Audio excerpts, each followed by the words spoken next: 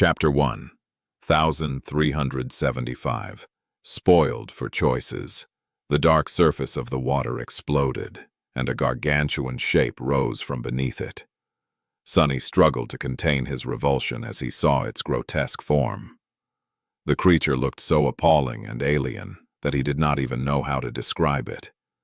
It was as if a mass of slithering eels was wearing a messy cloak of tangled seaweed, its countless limbs 10 times longer than its vague, slender body. How did it even manage to stay hidden? The great hall of the lost temple was flooded, but the water was not that deep. As the revolting depth-dweller continued to reveal its twisted shape, the dark water boiled, and countless drowned revealed their presence. These ones were similar to the abominations that had attacked the Chainbreaker in the past, but also different. Their bodies were humanoid, with powerful black tentacles instead of a pair of legs. However, instead of gaunt outcasts who were overgrown by barnacles, the true drowned looked much more strong and fearsome. Their weapons were of much higher quality, and some even wore strange but durable armor made out of shell and bone. The black eyes of the sentient nightmare creatures burned with bloodlust and malice. Damnation! Most of them were corrupted demons, while the few most powerful ones seemed to be devils. And then there was the Sibyl herself. Of course. Sunny still couldn't see her clearly. By the standards of the waking world, the three of them were a truly formidable battle force. Sunny was pretty sure that he and Nephis were among the most powerful ascended humans to have ever lived, with Cassie trailing not far behind them. They were accompanied by 2 transcendent devils, a transcendent beast, an ascended terror, and an ascended monster.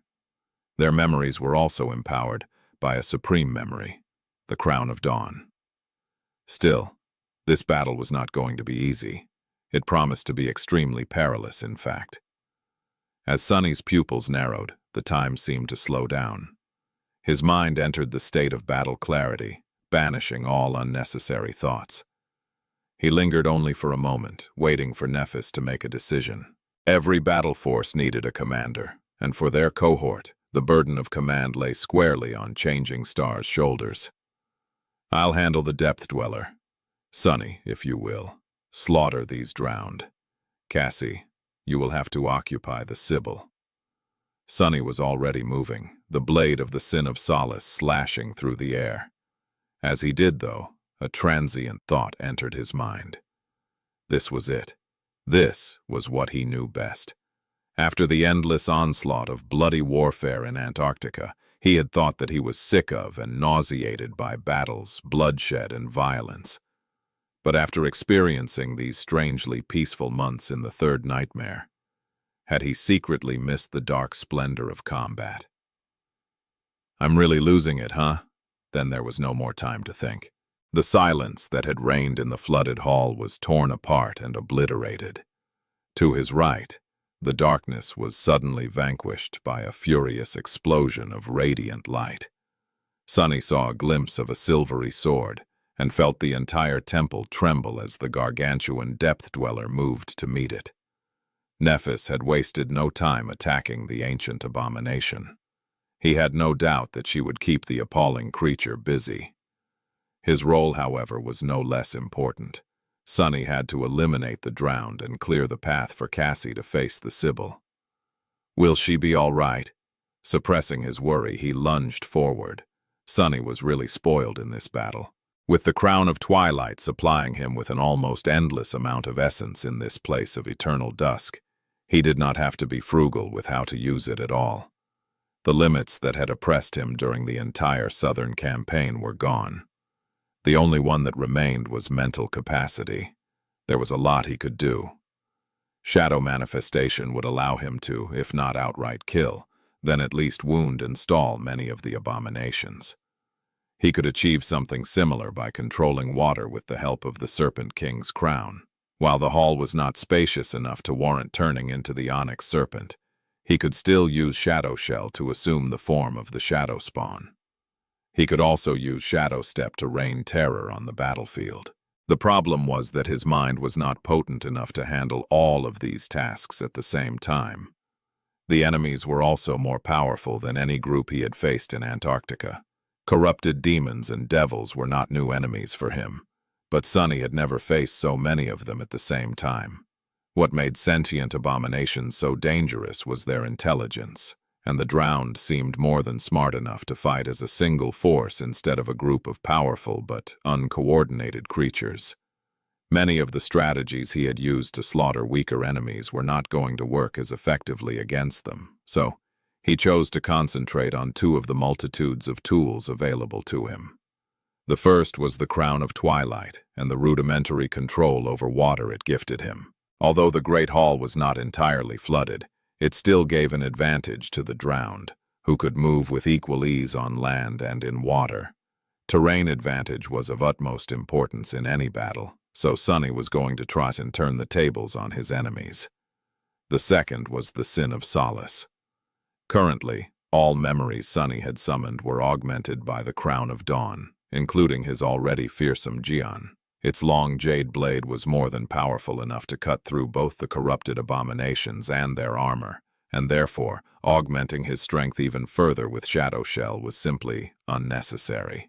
The best decision Sunny could make was to fully concentrate on his swordsmanship, cutting out all things except for those that were in service of it.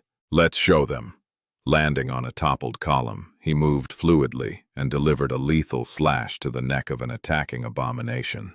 However, from just that first strike, Sunny realized that this battle was going to be much more deadly than he had ever thought. Chapter 1, 1376, Fighting the Future.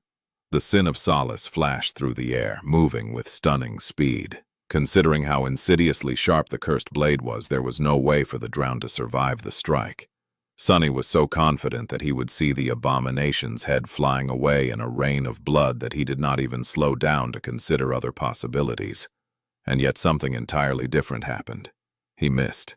At the last moment, the nightmare creature lowered itself deeper into the water, and the jade sword whistled safely above its head. What? It had been a very long time since Sunny made such an egregious mistake. His swordsmanship was not flawless, since nothing really was. He was a lesser swordsman than Nephis was, true, but who wasn't? Compared to almost every other living human, Sunny was an absolute master. A seasoned warrior with enough talent, skill, and experience to be considered an actual sword saint. He could accept that an enemy was more powerful than him. He could even accept that an enemy was more skilled than him, although exceedingly rare, there were a few of those. What Sunny could not accept, however, was the fact that he missed a simple, killing blow. Something did not add up. Before he could even try to understand what had happened, the drowned was already near. Saved from assured decapitation, the creature pushed with its tentacles and flew forward as if shot from a cannon. The dark spear struck Sunny's unprotected chest and tossed him backward. Ugh! The blow was powerful enough to send a blinding flash of pain through his body. However, the spear of the drowned demon failed to pierce the black silk of his tunic or rip his marble skin. How did I miss? Sunny fell into the water. Or rather, he would have. Instead, his body disappeared into the shadows and appeared a moment later behind the triumphant abomination. The Sin of Solace flashed again, and was blocked by the shaft of the dark spear. It was of no help, though. The jade blade seemed to have passed through the ancient weapon unobstructed, then did the same with the abomination's armor, flesh, and bone. A moment later, a thin line appeared on the shaft of the dark spear, and it split into two halves. The same happened to the drowned, who had been cleanly and savagely cut in two. You have slain a corrupted demon, drowned warrior. Your shadow grows stronger. Sunny heard the whispers of the spell, but he was not celebrating. Instead, a dark expression distorted the lines of his pale face for a brief, fleeting moment. How did that thing block my strike? Sunny felt uneasy. Yes, the spear of the corrupted abomination had failed to stop the cursed sword, but how had the drowned managed to predict and block his sneak attack in the first place? No, it had not been quite like that. Replaying the moment of the strike in his memory, Sunny realized that the nightmare creature had not possessed exalted battle skill or supernatural power of premonition. Instead, it had ended up in a perfect position to react in time due to sheer luck, just like it had ended up lowering itself to avoid being decapitated by sheer luck.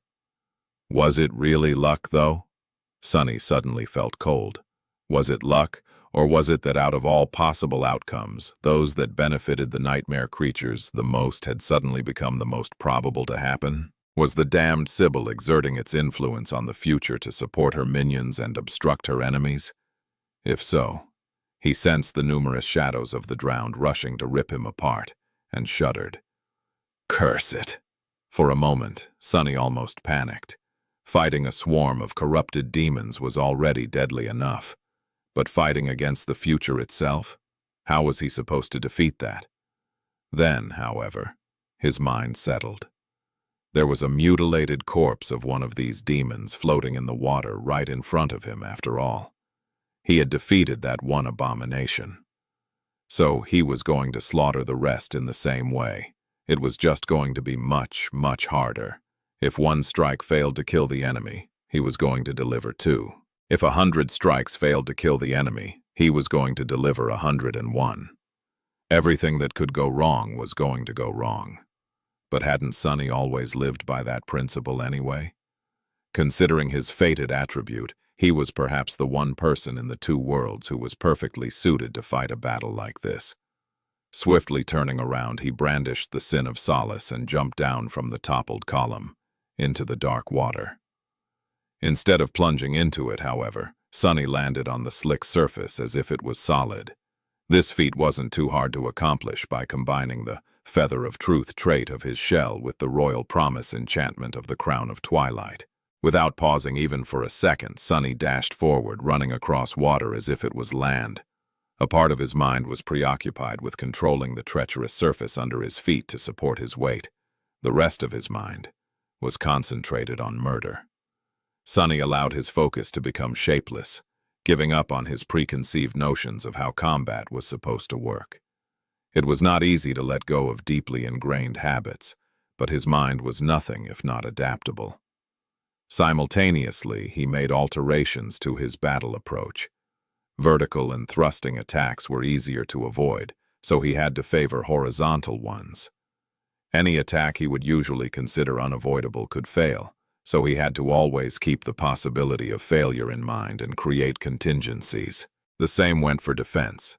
Sunny had to change his entire approach to keeping himself alive on the fly. There were countless other adjustments he had to make as well. But if anyone could do it, it was him. The master of shadow dance. As another drowned lunged at him, Sunny shifted his weight slightly and avoided the predatory spear. The sin of solace lashed out, somehow missing the abomination by a hair's breadth. However, in the next moment, the nightmare creature still fell into the water with a severed neck. That was because Sunny calmly pulled the Jian back and sliced through the enemy's flesh while continuing the fluid motion. Behind the fearsome mask, his lips twisted in a vicious grin. That works. The darkness of the flooded hall exploded into a cacophony of violence. Chapter 1377. Battle in the Shallows. The ancient temple was quaking from the furious clash between the monstrous dweller of the depths and Nephi's. Flashes of blinding white light and waves of incinerating heat tore the darkness apart, sending the deep shadows drowning the dark expanse of the flooded hall into a demented dance. Sunny danced with the shadows like a specter of death. Wreathed in a billowing black mantle, his figure had turned vague and elusive. He moved across the restless surface of the black water with stunning speed, no different from how he would have moved on solid ground. Sunny's attacks were lethal, unpredictable, and almost impossible to trace. It was as if he was nowhere and everywhere at once. Due to his speed and the ability to step through shadows, it seemed that the dark figure wearing the fearsome black mask was in several places at the same time. So was the merciless blade of his jade longsword, hissing furiously as it cut everything in its path. The cursed Jian cruelly reaped the lives of the drowned. Still, Sunny was struggling. He was struggling enough to not want to admit it. Beneath the polished black wood of his mask, beads of sweat were rolling down his pale face. The drowned were both powerful and dreadful adversaries. Each of them was a nightmare creature strong enough to threaten the life of a saint, let alone of a master like him. Their black tentacles allowed them to move at a speed that was no less stunning than his, and made their movements hard to predict. More than that, the tentacles were both supremely flexible and mighty enough to crush enchanted stone with ease. Being caught in their vile embrace meant certain death. The creatures possessed a pair of human hands as well. They were insidiously cunning and wielded their weapons with devious skill. Worse than that, the drowned feared neither pain nor death. They knew only a dark and cold resolve to see the enemy fall. A foe like that was the worst nightmare of an awakened, especially when there were so many of them. And that was without even considering the eerie power of the Sibyl who was twisting the future in favor of the abominations. It was because of her influence that Sunny felt like he was not even one mistake away from dying, but rather one step behind staying alive. Damnation. It was hard. Too hard. Sunny was overcome by a bizarre sensation. He knew for a fact that he was just as skilled as he had been before venturing into the flooded temple, but at the same time, it was as if he was back in the crimson labyrinth of the forgotten shore. Unsure of his footing and ignorant of how to wield a sword, the sense of control and clear understanding he had become accustomed to were gone, replaced by uncertainty. His attacks routinely missed the intended target, while the enemies appeared where he had not expected them to be. Sunny felt like he was stumbling blindly in the dark. He was enduring for now by expecting failure and imbuing his battle style with as much fault tolerance as he could. Several of the drowned were already dead, their severed bodies floating in the water while he was still in one piece. But how long would that last? Luckily, Sunny wasn't alone. He had powerful allies to rely on as well. Saint was the first to join him in the slaughter. Her graceful figure was surrounded by something much darker than the shadows populating the ancient temple. Jumping into the water, which reached up to her waist, she slammed her round shield into an attacking drowned warrior, shattering his spear and bones. Her dark blade moved lightlessly, severing a tentacle that was trying to wrap itself around her arm, and then plunging into the creature's neck. A moment later, the taciturn knight lunged forward, a tall wave rising behind her. Augmented by one of Sunny's shadows and the stifled scream, Saint seemed more than capable of fighting in the water. Moving with the calm precision of a flawless battle machine, she descended on the drowned like a deathly calamity. Her ruby eyes blazed with indifferent menace. Fiend was only a split second behind her. The infernal ogre was also empowered by one of Sunny's shadows. However, he had also been bestowed with a measure of Neph's flame. Unlike the taciturn knight, who could not be augmented by the flame because of her affinity to true darkness, the gluttonous shadow seemed to benefit from it, especially due to his affinity to fire. The incinerating glow of his fierce eyes and terrifying maw, which was usually red, had turned pure white. It was as though an incandescent star was burning beneath the glossy black silver of his fearsome armor. The training Fiend had been receiving from Saint was not wasted either. His movements were not quite like those of a seasoned battle master, but still showed a chilling level of skill. Using his long arms and dagger-like claws, the steel devil tore into the flesh of the drowned, gruesomely ripping them apart. While the taciturn knight seemed to have been able to adjust to the eerie influence of the Sibyl due to her sublime mastery of combat, Fiend simply gave up on trying and chose to overpower the enemies with brute force instead. A barrage of blows rained on his polished black armor, but none of them were able to dent it yet, let alone pierce it. When the infernal ogre found himself surrounded and in danger of being pulled under the water, he simply used Shadow Step to escape and savagely attack the enemies from behind. Just like Sunny's other two shadows, Nightmare received the help of a shadow as well. The tenebrous stallion leaped high into the air and landed in the midst of the drowned, using his fangs, horns, and hooves to crush and savage them. His sable coat was glistening in the bloody darkness, and the fearsome aura of dread emanating from him made the abomination sluggish. The drowned were a whole rank above the dark destrier, but several classes below him. Empowered by the shadow, the darkness shrouding the flooded hall, the fear of his enemies, and the army of nightmares residing in the lightless abyss that served him as a soul, the dreadful stallion was more than capable of holding his own in this fight. That said, Nightmare was not a creature suited best for direct combat. He was mostly relying on his speed and agility to stay ahead of the enemy while savaging them with his attacks. It was also not easy for him to lull enemies of a higher rank into slumber. While insidious and terribly destructive, his dream curse required time to infect its victims. Nevertheless, it seemed that all the drowned in the temple were suffering from the initial stages of its effect. It was as though they were all slightly drowsy, their movements lacking full force and precision. Nightmare was helping not only himself, but also everyone else fighting against the defiled Sibyl and her minions. Cassie's echoes joined the battle too. The clockwork man jumped into the water, his movements both fluid and strangely jarring. The four blades held by the artificial echo spun, slicing and dicing the flesh of the enemies. Most of the strikes were stopped by the armor of the drowned warriors, but not all of them. Dark blood flowed into the cold water. The echo of the defiled Sibyl attacked as well. Slithering eel-like tendrils extended from beneath her red skirt, and the slender figure, which once seemed like a human, suddenly rose high above the battlefield.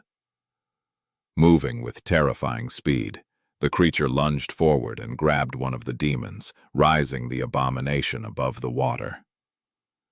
As soon as the drowned warrior peered into the echo's eyes, his body convulsed. An indescribable sound escaped from the mouth of the demon, followed by a fountain of blood. A moment later, the lifeless body was tossed to the side like a rag doll, and the echo was already moving to find the next victim. The battle raged, making the water boil and shaking the ancient temple. Only two figures remained aloof and motionless in the flooded hall. Once was the defiled Sibyl, who observed the bloodshed from a distance. The other was Cassie, who was observing the Sibyl. Chapter 1, 1378. Graceful Blade. Damn, that hurt. Sonny stumbled back, feeling his hand tremble. He was too slow and failed to avoid an attack. Or rather, he was fast enough, but the attack still passed his defense somehow. Knowing that it could deal serious damage, he had no choice but to block it with his forearm. His fingers momentarily lost strength, and the hilt of the Sin of Solace slid from them. Luckily, he was holding the great Jian with both hands, so it did not fall into the water. Still, losing the leverage prevented Sonny from delivering a truly powerful blow. The jade blade sliced through the drowned warrior, but the damage was not fatal. The entire hall suddenly quaked, and pieces of debris fell from the ceiling. The water flooding the dark expanse surged, and a tall wave spread from where the depth dweller struck down, trying to crush Nephis with its entire weight. Stepping on the wave, Sonny allowed it to move him out of the path of a jagged harpoon and lunged into another attack. He had killed plenty of abominations already, but he had also taken a beating. Right now, the flooded hall was engulfed by violence.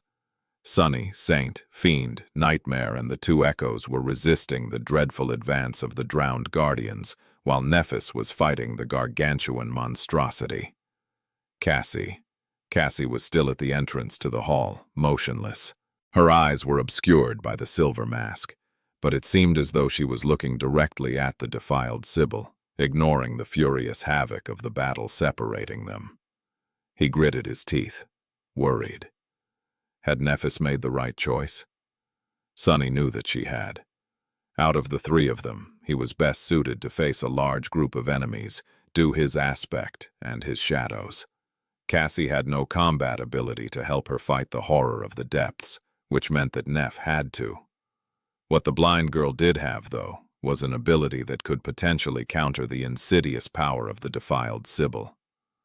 Unlike the Depth Dweller who possessed overwhelming physical might, the true ruler of the flooded temple mostly relied on mystical authority over the future. Cassie had a good chance of being able to face her. So, while Neff's decision was not exactly right, it was the best one in this dire situation. She assigned each of them a role suiting their capabilities. Still, the defiled priestess was a corrupted tyrant.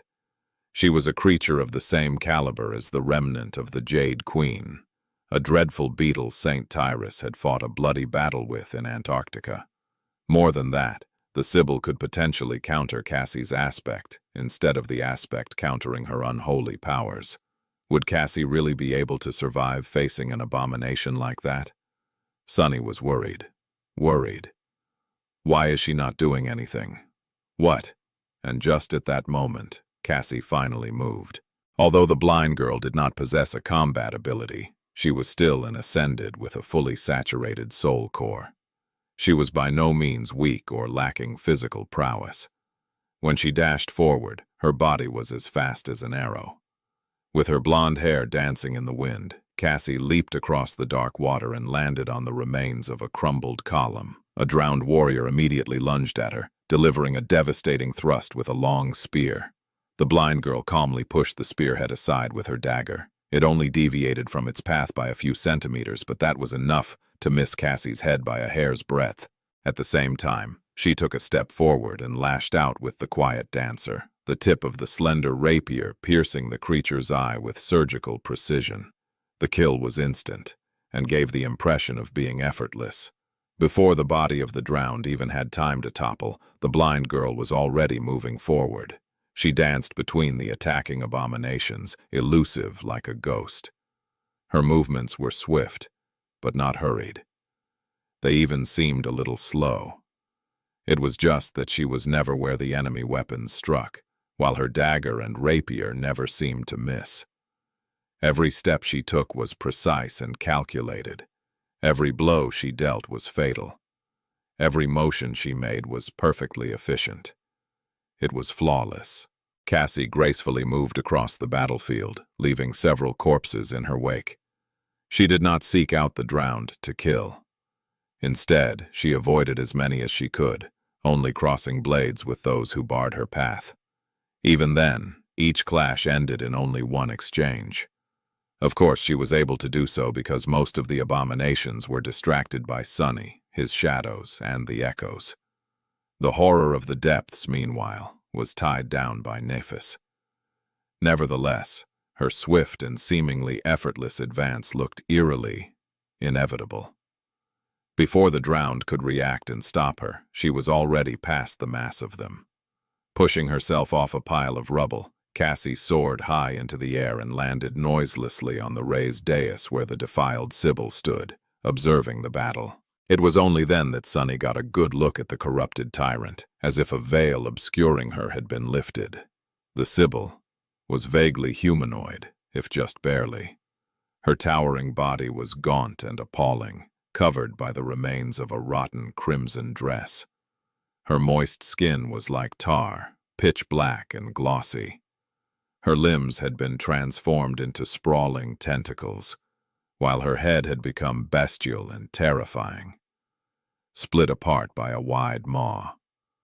Sunny couldn't quite believe that this creature had been human once.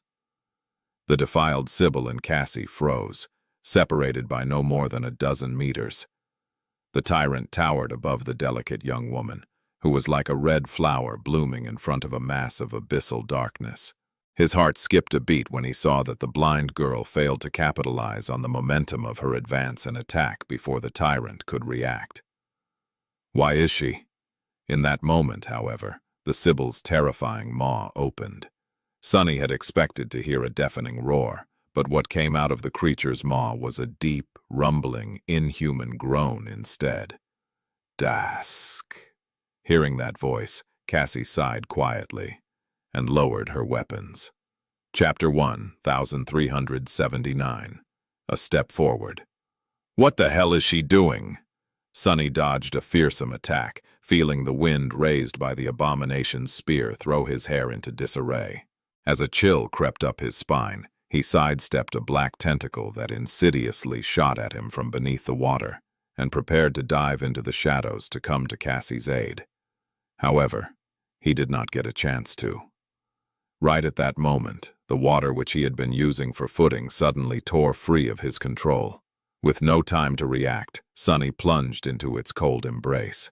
This section of the dark hall was not flooded too terribly, but still, a moment later he was submerged up to his chest. Curse it! Sunny did not have to look around to know what had happened.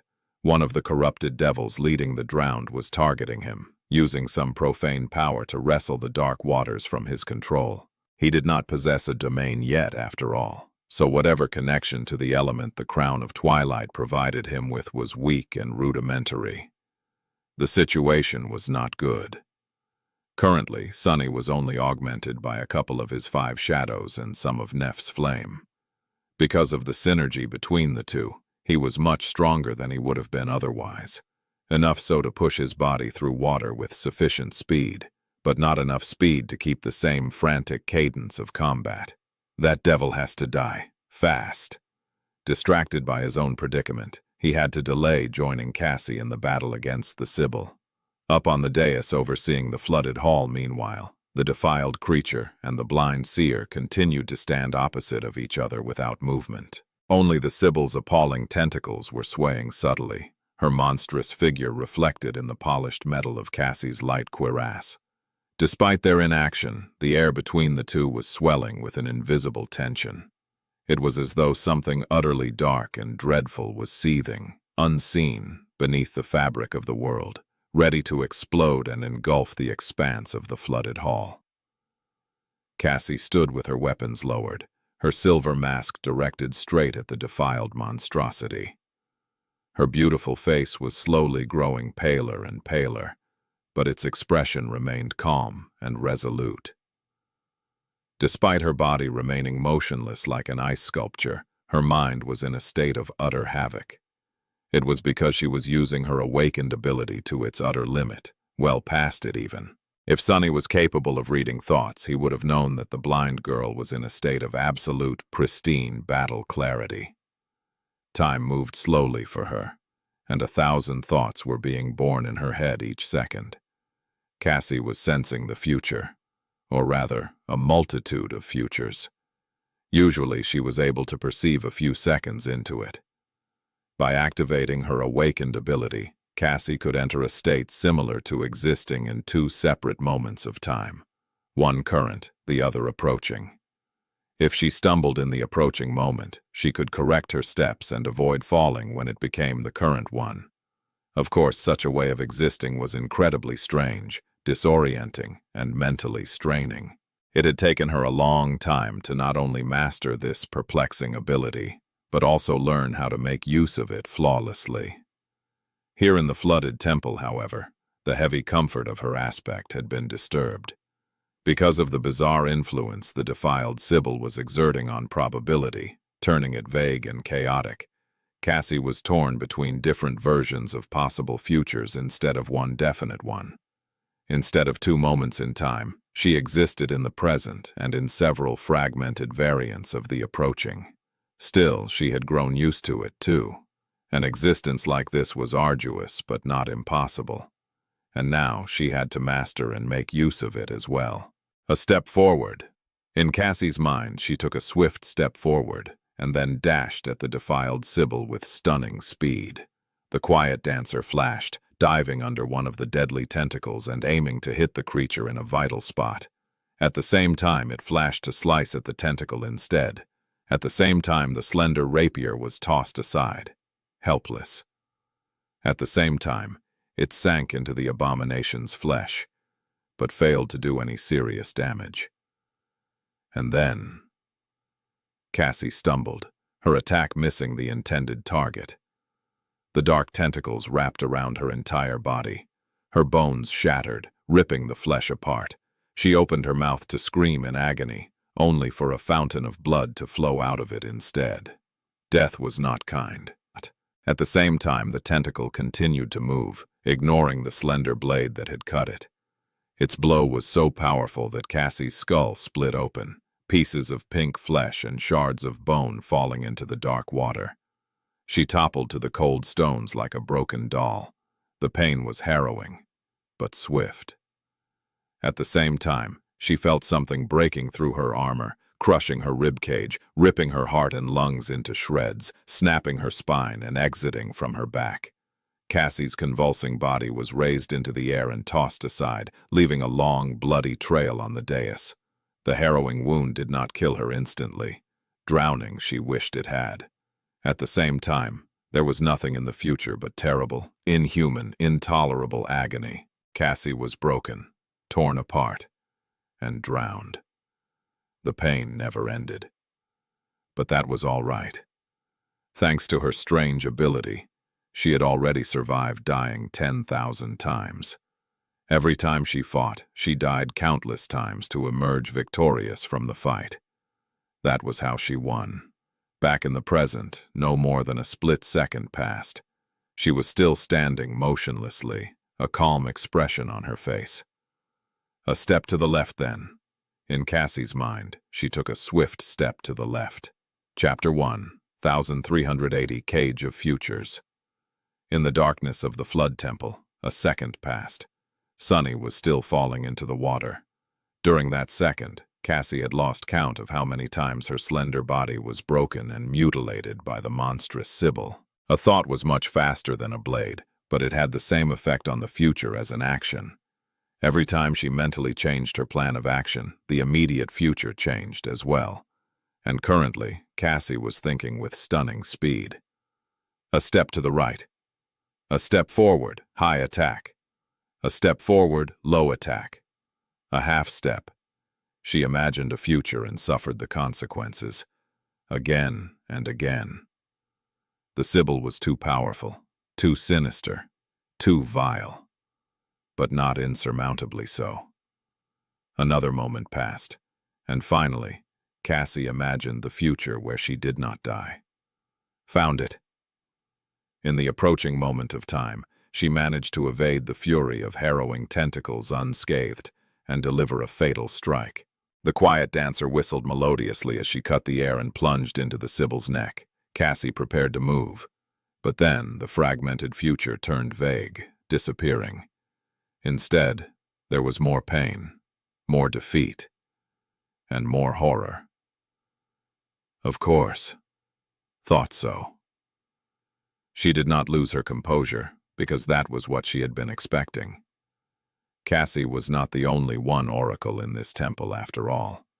The Sibyl had just as much control over the future as she did.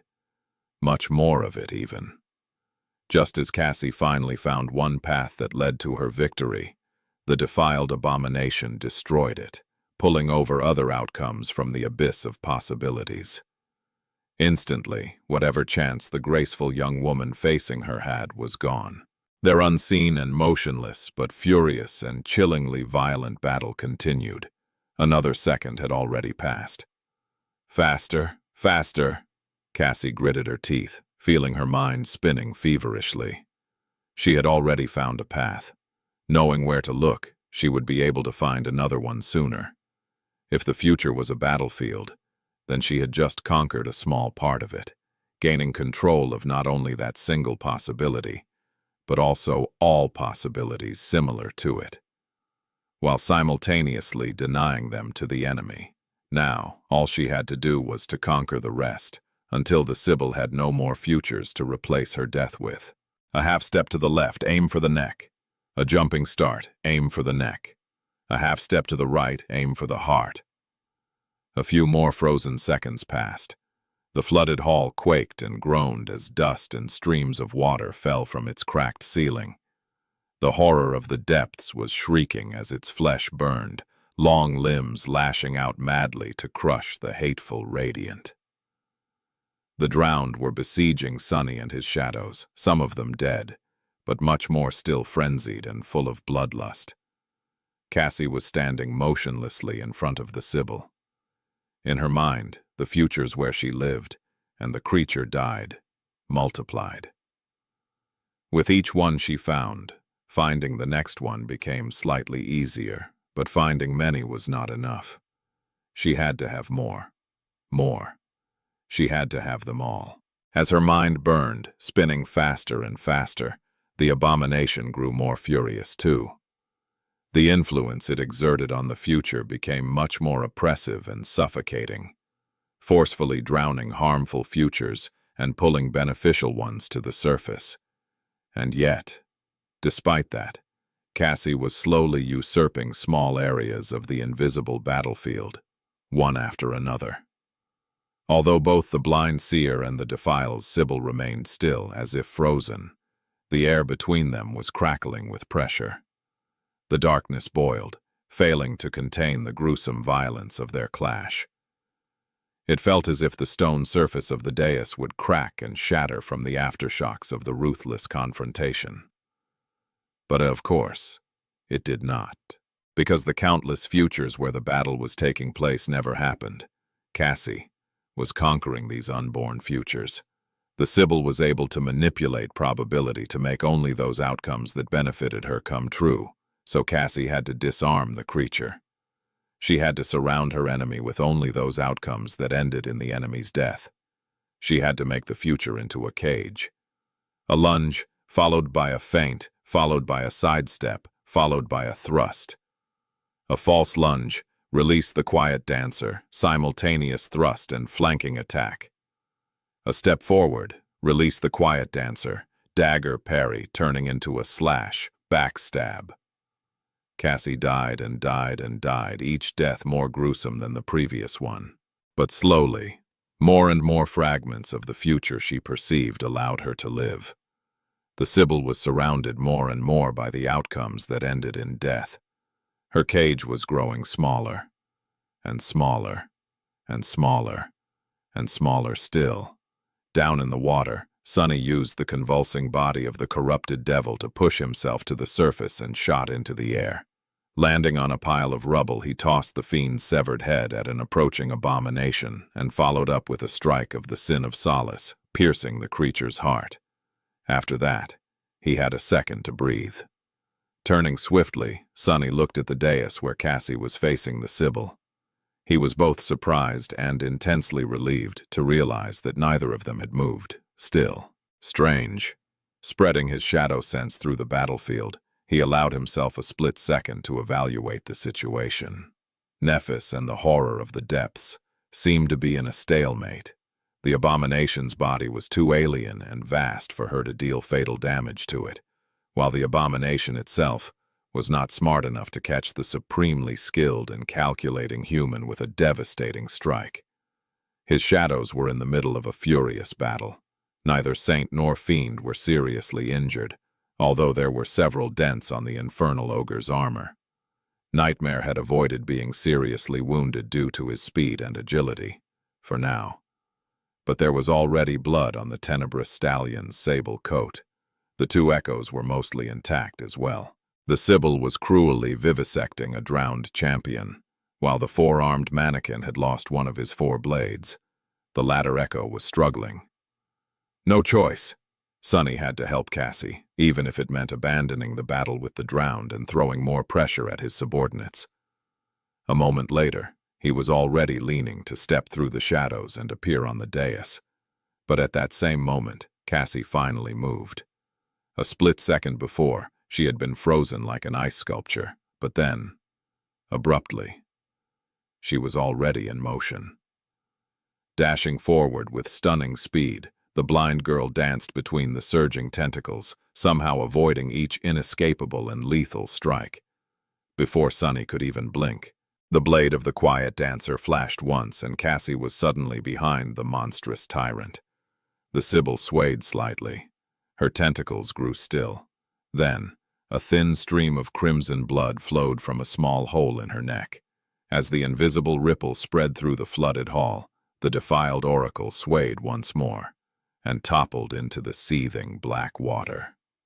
Chapter 1381. Cleaning Up. As soon as the Sibyl fell, it was as though an invisible ripple spread through the darkness of the flooded temple. Sunny did not see anything, nor did he sense the change, but the gnawing feeling of something being subtly wrong with the world was suddenly gone, allowing him to breathe freely. Cassie. Killed her? Stunned, he froze for a split second. The grotesque body of the defiled plunged into the water and disappeared beneath its dark surface. Sunny had no doubt that the creature would emerge from the restless depths to deliver its furious retribution the next moment. But the moment passed, and it had not. The glossy black surface remained unbroken. She did. Sunny was momentarily astounded. Yes, Nephis had chosen Cassie to face the Sibyl, but not to slay her. The blind girl had been meant to occupy the defiled until one or both of them finished wiping out their share of enemies and reached the dais. When had Cassie become so strong? Although the Sibyl had been a nightmare creature who relied on her unholy powers more than on her physical might, a corrupted tyrant was still a corrupted tyrant. Killing an abomination like that was no small feat. Quite the opposite, actually, let alone doing it in one strike. How many masters were there who could boast the same? Were there any, even? And yet, Cassie had not only killed her, but had also made it look effortless. Sunny frowned, feeling a strange mix of unease and elation. Had she always been that lethal, or was it the result of the year she spent alone in the third nightmare? He suddenly felt a hint of discomfort. It was as though he did not know one of his closest companions nearly as well as he had thought. Sunny quickly recovered from his brief reverie, though. The battle was still not over, and albeit victory was within grasp, all that separated him from death was one mistake. Well, maybe one mistake and a half, thanks to Weaver's forbidden lineage and the marble shell. Generously burning his nearly inexhaustible essence, he used the crown of twilight to call upon the water once again, and lunged at the next enemy. The moment Sunny faced the powerful demon, he knew that the tide had changed. The drowned were still just as powerful, sinister, and deadly. But the oppressive burden of the shifting future was gone. It had disappeared as soon as Cassie's rapier pierced the Sibyl's neck, ending her tyranny. Now we're talking. He forced himself to remain focused, refusing to relax. Right, what madness was this?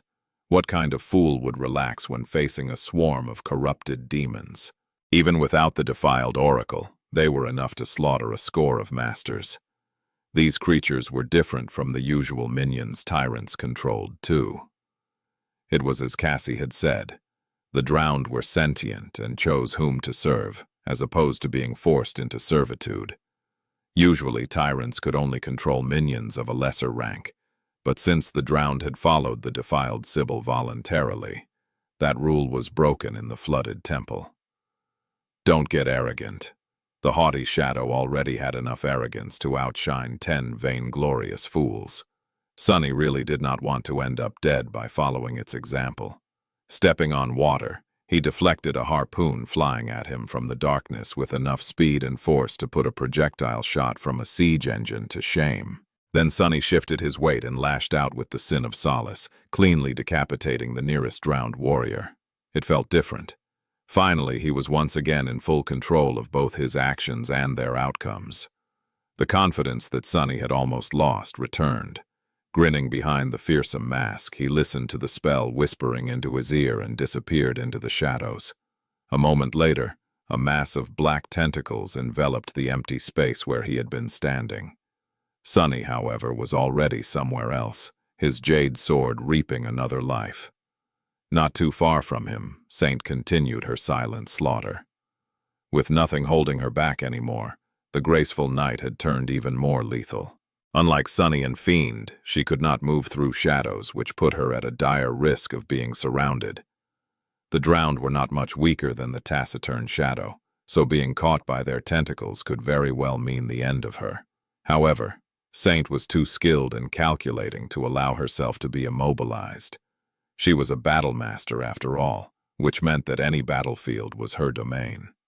Moving with deadly grace and murderous foresight, she controlled not just her sword, but also the very space around her. Everything that entered it was at her mercy. Fiend, meanwhile, was wreaking havoc among the drowned. The dull black silver of his metal body seemed to radiate heat, and surrounded by boiling vapor, the furious shadow sliced through the abominations with his incinerating claws. The white radiance burning in his eyes and maw was tinted crimson by the flowing blood of his enemies. The infernal ogre seemed to be enjoying himself quite a bit. This was his first battle after reaching maturity. And so, he was basking in his ferocious strength and his newly learned battle techniques.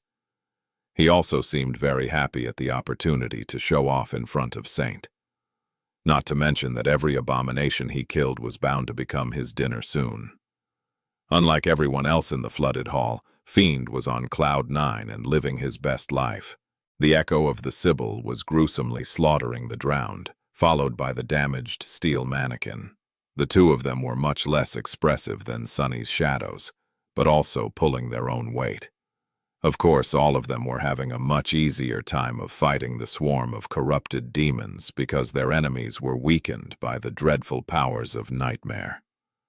The dark destrier was shrouded in darkness and terror, moving across the flooded hall as swiftly as a shadow. His adamantine fangs, horns, and hooves had broken and mutilated many abominations already, but judging by the menacing crimson glow of his eyes, the stallion's fury was nowhere near being satiated. The battle was still perilous and dire, but its outcome seemed more and more certain with every moment. Chapter 1. 1382. Long time coming. The breaking point of the battle happened when the massive body of the Depth Dweller finally collapsed into the boiling water.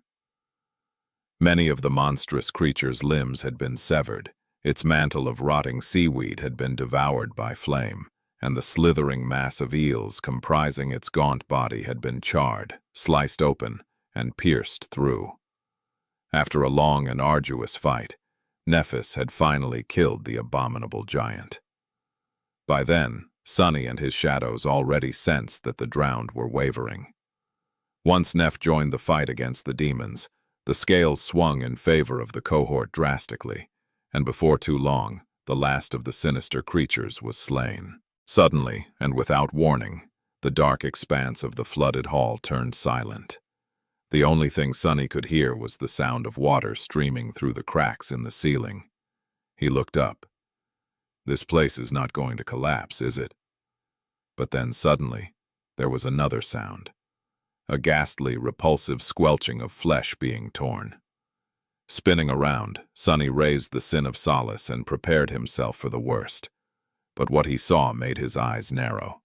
Having already climbed on top of the dead Depth Dweller, Fiend was enthusiastically tearing into the creature's repugnant flesh with his fangs. Feeling Sunny's gaze on him, the ogre looked up in confusion, as if trying to ask, what? Pieces of disgusting, fleshy meat were still hanging from his maw. To this bastard. He almost gave me a heart attack. Not receiving an answer, the steel devil shrugged and continued ravenously devouring the dead abomination. He was practically beaming with delight. Sunny let out a long sigh. Well, whatever. The rascal deserves a reward. He was very satisfied with how Fiend had performed in the battle. It seemed that Sunny's efforts were paying off. The decision to only feed the gluttonous shadow-enchanted metals until his primary attributes were set had turned him not only extremely durable, but also effortlessly lethal. It was as though Fiend was made from both armor plates and steel blades, with infernal flames enhancing both the former and the latter. The steel ogre did not even need to use weapons because he was a living weapon himself. He's so gluttonous, though. At this point, Sunny was really not sure how much Fiend was going to have to eat to evolve once again. It was probably going to take veritable mountains of food. On the bright side, they never found themselves lacking terrible nightmare creatures to kill, so at least there was no risk of running short on meals. Yeah, I'm not sure that it's something to be happy about. Sunny studied his other two shadows and dismissed Nightmare after a moment of thought. Although his dreadful steed was not wounded seriously, there were some wounds on his sable coat. It was better to let the black stallion heal now that there were not supposed to be any more enemies around. At the same time, the two echoes dissolved into a whirlwind of sparks, half of them white, half of them scarlet.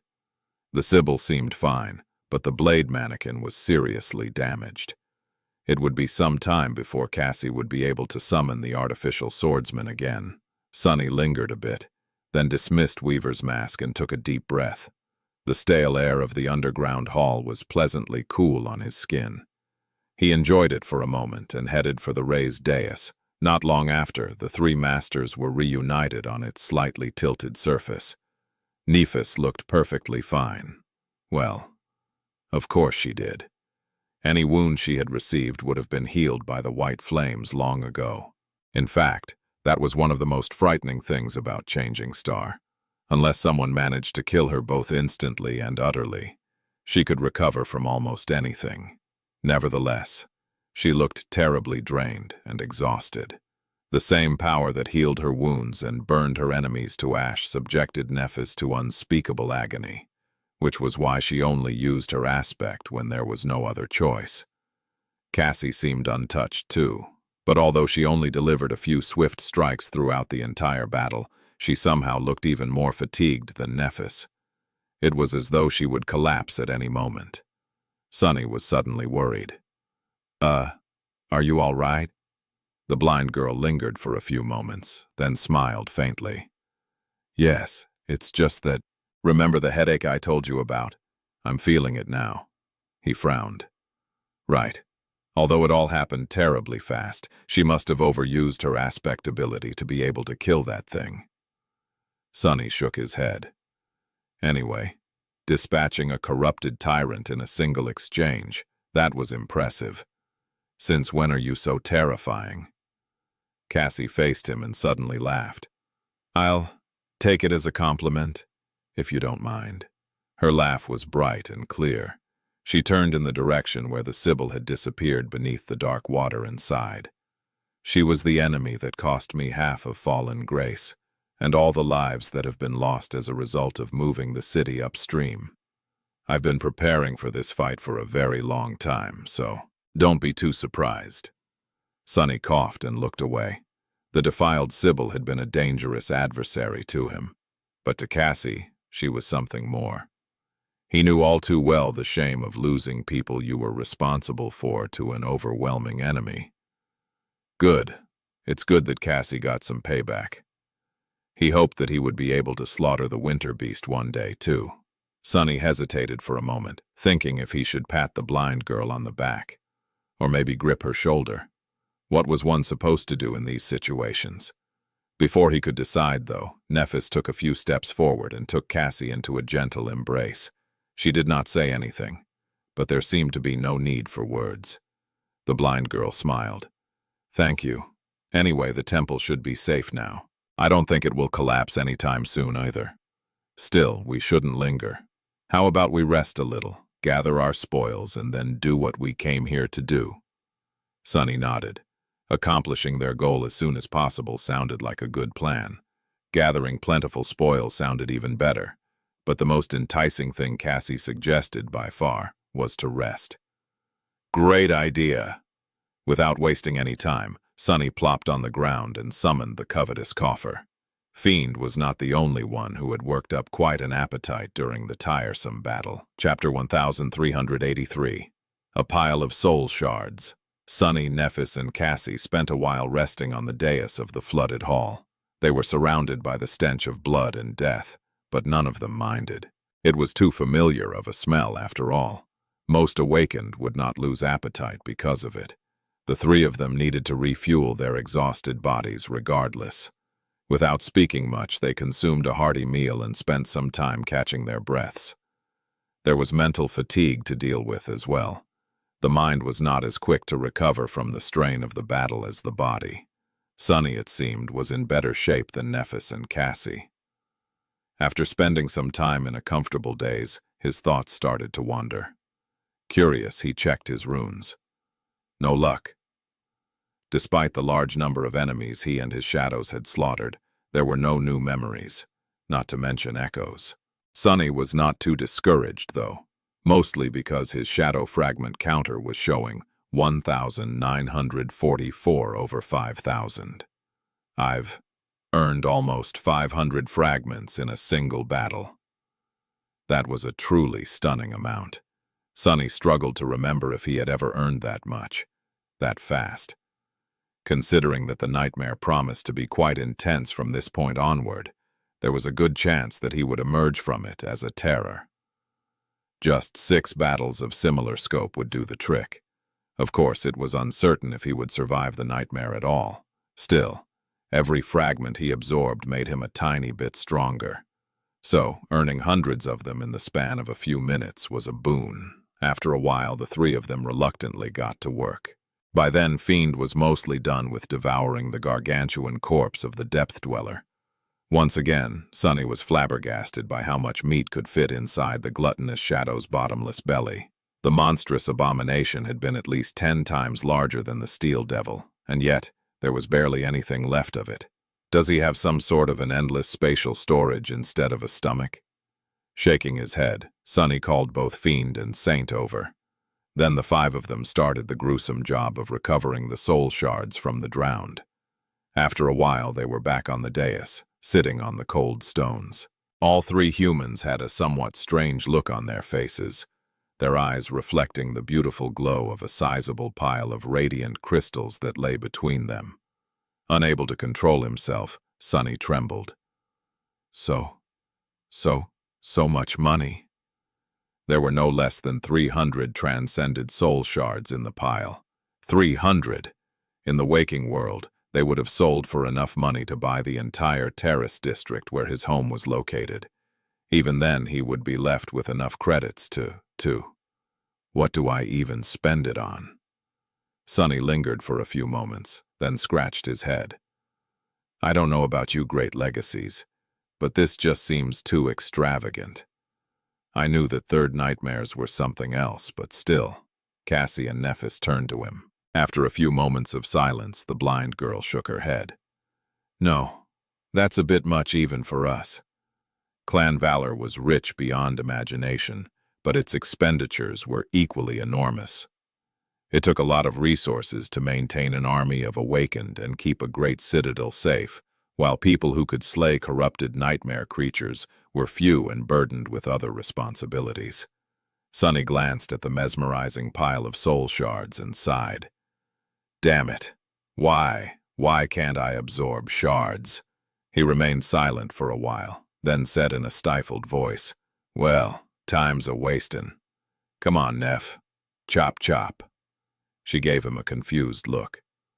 Huh? Sunny swallowed his tears and smiled.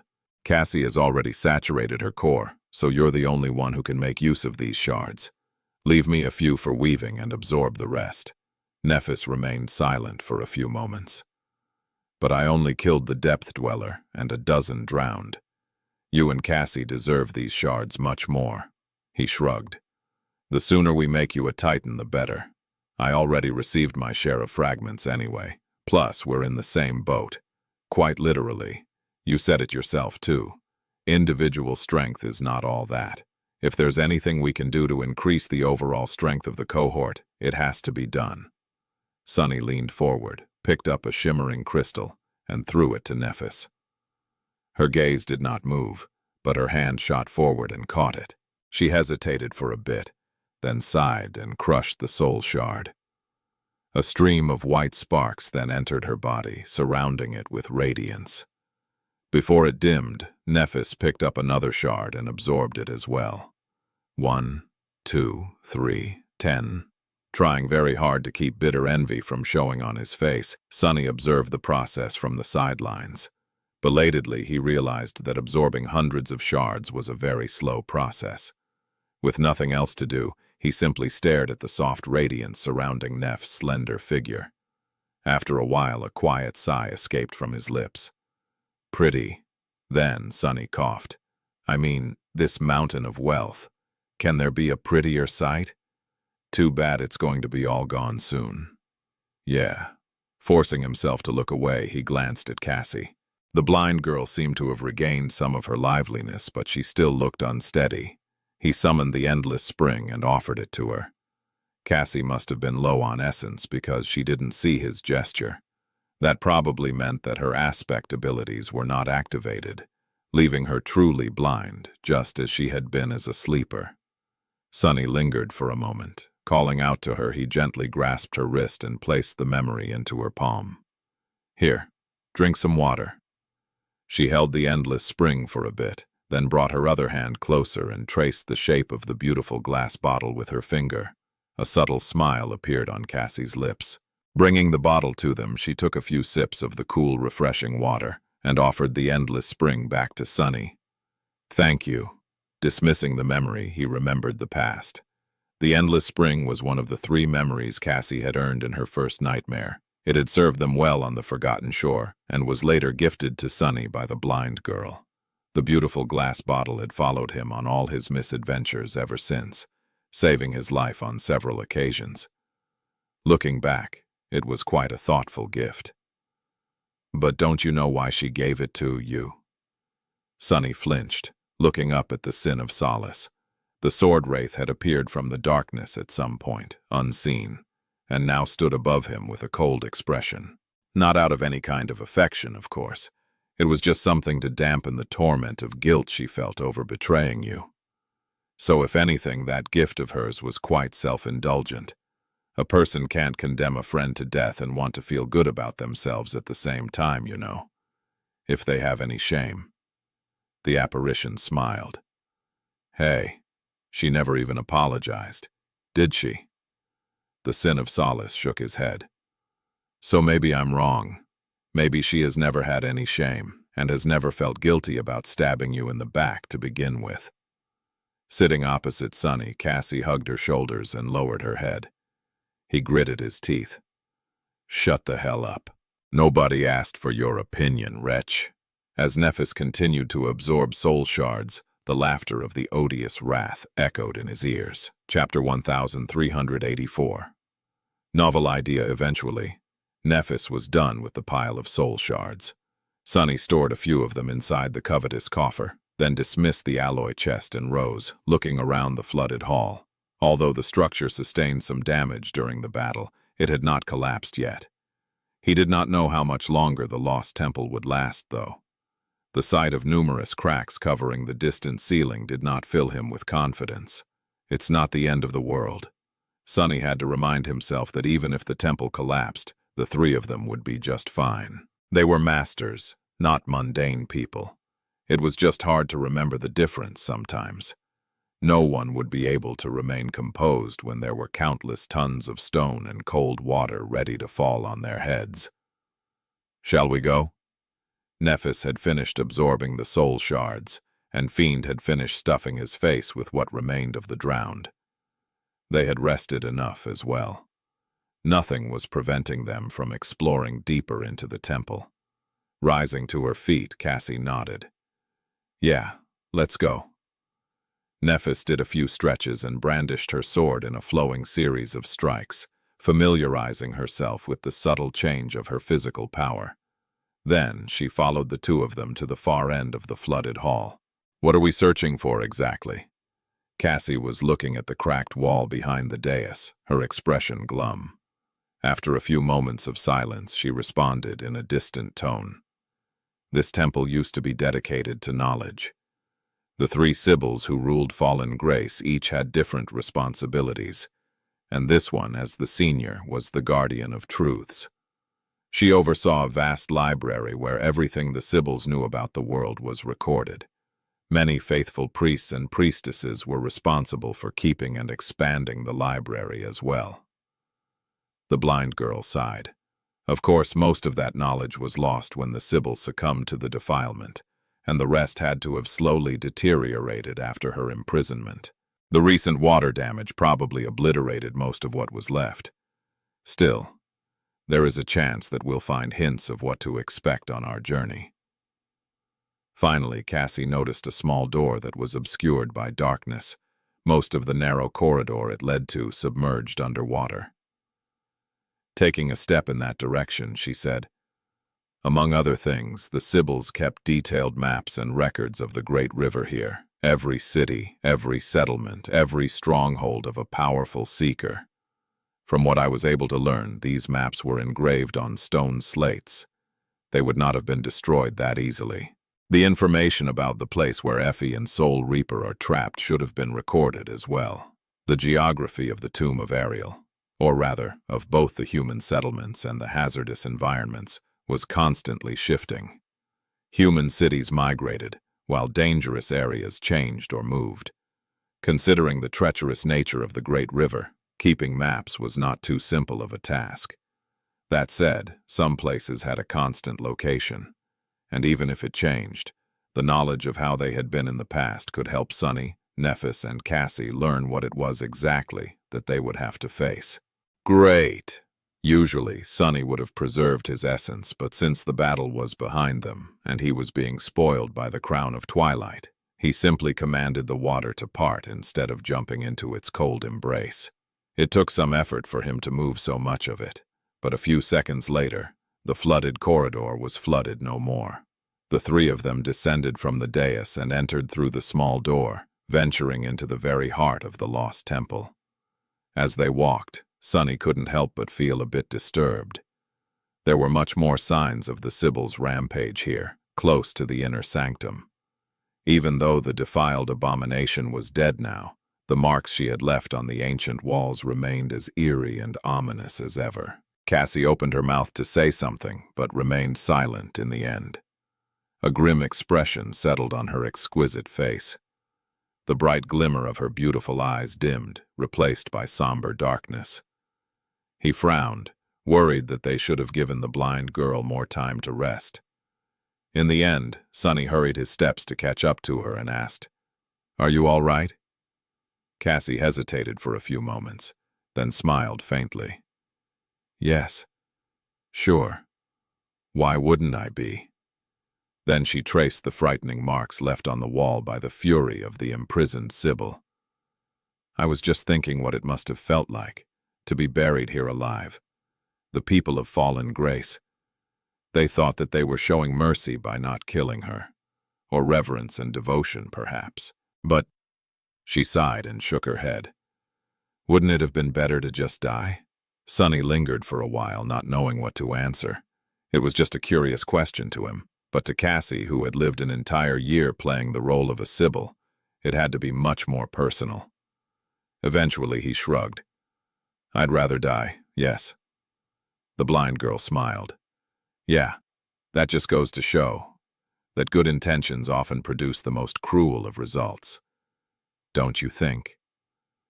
When Sunny nodded, she paused for a moment, then suddenly added in a dark tone, "However, personally, I disagree. I'd rather live, no matter what." He looked at her with surprise, slightly confused by the contradiction. "Why?" Cassie remained silent for a few moments. It seemed as though she was considering his question seriously. Eventually she chuckled. "Honestly, I'm not quite sure. Pride, maybe. The world is trying to kill us so hard. It just feels like such a shame to let it have its way." Sunny stared at her with an incredulous expression. What the hell? Wasn't it basically the same thing he had told Hero all those years ago, in the first nightmare? It was like listening to a more refined and eloquent version of himself. Was it such a surprise, though? Although he and Cassie came from entirely different backgrounds, they were more alike than anyone would think. Simply because they both shared an affinity to fate and knew better than most how tyrannical fate was. He kept quiet for a bit, then scoffed. Before Sunny could respond, though, Nephis spoke from behind them. "Well then, what's the problem? Just make sure not to die. There. Problem solved." He nodded with a grin. "Exactly. I mean, it's not that hard. If a fool like me can stay alive, anyone can." Cassie smiled, amused by their awkward attempts to raise her mood. She nodded. "Ah, all right. What a novel idea. I'll take it under advisement." As the sound of quiet chuckling echoed in the dark corridor, the three masters went deeper into the darkness of the ancient temple. Chapter 1. 1385. Flame of Divinity. As they walked through the corridors, Sunny kept clearing their way with the help of the Crown of Twilight. Of course, they could easily swim through the flooded portions of the temple. But why would they, if there was an easier way? The walls of the narrow corridors glistened, reflecting the light of a luminous memory Nephis had summoned. Soon, Sunny noticed a subtle change in them. If the ancient stone was unadorned before, now, it was covered by the remains of beautiful murals. He couldn't quite understand what was depicted on them, though, partially because the murals were heavily damaged, partially because the images were quite strange. They were more symbolic than descriptive, at least that was the conclusion he made. "What's that?" Noticing that Nephis seemed to be interested in the murals as well, Sunny finally gave voice to his curiosity. She hesitated for a few moments, then shook her head. "I'm not sure." In front of them was an image depicting a vast black field that looked strangely terrifying. In the middle of it, a massive golden flame was burning, illuminating the darkness with its radiance. Cassie slowed her steps and turned slightly, facing the mural. After a moment of silence, she said matter-of-factly, "It's the myth of creation." The two of them looked at her with some confusion. Feeling their gazes, the blind girl sighed, then smiled lightly. The inhabitants of the dream realm had a myth of how the world came to be, of course. Actually, many of them. Most shared common points, though. She pointed to the mural. In the beginning, there was only the boundless void of chaos. Sunny tilted his head a little, remembering the description of a memory he once possessed. The memory of a drop of Shadow God's blood. The runes he had read told the same. Of course, Cassie was slightly altering the meaning due to the difference between the language of the waking world and the runic language the spell used. There was no void of chaos, because the words void and chaos meant the same thing. Come to think of it, it had been the same in the human language once as well. These days, when someone said chaos, they wanted to describe some sort of a huge mess, but the initial meaning of that word simply meant emptiness. The what? So saying that there was only the void meant the same thing as saying there was only chaos. It was the dark abyss that Weaver had apparently visited, and where the gods had come from. Cassie, meanwhile, continued. The void was everlasting and ever-changing. Terrible beings dwelled within the void as well. But then came desire, and with it came direction. She pointed to the golden flame. Sunny raised his eyebrow. These last words were exactly the same as in the description of the drop of ichor. "Yeah, I've heard something similar before, but to be honest, I never really understood what all of it actually means. Desire, direction, why are they so significant?" It was Nephis, not Cassie, who answered. "It's simple, really. Well, it's a paradox, but a rather simple one. Since the void was eternal, limitless, and forever changing, it was inevitable that sooner or later it would produce something that contradicted its fundamental qualities. In other words, something unchanging. That was desire, a single constant in the forever shifting abyss." She coughed, and then added with embarrassment, "Oh, at least that was how it was explained to me. But if you think about it, it makes sense. A desire can't change, because if it does, it ceases to be itself and becomes a different desire. So the concept of desire is static by nature." Sunny blinked a couple of times. "Huh?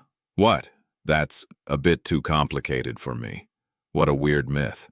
I like the ones you tell way better. You know, the stories about cunning men defeating giants, building wooden horses to conquer cities, and fighting sea monsters." A subtle smile appeared on Neff's face. Sunny enjoyed the view of it, then scratched the back of his head and added, "But I get the idea.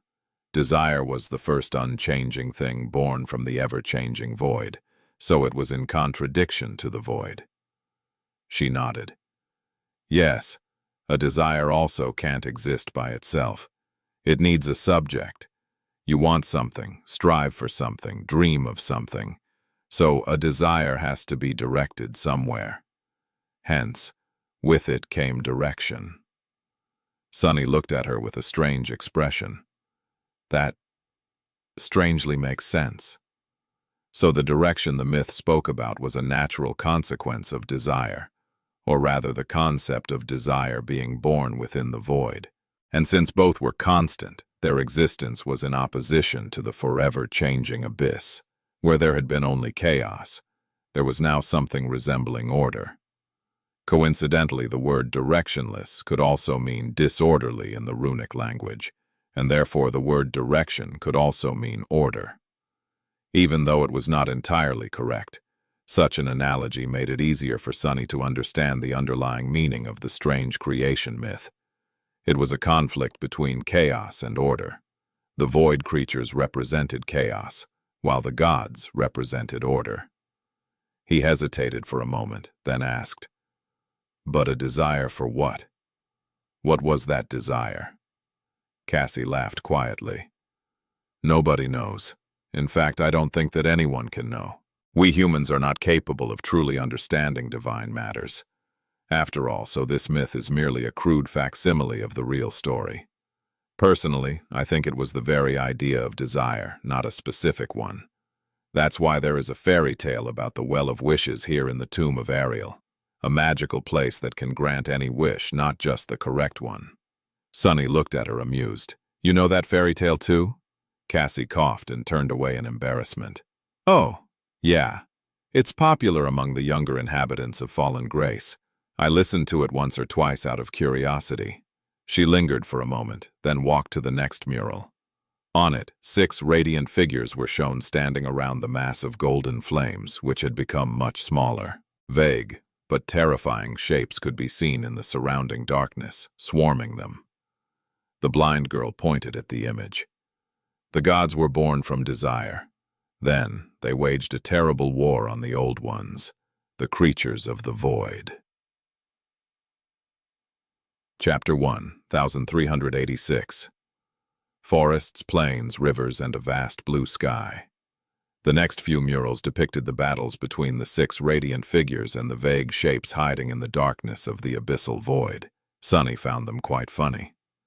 He already knew that the war between the gods and the unknown were waged with weapons like death, time, and space. It had truly been a war beyond human comprehension. However, the ancient people had drawn the murals according to their human imagination. In them, the gods battled the void creatures with swords, spears, and even fists, from time to time. Imagining a god having a fistfight with a primordial horror was rather comical. Sunny shook his head. "It's curious, isn't it? The gods are always said to be the enemies of the void creatures, but really they are void creatures themselves, just of a different breed. Both the unknown and the gods had been born from the void, so the gods were unknown themselves, primordial beings from before anything remotely human had ever existed. It was just that they were a very special kind of these ancient abominations, a kind that was inherently opposed to the abyss that had spawned them and everything it represented." Nephis slowly nodded. "Indeed. But does it matter?" Sunny lightly shook his head. "I guess it doesn't. Awakened and nightmare creatures were also 2 sides of the same coin. That didn't make them the same." The 3 of them continued forward, studying the murals. Eventually, the void creatures seemed to have been defeated, albeit not destroyed. Beaten and diminished, they crouched in a dark corner of the abyss, surrounded by the 6 radiant figures. This is interesting. Sunny knew very little about how the war between the gods and the unknown had ended. The description of the drop of ichor only said that the void had been bound, but not how it had happened. Finally, the 3 of them stopped in front of the second-to-last mural. On it, the 6 radiant figures seemed to be holding a net made from what was left of the golden flame, surrounded by a whirlwind of sparks.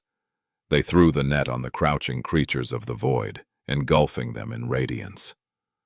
The last mural depicted a familiar landscape. The black abyss was gone, replaced by forests, plains, rivers, and a vast blue sky. He looked at Cassie expectantly. She had been the one to spend a whole year with the inhabitants of the nightmare after all. If anyone knew their myths, it would be her. The blind girl sighed. In the end, when the old ones were defeated, the gods took direction and used their weapons to wrap it around the void.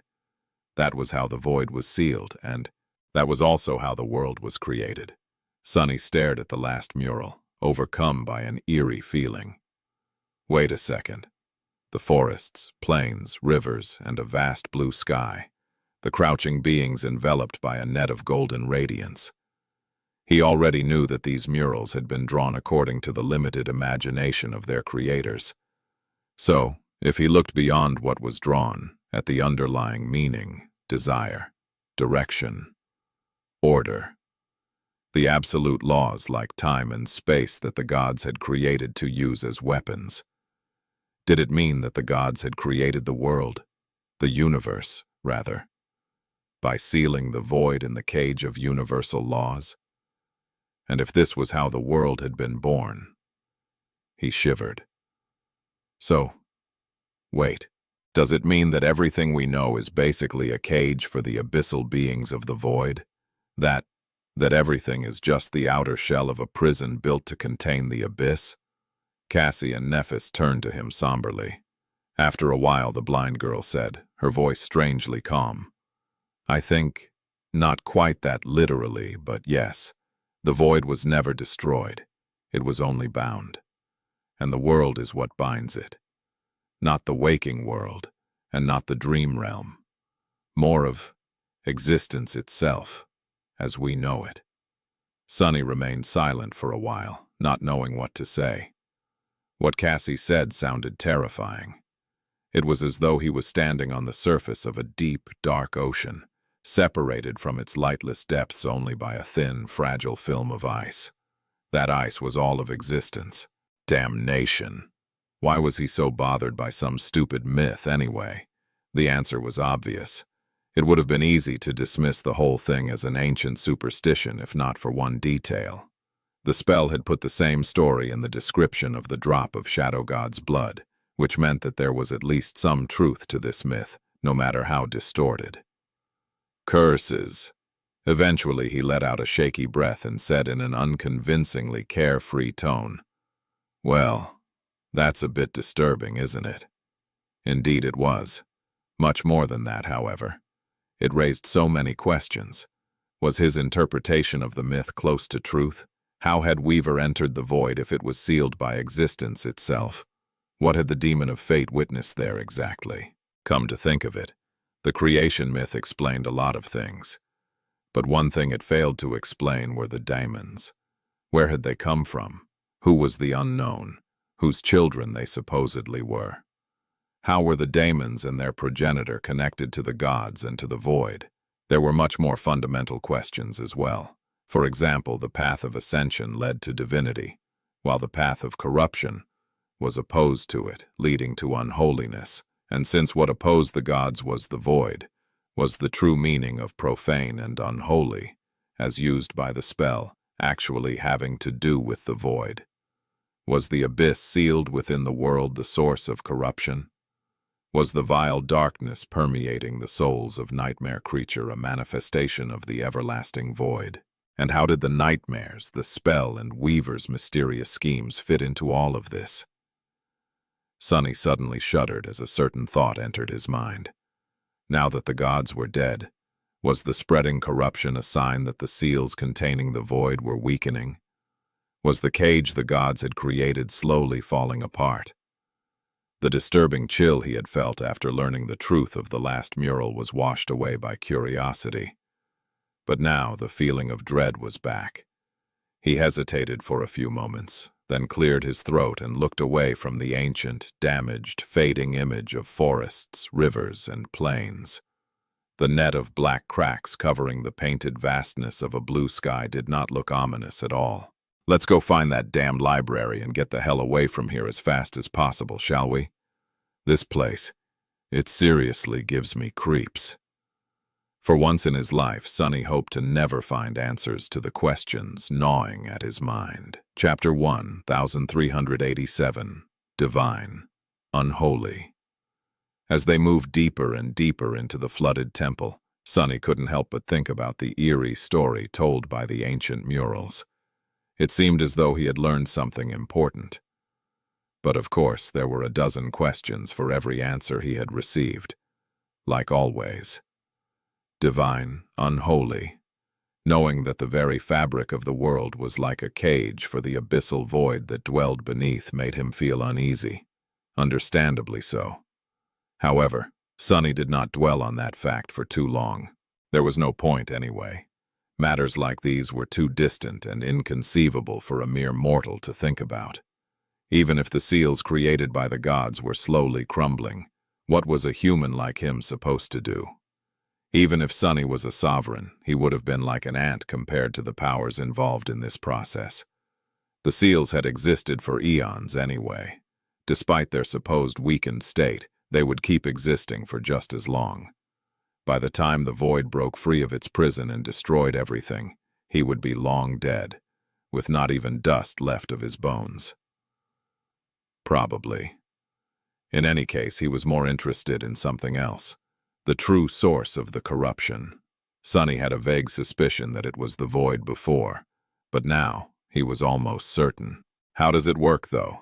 The timeline of the Dream Realm civilizations was not very clear, but one thing he did know was that the corrupted, the nightmare creatures, had always existed, even when the seals of the void were new and pristine.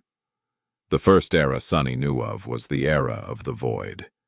He decided to call it the Age of Chaos. During the Age of Chaos, the gods had been born, waged war against the elder abyssal beings, and eventually defeated them, thus creating the world. What followed was the Age of Heroes. Noctis and the other chain lords had been born during that period. Back then, at the dawn of time, humans were not a dominant force in the world yet. Their nascent civilization was growing and spreading, but the continuation of its existence was not at all guaranteed. Instead, those ancient humans had to fight against the corrupted to conquer new lands, protect their cities, and avoid extinction. They needed powerful champions to battle the dreadful beings who populated the young world, and therefore that time was remembered as the Age of Heroes. More importantly, the nightmare creatures already existed back then, when the gods were alive and the seals of the void were undamaged. How? Sunny frowned. I guess the gods did not imprison all of the void and every void being when creating the prison. It was easy to imagine that some remnants of the abyss slipped through their fingers and came to exist in the newly created world. Noctis had told him once that the gods and the demons fought side by side as allies in the battles of the ancient past. Therefore, it was easy to conclude that the war against the abyss did not end as soon as the abyss itself was sealed. There had to have been dire battles at the dawn of the new world, resulting in these abyssal remnants being exterminated. Come to think of it, Nephis had told him that a terrible creature was slain by the gods once, at the dawn of time, and that its blood seeped into the ground, becoming true darkness. The place where the creature fell was now known as the Hollow Mountains, beneath which lay the darkness of the underworld. That creature had to have been a void being. That proved that at least some of them had walked the world of the gods after its creation. What are void beings, though? Sunny felt as though he was on the precipice of an important discovery. The gods. He had thought once that they were simply divine titans. Now, however, Sunny was inclined to believe that the gods were beyond ranks and classes altogether. Similarly, void creatures would not have been unholy titans. Just like the gods, they had to have been creatures of an entirely different order. More importantly, they were simply different. These abyssal horrors were beings from before time, space, death, and every other law that comprised the fabric of reality. These existences were completely alien to the reality familiar to Sunny, opposed to it even. And if Sunny knew one thing about creatures of great power, it was that they exerted influence on the world. Saints and powerful masters had a mystical presence to them. Nightmare creatures of higher classes spread their influence across vast territories. Sovereigns ruled over grand domains. Void beings were without a doubt immensely powerful, so what kind of influence would they exert on a world that was inherently alien to their nature? Would the fabric of reality and the very laws comprising it start to rot and come undone around them? Sonny felt his heart skipping a beat. Was that the true nature of the corruption? Was it a rot caused by the influence of the primordial void simply because of its alien nature? That would explain why the creatures infected by that rot possessed an insatiable desire to destroy those who were not. Why they all seemed mad, revolting, and alien. Appallingly wrong in some strange and sinister way. The divine and the unholy were inherently opposed to each other, after all. It was in their very nature to strive to obliterate each other. I feel like I'm not far from the truth. Sonny remained silent for a while, walking behind Cassie with a distant expression on his face. The world he lived in, the world of the spell, the constant battle against the abominations, and the ruined realm of dreams and nightmares, suddenly made much more sense. It was not understanding exactly. The conclusions Sonny made were too vast and had too many consequences to be understood in just a few minutes. But the feeling of it all was somehow more clear now. He lingered for a bit, then threw a furtive glance at Nephis. What about Neph, then? Her ascended ability, longing, made her immune to the corruption. Knowing what he knew now, that seemingly weak ability seemed even more impossible. More than that, one of her attributes was called Nephilim. Its description read, "There once were terrible creatures born of an unholy union between the divine and the profane. Nephilim were the most beautiful and the most harrowing of them all. If the divine and the unholy were inherently opposed to each other, then how could there have been creatures born from their union? How terrible had they been, really? And what had happened to them?" Shaking his head slightly, Sonny sighed and looked away from Neph's slender figure. "I take it back. Nothing makes sense. I'm just confused even more." Taking a step forward, he suppressed a groan and covered his face with a palm. Chapter 1, 1388. Wheels of History. Sonny continued to think about the history of the dream realm. The Age of Chaos was the first, ending with the imprisonment of the void and the creation of the world. It was followed by an age that could be called the Age of Gods, a prehistoric time when the gods and those living things they created, as well as the demons who came out of nowhere, battled the remnant abyssal creatures across the newborn world. Then came the Age of Heroes. It started when the nascent humanity started to spread and fight against the corrupted creatures inhabiting the world for dominion over it. It ended when the abominations were pushed back and largely exterminated, turning from an ever-present danger into dire but rare foes. What followed was a different age, an age when humanity ruled the world unopposed. Noctis had not known its name, perhaps because people living in that time needed none. For them, it was simply now, a golden age of peace and prosperity. Relatively speaking, of course, I am sure there was plenty of bloodshed and conflict even after most of the corrupted had already been slain or driven into the wilderness. Humans are humans, after all. There were other tribes of creatures inhabiting the world as well. I doubt that everyone lived together in absolute harmony. Due to their immortality, Noctis and the other chain lords, powerful transcendent born in the Age of Heroes, lived long enough to witness the New Age as well. In fact, they might have had more to do with the change of epochs than anyone knew. Noctis considered the destruction of the Kingdom of Hope to be the turning point in history, one that signified the end of the Age of Heroes, which meant that the Golden Age was poisoned from the very start. It began with the imprisonment of Hope and ended when she broke free from her chains. During that time, the gods grew distant and indifferent. Their followers even started to fight among themselves. Slowly, prosperity waned, turning into stagnation and decay. Both the first and second of Sonny's nightmares took place at the dusk of the Golden Age, not long before the demons rose in rebellion against the gods. That war, the last war, destroyed the civilization of the dream realm. Although it was like a flash in the scope of history, perhaps its brief terror was worthy of being considered an age of its own. The age of demons, a terrible age of dread and destruction. Although that age was the latest, it was also the most mysterious. Everything the humans of the waking world had found in the dream realm were marks left by the great war between the demons and the gods, and yet almost nothing was known about it. Why did it start? How did it end? How did the gods die? What happened to their enemies, the demons?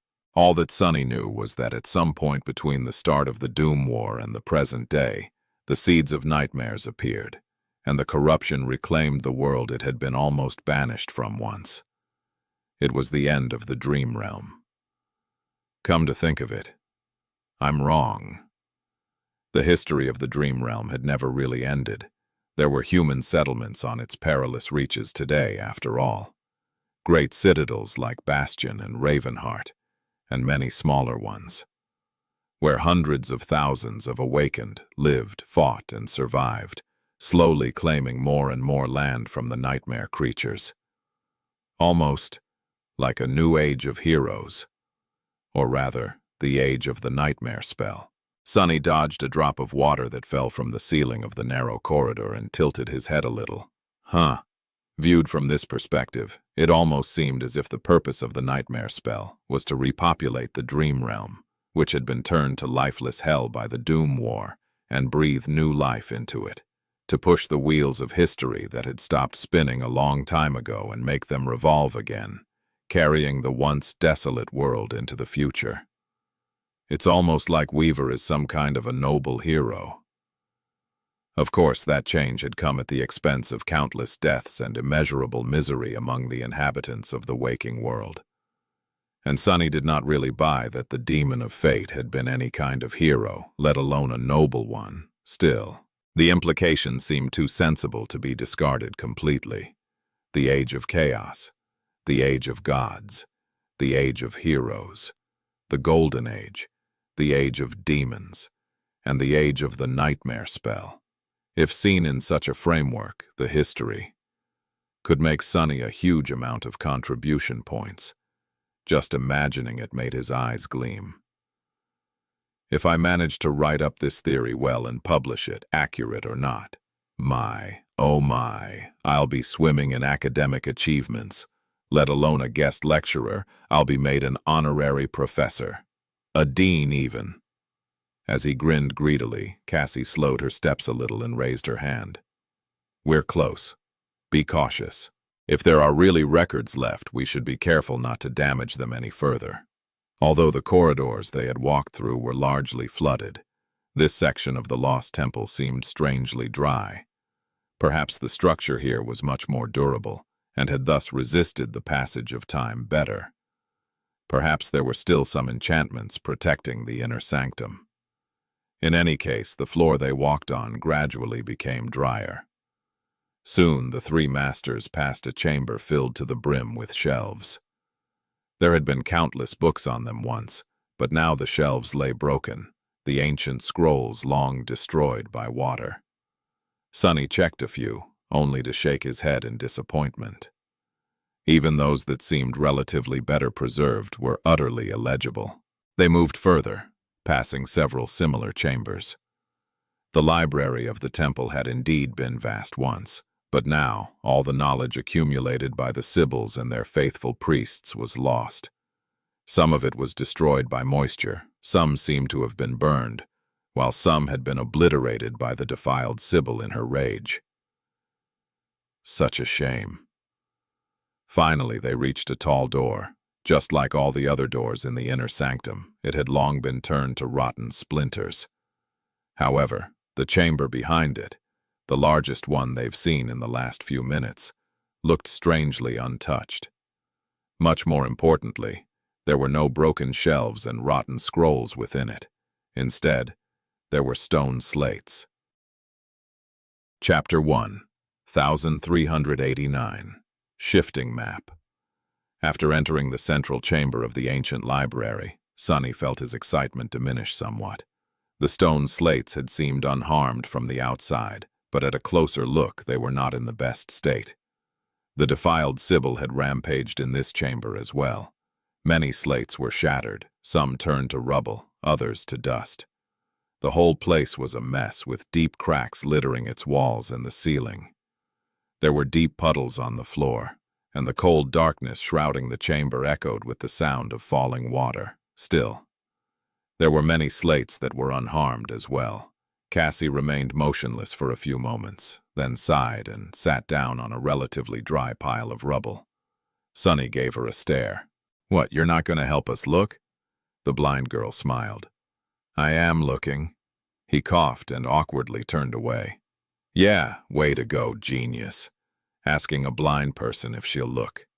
Although Cassie's awakened ability allowed her to navigate the world, it did not grant her sight. Cassie sensed the future as if she lived it, meaning that she remained blind. It was her ascended ability that allowed her to see, even if it was only through someone else's eyes. Someone like Sunny or Nephis, for example, which meant that she could only look at the slates that they were looking at, so she could only help them identify the correct one, not find it herself. Hiding his embarrassment, Sunny cleared his throat. "So, what exactly should we search for?" Cassie lingered for a moment. "We should probably separate all the intact slates first. Even those that do not contain the information we're currently looking for might be useful later." Indeed.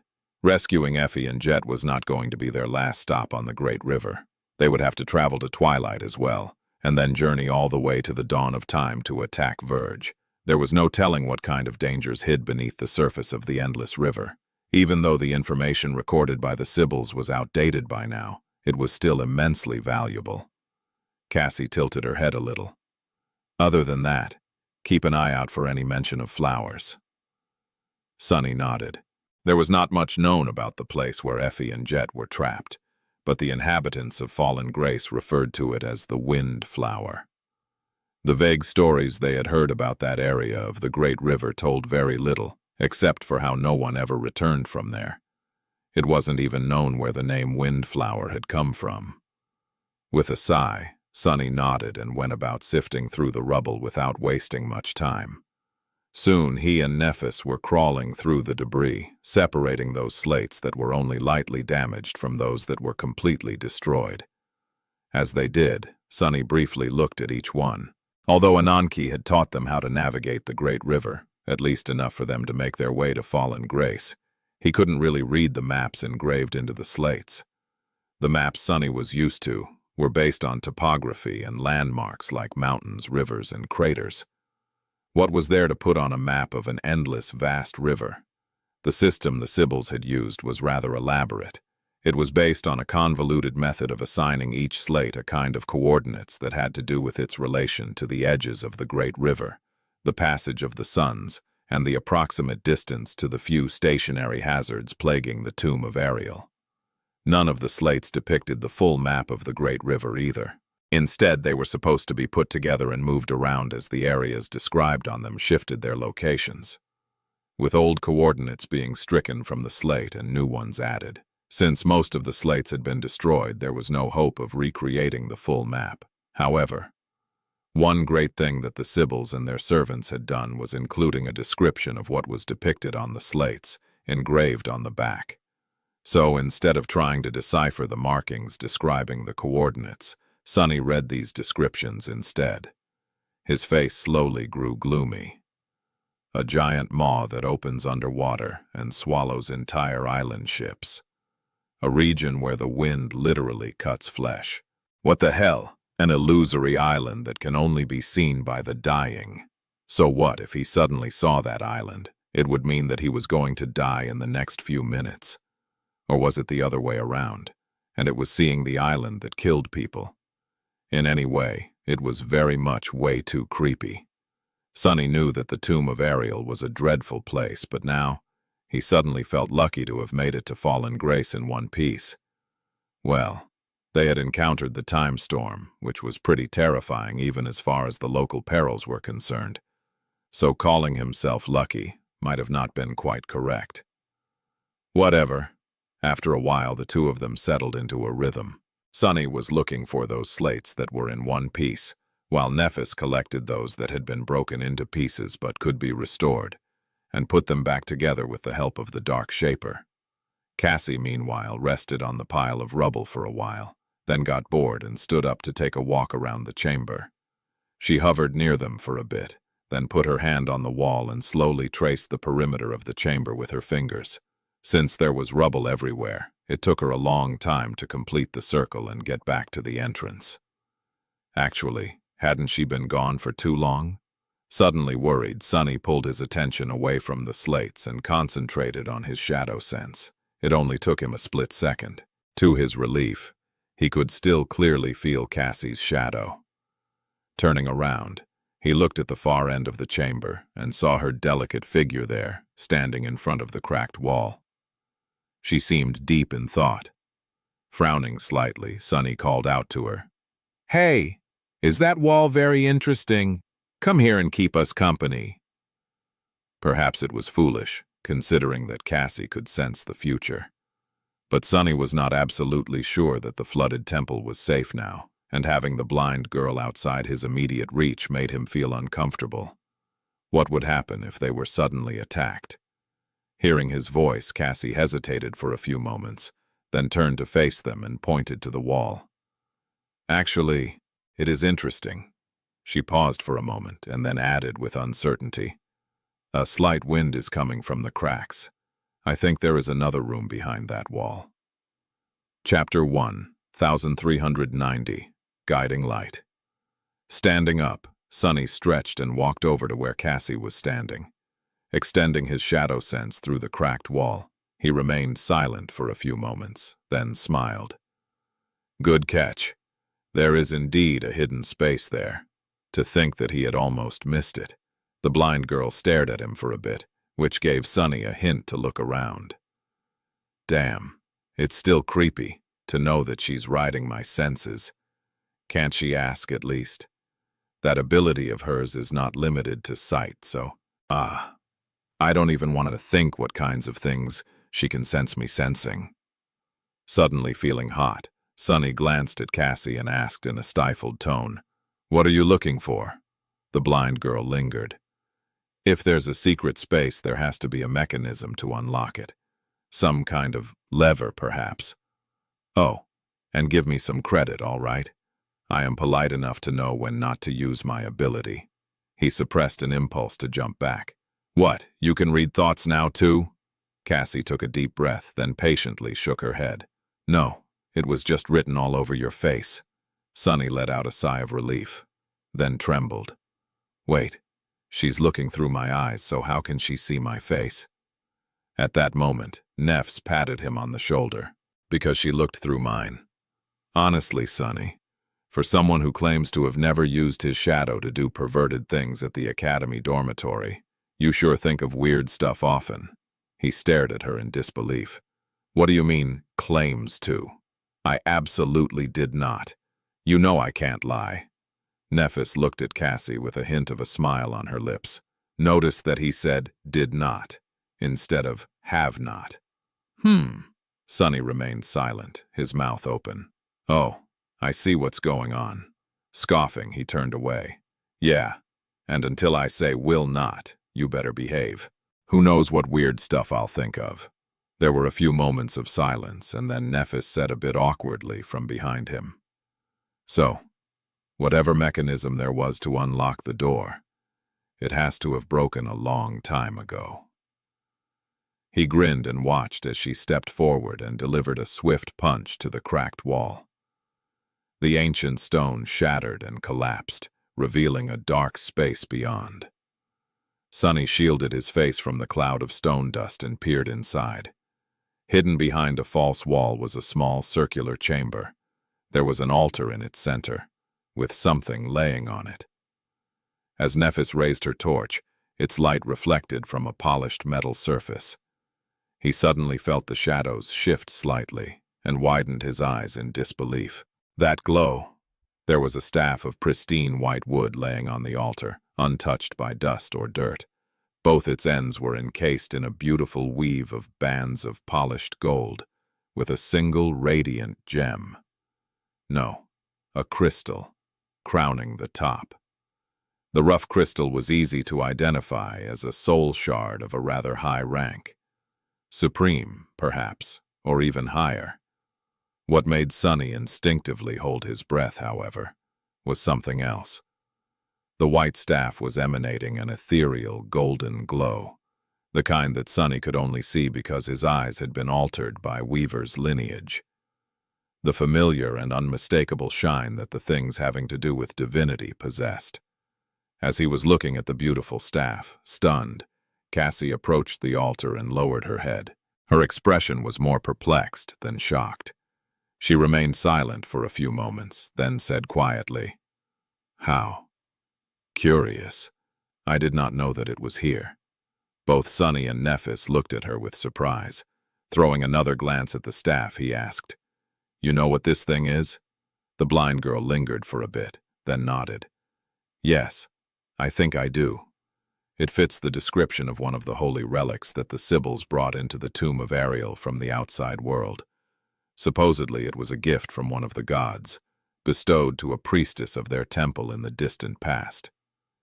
Sunny's eyes widened. "Wait, are you telling me that this thing is a divine artifact?" His heart was beating wildly. Cassie smiled. "Yes, in a sense, meaning that it is rumored to have been created by a god. However, it is not a divine rank artifact, if that is what you're asking. Although it does have some mystical qualities, its power is actually not that great." She remained silent for a bit and then added, "Actually, that can be said about most divine relics, and therefore about most divine memories created in their image. Not that there's many of those around. We humans perceive memories as something that grants us power, but for the gods and the lesser deities, they themselves were the power. So, any relic they created would have been a mere tool of convenience, not something meant to empower them." Sunny thought about his own two divine memories. That description fit them perfectly. Both Weaver's mask and the shadow lantern allowed him to do astonishing things, and yet there were indeed memories in his arsenal that empowered him much more. There was no doubt that his divine memories were infinitely more powerful, and yet they did not make him much more powerful. He had considered this paradoxical situation plenty of times, and the conclusions he made were similar to what Cassie said. The gods did not need external sources of power, and so the tools they left behind served specific purposes, astonishing and wondrous, but not necessarily helpful to a human. The blind girl, meanwhile, gently caressed the white wood of the beautiful staff and added, "In any case, this relic is called Guiding Light. It's not even a tool made to be used by a god, just something gifted to a mortal out of affection. The powers it possesses are not that stunning. It had served the Sibyls well before they came to the tomb of Ariel, but after that, this staff mostly held symbolic meaning." Sunny stared at the beautiful golden glow for a while, then asked in a dubious tone, "Not that stunning? So what does it do?" Cassie thought for a bit, then hesitantly shrugged. "It's supposed to guide people? Actually, I don't know that well." She picked up the staff and held it carefully. After a few moments, the soft radiance of the soul shard crowning the relic swirled, growing more intense on one side. Sunny blinked. "What did you do?" The blind girl suddenly seemed a little embarrassed. I just sort of thought in my head, 'Miss Guiding Light, can you guide me to Windflower, please?'" He stared at her incredulously. "Let's skip the first part for now. So, this divine relic is basically a pretty flashlight with a very basic navigation function." Cassie coughed. "I guess so?" Sunny sighed, then shook his head and covered his face with a palm. And here I was all excited. Well, it could have been worse. The previous divine relic he had found in the wild was a wooden knife that could only kill one specific person, while simultaneously being responsible for turning that person into an immortal powerhouse. Although the guiding light was not exactly an artifact worthy of being called divine, it was at least more useful than that. Actually, being able to know the general direction of almost anything you thought about was quite an amazing boon if used with foresight. Not to mention that it would help them find the members of the cohort sooner, which was why they had come to this temple in the first place. Sunny stared at the wooden staff for a few moments, then shook his head again. Well, great. Let's use this thing well. For now, though, we still have to find the information about Windflower. They had already known where that place was located. What they had really come here to find was the information about what kind of dangers were waiting for them there. Turning away, Sunny let out a disappointed sigh. Damn it. As he walked back to the slates, he tried not to look too disheartened. This had to be the most anticlimactic discovery of a divine relic ever. Chapter 1, 1391, Rushed Exit. Sunny had wanted to get back to the slates, but as he left the secret room, he suddenly felt uneasy. Something about the chamber had changed. He couldn't quite put a finger on it, but it was as if the shadows populating it were moving. Hold on to something. Hearing Cassie's voice, he put his hand on a stone pillar. In the next moment, the floor beneath him violently shook. Its already pronounced tilt was suddenly even steeper, causing countless small pieces of rubble to roll in their direction. The sound of falling water had grown louder. Curses. Looking at his companions, Sunny sighed and said in a glum tone, I guess the battle did too much damage to the temple after all. Nephis nodded somberly. Should we hurry? He hesitated for a moment, then shook his head. A swarm of sparks rose into the air, slowly forming into a familiar alloy chest. We probably don't have much time before this entire place sinks. Let's just load everything into the covetous coffer. We can continue studying the slates when we're safely back on the chain breaker. Of course, safety was a relative term here in the tomb of Ariel. Sunny had only grown more wary of the great river after reading the records in this ancient chamber. But still, he was not enthused at the idea of having to escape the temple while it was actively drowning. Feeling like they had very little time left, the three masters abandoned all attempts of categorizing the slates and simply threw everything remotely intact into the welcoming maw of the covetous coffer. The temple shook one more while they were at it, causing Sunny to curse in frustration. Finally, they were done. Not wasting any time, Sunny led the way out of the central chamber, past the rooms full of rotting scrolls, and into the cold darkness of the narrow corridors leading to the great hall. By then, it felt like they were climbing a steep hill. The stone floor was tilted downward, water rushing past their feet and drenching them from above. I don't like this. Logically, Sunny understood that he would be able to escape the drowning temple even if it collapsed and started sinking. Not only was he strong enough to break through the stone walls, he also possessed memories of the House of Night that allowed him to swim like a fish and breathe underwater. However, he still felt tense and claustrophobic. Being caught under an immense mass of stone, with cold water rising higher and higher with each moment, was not the most pleasant of feelings. The ancient temple was shaking and groaning, slowly crumbling around them. I can just send one of the shadows ahead and get to the surface by using Shadow Step. I can take Nephis with me as well. He glanced at Cassie, who was walking behind them while using the holy staff as a cane. After a short moment of hesitation, Sunny chose to keep all the shadows with him. Soon, they reached the great hall where the battle had taken place. Although not much time had passed, it was in far worse shape already. There were actual waterfalls flowing through wide cracks in the distant ceiling, and the dais where Cassie and the Sibyl had clashed was partially submerged under water. His shadows, whom he had left there to stand guard, were silently watching the rising water. Nightmare, come! In the blink of an eye, the black stallion was already at his side. Sunny lingered for a moment, then turned around and grabbed Cassie by her thin waist. Excuse me. Effortlessly lifting the delicate girl, he placed her on the dark destroyer's broad back and gave Nightmare a silent command to reach the surface as soon as possible. You better hold on tight. Cassie remained motionless for a split second, then suddenly paled and grabbed onto the dreadful steed's mane tightly. She opened her mouth to say something, but a moment later, both of them were gone in a burst of wind. All that could be heard was the sound of adamantine hooves ringing on stone in the distance, and a short shriek. Now then, no matter how fast Sunny and his shadows were, Nightmare was many times faster. And since one of those shadows had been accompanying the black stallion, the three of them, the shadow, and the blind seer, reached the surface much sooner than Sunny would have. By the time he and Nephis reached the edge of the dais, he could already see the crimson blaze of the twilight sky. Just at that moment, the temple shuddered in another violent quake. Grasping Neph's hand, Sunny pulled her into the dark embrace of shadows. A short instance later, they stepped on the ashen soil of the incinerated garden, bright sunlight briefly blinding both. When Sunny regained his vision, the first thing he saw was Cassie kneeling on the ground in front of Nightmare, her face of an unhealthy greenish color. Taking a few deep breaths, the blind girl raised a trembling hand and pointed an accusing finger at him. "Woohoo!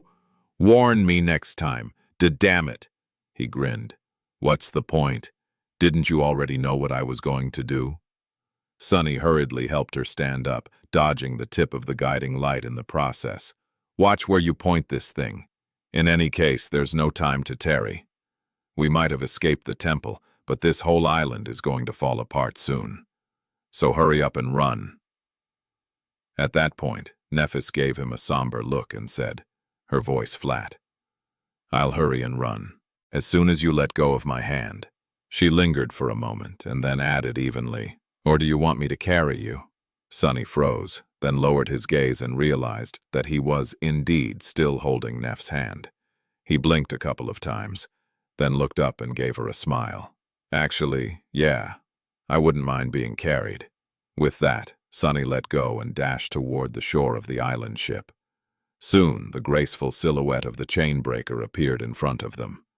He felt much too happy to see the ancient ship, and leaped onto its deck without wasting a single second. Just as he did, the drowning island resounded with a deafening crack and split apart. Chapter 1, 392 Desolation. After the island broke apart, it did not take a lot of time for the debris to disappear into the depths of the great river. Sunny, Nephis, and Cassie stood on the deck of the chainbreaker, observing the death throes of this lost part of fallen grace in somber silence. The flowing water seethed and boiled, turning into white foam. The ashen remains of the dark garden were pulled down by the current and swallowed by the depths. In something that felt like too short of a time, though, the surface of the river became calm and clear once again, with not a sign of the massive island vessel left in sight. Sunny sighed softly. The destruction of the artificial island had been too depressing of a scene. It was like a metaphor of the futility of human existence. Countless river people had worked hard to create and maintain it, and even more spent their lives walking upon its ground. But now, it was gone, swallowed by the elements in mere minutes. With every trace of it erased from existence, Weave was going to be erased the same way before too long. The cities of the Sibyls had already disappeared. Only Fallen Grace remained, its fate all but decided. The tomb of Ariel had been home to a thriving civilization once, but now, it was nothing but a nightmare. Sunny shook his head, suddenly grim. Would the cities of the waking world be gone one day, too? He had not even known that there was a world outside the endless sprawl of NQSC once.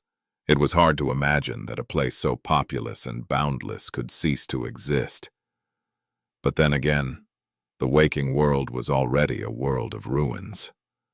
Plenty of thriving cities had been erased from its maps, most of them even. Entire continents stood desolate, devoid of life, and uninhabited. He even witnessed the extinction of one of these empty continents himself. My mood is all over the place today. What was there to feel sad about? That island had been nothing by the lair of a dangerous abomination. They had come to its shore, killed the abomination, and absconded with precious loot. Cassie even received a pretty stick as a bonus. If anything, he should be feeling utterly delighted. However, Sunny felt mostly tired and sore all over. The battle against the drowned was a short one, but nevertheless very intense. He was battered and bruised, albeit not injured too badly. "Gone! Gone!" Sunny turned and glanced at Crow, who was hopping excitedly on the railing and staring at the empty space where the island had been with a curious expression. The small bird was unburdened by any kind of heavy thoughts. In fact, it did not have any thoughts at all. After all, it was an echo. Now that the island was destroyed, though, that echo had a job to do. As he watched, Cassie approached the black bird and gently took it into her hands. Saying something, the blind girl opened her palms and let the crow fly away. The last thing they heard before Jet's echo disappeared into the distance were indignant caws. "Stuck! Stuck!" Crow had a simple mission: to inform the inhabitants of Fallen Grace about the death of the defiled Sybil, and then find its way back to the ship. The three masters did not know how long it would take them to rescue Effie and Jet, so they wanted to make sure that the last city would migrate downstream in their absence. Hopefully, by the time they returned, the frail Riverborn would be doing much better. "That's done, then." Sunny glanced at the wooden staff in Cassie's hands, then at the sails of the chain-breaker. He hesitated for a moment, then asked tiredly, "Should we set sail?" After a moment of silence, Nephis shook her head. "The night is approaching and all of us are tired. I'd rather just drift with the current until tomorrow. A little rest won't do us any harm." Sunny was happy to hear it. Soon, they were gathered on the mess deck at the stern of the ship. All its compartments had been cleared of debris and repaired by the inhabitants of Fallen Grace, but the three masters did not visit most of them often, since there was no need to. They mostly spent their time on the upper deck in their living quarters, or on the mess deck near the galley. There was freshly prepared food on the table, giving off the familiar, delicious smell of Neff's cooking. The covetous coffer stood with its lid open, its teeth gleaming in the warm light of a lantern. Sunny was cradling a cup of tea in his hands, glancing at the several slates laid down in front of him. Honestly, though, he was in no mood to study their mysteries. He just wanted to fill his belly and rest. With a sigh, he pushed the slates away and pulled his plate closer. Swallowing the first mouthful of a fragrant meat porridge, Sunny closed his eyes in delight. Nephis was preoccupied with eating as well. Cassie, though, seemed to have forgotten about it. She was playing with her new shiny toy instead. The soul shard at the tip of the holy staff was emanating light, its intensity changing from time to time. Sunny stared at her for a bit, then asked, "What are you doing?" The blind girl took a sip of tea absent-mindedly. "Trying to figure out how it works. It's weird. The enchantment doesn't seem to respond to everything. It points to you, Nephis, Effie, and Kai, but not Jet, or that person, Mordred. Or Fallen Grace, for that matter. It does respond to Windflower, though." Sunny raised an eyebrow, then shifted his perception and gazed beneath the surface of the guiding light. Just as he had expected, there was no weave there. There were no runes either, just a field of blinding radiance. He had seen something similar when looking at the knives created by Sun God. Within each, there was nothing but a radiant ocean of something, soul essence perhaps, and a soul string of fate, bound onto itself and looping endlessly. Such was the sorcery of gods, entirely unreasonable and void of any kind of logic he could understand. Looping endlessly. His tired mind got caught on these words, but he was distracted just then by Neff's strangely muffled voice. "Found it." Shaking awake from his reverie, Sunny turned and looked at her. Nephis had a spoon in her mouth, holding one of the slates he had pushed away in both hands. Sunny was rather amused by that sight. "What did you find?" She blinked a couple of times, then awkwardly removed the spoon from her mouth and pointed it at the slate. "Windflower. It's described right here, chapter 1393 Vortex." Soon, All three of them were sitting side by side, with the slate resting on the table in front of them. Cassie was tracing her fingers across the stone surface, a focused look on her face. After a while, she slowly nodded. The coordinates match. It is indeed the right place. The blind girl was much more proficient in navigating the great river, considering how much longer she had spent here than Sunny and Nephis. She was also the one who had learned the transcript system of the Sybils and pinned down where Effie and Jet were trapped, in the first place. Windflower, huh? Sunny looked at the slate. There were neat columns of symbols engraved on it, as well as an image of a messy circle with frayed edges. It resembled a vortex more than anything, or maybe a cyclone. After studying it for a few moments, he reached out and turned the slate over. Familiar runes covered its reverse side. Without wasting any time, the three masters read them. Pretty soon, Sunny's expression darkened. The currents of the river are twisted and treacherous near Windflower. Strong gales violently assaulted our ship, as if trying to push it back. Desperate to escape our pursuers, we persisted, entering deeper into the mist. The surrounding waters moved in the wrong direction and with unnatural speed. It was as if we had lost our way and found ourselves near the edge. At some point, we were not struggling against the repelling winds anymore. Instead, overcome by fear, we were battling the raging tide that pulled us deeper and deeper, toward the source of the wind. The first part of the text engraved into the reverse side of the slate was an excerpt from a report made by one of the outsiders who had lived in Fallen Grace. He ventured on a long journey with a small fleet, hoping to find out the fate of a different city, one of the last with which Fallen Grace still maintained a connection, until the visitors and merchant ship from that city had stopped coming as well. The fleet managed to learn that the city had been destroyed, but on their way back, they were attacked by powerful defiled abominations. After a furious battle, only 3 ships managed to escape.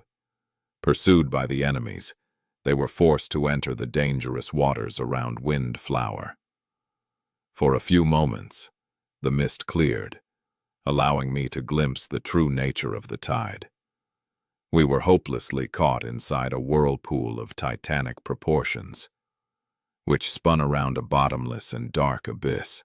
There was an island hovering above the darkness, with a tall and magnificent tower rising above the misty cliffs. Terror grasped our hearts when we realized that the tide was pulling us into the darkness. Desperate to save our lives, we tried to escape. In the end, only one of the 3 ships managed to fight its way out.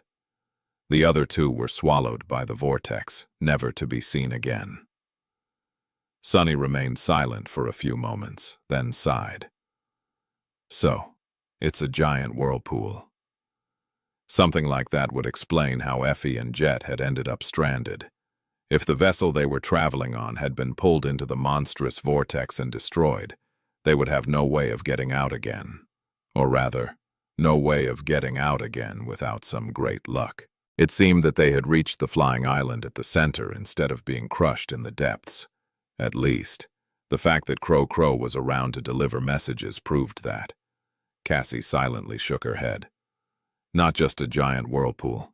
Don't forget that the great river is a river of time. Any anomaly of its current is not a mundane one. There has to be something strange going on at Windflower as well. Nephis nodded. But what? Since none of them knew the answer, they turned back to the slate. The rest of the runes on its reverse side contained notes made by the priests and priestesses who had served the Sybils. The information they had recorded was not too helpful, though, due to the fact that almost no one returned from Windflower alive. That, however, was valuable knowledge in and of itself. The place called Windflower had not always been known by that name. Its previous one, however, was long lost. The magnificent tower the outsider from the Fallen Grace mentioned had been a stronghold of a powerful seeker once. There had been plenty of them throughout the tomb of Ariel, before the foundation of Verge. It was unknown whether the seeker had left the citadel to challenge the estuary, still resided there, or perished a long time ago. All that the Sybils of Fallen Grace knew was that, at some point, no one could approach the citadel anymore. There was only one exception that they had heard of, a familiar name. The Serpent King. It was rumored that the Serpent King, Darren of the Twilight Sea, had reached the stronghold and spent some time there, then returned to lead his people in the war against the defilement. Sunny stared at the runes with a thoughtful expression. They had not learned all the secrets of Windflower from the slate exactly, but they had learned two crucial pieces of information. First, that it was possible to brave its danger and come back in one piece. The Serpent King had proved it. Second, he looked at Nephis, then at Cassie, and said, "At least we know the general nature of that place. Fighting against the whirlpool will be hard, but doable. The problem, though, is that the island is floating above its chasm. So if we don't want to be pulled into the depths and killed, the chainbreaker has to be able to fly by the time we reach Windflower. Cassie, can you repair it in time?" The blind girl frowned and remained silent for a few long moments. Eventually, she slowly shook her head. "No, there is not enough time, nor is there enough resources to fully restore the enchantments of the ship by then." As Sunny's expression grew somber, she hesitated a bit and added, "However, I think there is something I can do." Cassie stood up and paced for about a minute, thinking about something furiously. Yes, that can work too. I'll need to—" Finally, she stopped and spoke again. "I can't restore the connection between the sacred tree and the enchantment circle in time, but I can repair the circle itself, I think." Nephis raised an eyebrow. "What would it mean?" The blinded girl pointed to the deck. "It means that the sorcery that allows the ship to fly will be fully functional. It's just that it would not have a source of power. But we can use our own essence to fuel the enchantment, limited as it is. The chainbreaker won't stay in the air for long, nor will it be fast, but it will carry us to that island and back." She scratched her head awkwardly, and then added in a small voice, "Probably." Sunny stared at her for a while, then let out an amused chuckle. The odds, as always, were against them. But when had it been any different? He shrugged. "Good enough." Chapter 1. 1394. The Luxury of Being Bored. The chainbreaker had set sail once again. This time, they had to travel back to the middle area of the great river, where the sky was azure. They also had to travel some distance into the past, not enough to bring them anywhere near Verge, but deeper than any of the three had ever ventured. Sunny spent the first morning lazing in bed and staring at the ceiling. He was thinking about Windflower. The strong winds, the twisted currents, the colossal whirlpool that pulled ships to their doom, and the island flying above the dark abyss. All of it sounded rather nasty. There was the fact that the tower standing on the island had once belonged to a powerful seeker as well. The Seekers of Truth were people who had entered the tomb of Ariel at the same time as the Sybils, or even earlier than them, but for an entirely different reason. The Seekers had not been searching for salvation from the devastation of the Doomsday War. Instead, they had braved the Nightmare Desert and found their way into the tomb built by the Demon of Dread due to their thirst for knowledge. Out of curiosity, basically. They had not been a unified group of people either, but rather disparate individuals united only by the similarity of their obsession with knowledge. Bunch of weirdos who would climb into a dreadful tomb simply to satiate their curiosity. Sunny would never. Well, he had entered plenty of dangerous ruins to satiate his desire to explore the dream realm. But that was an entirely different matter. Firstly, he received contribution points for his exploits from time to time. Secondly, none of those ruins had been left behind by terrifying deities. Come to think of it, a couple of them were, like the Ebony Tower, but he had not ended up there out of curiosity. He had ended up there out of greed. That was a much better reason, so he was not like those weird seekers at all. In any case, Sunny was not excited to visit the stronghold of a powerful seeker, not even considering the fact their desire to learn Ariel's truth had caused the birth of the defilement. These people did not seem trustworthy at all. A hidden island where a mysterious seeker had lived before disappearing without a trace, surrounded by a nearly impassable barrier of water, wind, and twisted time. Yes, that did not sound ominous at all. Damnation! Of course, they did not really have a choice. Effie and Jet were there, so Sunny, Nephis, and Cassie couldn't turn back. People fear the unknown the most. If the Slate had told them that there was a great nightmare creature living at Windflower, he would have been reluctantly but calmly coming up with plans to defeat it. But it was the not knowing what waited for them at the center of the whirlpool that made Sunny feel nervous. In the end, tired of being anxious, he decided to distract himself by doing something useful. Climbing out of his bed with a sigh, Sunny finally left his cabin and went to the upper deck. Saint, Fiend, and Nightmare were standing guard at the bow, middle section, and the stern of the ship. Nephis was holding the steering oar, while Cassie was making preparations to repair the sorceress circle of the ship. Sunny hesitated for a few moments, then approached the blind girl. "Hey, can I take another look at the guiding light?" Looking up, Cassie smiled at him and pointed to the sacred tree. The beautiful staff stood there, propped against its trunk. "Thanks." Grabbing the sacred relic of the Sibyls, Sunny went to his usual spot in the shade of the ketch and sat down on the deck. "Let's start then." He spent some time weaving the basic enchantments around a transcendent soul shard. His goal was simple: to turn the guiding light into a memory, so that it was easier to use and could be taken back into the waking world. After hours of focused work, however, Sunny was left staring at the wooden staff with a deadpan expression. His eye was twitching slightly. Damn it! It was all a waste. The moment he tried to place the rudimentary weave inside the relic, the lightless strings of shadow essence dissolved in the blinding radiance hidden within the white wood. It was as if they were incinerated from simply touching divine sorcery. All that work, for nothing. Uttering a quiet curse, he stood up and put the guiding light back under the sacred tree. Somewhat disheartened, Sunny went to switch with Nephis at the steering wheel. He guided the ship as she practiced with her sword, dancing with it as the seven suns slowly traveled across the crimson sky.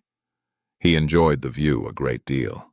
Later, Sunny spent some time staring at the estuary key, not at all closer to solving its many memories.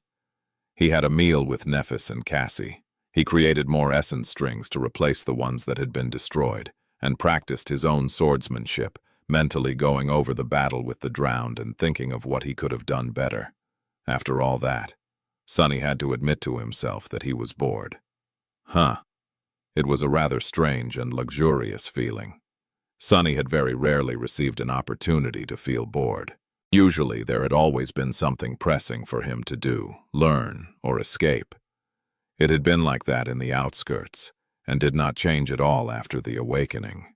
But here in the third nightmare, brief moments of intense and unreasonable danger were separated by long stretches of calm. Of course, he knew that the calm would not last long. It would take them some time to reach Windflower, but they would certainly have to fight for their lives many times on the way. The chainbreaker would be attacked by nightmare creatures. Maybe today, maybe tomorrow, or the day after that. There would be dangerous anomalies waiting for them under the waves as well, perhaps some of those described on the stone slates. The Mad Prince could visit him in his dreams at any moment. The appearance of the other plagues weren't out of the question either. But for now, at least, there seemed to be peace. So Sunny decided to give himself a day off, for once, and enjoy that peace while it lasted. Walking back to the stern of the ship, he summoned a certain piece of furniture and placed it a few meters away from Nephis. Sitting down on his luxurious chair, he summoned the emerald flute and brought it to his lips. Nephis looked at him in confusion. "What are you doing?" Trying to raise the dead? But there are no corpses on the ship." Sunny blinked a couple of times. "Who does she take me for? Is it so hard to imagine that I'm just in the mood for music? Kai gave me a few lessons, so I can carry a tune. He might have begged me to perform as a guest during one of Nightingale concerts even." She smiled faintly. "I noticed you said might have begged instead of begged." Then her eyes widened slightly. Wait, Nightingale concerts? Are they planning a reunion? When? Is it going to be old material, or has Gail written a new album? What about new choreography? Who is? Sunny lowered the flute and stared at her sullenly.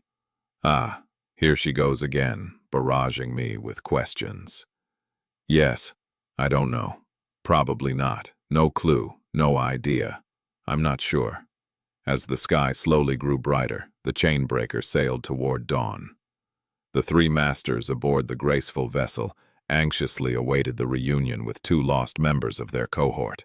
Chapter 1, 1395. Hello, Blue Sky. I wonder. Sunny stared at a delicious-looking golden fruit, torn between the desire to pluck it off the branch and the fear of tasting fruits from mysterious, mystical trees. The last time he had eaten one was not a memory he liked to remember. It probably tastes divine, though. In the end, he sighed and reluctantly looked away from the alluring fruit. It was better not to test fate. Sunny was currently high in the crown of the sacred tree, using it as a crow's nest. The sky above him was of a beautiful azure color, with not a hint of the deep scarlet splendor they had grown accustomed to in fallen grace. It had already been several weeks since they visited the lost library and slayed the defiled Sibyl. The 4th month of their nightmare had ended a few days ago. Of course, it had been much longer than that for Cassie and the other members of the cohort. Effie and Jet had spent more than a year stranded in the place called Windflower by now. Sunny couldn't help but worry about them. He was also worried about Rain and the waking world, but there was nothing to be done about that. Climbing to a higher branch, he sighed and looked down. There was usually a black crow following him around, but today the talkative bird was gone. It was somewhere ahead, scouting for prowling abominations and turbulent currents. The crow's presence meant that at least one of the two missing women was still alive. That made Sunny less anxious. In these past few weeks, the chainbreaker had traveled far enough into the past to almost reach Windflower. With the help of the guiding light, they did not even have to waste time searching for its precise location. The sacred staff pointed directly to where they needed to go, so the dreadful whirlpool could appear from beyond the horizon any minute now. Of course, coming this far had not been easy. Sunny, Nephis, and Cassie had to fight for their lives on many occasions.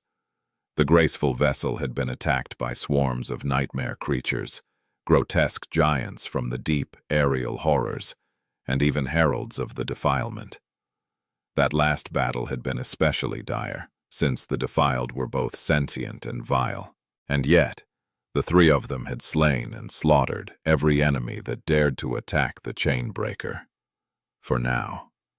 The ancient vessel withstood all the attacks without receiving serious damage as well. But the three masters weren't as lucky. Each of them had suffered many grave wounds, some of them almost fatal. If not for Neff's healing powers, they would have never made it so far. They wouldn't have made it without Cassie either. Sunny had been reminded once more that traveling with an oracle was an invaluable boon. It was because of the blind girl that they had managed to avoid the true perils of the great river, the twisted currents and lethal aberrations where time itself would have killed them in the blink of an eye. They would have perished without Sunny and his shadows as well. The third nightmare was not a place where one could survive without extreme battle power, and currently, he possessed the most of it out of them three. Am I not great? Sunny smiled wryly, then shuddered and furtively looked around, checking to see if the sin of solace was near. The sword wraith would not have missed a chance to cut him with a snide remark in response to such thoughts. But thankfully, the apparition had not deemed it necessary to climb the sacred tree with him. In fact, the sin of solace did not seem to like being too close to the tree from the heart god's grove, for some reason. Sunny used that fact often to get some reprieve. He sighed. The journey to Windflower had not been easy, but at least they had all gotten something out of it. Nephis was one step closer to becoming a Titan, and wore a chainmail shirt over her white tunic. Just like Ananke's mantle, the new memory could be worn in conjunction with another armor, albeit due to its unique enchantment rather than its type. In a fashion strange for an awakened, she also carried her sword in a scabbard hung from her belt. The scabbard was another memory, this one capable of enhancing the weapon stored inside of it for a sufficient amount of time. Cassie, meanwhile, was back in her beautiful red peplous dress. Now, however, there were 2 bracelets on her hands instead of the golden shackles. One was a protective charm. Memory, the other was supposed to enhance the force of her attacks. She still carried the quiet dance in a scabbard, this one mundane, not enchanted, but mostly used the guiding light in battle. Although the white staff was not a memory, it did a good job of debilitating her enemies and crushing them into pulp. Sunny was not sure that using a sacred relic to split skulls was appropriate, but he wasn't going to complain. The gods were dead anyway. As for himself, Sunny had earned another 500 shadow fragments on the way to Windflower, bringing him close to 2,500, half of the amount he needed to become a terror. His luck with memories, sadly, had been really bad. He had received a few, but none of them were good enough to add to his soul arsenal. They ended up being fed to his shadows. He had not woven a lot of new memories either. In fact, Sunny had not done a lot of weaving in these past few weeks. Not because there had been no time, but rather because he was currently interested in something else. That something was giving him a lot of trouble, to the point where he often found himself dejected and stupefied. And yet, Sunny persisted with this new interest. Chapter 1396. Approaching the Vortex. During the battle in the flooded temple, he had observed Cassie's artificial echo in action. Even though it did not seem that powerful, that was only because their enemies, that time, had been of both a higher rank and a higher class than the blade mannequin. Sunny would not have wanted to face that thing in battle as an awakened. The most impressive thing about it, though, was the very fact that it was artificial. After interrogating Cassie and Nephis on the topic, he had found out that the Forge Masters of Clan Valor were capable of creating not only memories, but also echoes. Making one was an extremely long process, though, and one that demanded a lot of precious resources. So, there were actually very few artificial echoes in existence, all of them belonging to the most valued members of the clan. Nevertheless, Sunny couldn't help but wonder if he would be capable of weaving echoes one day as well. So, he had spent most of his free time studying the blade mannequin. It was not going well for now, but Sunny wasn't disheartened. His attempts to learn the sorcery of names were not bearing any results anyway. Although his horizons were somewhat expanded, being able to actually use this power seemed to be beyond him. If there was one consolation, it was that Cassie was having just as much trouble with it. Being talentless together was less of a bitter pill to swallow. Her mastery of runic sorcery, though, was slowly growing. In fact, there seemed to be a positive loop between the sorcery of names and the sorcery of runes. Both were founded on invoking the true names of things, after all, albeit in a different manner. So Cassie and Nephis were able to help each other improve. As a result, the blind girl had indeed managed to restore some of the enchantments permeating the chain breaker. Just as she had told them, the graceful vessel was now once again capable of flight. It just couldn't fly for too long, or too fast. The strain of supplying the ancient ship with essence was dire enough to drain even Neff's reserves in less than a minute. It would have to be enough to carry them to the island at the center of Windflower. Now all they needed was to actually find it. As Sunny stared at the horizon and tried not to feel too anxious, a swift shadow glided across the deck of the chainbreaker. Then, a blackbird landed on the branch near him. Crow was back. Strangely, though, the echo seemed less grumpy than it had been recently. Instead, it looked excited. Sunny raised an eyebrow. "What is it?" The crow hopped a couple of times and then cawed while spreading its wings. "Jet! Jet!" Jumping down from the tree, Sunny landed noiselessly on the deck and dissolved into the shadows. A split second later, he appeared on the bow of the ship, gazing tensely at the horizon. Saint, who was standing nearby with a bow in her hand, spared him an indifferent gaze. Her ruby eyes glowed silently, not betraying any hint of emotion. If only I could be this calm all the time. Sunny remained motionless for a few minutes, then sent mental messages to Cassie and Nephis. I think we are drawing close. Indeed, out there, far in the distance, the flowing surface of the great river had grown a little hazy, as if obscured by mist. Considering Crow's excitement, it had to be windrose. Hurricane winds, destructive currents, and suffocating mist. We'll see how terrible that place is exactly, very soon. A few moments later, Cassie joined him at the bow. Nephis remained at the stern, holding the steering oar, but she did respond through the link of the shroud of dusk. I see. Sunny sighed, then glanced at the blind girl. The soul shard crowning her wooden staff was glowing, its light pointing precisely at the distant haze. There is no doubt, then. Cassie slowly nodded. Yes, we have arrived. The branches of the sacred tree rustled as the chainbreaker took a turn. Nephis moved the ship in a wide spiral, positioning it directly upstream of the approaching hazard. By the time she did, Sunny could already see wisps of mist flowing over the surface of the restless water. Time to get to work. Concentrating, he called upon the shadows. The three of them had long discussed how to tackle the titanic whirlpool. There was not much they had to do, really. The first obstacle they were going to face was the repelling wind. So, Sunny lowered the sails to diminish the repelling force. The ship would be carried into the vortex by the current, and once they approached close enough, Nephis would invoke the true name of the wind to lessen its fury. The second obstacle would be raging currents. Sunny's authority over water was not strong enough to calm them, but the chainbreaker was sturdy enough to withstand the fury of the elements. It was not going to overturn either. All they needed was a skilled helmsman and something to guide them through the mist. Cassie was going to accomplish both tasks with a little help from the guiding light. She was quite skilled in controlling the chainbreaker, more than any of them were.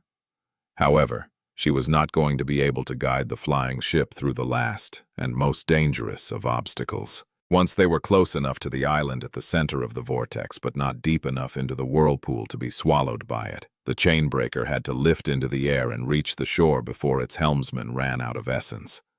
Nephis was a terror, and possessed the lineage of the sun god as well, which, among other things, drastically strengthened her soul. Her reserve of essence was the largest among them, so it would be her task to take up the steering oars in those last moments. As the first wisps of gray mist touched the bow of the chainbreaker, Sunny suppressed a shiver and looked into the approaching wall of fog with a dark expression. Mist, mist. Nothing good ever happened when there was mist around. Here in the dream realm, it was always a herald of something dreadful approaching. We have prepared for this. Taking a deep breath, he glanced at Cassie and smiled. Let's go find Effie and Jet then. Chapter 1, 1397. Wishful thinking. Soon, the chainbreaker was swallowed by the mist. The winds had grown stronger, making the folds of Sunny's nebulous mantle flutter. Feeling drops of water fall on his face, he sighed and looked at Cassie. Go. She lingered for a moment, then rushed away to replace Nephis at the steering oar. Sunny was left alone on the bow, looking into the mist with a dark expression on his face. Effie, Jet. Both of them were still alive. They had to be. But how could they? The third nightmare was not easy to survive, and these two, they, of all people, would have found it impossible to cling to life while stranded for more than a year on an isolated island. Jet could only exist by killing living beings to replenish her constantly dwindling essence after all. Effie was a slave to inhuman hunger. Without access to a great amount of food, she would swiftly wither and die. How many foes to kill could there have been on a hidden island, and how much food? No, don't think about that. The crow echo still existed, which meant at least one of them was still That crow has always been a bit strange, though. Much too animated for a simple echo. Perhaps it has something to do with Wake of Ruin. So who's to say that it can't exist without a master? Sunny threw a dark glance at the Sin of Solace, who grinned in response. Admit it, they are both probably dead already. Ah, how sad. They were slowly starving to death while you were having fun with Nephis on the dark island. You really took it easy back then, at the beginning, didn't you? Sunny looked away and gritted his teeth. The sword wraith simply laughed. Come to think of it, your friend Kai is most likely dead too. Even if the nightmare creatures did not kill him, Mordred surely did. He's probably walking around now, wearing Kai's corpse right as a luxury brand suit. Well, it's for the best. You have always been jealous of that guy anyway. The insecure little wretch that you are. The surface of the great river was growing restless. The waves were already much taller than before, making the bow of the chainbreaker sway. Feeling the deck rise and fall beneath him, Sunny closed his eyes for a moment. That's not true. Kai has Anvil's charm. I gave it to him. Mordred can't possess someone wearing that charm. The Sin of Solace stared at him for a few moments, a mocking smile on his lips. The charm, right. It protected Wealthy really well, huh? Snarling, Sunny turned around and prepared to rebuke the apparition, but at that moment, a calm voice resounded from behind them. Are you talking to your sword again? He flinched and looked back. Neff's slender figure slowly revealed itself from the mist, two pristine white sparks burning in her cold gray eyes. He hesitated for a moment, then nodded silently. Stopping once she reached him, Nephis looked into the mist and said, her voice even, I believe that they are all alive, too. A bitter smile appeared on Sunny's lips. Sure, but it seems like wishful thinking, doesn't it? People were not immortal. He had lost enough comrades to know how ruthless this world they lived in was, so wasn't it a bit naive to stubbornly cling to hope after Antarctica? Nephis shook her head. On the contrary, I think there is a valid and logical reason to believe that all members of the cohort are not dead yet. She put her hand on the hilt of her sword and said calmly, the 6 plagues exist. They are most likely the future versions of the 6 of you. Therefore, none of you is likely to be dead in the present. Otherwise, their existence can't be explained. Sunny hesitated for a moment, then nodded. That is strangely reassuring, in a morbid kind of way. You can't die yet because you're destined to become a defiled monster, huh? What a paradox. Neff's logic assumed that the future was predetermined. If so, there was no way that Effie and Jet were gone. However, that also meant that there was no way for the 6 of them to avoid killing her and becoming the 6 plagues, which made this whole endeavor meaningless. If the future was not predetermined, though, then the cohort could potentially write a different ending for themselves and the nightmare. Yet it also meant that there was no reason to believe that the rest of the members were still alive. Sunny knew that fate could hardly be changed, but he also knew that it did not govern every small occurrence and event. The details of what happened and how it did could be altered. It was just that the end result almost always remained the same. Sooner or later, all deviations were proven meaningless, failing to change the grand design of the future. It was easier to change fate inside of a nightmare as well, due to its fragmented and isolated nature. Plus, the great river was a strange place. Who was to say that their fate wasn't to become the 6 plagues, only for their younger selves to slay them and conquer the nightmare unscathed? Ah, my head hurts. He rubbed his face. All this stuff, the paradoxical nature of the great river, the unreliable future, the greater tapestry of fate, were too strange and irrational for a human mind to comprehend. The best they could do was just try to do their best at the moment and strive to reach the desired outcome, ignoring the confusing reality of the tomb of Ariel as much as possible. The winds were growing stronger. The branches of the sacred tree swayed, rustling worriedly. The swaying of the deck grew more pronounced. A thick mist enveloped everything in sight. "Hey, Sonny." He looked at Nephis, surprised by her strangely candid tone, and raised an eyebrow. Knowing her, some ridiculous statement was about to follow. He was not going to be fooled into listening to her apologize for his projector twice. But Nephis was perfectly earnest. "There is nothing wrong with a bit of wishful thinking. We will find them both alive. I'm sure of it." At that moment, the wind slammed into them like a ram, making both sway. Raising a hand, Sonny caught Nephis and helped her steady herself. At the same time, he used the feather of truth trait of the shell to increase his weight and ground himself more solidly on the deck. The two of them remained silent for a few moments, looking into each other's eyes. Then Sonny smiled. "All right, Neph, I'll believe you. This time." Chapter 1, 1398. Braving the Barrier. Soon, they were deep into the barrier surrounding Windrose. There was nothing but blinding mist, hurricane winds, and violent currents in this dreadful and deadly place. Sonny could easily imagine countless ships being drowned by the inconceivable whirlpool. Powerful nightmare creatures as well. No wonder almost no one returned after being swallowed by the mist. And yet, the fury of the wind was terrible, but not terrible enough to sway them. Nephis had invoked the true name of the wind, lessening the pressure on the graceful ship. The chainbreaker stubbornly cut through the mist, refusing to be pushed back. The violence of the raging currents was daunting, but not daunting enough to stop them. Guided by Cassie's steady hand, the chainbreaker broke through the fortress wall of the towering waves, never straying off course. By then, the natural flow of the great river was replaced entirely by a terrifying tide that was pulling them deeper and deeper into the mist. The deck beneath their feet was tilted downward, indicating that they were sliding into the giant, insatiable maw of the colossal whirlpool.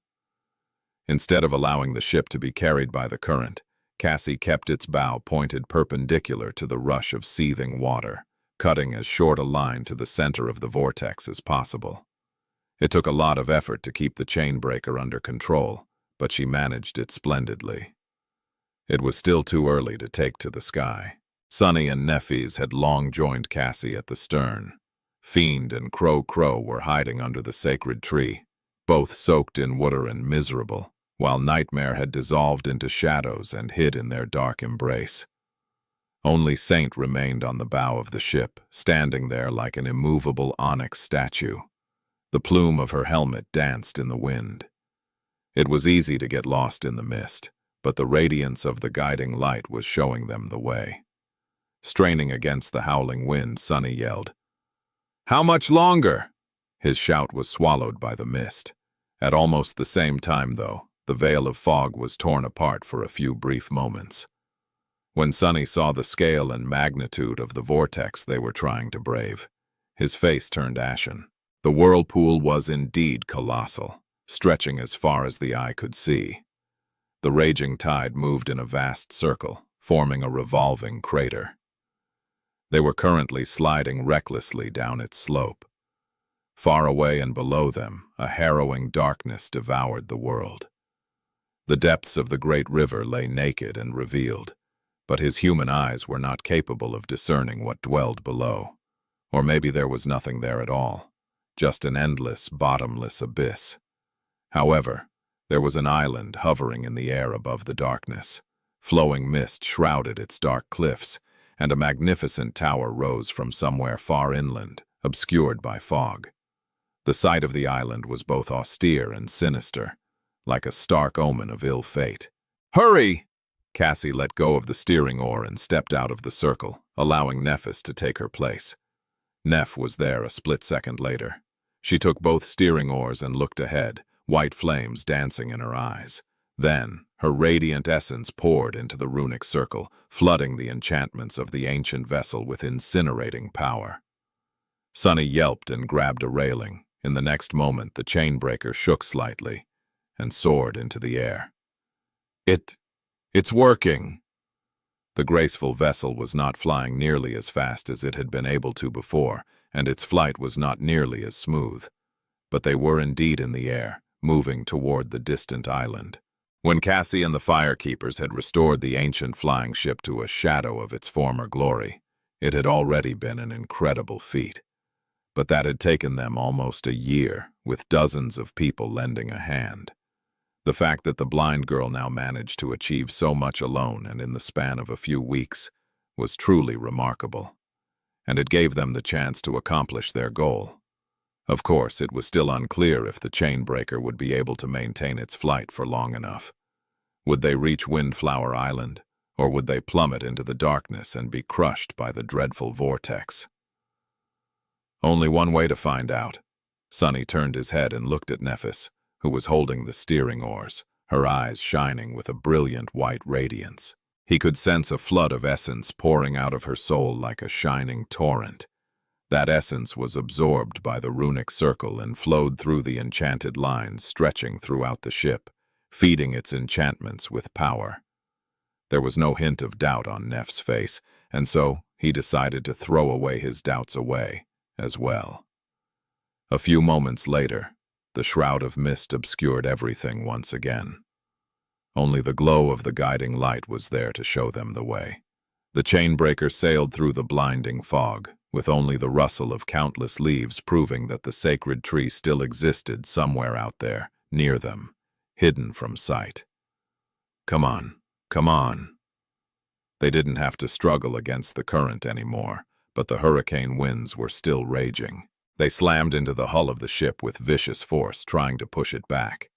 Because of it, the speed of the chainbreaker fell even more. Damn it! Sunny had been counting the seconds.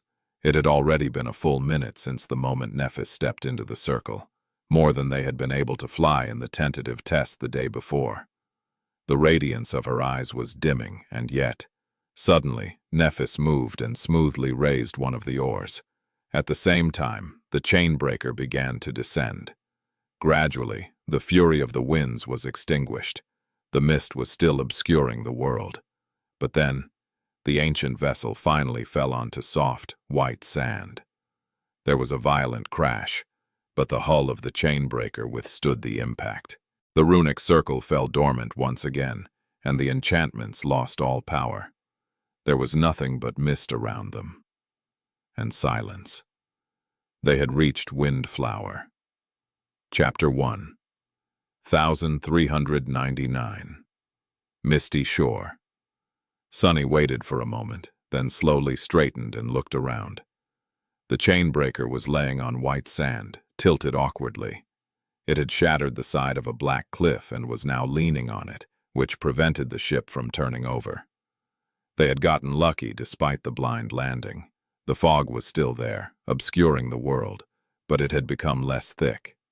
Sunny could make out the figure of Saint standing still on the bow of the beached vessel, as well as more cliffs rising high above them. It seemed that Nephis had guided the chainbreaker to a small strip of sand at the very edge of the island. Changing Star herself was leaning heavily on the steering oars. Her face was paler than usual, and the white flames were gone from her eyes. She had completely exhausted her essence to carry the ship across the dark abyss. Sunny grimaced. It was very unfortunate to have one of them utterly drained of essence right now. No one knew what dangers were waiting for them on the misty shore. These first minutes could very well prove to be of vital importance. Not that there had been a choice. I'm fine. Noticing his gaze, Nephis forced out a faint smile and put a hand on the hilt of her sword. I can still put up a fight. Sunny nodded, having no doubt in her ability to do just that, despite this weakened state. She was a seasoned slayer. Nevertheless, they had to be careful not to allow themselves to be wounded. It would be quite a while before Nephis could heal them again. Cassie used the guiding light to pick herself off the deck and shivered slightly as the mist caressed her skin. Her expression was troubled. Noticing it, Sunny tensed as well. What is it? The blind girl had an intuition that was far superior to even his. It had saved their lives numerous times, so seeing her this nervous was not a good sight. She lingered for a while, then shook her head with a frown. I'm not sure. I just have a very ominous feeling. This place, Windflower. Every part of me is screaming that we are in danger. Come to think of it, he felt it too. An invisible dark pressure emanating from all around them. All his instincts were telling him one thing, that there were dreadful predators somewhere close. Much more dreadful than even he himself was. Sunny scowled. Aren't we always in danger?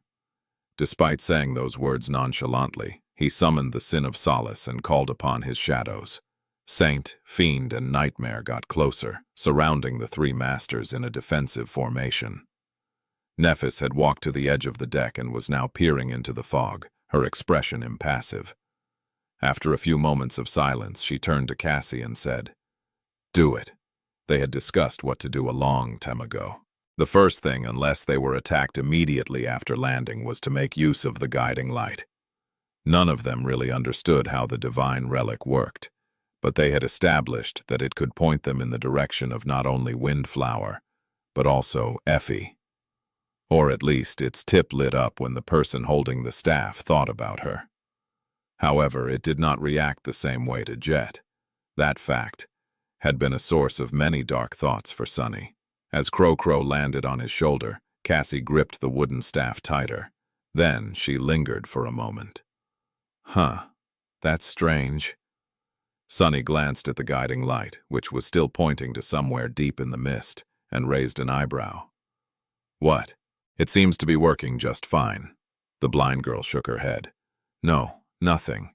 It's just that I have not asked it to find Effie yet.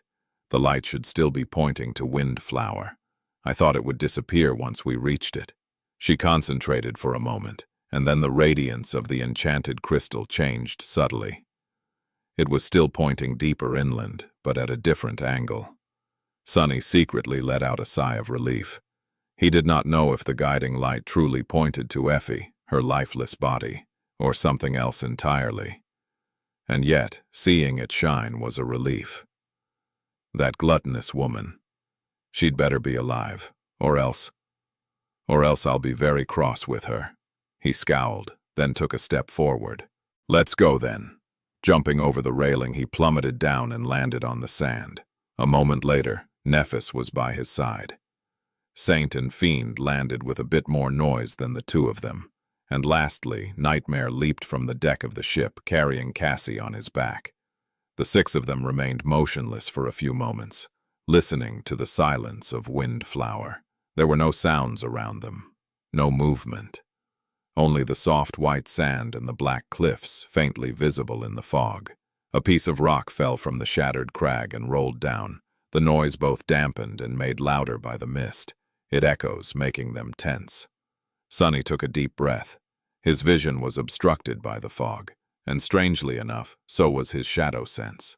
It was not entirely gone, but the range was limited to about as far as he could see. Beyond that, the shadows felt vague and unreliable. He didn't like being that vulnerable at all. At least the fog itself did not feel dangerous. It was a nuisance, sure, but far from being as senselessly terrifying as the mists of the hollow mountains. Curse it all. Frowning, Sunny took a step forward. As he did, a human figure suddenly revealed itself from the murky veil of the fog. He flinched, tensed, ready to attack, but then froze. Black eyes, porcelain skin. The sin of solace was looking at him mockingly. What? Did I scare you? Ah, how tiresome. It was the damned apparition. Sunny gritted his teeth and walked past the sword wraith, heading straight for the cliffs. At the same time, he sent 3 of his 5 shadows in different directions, ordering them to cautiously scout ahead. Slow and steady, slow and steady. Effie and Jet had already been on this island for more than a year. They would have to wait for a few hours, or even days, more. If Sunny, Nephis, and Cassie were too hasty and proceeded recklessly, they could very well die before finding the lost members of the cohort. He was not going to underestimate the perils of Windflower, but he was going to find his friends, no matter what. There can't be any mistakes. Chapter 1. 1,400. Footprints in the sand. As Sonny's shadows climbed the cliffs, he and his companions cautiously advanced up the beach. Even the crow, who had been anxious and impatient to find its master all this time, seemed wary and subdued. The blackbird was sitting on Sonny's shoulder, its feathers raised, and kept silent. The mist swirled silently around them. Saint and Fiend were in the rear, both ready to defend against an unexpected attack at any moment. Sonny and Nephiz were in the middle.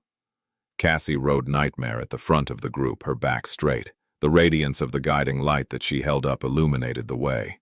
At some point, the shadow steed suddenly stopped. Sonny gripped the hilt of the Sin of Solace tighter and said in a low voice, "What is it?" Cassie remained motionless for a moment, then pointed the sacred staff down, at the ground. When Sonny and Nephiz approached, they immediately understood why. Out there in the white sand, hidden in the mist, was a line of lonesome footprints. Sonny kneeled to study them, a frown appearing on his face. "Those were left by a human." Neff's voice echoed in the fog. He nodded slightly. Indeed, the shallow prints left in the sand belonged to a human.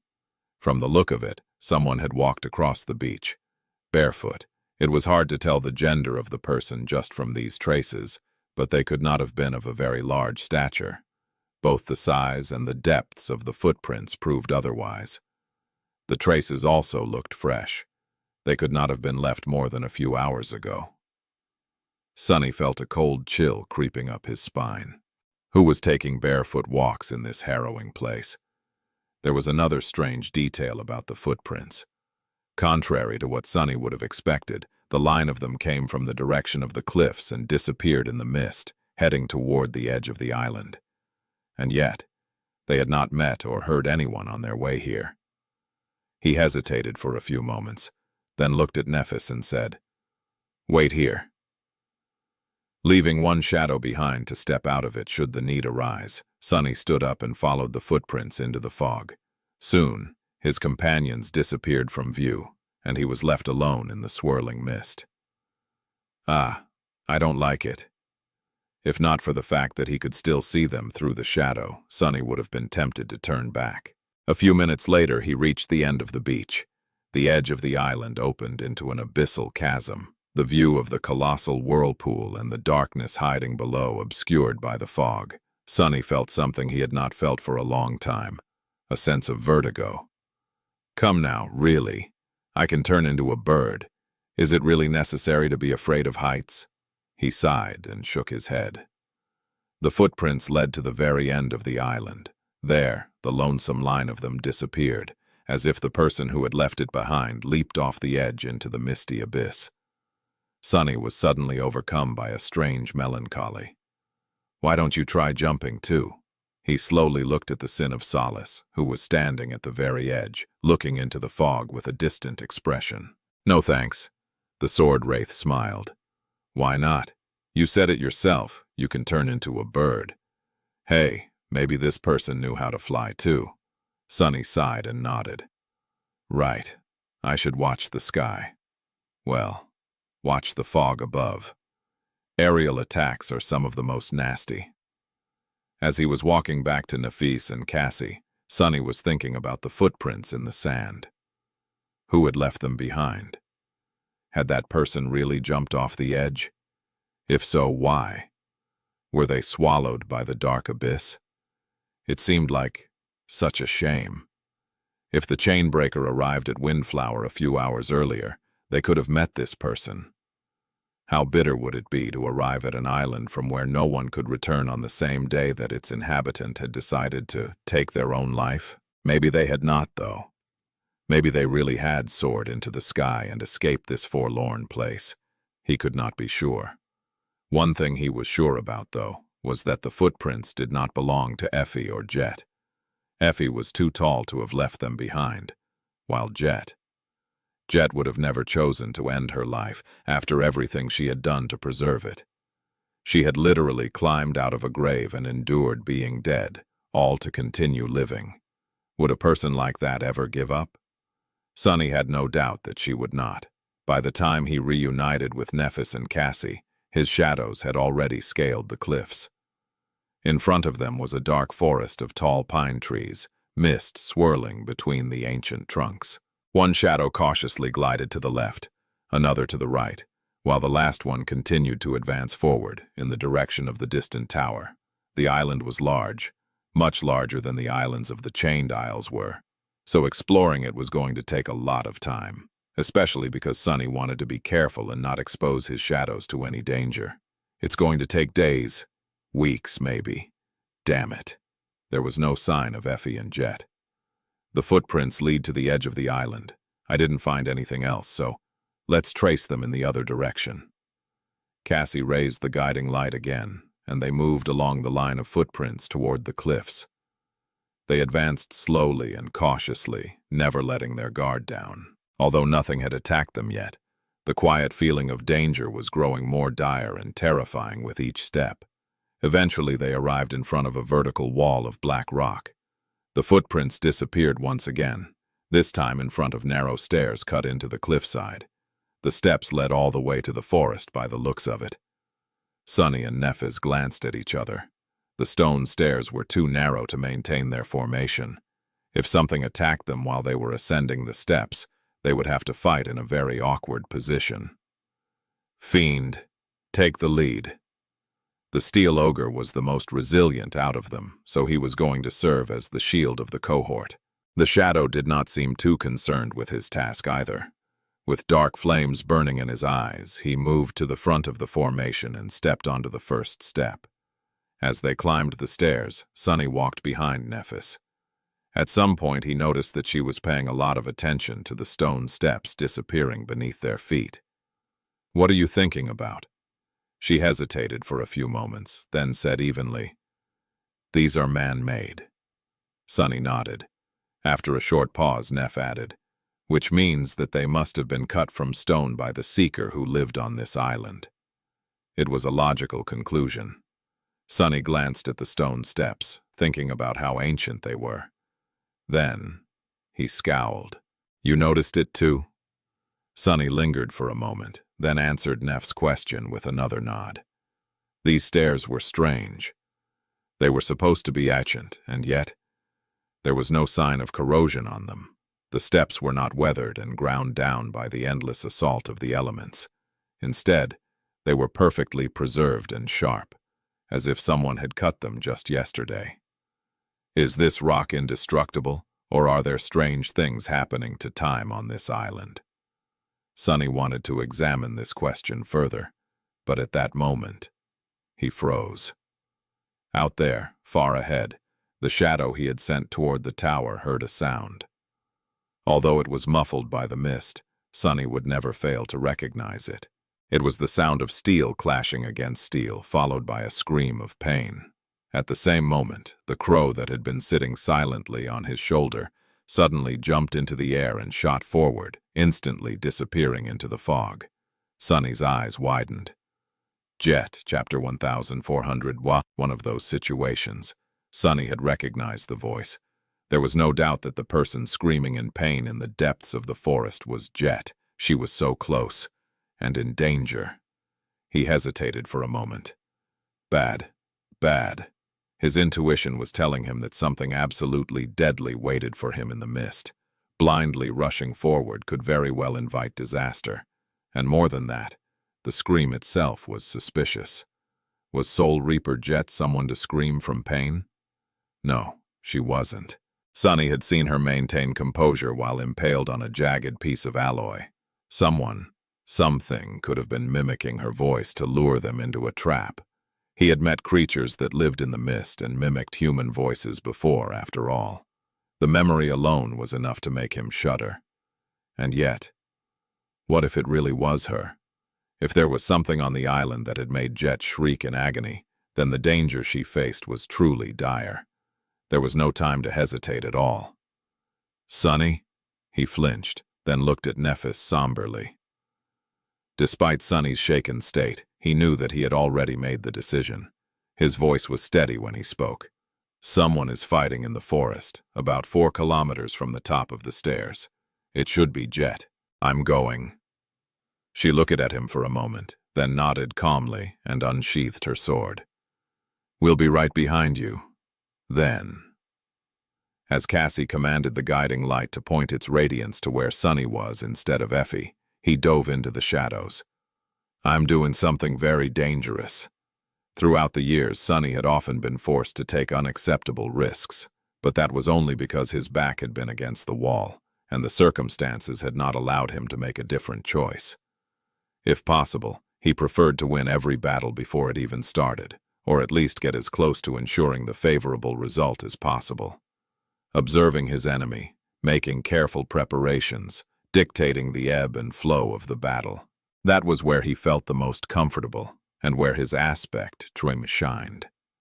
Right now, Sunny had no idea what enemy he was going to face, was rushing into battle without having made any preparations, and did not hold any initiative at all. Much worse, he was doing all these things here, in the depths of the third nightmare, surrounded by the mists of windflower. It was hard to imagine a place more perilous than that. "It's just one of those situations where I only have bad choices. It's going to be all right, though. I've survived all the previous gambles, so I'll pull through this time as well."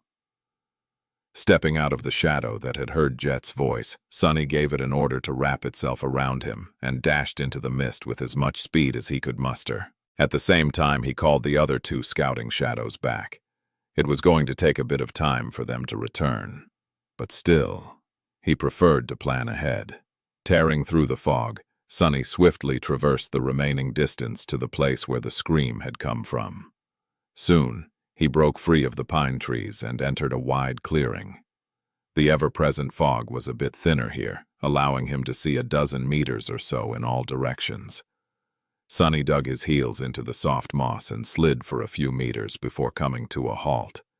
The sin of solace was already raised, ready to strike, but there was no movement around him. Sunny froze for a split second, scanning the misty clearing.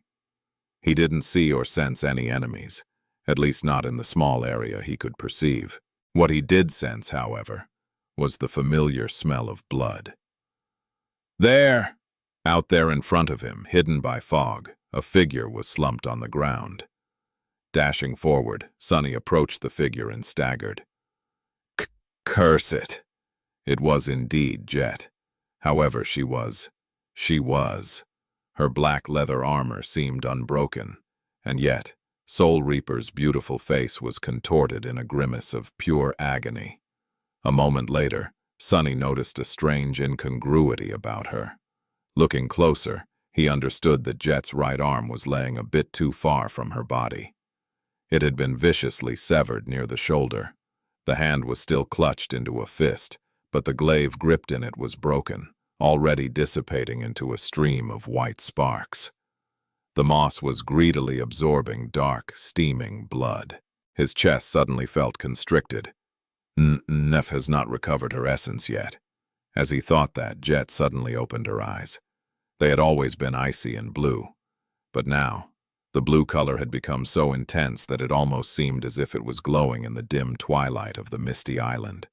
There was a hint of recognition in her dazed gaze. Her lips moved, but Sunny failed to discern the barely audible whisper. "Hold on, Jet. Hold on." Kneeling in front of her, he lowered his head and listened. Jet's voice was weak and hoarse. "Sunny, behind you. Fog." His eyes widened. A split second later, he was already moving. Jumping to his feet, Sunny spun and brandished the sin of solace. He only had enough time to notice a vague shape in the swirling mist, elusive and ethereal, as if made out of the fog itself. The world around him was suddenly terribly cold, the breath escaping from his mouth as steam. "Got you." The jade blade of the cursed Jian sliced through the ethereal figure without meeting any resistance. Sunny was used to the feeling of the flesh of his enemies parting before the white jade like water, so he wasn't too surprised. However, something was wrong. Cursing, he jumped back, narrowly avoiding being grasped by the misty apparition. Cold sweat appeared on his face.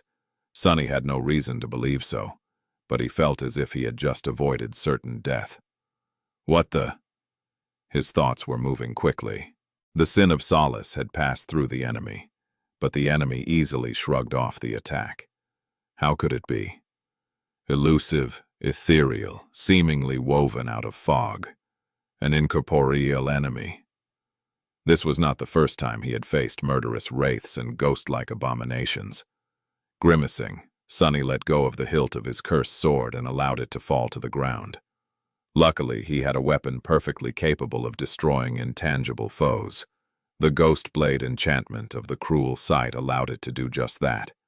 Now, he just had to survive a few seconds until the somber spear manifested itself. The problem was that he could not see the mist wraith anymore.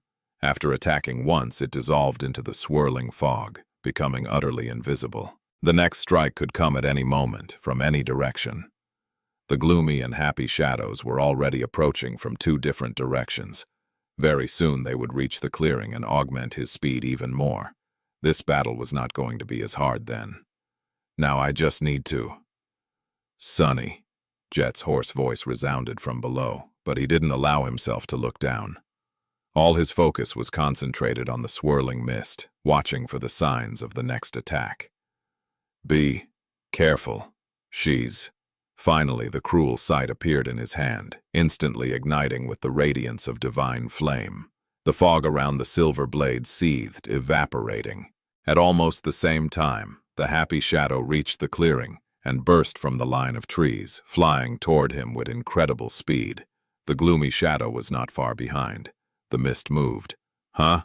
Strangely enough, the wraith was not lunging at him. Instead, it was at the edge of the clearing, moving to intercept. No! Suddenly, harrowing pain tore through Sunny's mind and body.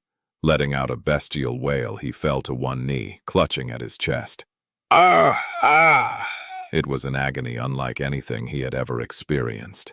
As Sunny watched with disbelieving eyes, his vision blurry, the happy shadow was out there, in front of him, impaled on a ghostly blade. Once lively and joyful, it was now empty and hollow, dead. The spell whispered solemnly into his ear. Your shadow has been destroyed. Your shadow core has been destroyed. Gloomy. Sunny was paralyzed by pain, but he tried to move nevertheless. However, it was too late. The mist wraith was suddenly on the opposite side of the clearing, and he was brought to the ground by another wave of unimaginable, killing torment. Your shadow has... your core, destroyed. His soul was severely damaged. 2 of his shadow cores had shattered, and his soul was falling apart. No, no, no. Letting out a tortured howl, Sunny struggled to stand up, but all he managed was to rise to one knee. It was then that he felt a cold presence looming above him. Looking up, he saw it. 2 icy blue eyes looking down at him with inhuman coldness. Laying on the ground, Jet whispered in a voice that was like a dying flame. Me. Then, a ghostly blade pierced Sunny's chest. It passed through the dark fabric of Ananki's mantle and the black silk of the Shroud of Dusk, as if they were no obstacles at all.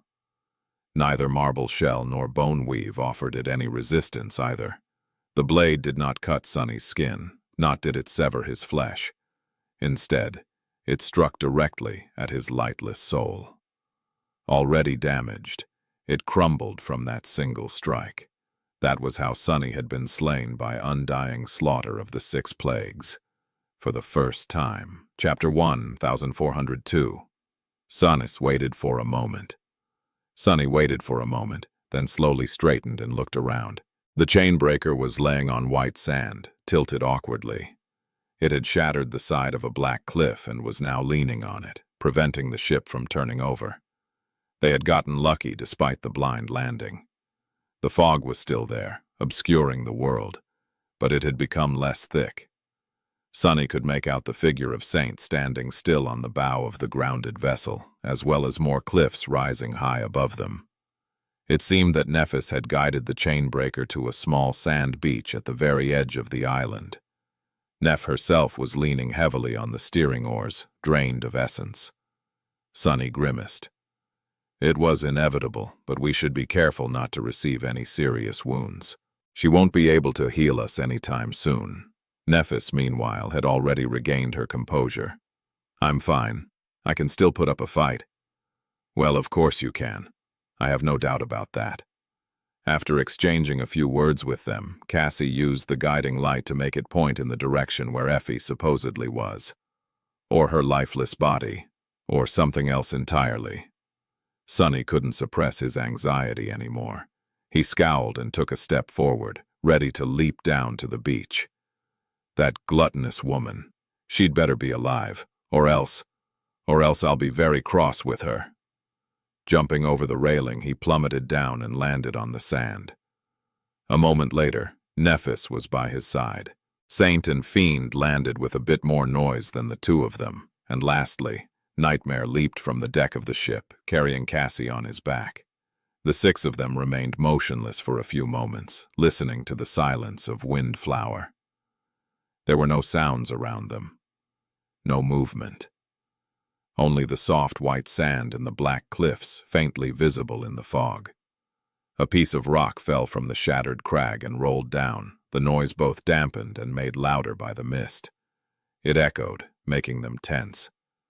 Feeling very uncomfortable because of how suppressed both his vision and shadow sense were, Sunny took a step forward. As he did, a human figure suddenly revealed itself from the murky veil of the fog. He flinched and tensed, ready to attack, but then froze. Black eyes, porcelain skin. The Sin of Solace looked at him contemptuously and spat. Gods, this again. I'm so sick of it. Sunny gritted his teeth and walked past the damned sword wraith, but then he lingered for a moment. Suddenly, a strange sense of vu overcame him. Why did he feel as if the Sin of Solace was supposed to say something else? Shaking his head, Sunny ignored the loathsome apparition and headed straight for the cliffs.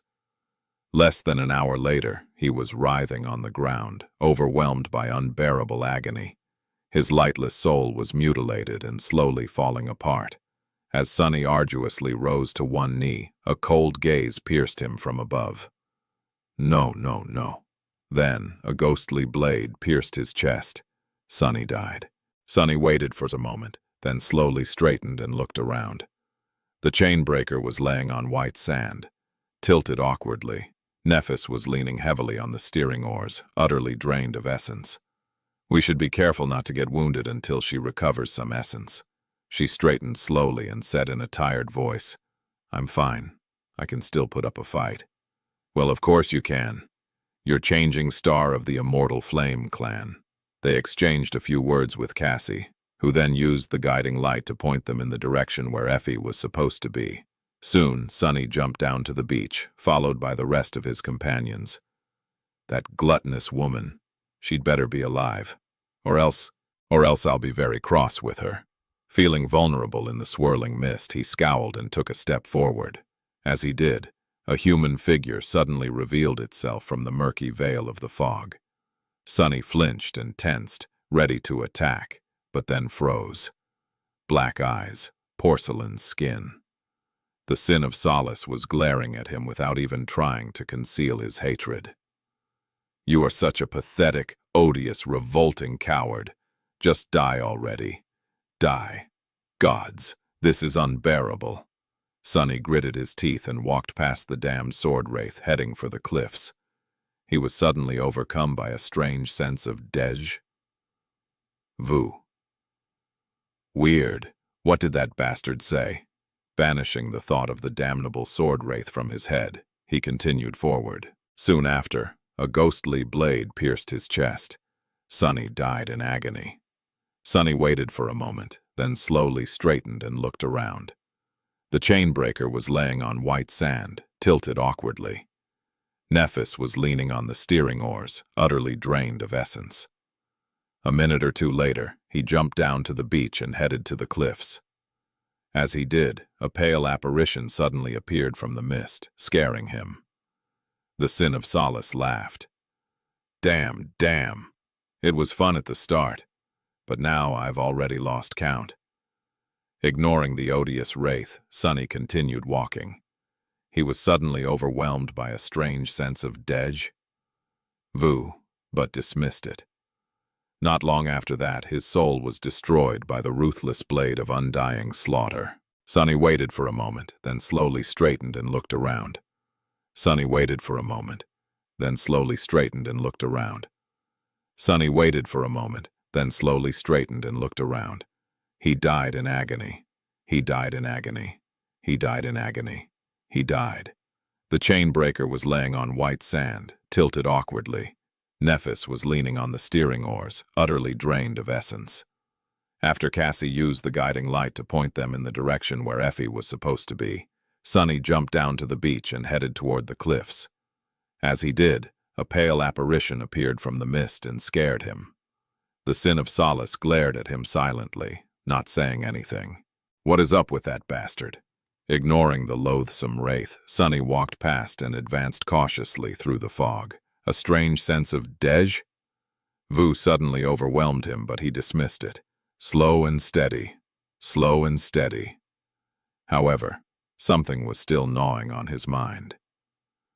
Scowling, Sunny stopped, lingered for a few moments, and turned around. "Hey, you. Weren't you going to say something?" Nephis looked at him with a hint of surprise. "Are you talking to your sword?" Sunny nodded and continued staring at the Sin of Solace, who silently glared at him back. "Why do I feel so strange?" He remained motionless for a while, his expression growing darker. Eventually, Sunny uttered a curse and shook his head. "Hold on, I think something is not right." Chapter 1, 1403 Deja Vu. Because of Sunny, they spent more time near the chain breaker than they had planned. However, he simply couldn't tell what it was that had made him feel so uncomfortable. After a while, there was no choice but to head for the cliffs.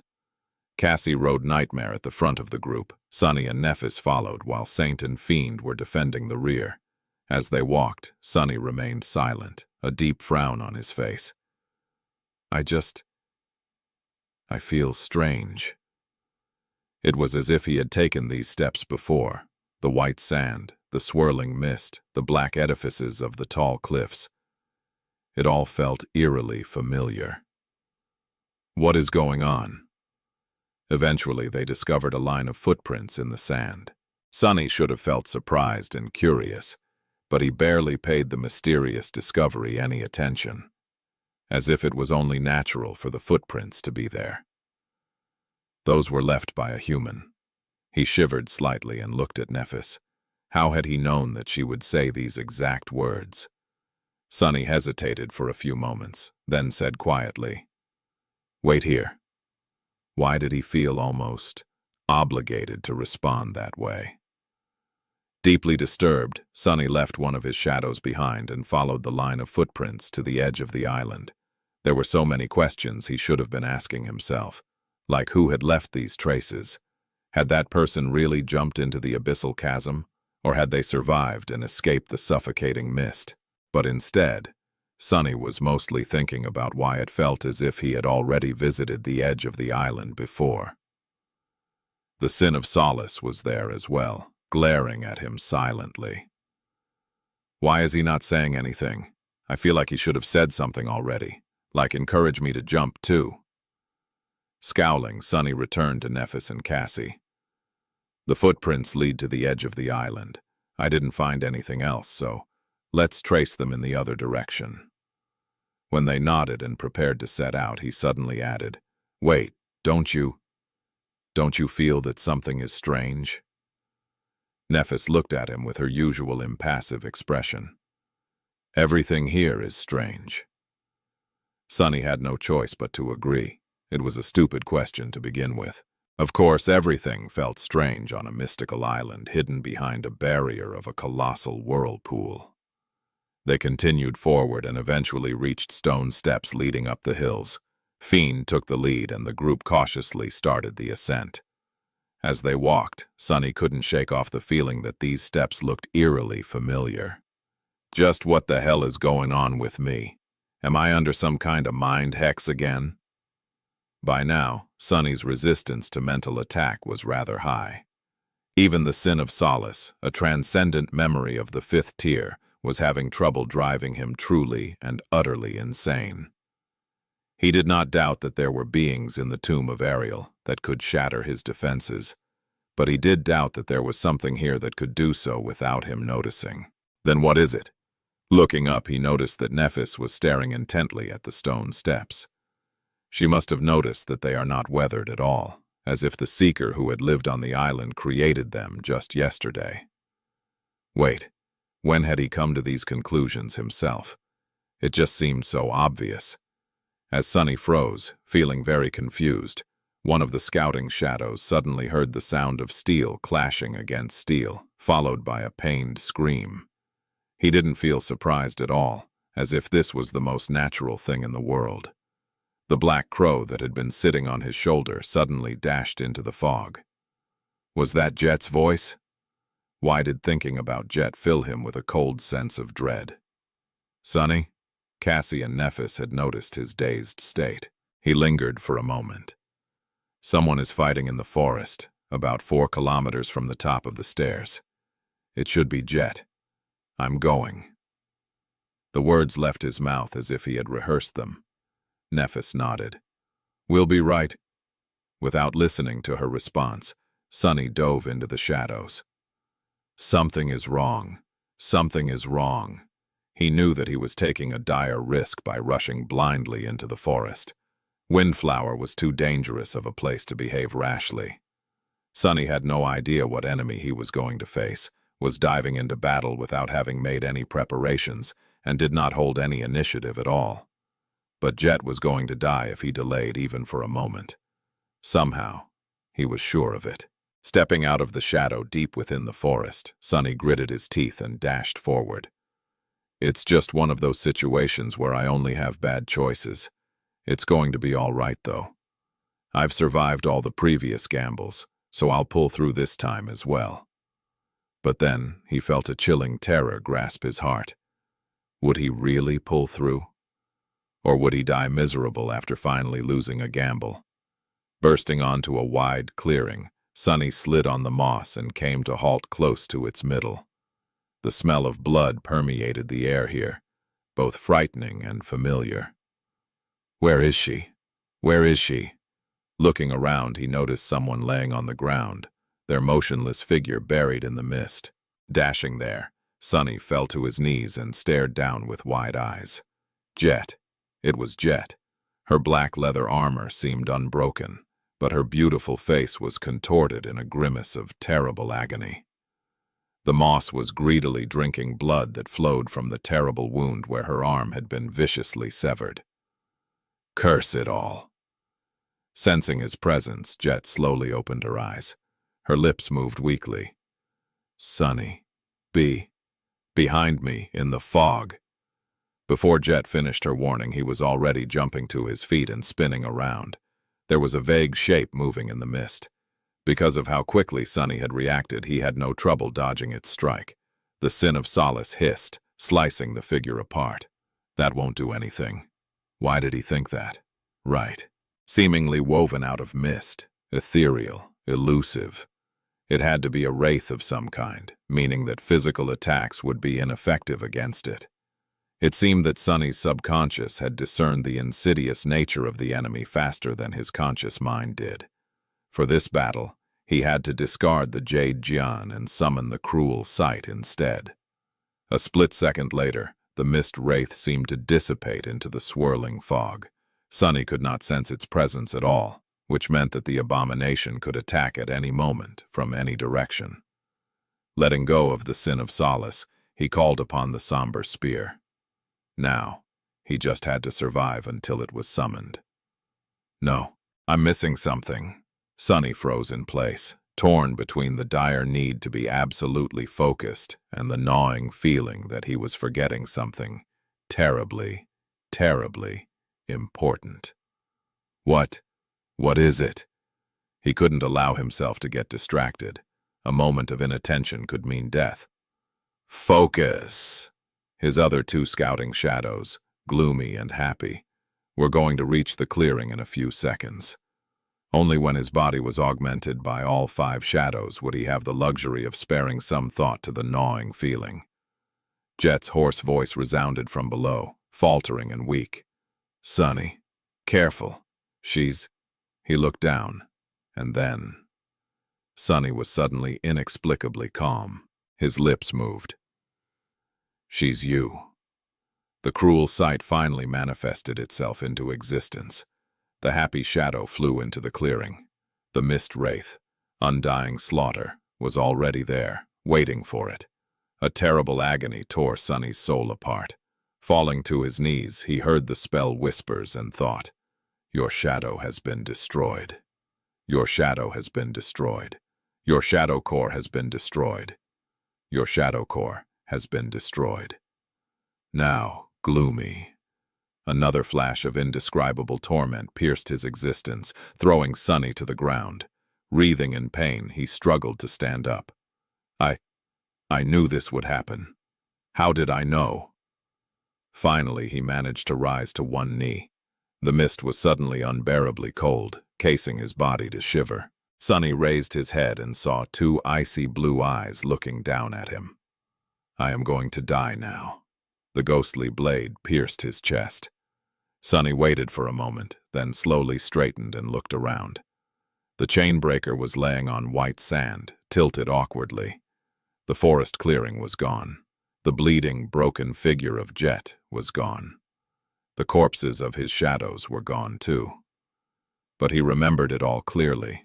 The misty shore, the black cliffs, the cold twilight of the pine forest, the dread of dying on his knees. I died. But he had not. Otherwise, how would he be standing here, on the deck of the chainbreaker? Neff and Cassie must have saved me somehow, and retreated back to the ship. It was at that moment that he heard Neff's voice. "I'm fine. I can still put up a fight." Sonny flinched and stared at her with a deadpan expression. What did you just say?" She raised an eyebrow. "I said I can still fight." Sonny continued to stare at her silently. His mind was utterly empty. "These are the exact words she said when we first landed on the island. No, not just her words. Everything is exactly the same." He looked around again, noting every small detail of their surroundings. He was right. It was as if the last hour had never happened, as if Sonny had returned to the past. He slowly raised a hand and ran it across his face.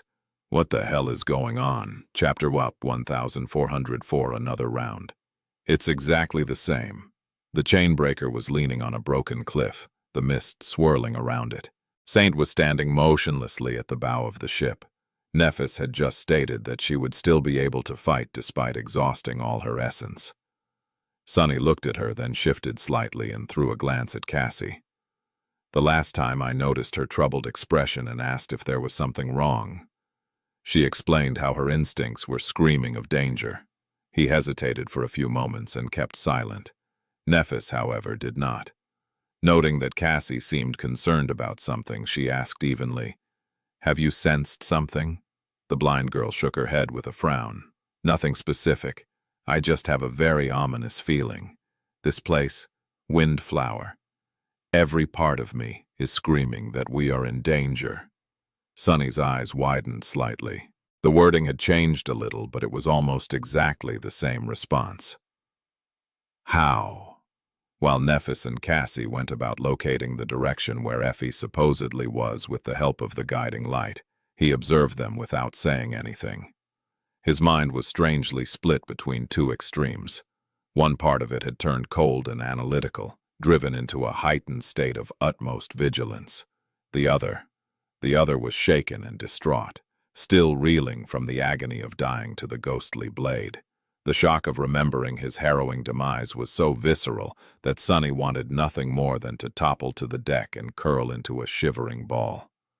Perhaps he had only managed to remain standing because he was frozen stiff. "Sonny, let's go, if you don't mind." He flinched and glanced at Nephis. She was already leaping over the railing. Still slow to react, Sonny watched as Cassie awkwardly climbed on top of Nightmare and settled in the saddle. With her small stature, it was not that easy to accomplish. "I should adjust the stirrups." That ordinary thought finally broke his dazed state. Commanding his shadows to disembark, he walked over to the edge of the deck and jumped down. He was the last one to set foot on the white sand of the misty beach. I really seem to have traveled to the past. Or is it an illusion? Then again, that vision of death might have been an illusion instead. A vision. Did I receive a prophetic vision meant for Cassie somehow? His mind was in turmoil, which was why Sunny flinched and took a step back when a human figure suddenly revealed itself from the fog. He had completely forgotten about the sin of solace. Right. That bastard scared me the last time, too. Now he's going to glare at me silently.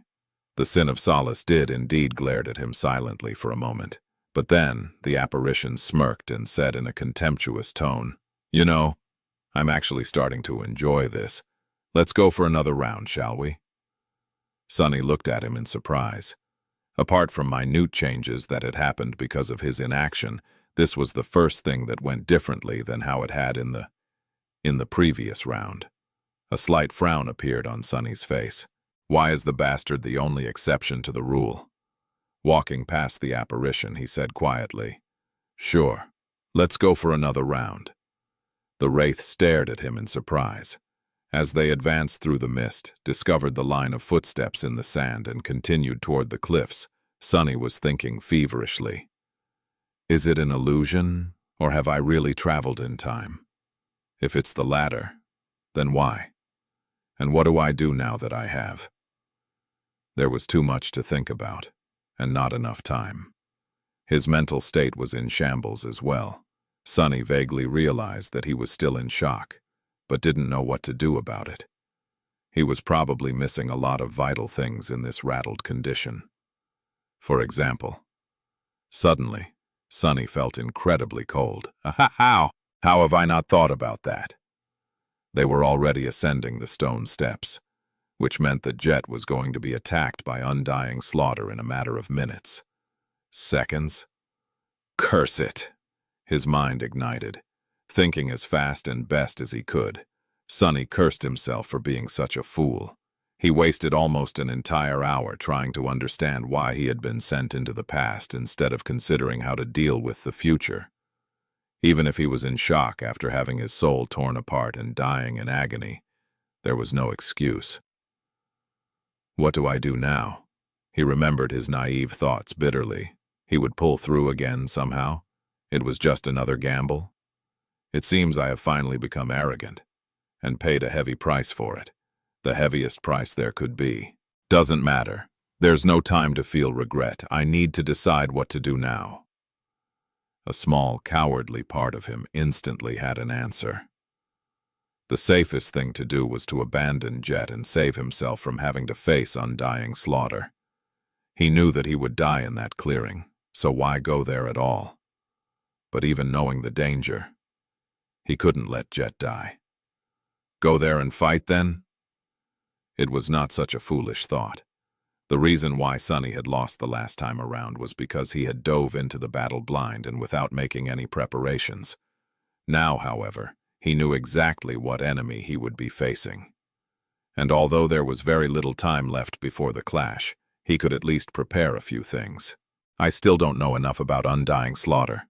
Fighting her now would be unwise, but he did not really need to. All he had to do was grab Jet and run. At that point, the shadow he had sent to scout ahead finally heard it. The sound of clashing steel, followed by Soul Reaper's pained scream. Sunny gritted his teeth. Let's do this. Chapter 1405. Undone dismissing the sin of solace, Sunny called upon the cruel sight and looked at Nephis. There was no time to explain everything, but he still had to warn them in advance. What to say? How would he even explain a situation like that? Not finding any good words, Sunny just said what came to mind. I found Jet.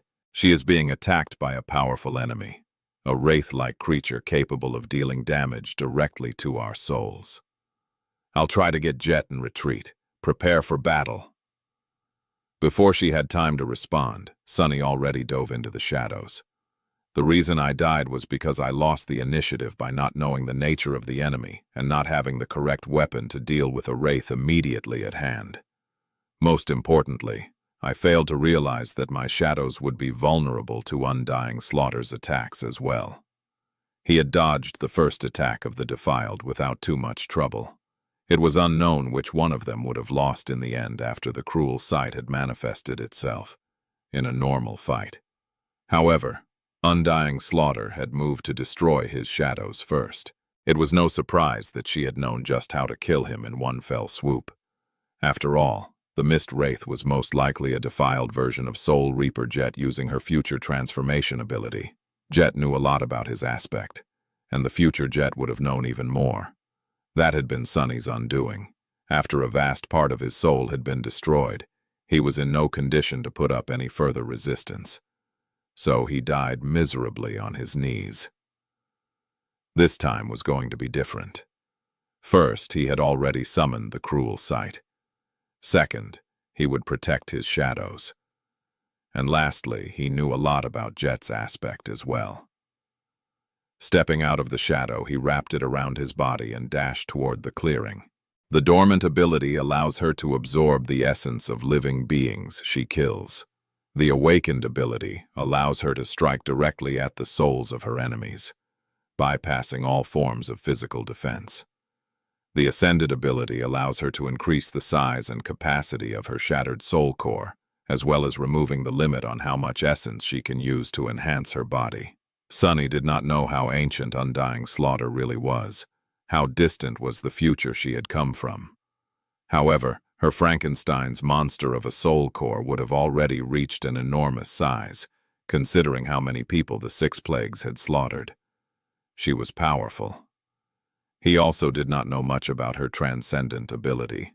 It was most likely how Undying Slaughter had attacked him in the form of a wraith, but the details of her transformation were unclear. I should be able to get through this as long as I'm careful. Or not. Bursting from the line of trees, Sunny ignited the silver blade of the cruel sight with divine flames and dashed toward where Jet was laying on the ground, her blood pouring into the moss. As he kneeled in front of her, tense and ready to fight, she opened her icy blue eyes and looked at him weakly. Her lips moved. "Don't speak. I know. Now." Sunny did not have to kneel and show his back to the enemy.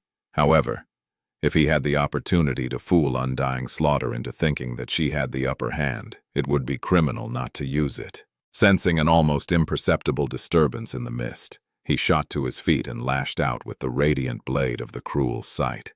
There was a vague figure hidden in the fog, already moving to attack him.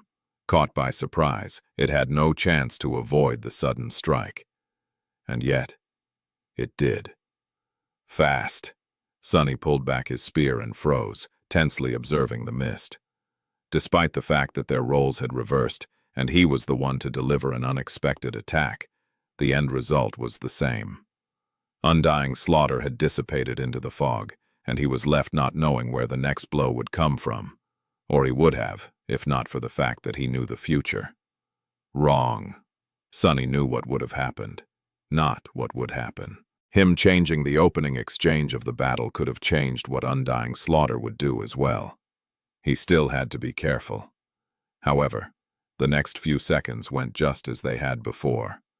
The Mist Wraith did not attack him again, hiding and waiting, until the happy shadow flew from behind the trees and rushed toward its master.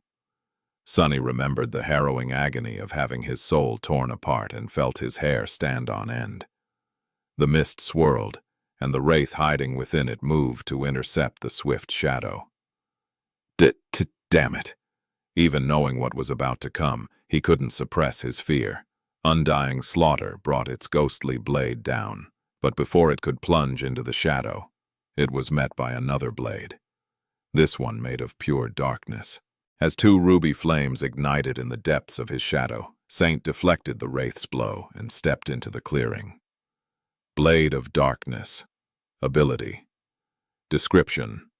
The true darkness dwelling in this shadow's heart can be summoned in the form of a fearsome weapon, as long as the shadow has mastered the use of that weapon. The blade of darkness can slay those of flesh and those of spirit. It never dulls, never falters, and never breaks. Alternatively, the darkness can be summoned to augment a mundane weapon. Saint's dark sword could cut both tangible and intangible enemies, just like the cruel sight could. More than that, she was immune to soul damage, which made his taciturn shadow an almost perfect adversary for the hateful mist wraith. Even if undying slaughter was a defiled transcendent like the Mad Prince was, Saint was a transcendent devil. Their power, at least theoretically, was on par. Or so Sunny hoped. Faced with the dark blade, the mist wraith glided back. The next moment, a second shadow appeared in the clearing. Fiend jumped out of it, infernal flames burning in his eyes. The happy shadow wrapped itself around the graceful stone knight, while the gloomy one wrapped itself around the steel ogre. Sunny himself was augmented by the other three. Undying slaughter was caught in the middle of a triangle formed by Saint, Fiend, and Sunny. Let's see who will die now. Forcing himself to grin, Sunny gripped the cruel sight tighter and dashed forward. Chapter 1, 1406. Undying. Sunny waited for a moment, then slowly straightened and looked around. The chainbreaker was laying on white sand, tilted awkwardly. Damnation! His trembling fist collided with the railing and splintered the enchanted wood. He didn't feel the pain. Curse it! Curse it all! Sunny, are you all right? Sunny lingered for a moment, took a labored breath, then looked himself over and slowly turned to Nephis. His voice sounded hoarse. Yes, it seems that I am. In the end, he still lost to undying slaughter.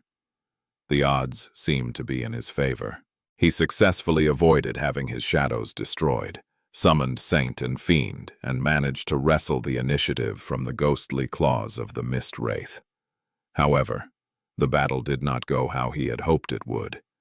It ended in disaster, just like the previous time. Sunny had been almost certain that Saint would be immune to undying slaughter's soul attacks. And it turned out to be true. Somewhat. It seemed that she could withstand much more damage than the rest of them, but even then, the ghostly blade was just as lethal to the taciturn knight as it was to Sunny and Fiend. The reason, as he belatedly realized, was the unique nature of Jet's aspect. Her attacks bypassed physical defenses and struck the soul. And yet, they were not true soul attacks. Instead, they were physical attacks that inexplicably dealt damage to the soul. How was one supposed to defend against that? The mightier one's soul was, the more it took to destroy it. Other than enduring the damage or avoiding being hit entirely, there was no other way. At least none that he knew of. Sadly, it was easier said than done. Saint's sword and the cruel sight were capable of blocking the ghostly blade of undying slaughter, but actually withstanding her dreadful assault was almost impossible. The mist wraith was astonishingly swift, devastatingly strong, and insidiously cunning on top of that. She was a truly abominable creature, and an inexplicable one, too. Sunny had just enough time to catch a glimpse of what hid in the darkness of her defiled soul, and what he saw left him reeling. Undying slaughter could be called a corrupted beast, since there was only one node of vile darkness infesting her soul. But that node was truly colossal in size, dwarfing any other corruption core he had even seen before. So, her actual power could very well be equal to a terror or a titan.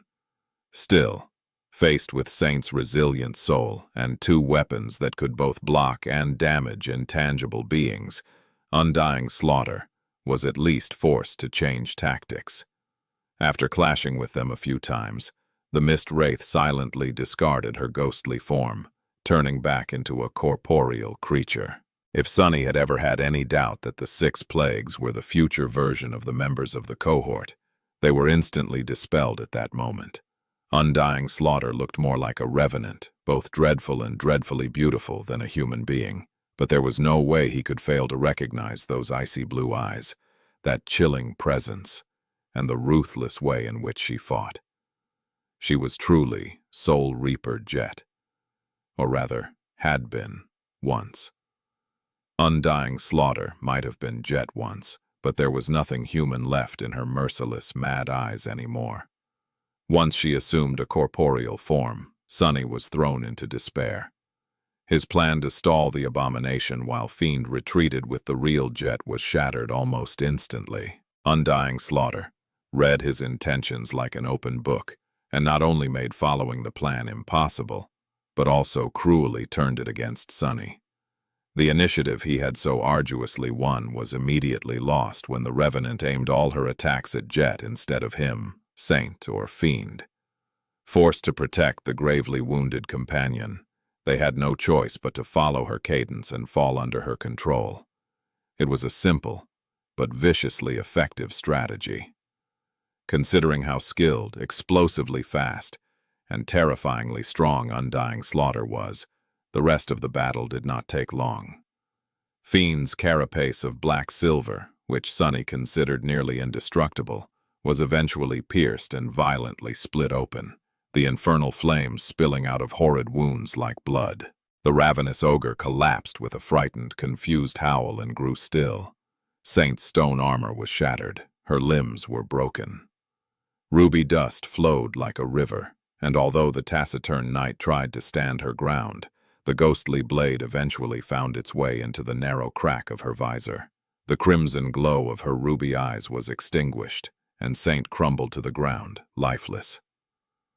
The spell announced her death mournfully. Sunny thought that he would be next. But Undying Slaughter was not that kind. She made him watch Jet die before delivering the fatal blow. Back on the deck of the Chainbreaker, he closed his eyes. How can anyone fight that thing? I'm fine. I can still put up a fight. Sunny flinched and looked up. Nephis must have mistaken the reason for his grim expression and repeated her usual words. It was just a coincidence. Suddenly, he felt a strange sense of incongruity. Mere seconds ago, Sunny had been fighting for his life, watching his shadows die in fear and sorrow. He had watched Jet die as well. He had even died himself. Again. And yet, Nephis and Cassie were behaving as if nothing had happened. Well, it had not. For them. Sunny understood that, but he still couldn't help but feel ashamed, angry, and resentful. He lingered for a few moments, and then forced out a smile. Yeah, I can still put up a fight too. He smiled, widened slightly, growing both darker and more sincere. It was true. Sunny might have lost to Undying Slaughter again, but he acquired something extremely valuable from that loss. Looking around, he took in the sight of the swirling mist, white sand, and the black cliffs. So I'm back again. What he received was truly precious. It was the knowledge that his strange return to the past was not a one-time thing, which meant that he was not done fighting. Chapter 1, 1407. Moving in a circle. Giving him a nod, Nephis went about asking Cassie to use the guiding light to locate Effie. Sunny, meanwhile, remained motionless. He was somewhat lost in thought. First of all, stay calm. His behavior up until now had been nothing short of embarrassing. Of course, there were extenuating circumstances. During his first round, Sunny had been barely conscious of the fact that time was repeating itself. During the second try, he was still reeling and in shock from dying gruesomely at the hands of Undying Slaughter. But this was his third attempt. This time, he had to maintain his composure and not lose control. No, not quite right. Who was to say that this attempt was his third? It was only the third attempt since he had become aware of the fact that everything was repeating itself. There was no telling how many times he had died before that. Still deep in thought, Sunny glanced at Nephis and Cassie. He remained motionless for a few moments, then silently walked over to Nightmare and adjusted the stirrups of the overpriced saddle to make it easier for the blind girl to mount. Soon they abandoned the ship and stepped on the white sand of the misty beach. Sunny walked in the back, looking down with a somber expression on his face. He did not react in any way when the Sin of Solace suddenly appeared from the fog. The sword wraith stared at him mockingly. Calling the shadows? Shame the only thing you achieved was getting them killed, like you get everyone else who follows you killed. Hey, Here's an idea. How about you ask Nephi's and Cassia for help next? Sunny spared him a grim look, causing the sin of Solace to cover his mouth with a hand theatrically.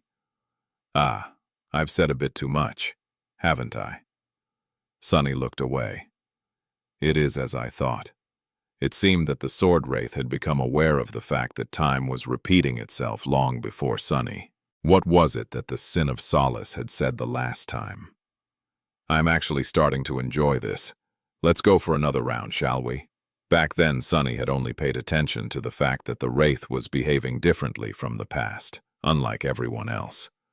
But now it was clear that the apparition had already known about the twisted nature of time on Windflower. Come to think of it, had it not been the inconsistency of how the sin of Solace behaved that first alerted Sunny to the anomaly? The wraith had stared at Sunny silently, and he turned to ask if the bastard was not going to say anything. The odd feeling that eventually allowed him to realize the truth started gnawing at him after that. The time is repeating itself. Sunny looked into the fog. A few moments later, he sighed deeply. I'm such a fool.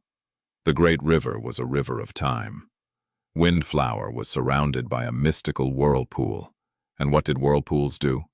They spun. The water caught in them revolved in a circle. So, the time here must have revolved in a circle too, forming a loop. It was an outlandish theory, but not an entirely baseless one. In fact, it could explain a few things. Why the ancient stone steps did not look weathered at all, for example. How Effie and Jet could have survived an entire year on this island, despite their flaws. Wait. If Effie and Jet were caught in a loop of repeating time here on Windflower, then was Undying Slaughter caught in it too? She had not shown any signs of knowing what Sunny would do in advance, which meant that she did not know about the loop, and therefore had no means of escaping it. How had one of the dreaded 6 plagues ended up being trapped here? More importantly, why was Sunny the only one who seemed to be aware of the loop? His frowned. After a few moments, his eyes widened slightly. It's not me, it's the sin of Solace. The sword wraith seemed to have been aware of the loop from the very beginning.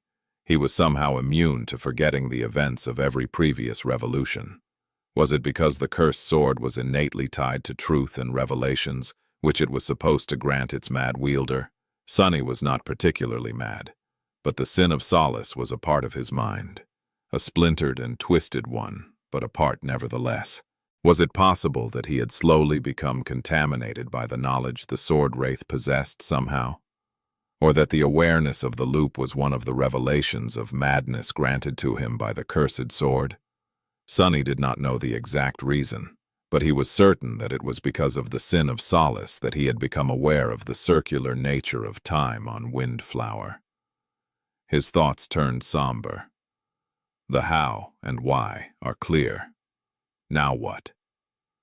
Undying Slaughter was far more fearsome than Sunny had expected.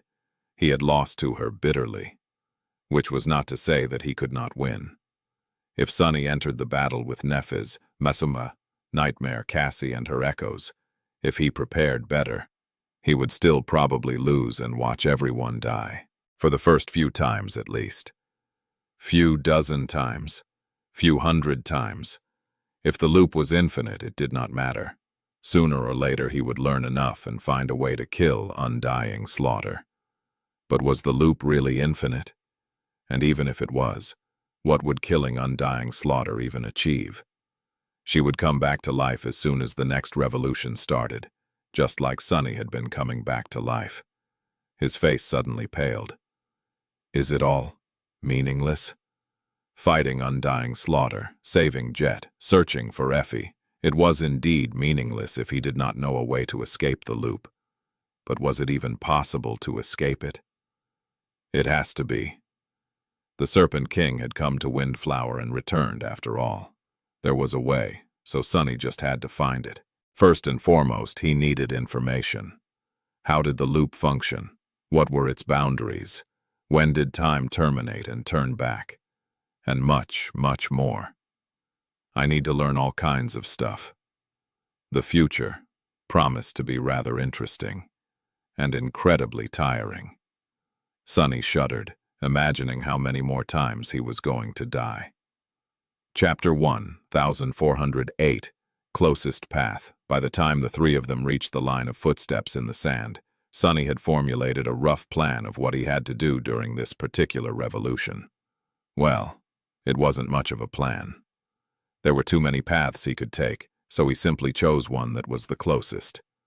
Jet was not that far, and had to know more about what was happening on the island than he did. So Sunny was determined to find her before undying slaughter did. He was not enthused about the idea of fighting the dreadful wraith again so soon. Luckily, there was a high possibility that he could snatch Jet and escape without exchanging a single blow with the defiled. What I need right now is not strength, but speed. Sunny glanced at Nephis and Cassie. He would have to share his knowledge with his companions sooner or later, without a doubt. Just imagining that conversation made him uncomfortable, though. It was a rather bizarre thing to say to someone, that they had been living the same hour over and over again without ever realizing it. I'll tell them the next time. Hopefully there will be a next time. Sunny suspected that the loop was endless. It should have existed for as long as the colossal whirlpool existed, which had already been hundreds of years, but he couldn't be sure. So for now, he had to treat each revolution as if it was the last one. I'll tell them after I'm back then. Sadly, he had already wasted a lot of time coming to this realization, so there was none of it left for lengthy explanations. Noticing his intense gaze, Nephis looked at him and raised an eyebrow. Sunny hesitated for a few moments, considering his words carefully, then opened his mouth and said just three of them. Aster, Song Vale. Her expression changed slightly, becoming darker and more intense. It was not exactly the same murderous reaction as she had showed on the Ashen Barrow, but Sunny still felt a little uncomfortable. Nephis frowned. Why? She paused for a moment, then took a deep breath. Are we under a mind hex again? Sunny shook his head. No, but something similar. Right now, I need you two to not ask questions and do what I tell you. Can you do that? Cassie had turned around in the saddle, a troubled expression appearing on her face. She remained silent, though, waiting for Nephis to speak. Neph stared at him for a few long moments, then nodded slowly. All right. Sunny sighed with relief. He knew that she trusted him, but blindly trusting someone was not easy. It was even harder to suppress one's curiosity. Personally, he would have had a lot of trouble both with the former and the latter. He forced out a smile. Good. Then return to the ship and hide. Stay safe until I return. Sunny had no idea if returning to the chainbreaker was indeed safe, but it was the best temporary solution he could come up with. Turning to Cassie, he added, I'll need Nightmare. The blind girl swiftly dismounted, allowing him to hop into the saddle. Looking down, Sunny lingered for a moment, then commanded Saint and Fiend to protect his companions. A moment later, he was galloping through the fog.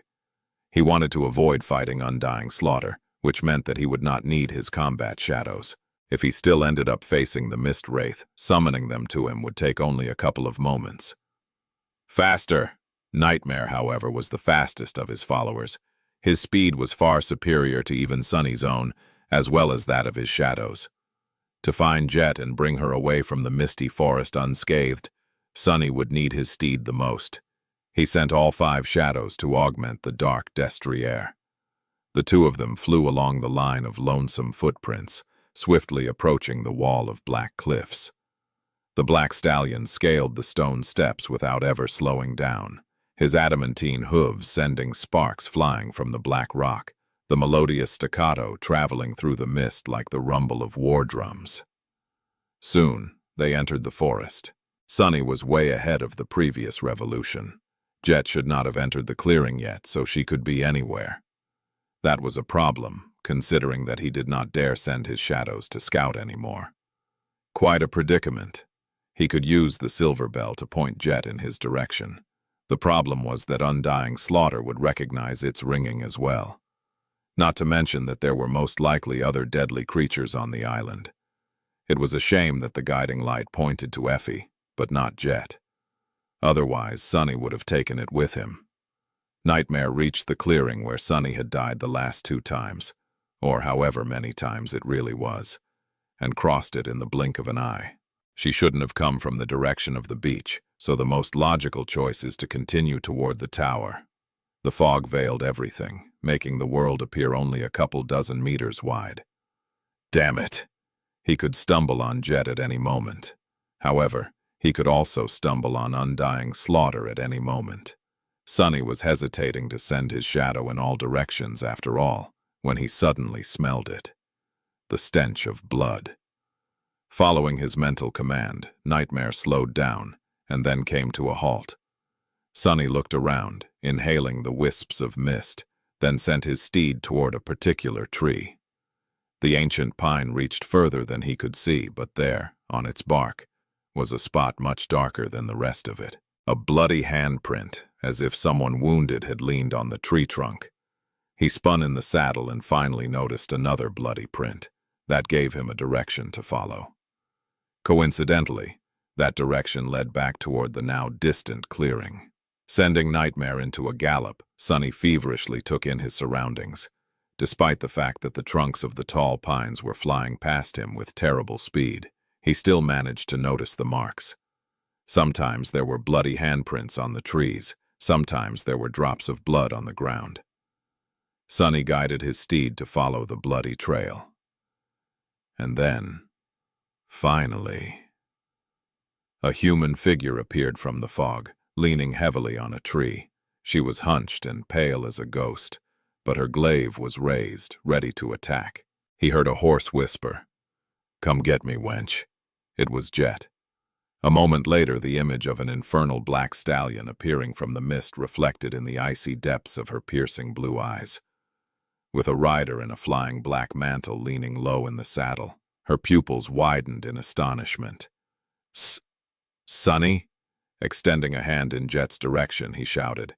"No time to explain." Her hesitation lasted only for a split second. Dropping the glaive to the ground, Jet reached out with her own bloodied hand. Grabbing it, Sunny pulled. A moment later, Soul Reaper was sitting right behind him, clutching onto the folds of Ananke's mantle. The glaive disappeared into a rain of sparks. Sunny commanded Nightmare to get the hell out of the misty forest as soon as possible. As the shadow carried the 2 masters away, Jet leaned forward and asked in a pained voice, "I'm not complaining, but how the hell are you here?" He grinned. "What a complicated question." "How else? I came on a ship." Chapter 1, 1409. Covering the tracks. Sunny did not guide Nightmare directly back to the chainbreaker. He had managed to follow Jet's bloody trail after all, so undying slaughter would most likely be able to as well. Since Sunny did not want to lead her to Nephis and Cassie, he had to cover their tracks first. The problem was, he didn't really know how to do it. Tracking was one of the basic skills taught during the wilderness survival course, which obviously covered covering the tracks as well, but he needed to know the capabilities of the enemy to know how to hide from them, and undying slaughter was still largely a mystery. Remembering the line of footprints leading to the edge of the island, Sunny hesitated for a few moments, then turned his steed to the left. They were still moving in the general direction of the cliffs, but to a point far removed from the stone steps. With winds whistling in his ears, Sunny raised his voice slightly. "Where's Effie?" There was a lot he had to ask and tell Jet, but this question was the most important. He both dreaded and couldn't wait to hear the answer.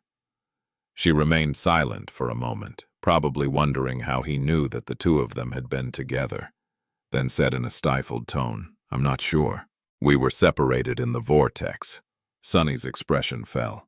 He gritted his teeth, then forced himself to calm down. "It's all right." It was better than all right, really.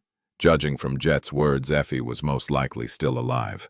The loop had even conveniently solved the dire problem of her flaw. Here on Windflower, he would never starve to death. Sunny hesitated for a moment. Can this be why undying slaughter is here too? The Mist Wraith possessed the same flaw as Jet, which meant that she had to kill in order to survive. That might have been fine back when the forces of the defilement were besieging the cities of the Sibyls.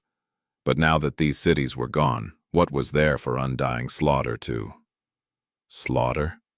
Sonny, I need to warn you. I'm being pursued by... Jet's voice was pained and hoarse. The corner of his mouth twitched. I know. Let's talk later. For now, hold on tight. Just then, Nightmare reached the border of the forest. Escaping the line of tall trees, the black stallion rushed across the narrow strip of empty land between the forest and the edge of the cliffs. His hooves left a line of prints in the soft moss. Reaching the very edge, the dark destroyer did not slow down at all. Instead, he accelerated even more and leapt forward, soaring high into the air above the hidden chasm of the dark abyss. Jet let out a stunned yelp. Dismissing the shadow, Sonny spun, grabbed onto her, and summoned the dark wing. Before the momentum of Nightmare's leap fully dissipated, the translucent cloak manifested on his back and turned into a blur. The two of them glided down slowly, moving along the surface of the weathered black rock.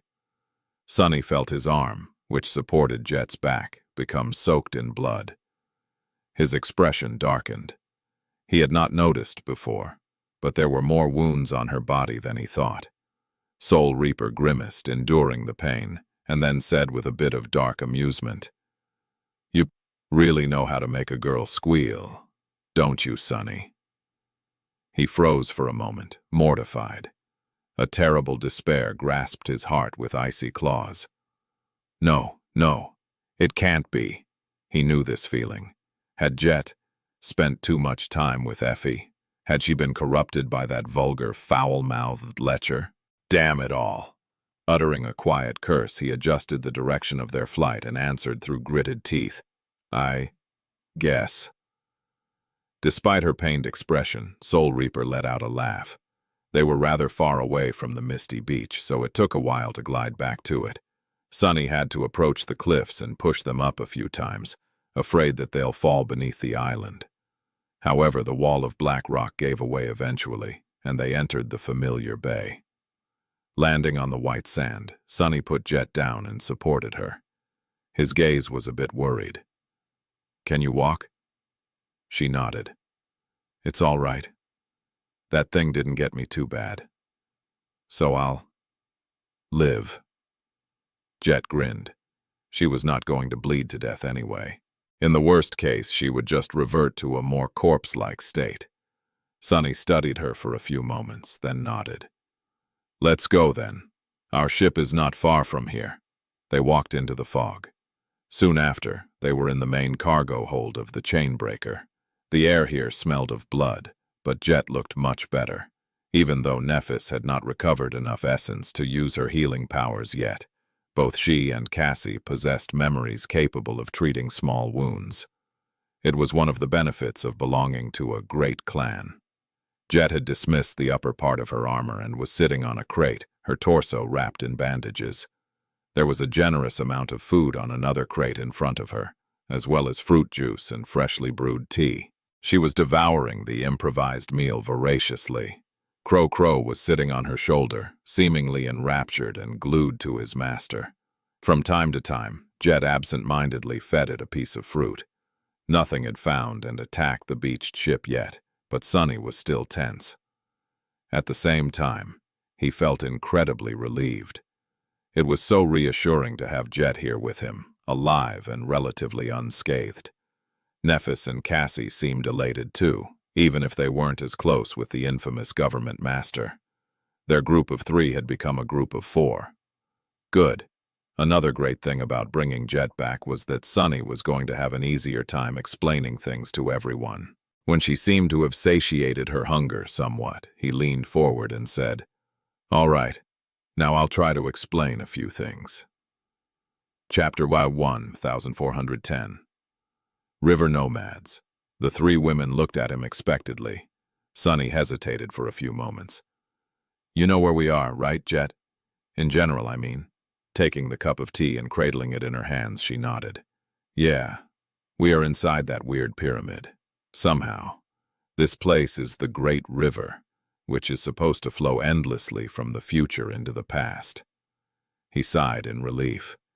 It seemed that Effie and Jet had learned a few things about the nature of the third nightmare as well. Indeed, because of the nature of the Great River, there are all kinds of strange things happening to time in this nightmare. For example, Nephis and I have been here for about 4 months now, but Cassie has been here for more than a year. Nephis and Cassie nodded calmly, since they had already known that fact. Jet, however, seemed perplexed. What? Sunny looked at her, lingered for a moment, and said, Yeah, what about you? Soul Reaper suddenly seemed uncertain. He touched her hair briefly, then blinked a couple times. About 2 months. Effie and I were sent to the same place 2 months ago. This time it was Neff's and Cassie's turn to look stunned. How can that be? Sunny smiled faintly. I'll explain in a bit. But first, Jet, can you tell us what has happened to you two? She took a sip of tea, then smiled back at him. Sure, why not? Jet's icy blue eye grew a little distant. The three of you must know more about this place than we do. Look, you even have a ship. Effie and I, we weren't that lucky. The people whose roles we've taken belong to a tribe of river nomads. Their ancestors were the survivors of one of the destroyed cities, I think. But these guys, they had already regressed into abject savagery, which is not that surprising, really, considering how they lived. She sighed. The river nomads did not have a place to live, constantly migrating instead. They rode sea creatures as steeds and hunted weaker abominations for sustenance. When defiled or powerful nightmare creatures appeared, they ran. Actually, their way of life was really ingenious and tenacious. I have never even thought that it was possible for humans to live entirely in the water without ever stepping foot on land. Cassie tilted her head a little, confused. These nomads, they were riverborn? Sunny was confused too. How could riverborn lead nomadic lives? Weren't they bound to a span of the great river they were born on? Jet nodded somberly. Yeah, that was why they regressed that much, that quickly. The nomads lived very short lives, you see. No generation lasted more than a couple of decades. They rarely remained as children for more than a year or two, and were expected to join the hunts immediately after. If there was danger, the older generation was sacrificed to let the younger one escape. Even if there was no danger, they had to follow the abominations they could hunt. So, she shook her head. They might have looked like adults, but in reality it was a tribe where no one ever reached adulthood. They were all ignorant, savage kids. Soul Reaper leaned back, fed her crow echo a grape, and grimaced. Well, by the time Effie and I came around, it could barely be called a tribe. There were maybe a dozen people left. All the other nomad tribes seemed to have gone extinct already as well. We were most likely the last. Her expression darkened slightly. So we tried to keep them alive and find out where we were, what was happening, and how to conquer the nightmare. It took us some time to learn how to live the lives of the great river nomads. In the process, we also learned from the surviving tribesmen about the tomb of Ariel, the great river, the defilement, and the fall of the river cities. Oh, and we fought plenty of nightmare creatures. Well, I did at least. Jet stretched and then winced, briefly touching one of her bandages. Everything went, if not well, then at least all right until we stumbled on an especially powerful swarm of the drowned. Our tribe, at that point there were no children among the nomads anymore, so there was not even a point in trying to run. In the battle, everyone was killed. Only Effie and I managed to escape. Sunny noted that Jet and Effie remained outsiders despite having taken the roles of two riverborn people. It was an interesting fact. Meanwhile, she shrugged and continued. Usually our mounts would have been fast enough to give a slip to most enemies, but the drowned pursued us relentlessly, as if it was their life's mission to obliterate all nomads. The sea creatures we rode had also been wounded in the battle, so they were gradually slowing down. After about a week of running away and fighting pitched battles with those bastards, we got lost in the mist, and then sucked into this whirlpool. I only managed to send my echo out, hoping against all hope that Crow would manage to find one of you. Soul Reaper looked at the black bird and smiled. Then her smile faded slowly. Effie and I were separated while trying to reach the island. And here we are, I guess. Nephis glanced at Cassie, then frowned a little. What do you mean? How long have you been here? Jet looked at her with surprise. There, the moment of truth. She scratched her head. A couple hours? I landed, tried to search for Effie, and got lost in the mist. Then that thing attacked me. I managed to flee, but she would have probably finished me off soon if not for Sunny. Talk about a prince on a white horse. Who needs one when there's a pauper on a black horse, right? Soul Reaper grinned and downed the rest of her tea in one gulp. A satisfied expression appeared on her face. Nephis and Cassie, meanwhile, seemed troubled. The blind girl frowned. But how is it possible?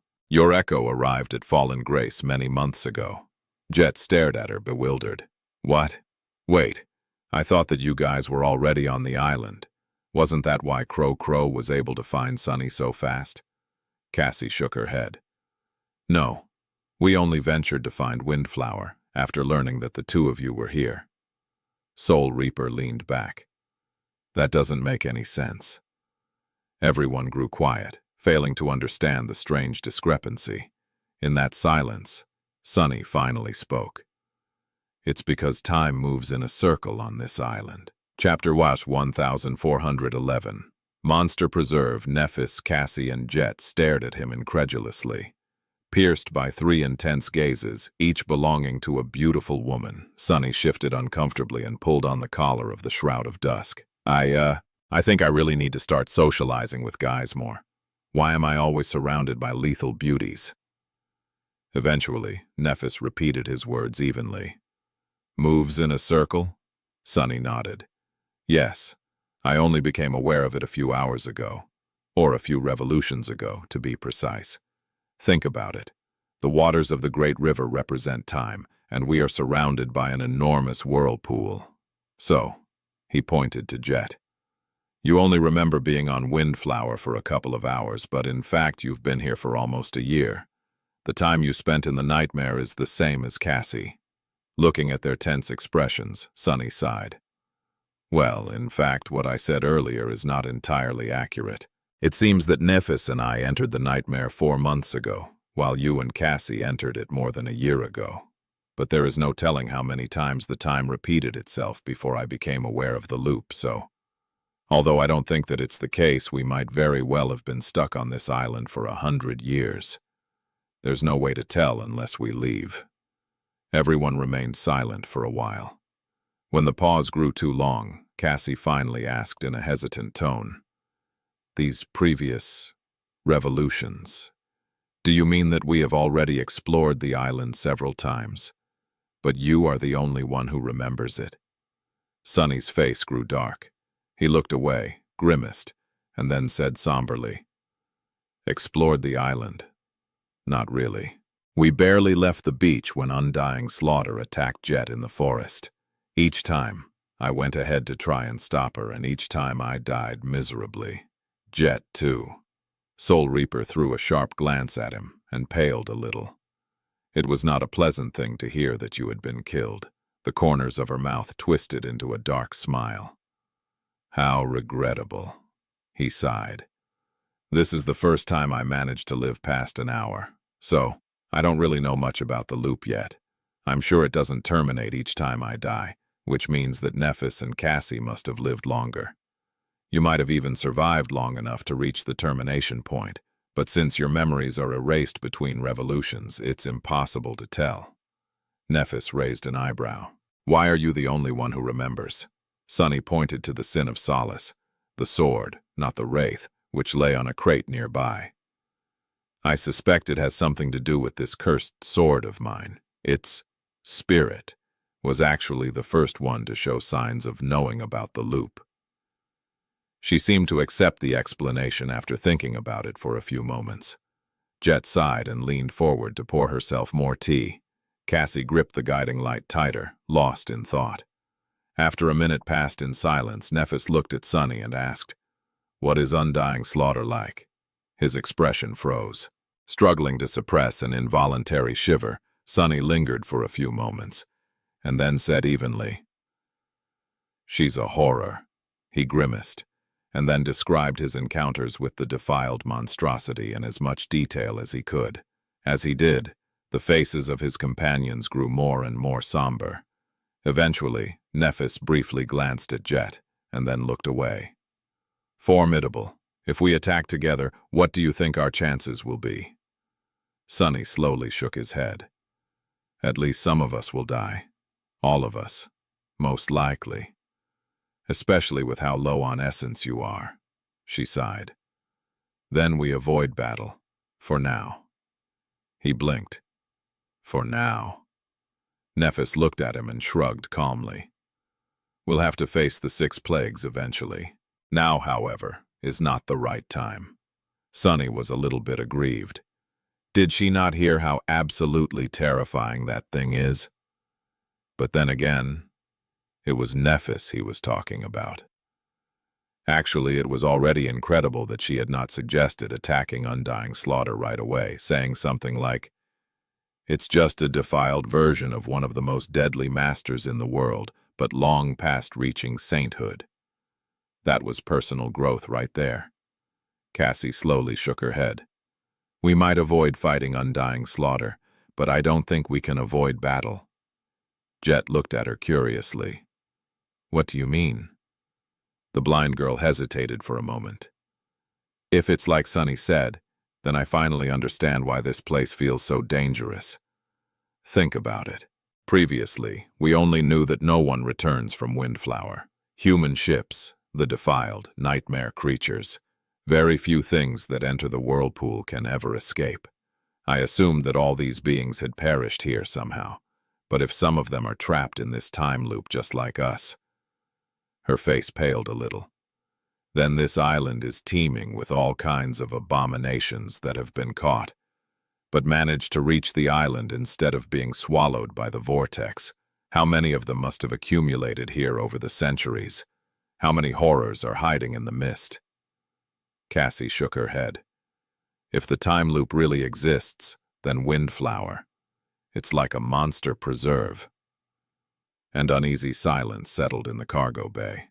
Everyone's expressions grew ugly. A monster preserve. Sunny looked resentfully into the distance. She was right. Considering the pulling force of the vortex, all kinds of abominable creatures must have been caught by the whirlpool over the centuries. Most of them had perished in its depths, but plenty would have managed to reach the island. And since time here was stagnant, moving in a circle, all of them were still here, good as new. A chill crept up his spine. This place. Just what kind of hell was it? Nephis, meanwhile, rose and put her hand on the hilt of her sword. Her usually impassive face was somber but determined. "Be that as it may, our goal still remains the same." The rest of them looked at her silently. She frowned. "Our goal was to find Effie and Soul Reaper Jet, then return to Fallen Grace. We are still missing Effie, so no matter if there is a time anomaly or not, nothing really changed. We have no choice but to venture out, find her, and escape." Sunny gave her a grim look. "There is one problem, though. Who is going to fuel the chain breaker with essence? Yours is already consumed, and it won't be sufficiently replenished anytime soon." Nephis shrugged. "You can do it, as long as we time our escape and leave at dusk. Or dawn." He sighed, then stood up and nodded. "All right then. I agree. The longer we wait, the higher the chances are that Effie will meet fatal danger. Let's make a detour to avoid Undying Slaughter and follow the guiding light deeper inland." Jet winced, but stood up too. Her bandages were painted red by blood. "Count me in." Finally, only Cassie was left sitting. She glanced at the sacred staff in her hand, then rose and took a deep breath. No time to waste, then. After spending a little time to discuss their strategy and prepare, the group left the chain breaker and stepped on the white sand once again. Chapter 1. 1412. Misty Forest. Sunny had managed to survive longer than an hour. He had avoided clashing with undying slaughter and even rescued Jet, and yet he was not very reassured. As the cohort left the chain breaker behind and ventured into the swirling mist once again, he was not confident that they would survive at all. In fact, he dreaded Windflower even more. How many times do you think you can die before sanity abandons you completely? The Sin of Solace, who was walking alongside him, was not helping at all. The Sword Wraith laughed. Considering how thick your skull is, I'd wager a few dozen times more. Yes, after that you'll probably turn into a drooling fool. Gods, I wonder if I'll still be stuck with you after you've become a vegetable. Trying to ignore the infuriating apparition, Sunny kept his eyes on the fog. In your dreams, he only had to take one look at Nightmare to know that a few dozen deaths would not break him. The Sin of Solace was simply gloating. A few years of torturous deaths, though. We need to escape this horrible place as soon as possible. The cohort was advancing up the beach in a similar formation to the previous revolutions.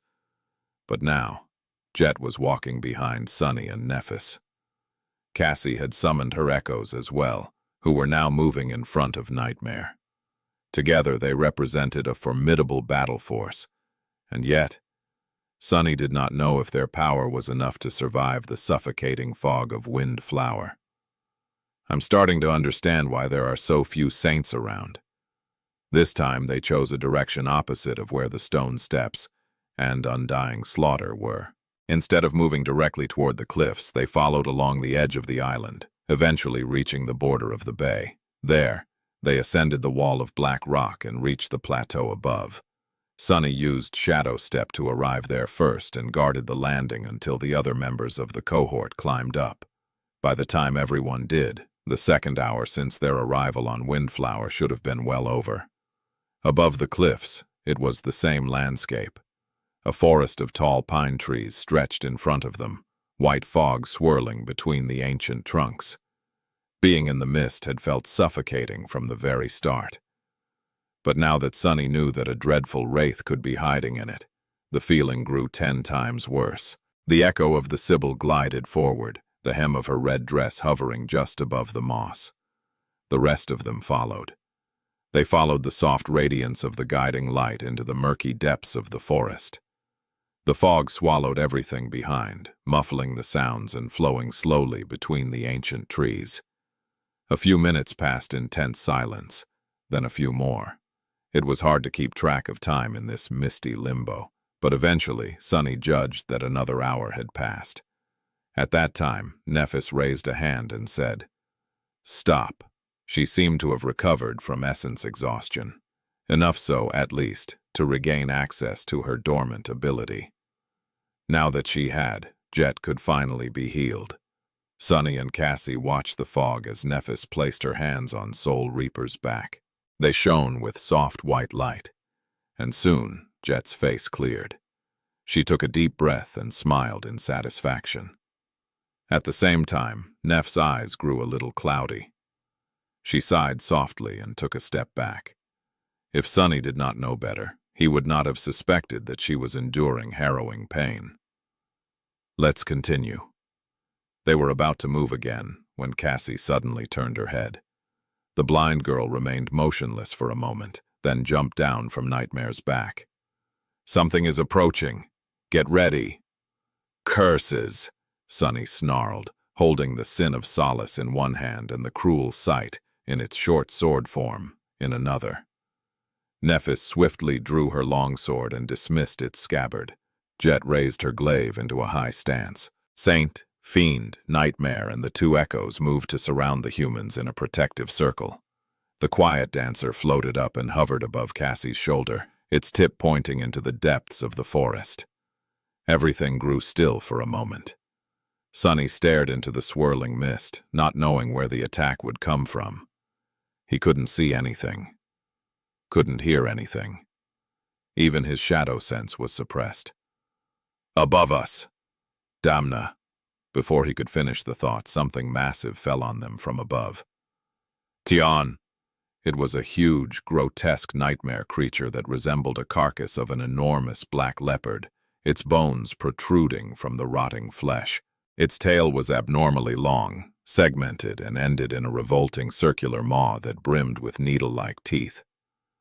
The creature's own yellow canines, though, were much more terrifying. Each was as long as a greatsword and covered in dried blood. The abomination was so large that its shadow covered the entire cohort. Much worse. The moment Sunny saw it, he felt an invisible pressure wash over him, filling his heart with a sense of dread. It was a great beast. Before the monstrosity could plummet on the cohort, two towering shadow tentacles rose from the ground and entangled its front limbs, slowing the creature down.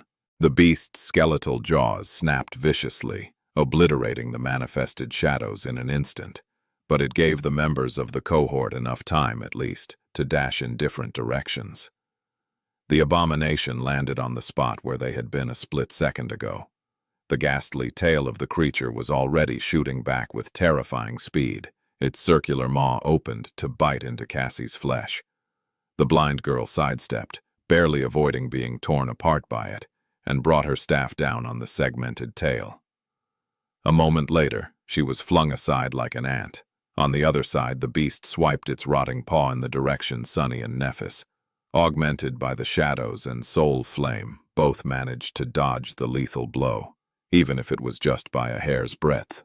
But as soon as they did, the creature's jaws were already in front of them, ready to snap shut and turn the two humans into chunks of torn meat.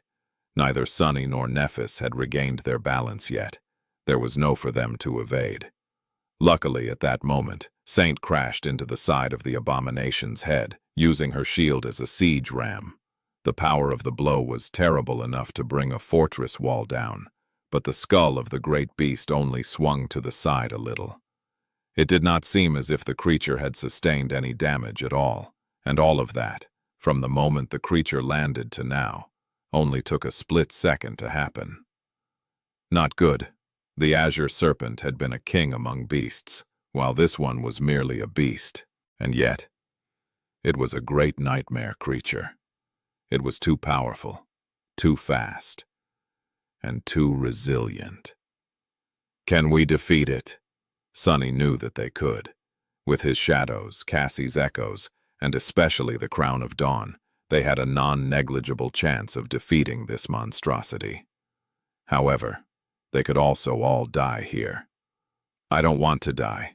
Even knowing that he would most likely return to the starting point of the loop, Sunny still shuddered at the thought of having his flesh torn apart and his bones ground to dust. He was even more reluctant to watch his companions be killed by the ghastly abomination. It's simple.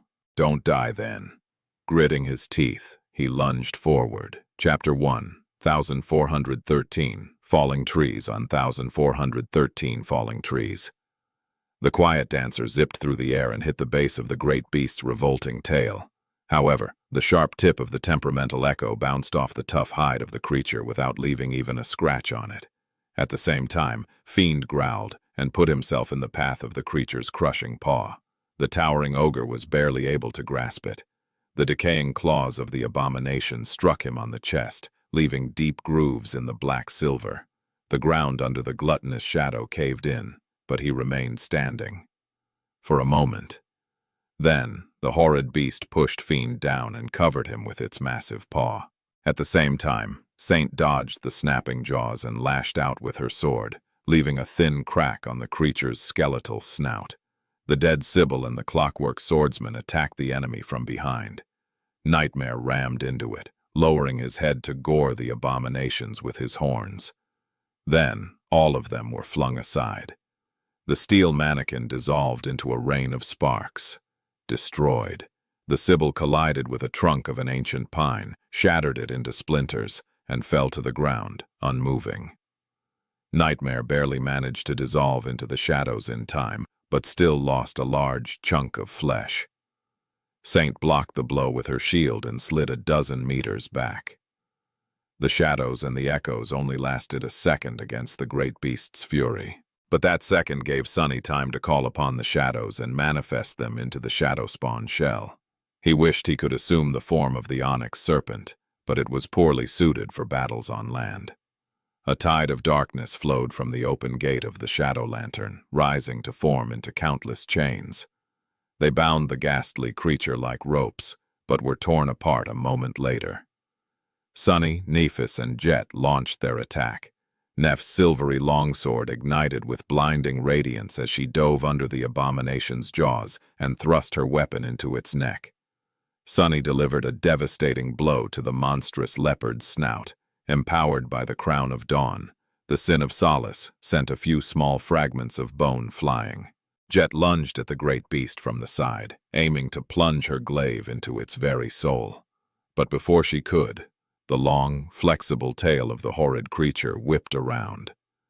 Jet barely managed to avoid it by dashing back, while Sunny was not so lucky. His movements were suppressed by the need to keep himself away from the harrowing jaws, and so, the circular maw at the end of the segmented tail greedily closed on the side of the shadow spawn. The right shoulder and side of his shell were entirely destroyed. Sunny instantly lost 2 of his 4 arms. One simply disappeared. The other fell apart, revealing shredded human flesh beneath. Neff's sword pierced the great beast's neck, but before she could deal significant damage, a lightning-fast strike of a mighty paw destroyed the radiant blade and sent her rolling away. Sunny stumbled back, desperately trying to prevent his shell from crumbling and using the shadows of the misty forest to try and hastily repair the damage. They had managed to make the great beast bleed, or rather, delivered it a wound. The decaying creature did not seem like something that had blood running through its veins. However, does it even mean anything? Just in a few seconds, one of Cassie's echoes had been destroyed, while the other one was heavily damaged. Nightmare was already wounded. Fiend had escaped from beneath the creature's paw, and Saint seemed unharmed as well. But Sunny himself was already injured. His arm was a mess of torn flesh, and although he would not suffer from blood loss, it was in a bad state. Would they be able to kill the ghastly abomination? For a split second, the violence subsided. Nephis had nimbly jumped to her feet and was already summoning a different weapon. Jet had regained her balance. Sunny switched to a one-hand grip and prepared both of his swords for an attack. Saint was already closing distance. Cassie was moving forward, the guiding light shimmering in the fog. The decaying leopard opened its skeletal maw and let out a chilling, gurgling growl. When Sunny heard it, his vision blurred slightly. A mental attack? His resistance to mind attacks was high enough to shrug it off, but he felt cold dread nevertheless. Handling the overwhelming physical might of the enormous great beast was already close to impossible. If the abominations possessed more means of subjugating its enemies, this battle would swiftly turn from ugly to hopeless. It was then that another sound reached their ears. Echoing eerily in the fog, a loud crack resounded, as if a tree had snapped and was falling somewhere in the forest. The horrid leopard suddenly froze. Its skeletal snout turned, and it lowered its body low to the ground. The segmented tail rose like that of a scorpion, protecting the creature's back. What is this? Why did it look as if the great beast was afraid? Before Sunny could really react, the abomination suddenly moved and rushed away, disappearing into the mist. The wind risen by its departure threw Neff's hair into disarray. The members of the cohort remained motionless, confused and unnerved by what had just happened. Keeping their weapons in defensive stances, they covered each other's backs and stared tensely into the fog. What is going on? Jet's voice sounded grim and hoarse. The thick fog veiled everything around. All they could see were the nearest trees and the cold ground under their feet. The ghastly leopard had disappeared like a ghost. There was nothing left but silence. Then, another loud crack resounded somewhere in the forest, followed by a muffled rustling. Sunny spun, trying to pinpoint where the noise was coming from. There was another echoing crack, and then another, louder one. Because of the mist, it was hard to tell where the trees were falling, and why. However, the cracks were growing closer. Damn it! Slowly, the disparate cracks grew into a cacophony of noise, and Sunny felt the ground quaking beneath his feet. Then, everything suddenly grew silent once again. Standing back to back with Nephis, Cassie, and Jet, he stared into the fog, feeling cold sweat rolling down his face. The blind girl suddenly shifted, sharply turning around. Following her motion, Sunny saw something dark flying at them from the mist. Cursing, he dodged and felt a large object hitting the ground behind him. Spinning around, Sunny raised the sin of solace and froze. His eyes widened. Out there in front of him, laying on the ground, was the ghastly leopard. Or rather, its head. The skeletal snout was shattered, and the gaping hollows where the abomination's eyes should have been were dark and empty. There was nothing below the creature's mangled neck, but it did not seem as if it had been severed. Instead, it seemed as if someone, or something, had violently ripped the abomination's head off with nothing but brutal strength. The great beast was dead. Sunny couldn't help but tremble. What the hell? What could have ripped a great beast apart? Flinching, he forced himself to look away from the revolting head and peered into the fog. Where is it? Where? He couldn't see anything. He couldn't hear anything. He couldn't sense anything. Sunny gritted his teeth and forced himself to calm down. Cassie. Even if he didn't know from which direction the attack would come from, Cassie would. She could see a few seconds into the future after all. It was all but impossible to get her by surprise. Turning slightly, Sunny tensely studied the blind girl. She was holding the guiding light in front of her, ready to deflect a sudden attack. It seemed that she had not felt anything dangerous yet. Maybe it's go. But then, Cassie's shoulders trembled slightly. Her aspect ability had shown her the future. She did not turn to face the unseen enemy, though. Instead, her hands dropped and she lowered her head, which meant that in the future Cassie saw, there was no escape. Sunny stared at her in disbelief. No. A moment later, he was swallowed by a heavy shadow. Looking up, Sunny saw a hand stretching toward them from the fog above. It seemed like a human hand, except that it was almost the same size as the great beast had been. He could see the lines on the giant palm, and the blackened, broken, bloodied nails at the ends of the long, bruised fingers. The giant hand moved deceptively slow, but before Sunny could even blink, it was already upon them. Without ever slowing down, it smashed into the members of the cohort, squashing them like bugs. Sunny died. This time, his death was mercifully swift. Sunny waited for a moment, then slowly straightened. The deck of the chain breaker felt solid under his feet. This time, he simply peered into the fog instead of looking around. Not that he could see anything. His gaze was dark and hollow. I failed again. His face was pale and unmoving.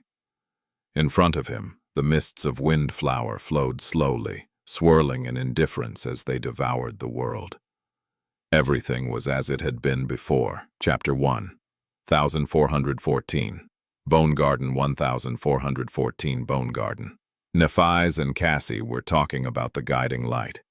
With no one noticing his hollow eyes, Sunny lingered for a while, then walked over to Nightmare. He reached to adjust the stirrups and froze. After a moment of hesitation, Sunny climbed into the saddle instead. His companions looked at him in confusion. Sunny? He stared into the mist. Stay here for a while, please. I'll be back soon. With that, Nightmare leaped off the deck of the chain breaker and carried him into the fog. Damn it, damn it, damn it. The ghastly leopard had already been bad enough. And yet, Sunny felt that the cohort would have been able to slay the dreadful creature, if at a steep cost. But that bloodied hand. They had not even caught a glimpse of the nebulous being that wandered the mist, snapping the towering pine trees like matchsticks.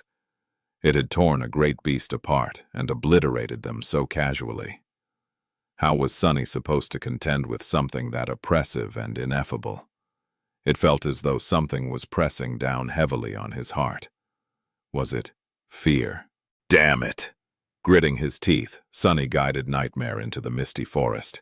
He spent some time searching for Jet, found her, and brought her back to the chain breaker. He waited for her to explain how she had ended up on Windflower, then told everyone about the time loop. There were some deviations from the previous conversations, but mostly it went almost exactly the same. In the end, Nephis suggested going after Effie once again. Sunny stared at her in silence, remembering the brief but gruesome moment of all of them being crushed under the giant bloodied palm. Then he shook his head somberly. "We tried already. As I said, it didn't end well." Nephis met his gaze, a subtle frown twisting the beautiful lines of her face. "We can do better this time." "What's the alternative? Give up and run?" She shook her head. "No, we can't even run away until nightfall. Before then, you won't have enough essence to empower the chain breaker and carry us across the vortex." Sunny sighed and rose to his feet. Glancing at his companions, he said, "I agree, we must continue trying. But we don't need to keep trying the same thing. Our combined strength is not enough to brave the mist, at least not when we don't know anything about the dangers it hides." Jet leaned back, then winced when her wounded back touched the bulkhead and returned to her previous position. "So, what do you suggest?" Sunny shrugged. "Use speed instead of strength.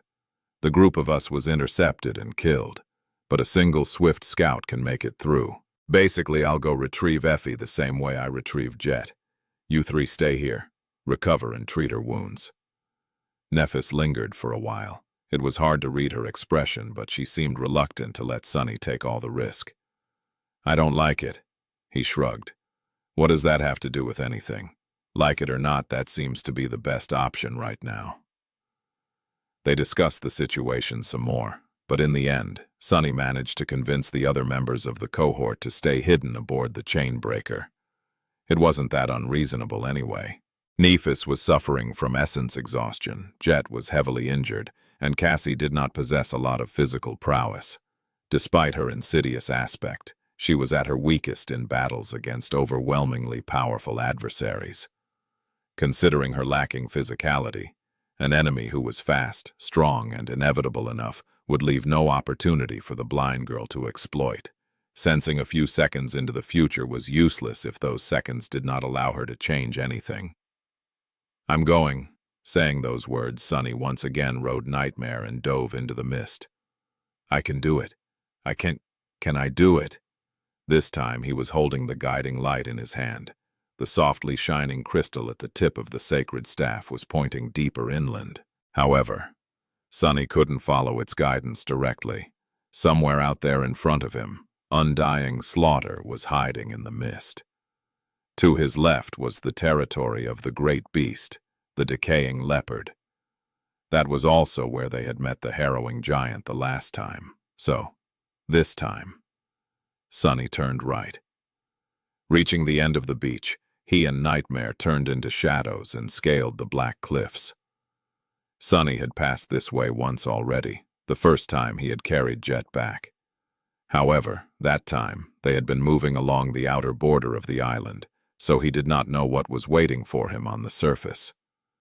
There was only the same forest and the same fog. Leaving the shadows, he sent Nightmare running across the narrow strip of land between the edge of the cliffs and trees. It was some time before the trees receded, and the forest suddenly came to an end. Sunny stopped his steed, looking forward tensely. In front of him, the pine trees gave way to an open field. Most of it was obscured by mist, but he could see vague shapes rising from it like tall pillars. They emanated a chilling, dire, and vaguely familiar feeling. Sunny hesitated for a while, then turned into a shadow and cautiously slithered forward. Soon the tall shapes revealed themselves fully. He grew somber after recognizing them for what they were. The towering pillars were, in fact, giant bones.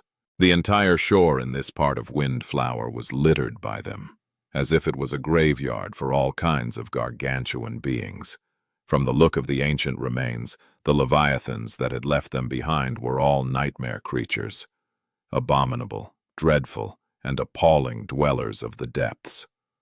Sunny was both shocked and unnerved by witnessing the skeletal remains of so many depth dwellers. Had their bones been carried here by someone? Had the abominations come to this shore to die on their own over the ages? Or had there been a titanic battle here that led to all these monstrous creatures being slaughtered by an unknown assailant? He did not know. What he did now, however. Suppressing his panic, Sonny hid in the skull of an especially large creature and looked ahead. There, no more than 24 meters away from him, something dark and massive had just moved in the fog. Chapter 1415 Empty Shells. 1415 Empty Shells. Sonny would have held his breath if he wasn't a shadow at the moment. Out there in front of him, something massive was hiding in the fog. If not for the slight movement just now, he would have mistaken it for another pile of towering bones. That movement might have saved his life. Curse it! Because of the mist, he could only see a vague, dark shape. The details were obscured, and he could tell that the creature was enormous. It also instilled him with a deep, bestial feeling of dread. A strange, sweet smell permeated the air. Sonny froze, hiding in the skull of a dead leviathan. He did not know what to do. Moving forward was out of the question, but moving back could potentially inform the enemy of his presence as well. That only left Shadow Step. However, before he tried to slip away, Sonny lingered for a few moments. Something was gnawing at him. Why did this presence feel familiar? He had felt a strange familiarity ever since entering the monster graveyard. It was faint, but unmistakable. Why? Had he been to this part of the island already, in one of the revolutions that he did not remember? No, that did not make any sense. Before becoming aware of the loop, Sonny had to have repeated the same actions over and over, going forward alone to rescue Jet, and dying to undying Slaughter's ghostly blade. So how could anything's on Windflower feel familiar? At that moment, a strong gale blew from the direction of the vortex, and the mist receded. The giant creature hiding in the fog was revealed in all its eerie, grotesque beauty. Sonny shuddered. The massive shape he had noticed was a revolting butterfly. The butterfly's wings and back were black, but its body and underbelly were the color of white bone. It had 6 long, seemingly fragile legs that ended in sharp points, and 2 enormous, faceted eyes that were like orbs of pure darkness. Between them was a disturbingly long, oily black beak, which was currently bent into a spiral like an elephant's trunk. 2 long antennae rose from its head. The eerie black butterfly was about 100 meters in size. It was the same great monster that had battled the Serpent King for an entire month for the right to devour the remains of the black turtle. The dark butterfly? What is it doing here? For a few moments, Sonny's mind was in turmoil.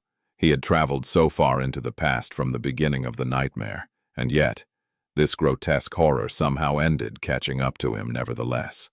Had it been following him and Nephis from the start? But then, Sonny felt a hint of relief. Although this abomination was almost exactly like the great monster he was familiar with, it was also subtly different. The pattern of bone-white scales on its belly was not the same. The jagged edges of its wings were not the same. The length of its antennae was not the same either. Sonny had been staring at the original dark butterfly for an entire month, so he remembered its ethereally alien appearance in perfect detail. This one might have belonged to the same tribe of nightmare creatures, but was a different abomination altogether. Which was not to say that it wasn't equally harrowing. Damn it! First a great beast, and now a great monster. Just how impossible was this third nightmare supposed to be? And here he was, hoping that things would go easier if he chose a different path this time. Sonny swallowed his resentment and stared at the gargantuan abomination. The thing was much, much larger than the chain breaker. If they tried to fly away from the island and were caught by it in the air, there was no doubt what fate awaited them. Things had just gotten much more complicated. I'll have to go around the monster graveyard for now. The mist was already flowing back to hide the eerie creature. Before it did, Sunny followed a whim and peered into the soul of the dark butterfly, wanting to make sure that it too was a great monster. Then he froze, dumbfounded. A few moments passed before a coherent thought could form in his mind. What? Beneath the surface of the aerial giant's carapace, where the tendrils of the revolting darkness were supposed to be, there was nothing. There were no nodes of spreading corruption, and neither were there radiant suns of shining soul cores. Instead, the creature's soul was empty. No, there was no soul inside that monstrous body at all. The dark butterfly was. It's hollow? Sunny knew of awakened who had lost their souls in the dream realm and were left as empty shells, living but truly dead. However, he had never heard of anything similar happening to nightmare creatures. How could it? If abominations did not travel between the two worlds in their sleep, their rotten souls were always safely anchored within their bodies. Of course, if an abomination's soul was somehow destroyed without damaging the body, there was a small chance that the body would continue to live on, empty and void of conscience. He hesitated for a few moments, and then cautiously left the skull of a dead leviathan. Sliding closer to the giant butterfly, Sunny extended his senses and studied its shadow. The shadow was empty, like the shadows of all inanimate objects were. The dark butterfly that had frightened him so much. Was it no threat at all? Sunny remained in the form of the shadow for a while, observing the gargantuan creature. The great monster sat among the bones with its wings laying listlessly on the ground. It seemed to be breathing, but other than that, it remained absolutely still. Its giant, faceted eyes were dull and empty. After a while, Sunny returned to his tangible form and cautiously approached the creature. Even when he walked to stand under its terrifying beak, the dark butterfly did not react. It truly is hollow. He hesitated for a few moments, then looked down. There, in the shadow of the creature's wings, clusters of revolting eggs were embedded into slimy cocoons. Each egg was twice the size of Sunny and translucent. He could see the viscous, milky liquid and the shapes of giant worm-like larvae within. The shadows of the eggs were just as lifeless as the butterfly itself. Sunny stared at the eggs for a while, then threw a glance at the great monster. Then, holding his breath, he walked forward and sliced one open with the sin of solace. The revolting larva fell apart and convulsed, dead. However, the spell did not announce a kill. He did not receive shadow fragments either. There were no soul shards in the repulsive flesh of the dead giant worm. Hollow. Sunny shivered. What is going on? Suddenly terrified, he backed away, then turned around and walked into the mist. It took him a lot of effort to not run. All of it. The torturous deaths, the suffocating mist, the orchard of ancient bones, the hollow monster, was too much to endure. Walking among the remains of dead horrors, enveloped in milky fog, Sunny couldn't help but feel that this hell was everything there was to the world. Everything else, all that existed in his memory, felt like a strange, distant dream. Climbing into the saddle of nightmare, he raised the guiding light and slumped, trembling. After a while, he said hoarsely, "Let's go." Soon, the towering bones disappeared into the mist. Chapter 1416. Invisible Scars. 1416 Invisible Scars. As nightmare carried him away from the graveyard of horrors, Sunny managed to regain some of his composure. By then, they were moving deeper inland, following the light of the sacred staff. Effie was supposed to be at the end of that light. As time passed, he couldn't help but think back to the hollow butterfly. The great monster must have landed on the hidden island a long time ago, but also only a few hours ago, to lay eggs. Then it was caught in the time loop and somehow ended up with its soul destroyed. Sunny had never heard about a nightmare creature becoming hollow, but it was not impossible. The question was, how had it happened? The obvious answer was that the gargantuan creature had been attacked by someone who could destroy souls. When a soul was destroyed, the body usually died with it. But on rare occasions, it survived. That was how hollow humans appeared. So the same thing could have happened to this great monster. There certainly could be a creature capable of shattering souls on this hellish island, and powerful enough to slay a great monster. In fact, Sunny did not even need to ponder long to think of one. Wasn't undying slaughter a perfect candidate? Killing a great monster was all but a hopeless endeavor for the members of the cohort, but to the mist wraith, it would be no different from what facing carapace centurions had been for the sleepers of the forgotten shore. Fatally dangerous, but not at all impossible. There could be more soul-breakers on Windflower as well. That said, somehow Sunny did not think that that was what had happened. Not because he didn't think that undying slaughter was incapable of slaying the dark butterfly, but because he didn't think that she was capable of doing so without leaving any trace of the battle. The dark butterfly was a great monster, and as such it possessed 2 corruption cores.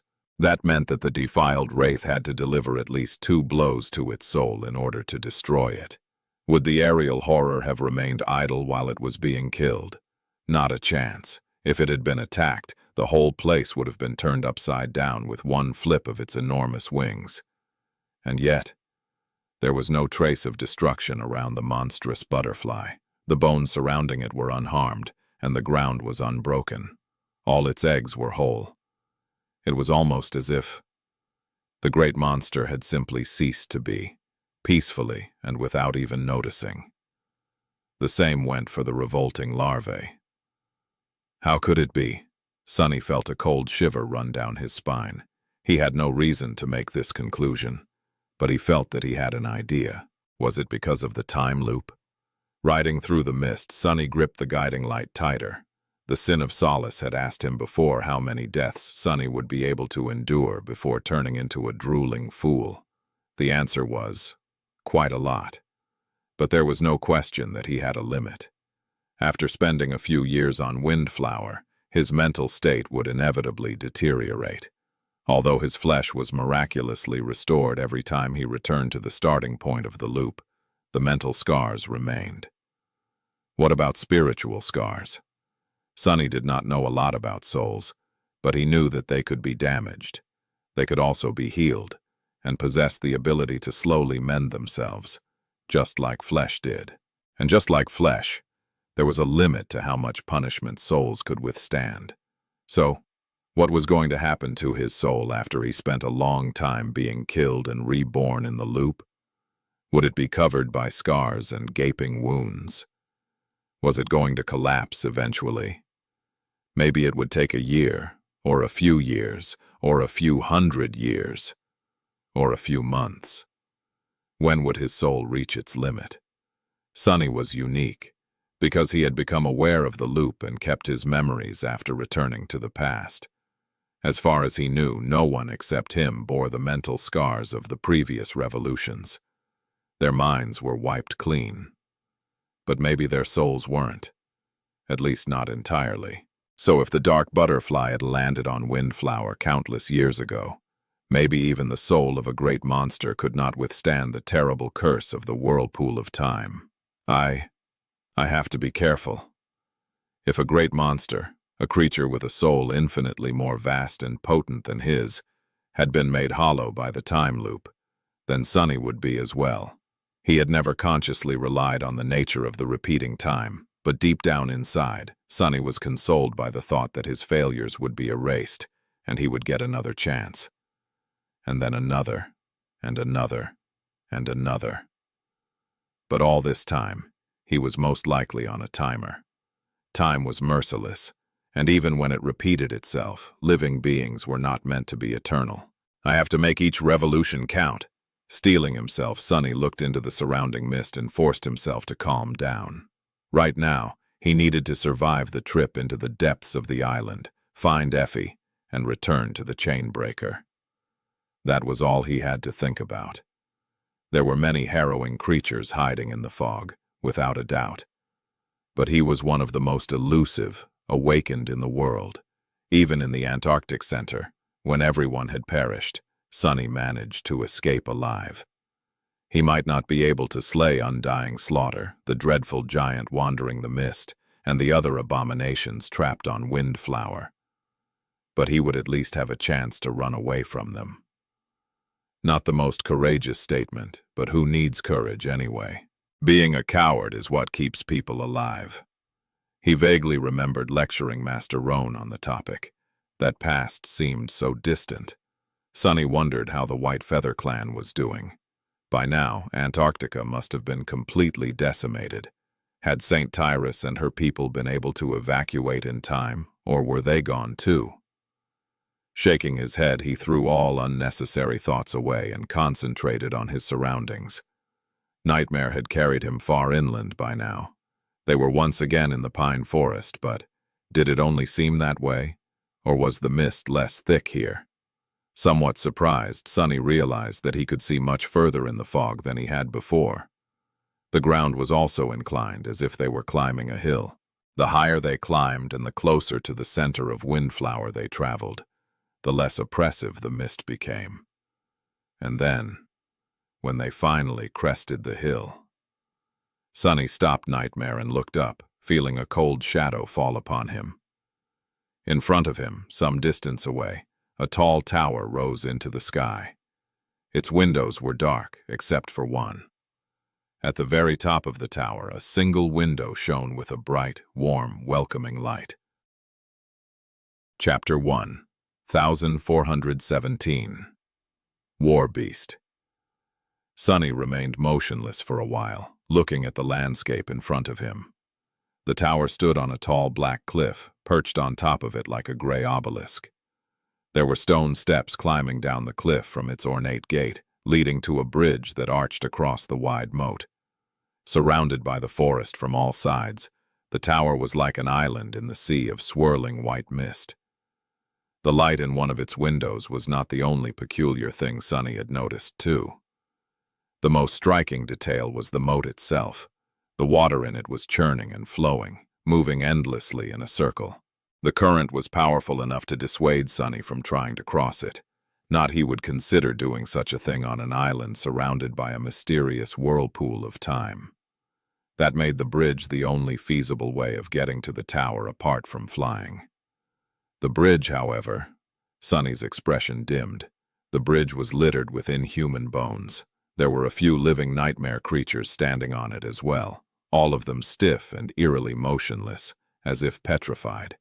Just one look at that scene made Sunny reluctant to go anywhere near the bridge. He did not need to, anyway. The guiding light was pointing past the tower, at the vast expanse of the misty forest behind it. Effie seemed to have landed on the opposite side of the island from Jet. Still, it was not going to hurt him to observe the tower some more. It was the former citadel of the powerful Seeker who had once lived on Windflower. After all, even though investigating it was not the reason why Sunny and his companions had arrived at the island, he had a sneaking suspicion that they would end up having to, somehow.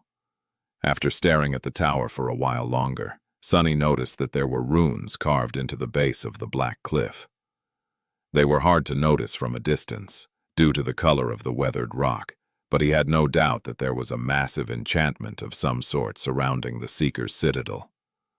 Perhaps the bones littering the bridge ended up there because of the enchantment. Finally, Sunny looked up and focused on the single illuminated window at the top of the tower. I do wonder what is hidden there, but it was not his business, not in this revolution at least. Rather, Sunny was concerned that the nightmare creatures standing motionlessly on the bridge would regain their senses and catch his scent. Throwing a look at them, he grimaced. Corrupted tyrant, great beast, a terror. The last one did not even look like something that should be able to exist on land. How had that thing reached so far inland? Sunny shook his head, reluctant to find out. He was ready to send Nightmare away when the ground quaked subtly under them. Instantly, Sunny paled. Then, the familiar sound of snapping trees reached his ears, making the blood in his veins turn to ice. A split second later, both the rider and his steed disappeared, turning into shadows. Hiding in the darkness, Sonny suppressed his fear and looked in the direction from which the cracking sound had come. Frozen, he watched as a towering figure slowly appeared from the mist. Damnation! Some distance away, something giant was hunched among the trees. As Sonny watched, petrified, the terrifying giant slowly straightened and towered above the ancient pines, dwarfing them with its impossible height. The tips of the trees barely reached its waist. That thing is at least 100 meters tall. The giant was vaguely human-like in appearance. At first, Sonny had mistaken it for a beast, but then realized that the ragged fur covering its body was merely a crude cloak sewn from the vast hide of an unknown abomination. The giant seemed to be female. Her gaunt, gargantuan body was brimming with terrifying primal power. There were many bruises, deep cuts, and gaping lacerations marring her dirty skin, most seeping with rotten pus. Her long hair was matted and wild, hanging down messily to obscure her face. Rugged and wrapped in furs, the giantess seemed more bestial than human. And yet, she was one. Or had been once, at least. Sonny felt unable to move. While he remained in place, the giantess raised one of her enormous, bruised, painfully familiar hands. In it, a grotesque creature that resembled a massive black octopus was struggling desperately, its long tentacles whipping around with enough force to turn the ancient pines into clouds of dust. A viscous, corrosive liquid streamed from them, dissolving everything it touched. However, the giantess did not seem bothered at all. The black acid rolled from her skin like water, not dealing any damage to it. A few moments later, she brought the struggling horror to her mouth and bit into it viciously, tearing away an enormous chunk of revolting flesh. The matted hair parted, revealing her bloodied, twisted face. The giantess was missing one eye while the other burned with madness and indescribable hunger. Watching the enormous octopus being greedily devoured, Sonny finally realized how the decaying leopard had perished, and whom the hand that had killed the members of the cohort in the last revolution belonged to. Her thoughts turned cold. Devouring beast. Indeed, the nebulous being that wandered the mist was none other than the devouring beast, one of the 6 plagues of the great river. Just like undying slaughter, she was also here, on Windflower. She was the future, defiled version of Effie. 2 of them. It made sense, really. Sonny had theorized that the mist wraith had been sent here to satiate her flaw. Why would the devouring beast be any different? Her hunger was just like Jet's need to kill living beings. Without the cities full of humans to devour, it could only lead to disaster. How could a creature that always needed to kill, and a creature that always needed to consume, remain in verge? If these 2 abominable slayers were not sent somewhere where their flaws could be contained, they would have brought the city of the defiled to extinction as well. Had they come here voluntarily, or had the Dreadlord lured and imprisoned them here once the Sibyls were defeated? In any case, the situation of the cohort did not change. Sonny stared at the harrowing giantess for a few more moments, then rushed away as fast as he could. He and Nightmare had to escape before she noticed them. I guess I did find Effie. However, that abomination was not the Effie he wanted to find. Chapter 1, 1418 Point of Return. Luckily, Sonny managed to slide down the hill and escape into the mist before devouring beast noticed him. Still, he didn't dare to leave the embrace of shadows for a while. Effie's aspect had always been uniquely powerful, which was no surprise considering its transcendent rank. Even on the Forgotten Shore, there had been few people more capable than her. Some, like Castor of Han Li clan, had been superior to the solitary huntress in certain facets of physical combat, but none had been as well-rounded. That was one of the reasons why Effie had survived years of hunting the Dark City abominations alone. Her aspect was all about battle and physical prowess, so Sonny was not sure that devouring beast even had means of destroying his intangible form. Still, it was better to be safe than sorry. His heart was cold and heavy. How do I fight something like that? Effie's dormant ability granted her a powerful and, more importantly, comprehensive physical augmentation. She was inconceivably strong, fast, enduring, resilient. Now that Sunny was a tyrant, the gap between them was not vast, but she was still superior to him in certain aspects.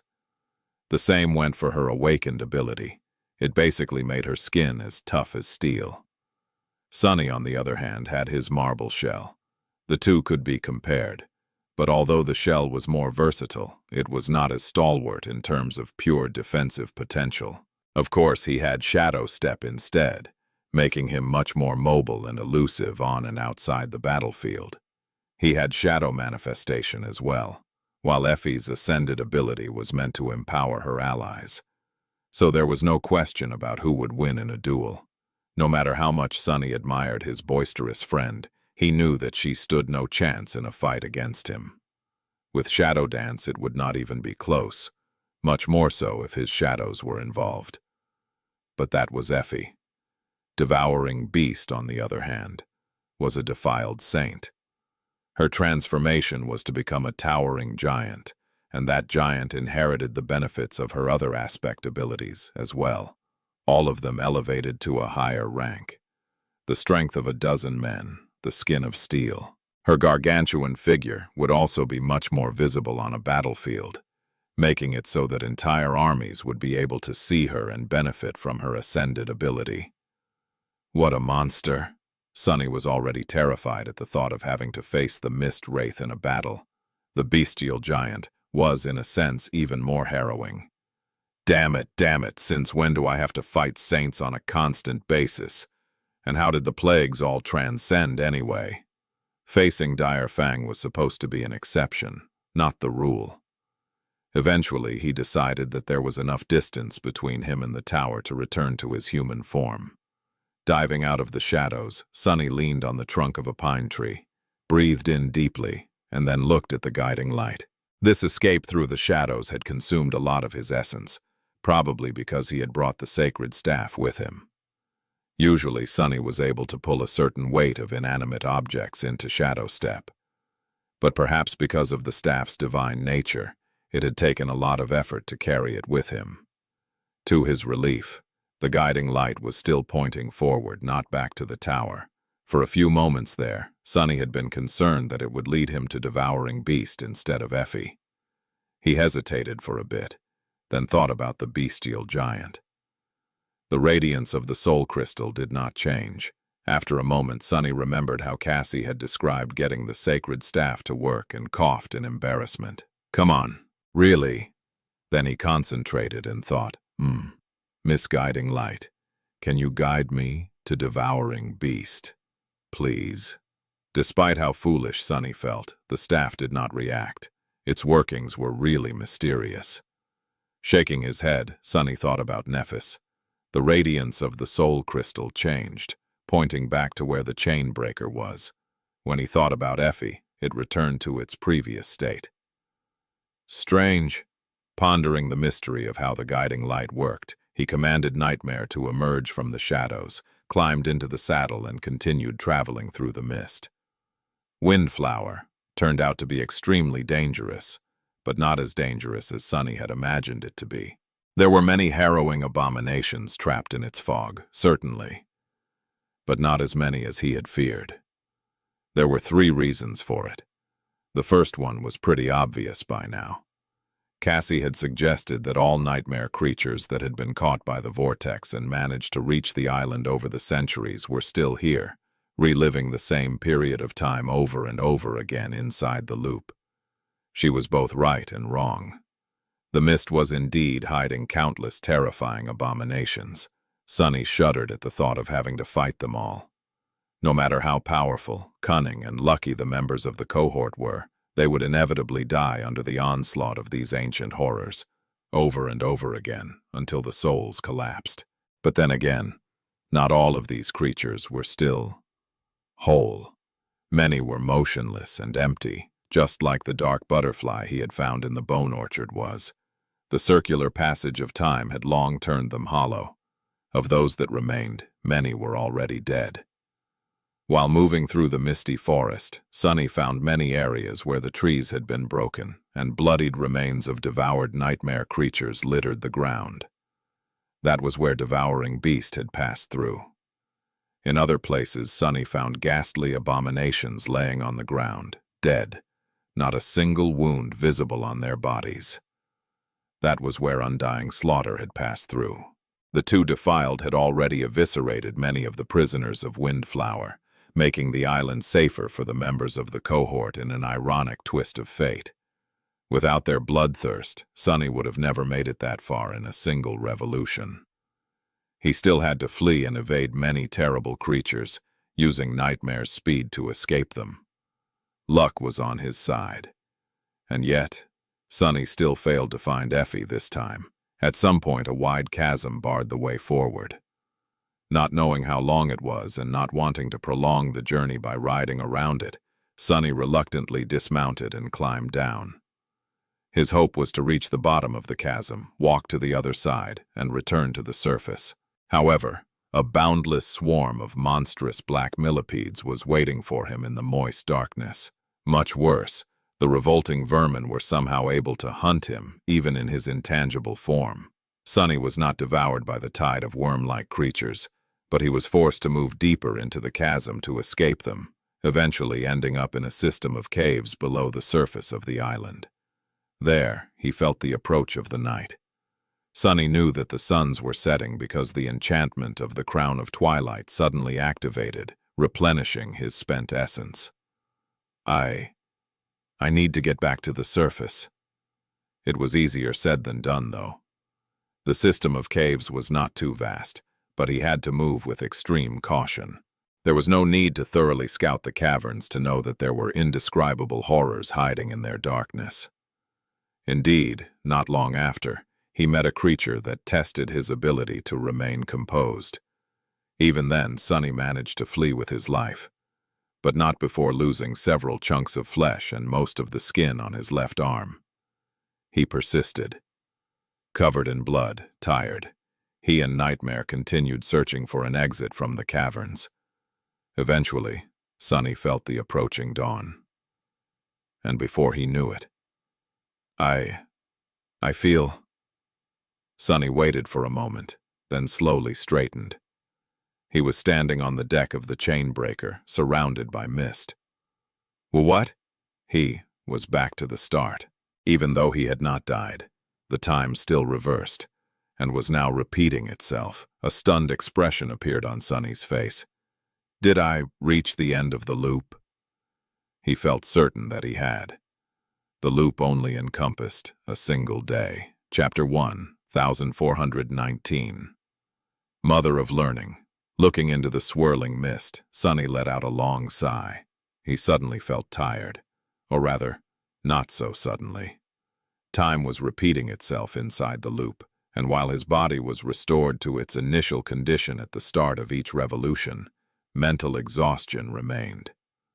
The chainbreaker had just landed on the shore of Windflower, but Sunny himself, he had already spent an entire day on highest alert, in constant tension, playing a lethal game of cat and mouse with dreadful abominations, and that was after dying miserably several times in a row. Of course, he felt tired.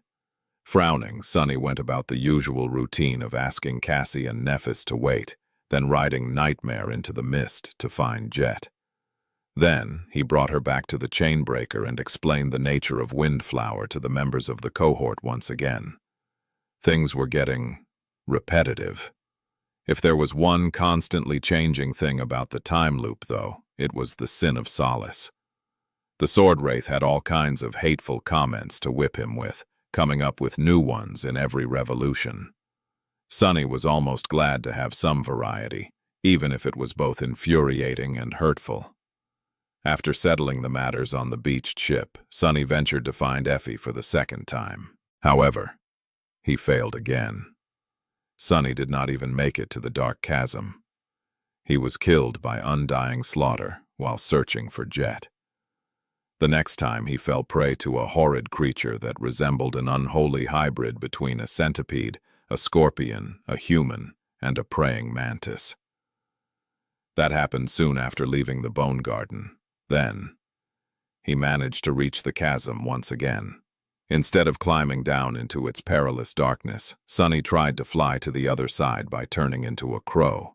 Halfway across, he heard a quiet rustle, and something dove at him from above.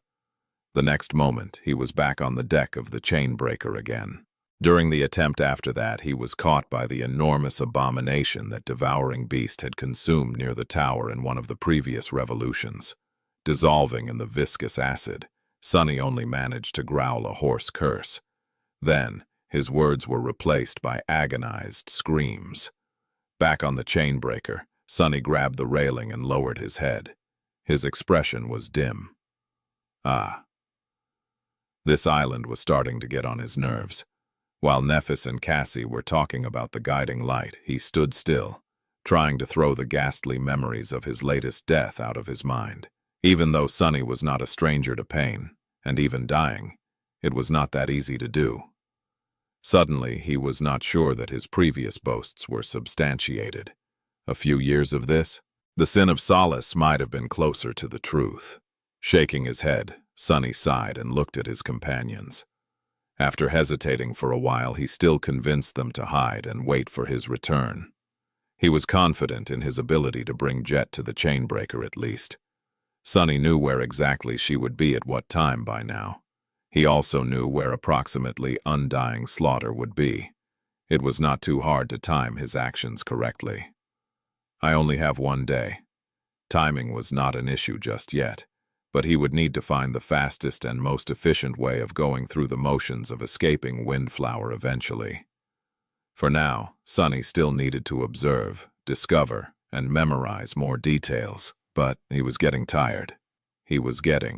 If we don't manage to flee this hell soon, I'll have to start seriously considering my mental wellness. It was funny to even think about mental wellness, considering where he was and what was happening to him. But it was a serious issue. Sunny had to care for his mind. Right now, he was enduring blow after blow without giving himself time to rest and recover. Eventually, he would have to slow down and give himself a chance to catch his breath, in order to last longer, before going insane. Not yet, though.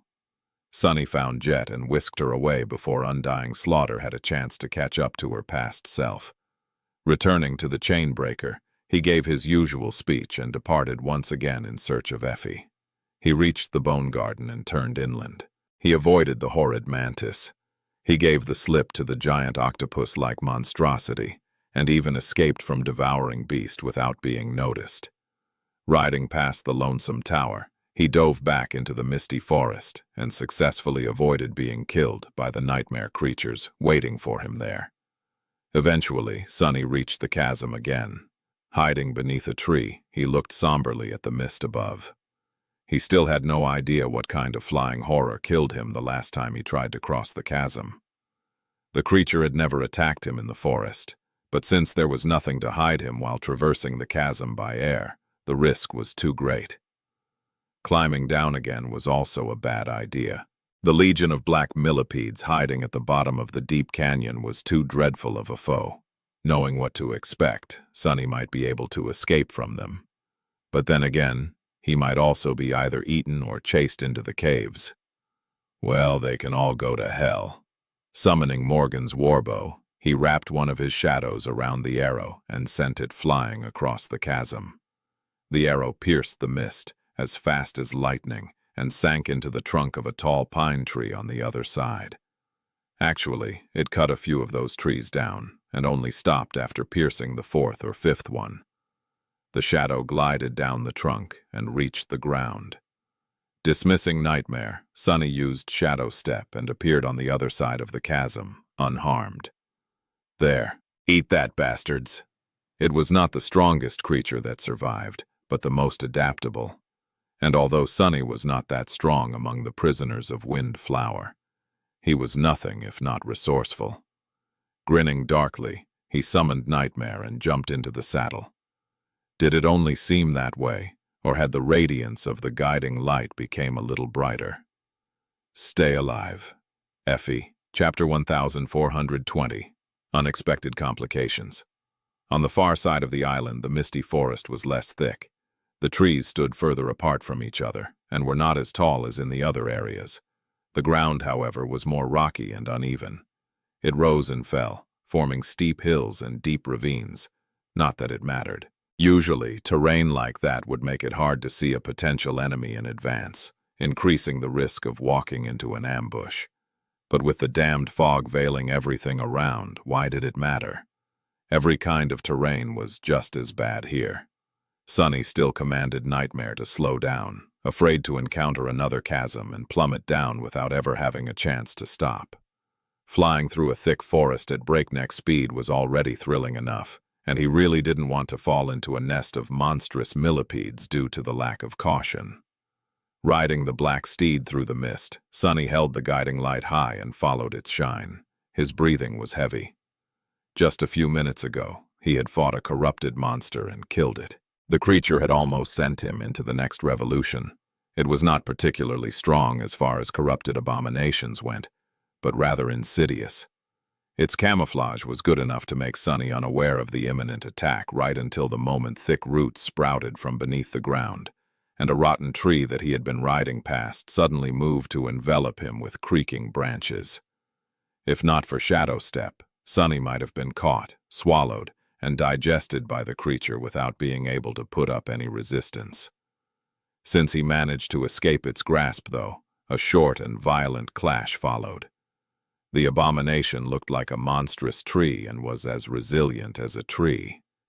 It had no organs to destroy and no blood to spill.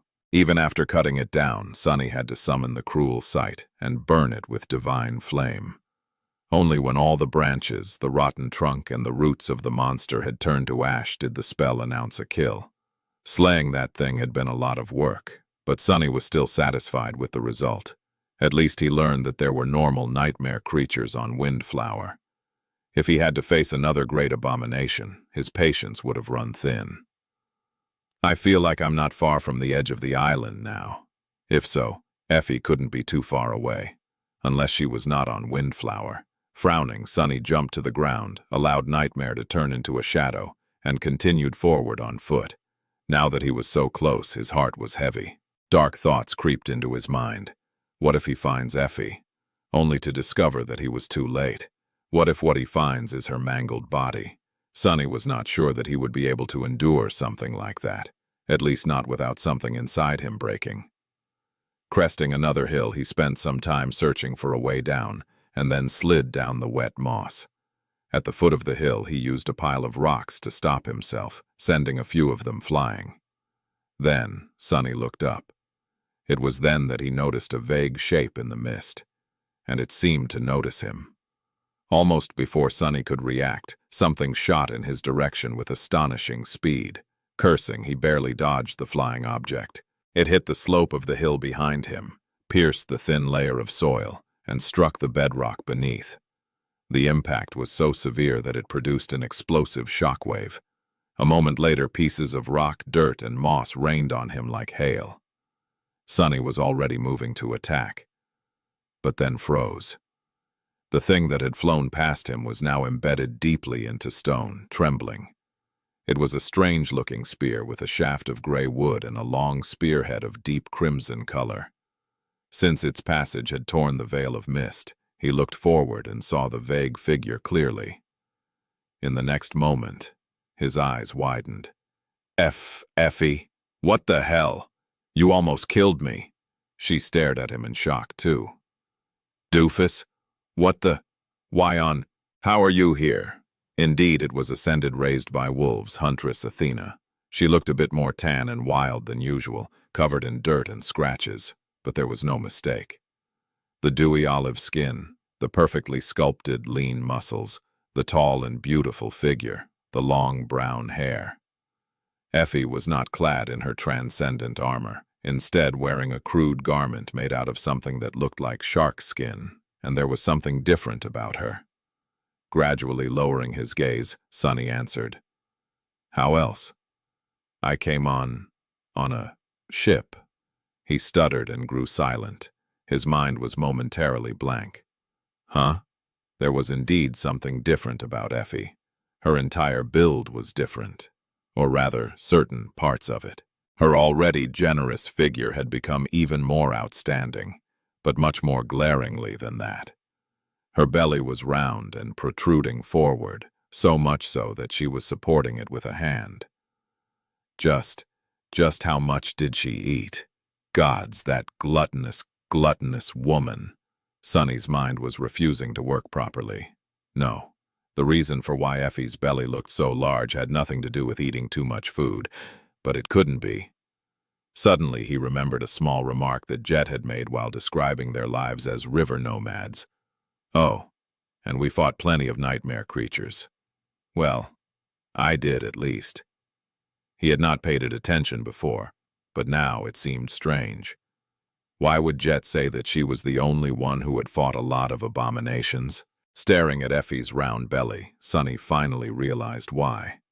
By then, his eyes were as wide as saucers. Effie, why? Why are you pregnant? She stared at him in bewilderment, then glanced down and suddenly flinched. What? When did this happen? Effie's voice sounded frightened and shocked. Then she gave him a mischievous glance and suddenly burst with laughter. When her bright laughter died down, Effie coughed and looked at Sonny with a sheepish smile. Sorry, it was a joke. Why am I pregnant? Well, how do I explain? You see, Sonny, when a man and a woman love each other very much. Chapter 1421. Joy of Life. 1421. Joy of Life.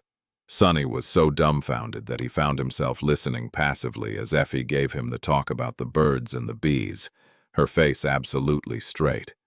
In the middle of it, he was suddenly shaken awake and pointed an accusing finger at her. No, that's not. I mean, I know how this stuff works, damn it. What I mean is how. Since when? Who's the father? Effie stopped talking and looked at him with a grin. Then, supporting her belly with one hand, she wobbled past him and pulled her spear out of the stone. Leaning on it, she sighed and shrugged. I think we already ascertained how. As for since when, should be since 5 months ago. Somewhere around that. She patted him on the shoulder and added, Oh, and I'm glad to see you too. Sonny froze for a few moments. 5 months? 13 had already passed since the start of the nightmare, but for Effie, it had been only 2.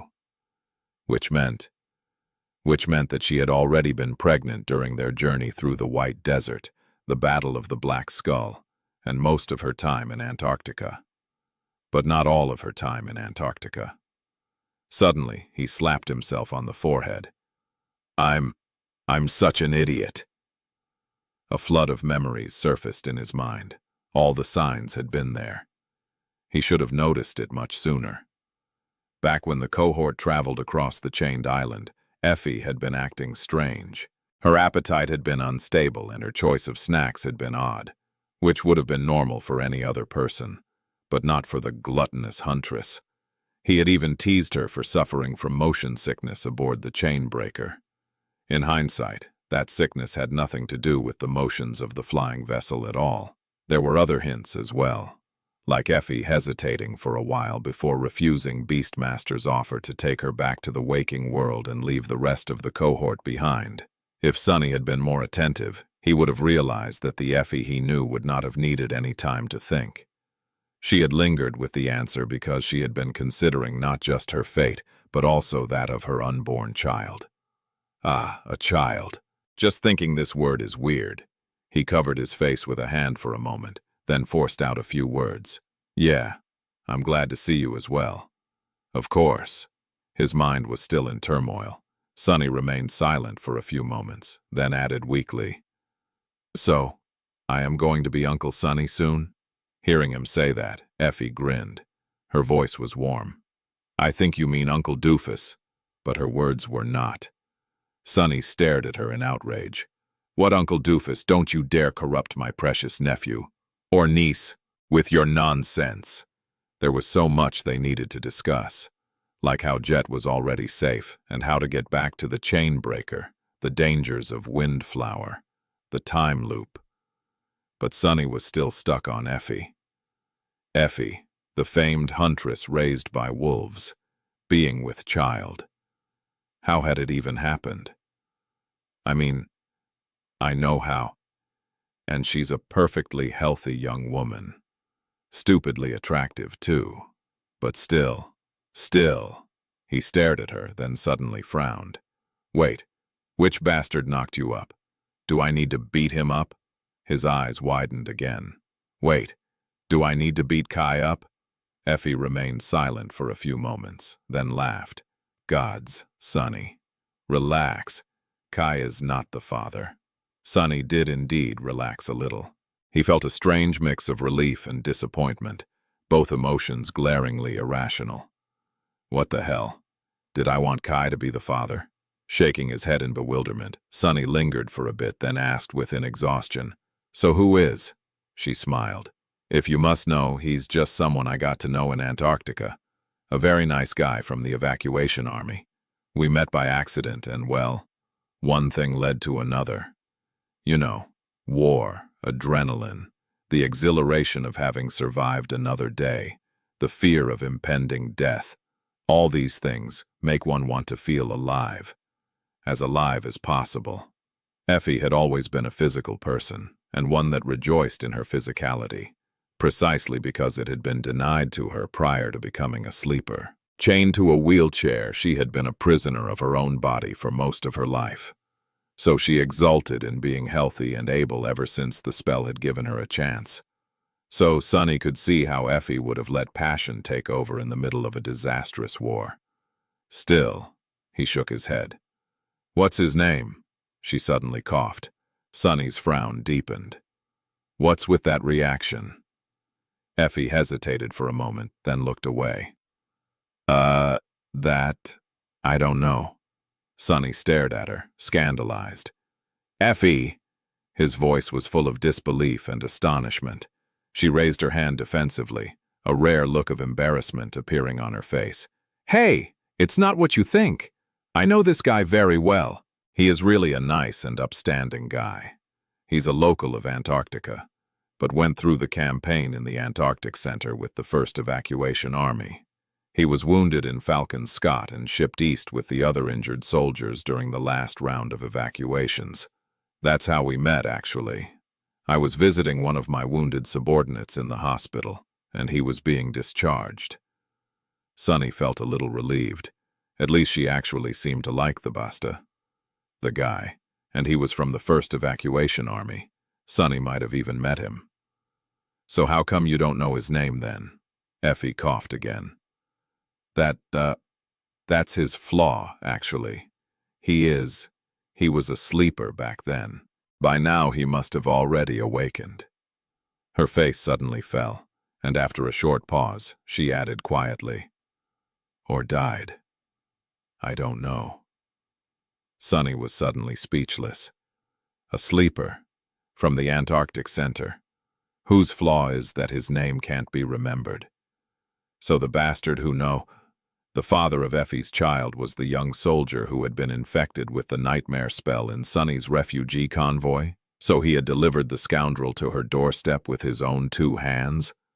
Sonny was happy to hear that the nameless sleeper had been evacuated from Falcon Scott and survived, actually.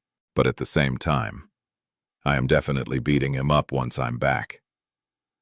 Sonny was preoccupied with his own emotions, but noticing Effie's forlorn expression, he pushed them down and took a deep breath. They had entered the nightmare not long before the winter solstice, so, by now, the nameless sleeper was indeed either an awakened or dead. Much more likely dead, considering the state they had left Antarctica in, but that was not what she would want to hear. Sonny hesitated for a few moments, then forced out a smile. Oh, that guy? Bah, I know him. Don't worry too much. He's not that easily killed. I'm willing to bet that he's perfectly fine even. We traveled 3,000 kilometers together after all. And I personally gave him literally hundreds of soul shards to saturate his core. One could even say that I practically raised him. Will a sleeper I raised go and die without asking my permission? No, he would be too afraid. Effie looked at him for a while. Slowly, the sad expression disappeared from her face and a faint smile appeared on it instead. Noticing that smile, Sunny frowned. "What? I know that you're thinking about something inappropriate again. Cut it out." She shook her head and giggled. No, I was just thinking. Since you say that you raised him, it should be Grandpa Doofus then, not Uncle. Right?" Sunny blinked. His expression froze. His heart skipped a beat. "What Grandpa Doofus? Like hell. Take it back." This evil woman. Chapter 1.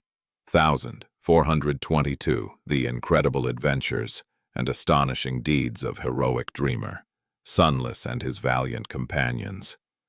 In the Evil Pyramid of Ancient Dread, Abridged, Volume 6.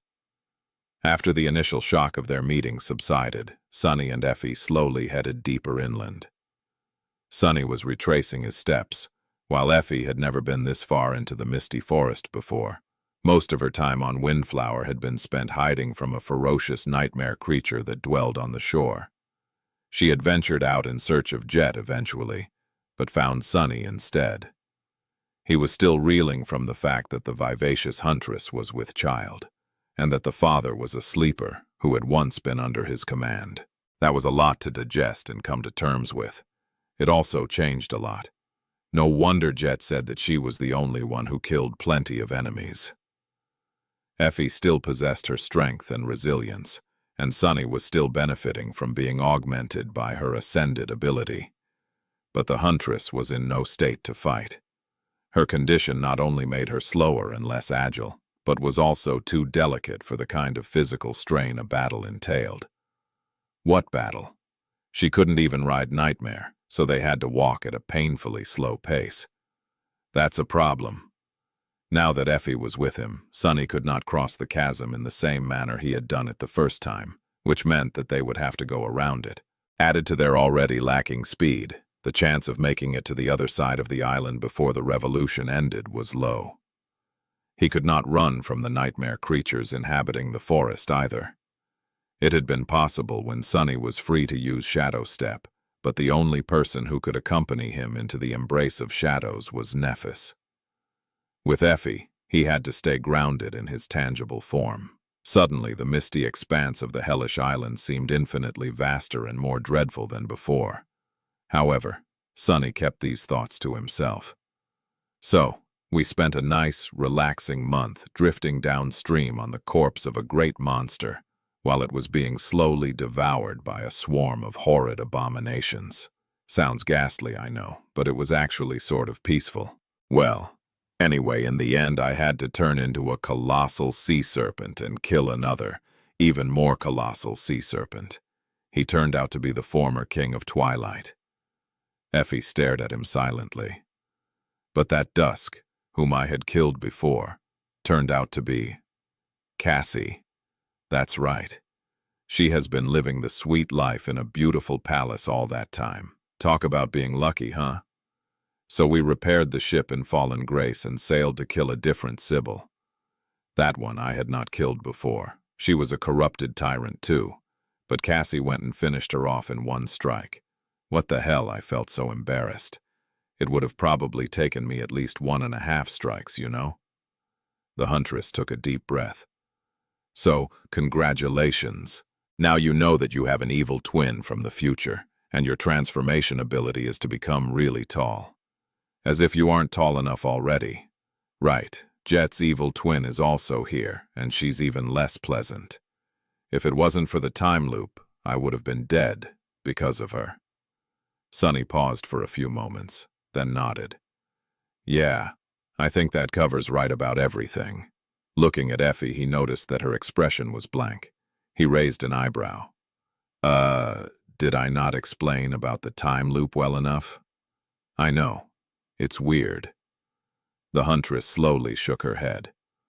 No, I get it. But, Sunny, do you mean to say— Her eyes were suddenly flashed with annoyance. That I've been pregnant for more than a year? Huh? Now it was his turn to have a blank expression. The corner of Sunny's mouth twitched. Everything I said, and that's your only question? Effie shook her head furiously. No, but you don't understand. Do you think being pregnant is fun? Do you think it feels great? 9 months is already bad enough, but it has already been more than a year, and I'm barely half done. She rubbed her back with an aggrieved expression and pierced him with an angry look. Sonny blinked. What are you getting angry at me for? It's not my fault. Plus, it has only technically been that long. From your perspective, those additional months do not even count. Effie opened her mouth, then closed it again. That's even worse. Then she stopped, leaned on her spear, and let out a long sigh. I'm hungry. Sonny was stunned. He was perplexed. Women! Shaking his head, he summoned the covetous coffer and produced some food from it. Effie's eyes glinted when she saw fruit, bread, and cheese. Grabbing a handful of grapes, she sent them into her mouth. Oh gods, this is it, you can't imagine. How sick I was of seaweed and fish meat. Well, abomination meat. Sonny watched her eat silently. It seemed that Effie's already impossible hunger had become twice as dire now. Even though there was a lot of food stored in the coffer, it was disappearing with a frightening speed. He had summoned Saint and Fiend soon after realizing that escaping the abominations was not an option anymore, so they were standing guard around them, joined by Nightmare. After a while, Sonny offered Effie the endless spring and hesitated for a few moments. Eventually, he said, It must have been hard to survive the great river like that, unable to fight, or even protect yourself well, really. Both yourself and the child. The huntress looked at him for a few moments, then shrugged with a smile. Yeah, sure, it wasn't easy. But Jet took good care of me. He lingered for a bit. So why did you do it? Effie raised an eyebrow. Did what? Sonny's voice was somber and serious. Why did you come to the Nightmare with us instead of escaping with Beastmaster? Her expression froze. Oh. Effie did not answer for a while. Then she looked down and caressed her protruding belly with a distant smile. After a few moments of silence, she said in a subdued tone, Just, the world is already falling apart at the seams. So I thought, in a place like that, would this kid want to also be raised by a mother who abandons her friends? And the answer was no. Looking up, she put on a fake grin and shrugged. At least that's what I reckoned. Sonny studied her face for a few moments, then looked away and nodded. Then he smiled crookedly. I see. So, you challenged the third Nightmare to set an example for your child. Okay. All right. Are you crazy? What kind of example is that? Effie laughed. When she answered, her voice was soft. A stupid one. In the end, they did not make it to the chainbreaker in time. Sonny managed to keep Effie safe, but the revolution ended before they even reached the tower. Coming to his senses on the familiar deck, Sonny looked into the mist and exhaled slowly. A stupid example, huh? Professor Obel might have been right. Humanity needed a little stupidity to survive. Tiredly closing his eyes, he lowered his head and sighed. This is going to be a very, very long day. Chapter 1. 1,423 lines in the sand. Today. Lines in them. I am not going to die.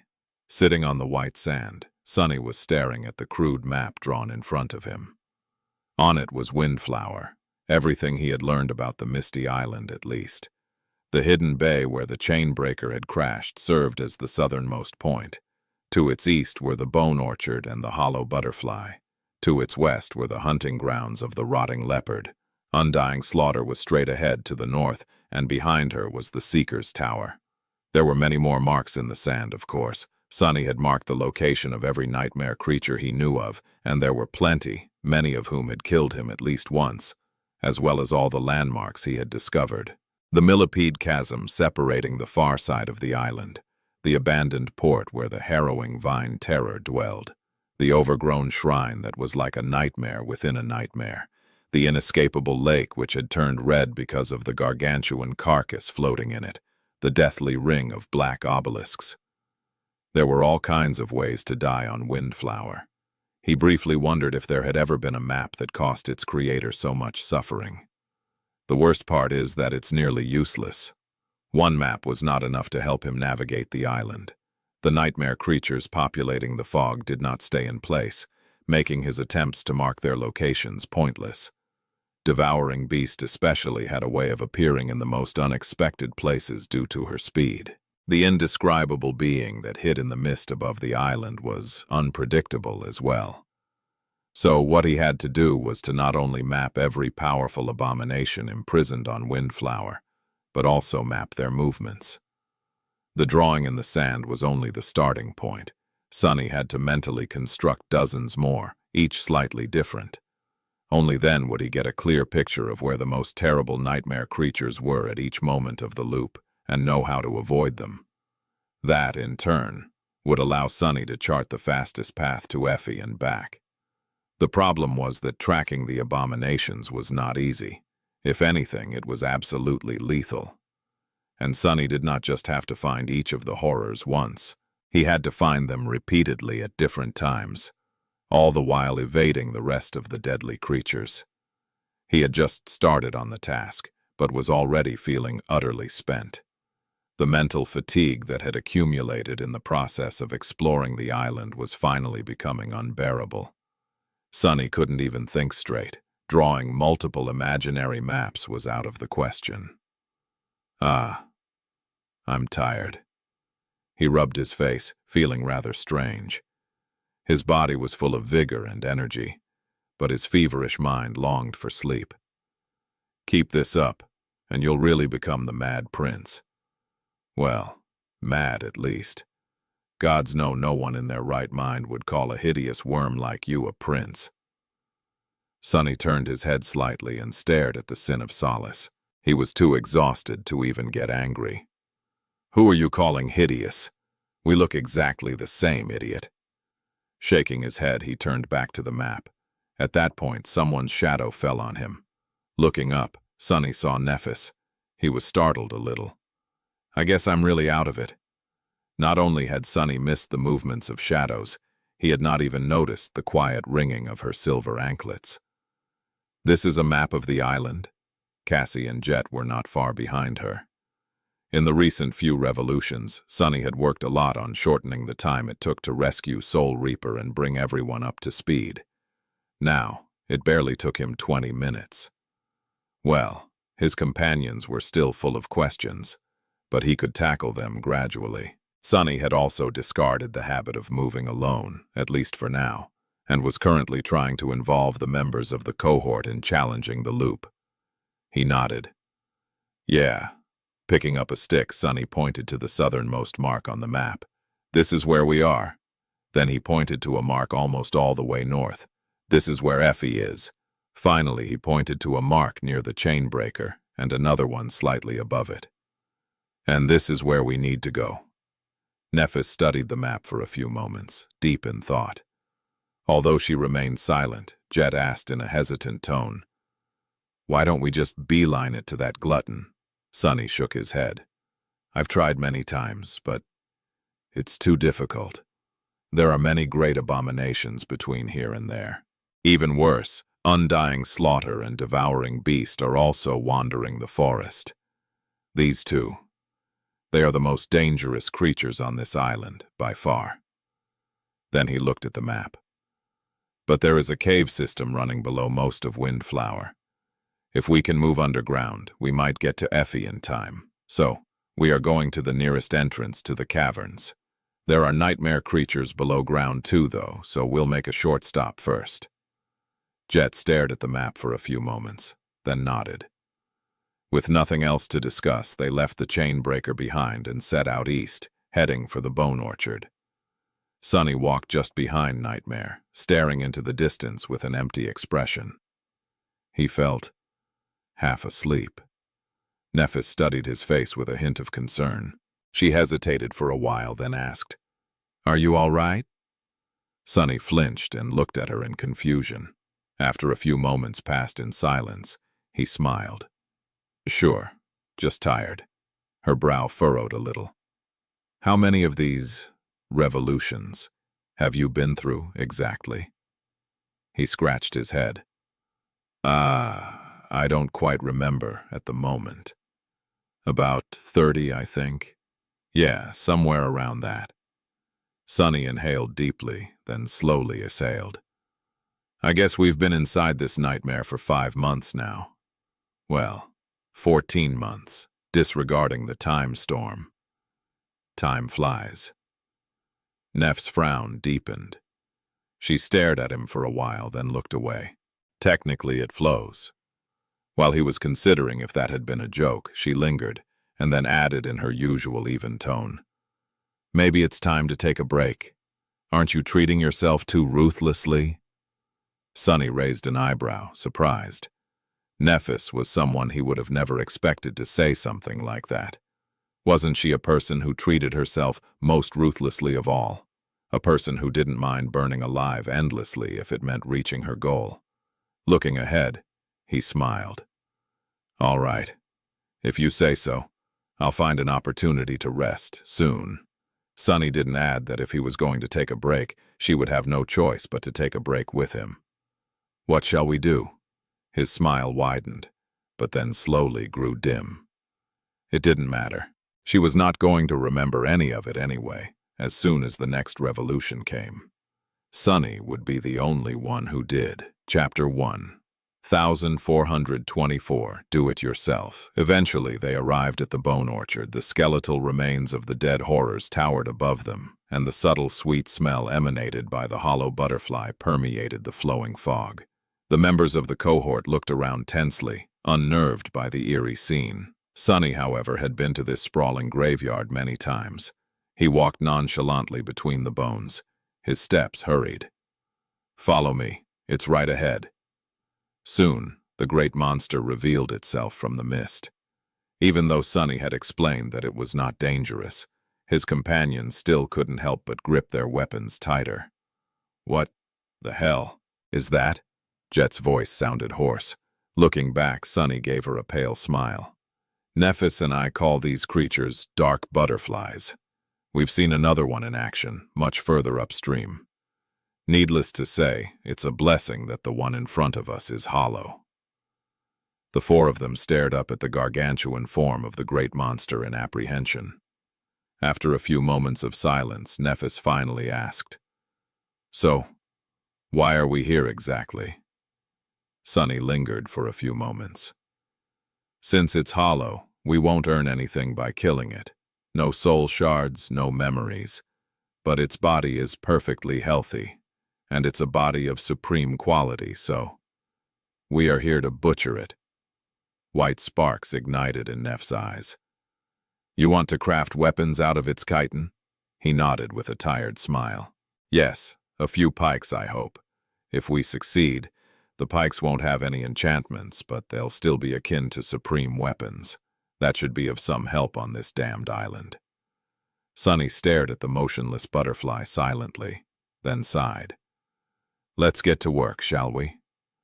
The idea to repurpose the body parts of the helpless great monster was not that deranged, provided that one was capable of rending its impregnable carapace. Sonny was by no means a master artisan, but knew more about blacksmithing and crafting than an average awakened did, mostly due to the brilliant emporium. He was almost certain that they would be able to achieve success, even though it was going to take some time. But wasting some time here was also part of his plan. Neff had yet to replenish enough essence to use her dormant ability, which meant that Jet's wounds were still unhealed. Sonny did not want to enter the caverns before both of those things had happened. So they camped in the middle of the bone orchard for a while. Luckily, this place was one of the safest on Windflower, perhaps because the hollow butterfly's scent scared the other nightmare creatures away. Nephis and Jet simply rested and observed, while Sonny, Cassie, Saint, and Fiend were hard at work. Their target were the 6 legs of the great monster. Severing them was no easy task, but with the help of the 5 shadows and the augmentation of the Crown of Dawn, as well as a scattering of useful utility memories, the work progressed at a steady pace. Saint and Fiend, with their transcendent strength, were of great help as well. By the time Nephis had finally regained enough essence to heal Jet, the lower parts of the hollow butterfly's legs were laid out on the ground in front of them. They were still too large to be used as pikes, each at least 10 meters in length, so Sunny had to splinter and shave them down some more. Now that Neph could use her augmenting ability, everything went much faster. Eventually, there were 6 makeshift pikes in front of them, each crafted from chitin of supreme quality. There was also a bundle of crude javelins and a pile of long splinters to its side. Looking at the collections of weapons, Sunny couldn't help but remember the siege souvenir, a javelin he had crafted from the remains of a corrupted abomination, then enchanted and used to kill a fallen titan. Sadly, there was no time for him to enchant the ones in a similar manner. One day was too short to create any kind of meaningful spell weave. Remembering the siege souvenir also reminded him of his battle with the ravenous fiend. The vengeful creature had used a crude sword fashioned from the tusk of an unknown nightmare creature back then. After thinking for a few moments, Sunny picked up a slightly curved splinter of the hollow butterfly's chitin. Its edge was sharp enough to serve as a sword, so he tossed it to Fiend. He also handed another piece of black chitin, this one flat and roughly circular, to Saint. Sunny had personally made it into a shield before. "I think we are ready. As ready as they would be, at least in this revolution." Each member of the cohort, as well as Saint and Fined, picked up one of the pikes. The javelins were divided between Sunny, Nephis, and Jet. Armed to the teeth, they threw one last glance at the motionless butterfly, which was now laying messily on the ground, serene despite being mutilated and deeply disturbing for that reason, and backed away. Sunny led the group through the labyrinth of bones, stopping from time to time to ascertain their location. Eventually, they had to climb over the spine of an especially large horror and found a small space hidden behind it. There, the ground had been broken by a titanic blow, and a black pit waited for them, full of darkness. "That's our way down." It was one of the entrances to the system of underground caverns that Sunny had found. Using Neph's golden rope, the Evertwine, which had once been earned by Cassie in her first nightmare, they cautiously descended into the pit. Soon, the members of the cohort found themselves standing on the rough rock floor of a natural cave, surrounded by darkness. Almost no light reached this deep down, swallowed by the mist above.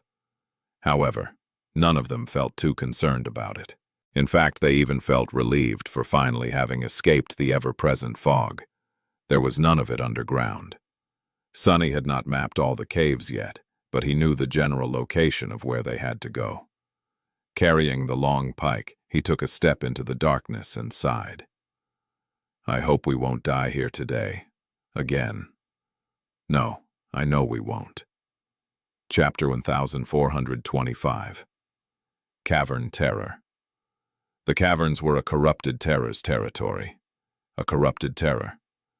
It had not been that long ago that Sunny would have shuddered from a mere thought of fighting a creature like that. He was still apprehensive, of course, but not nearly as much as a wise person would have been.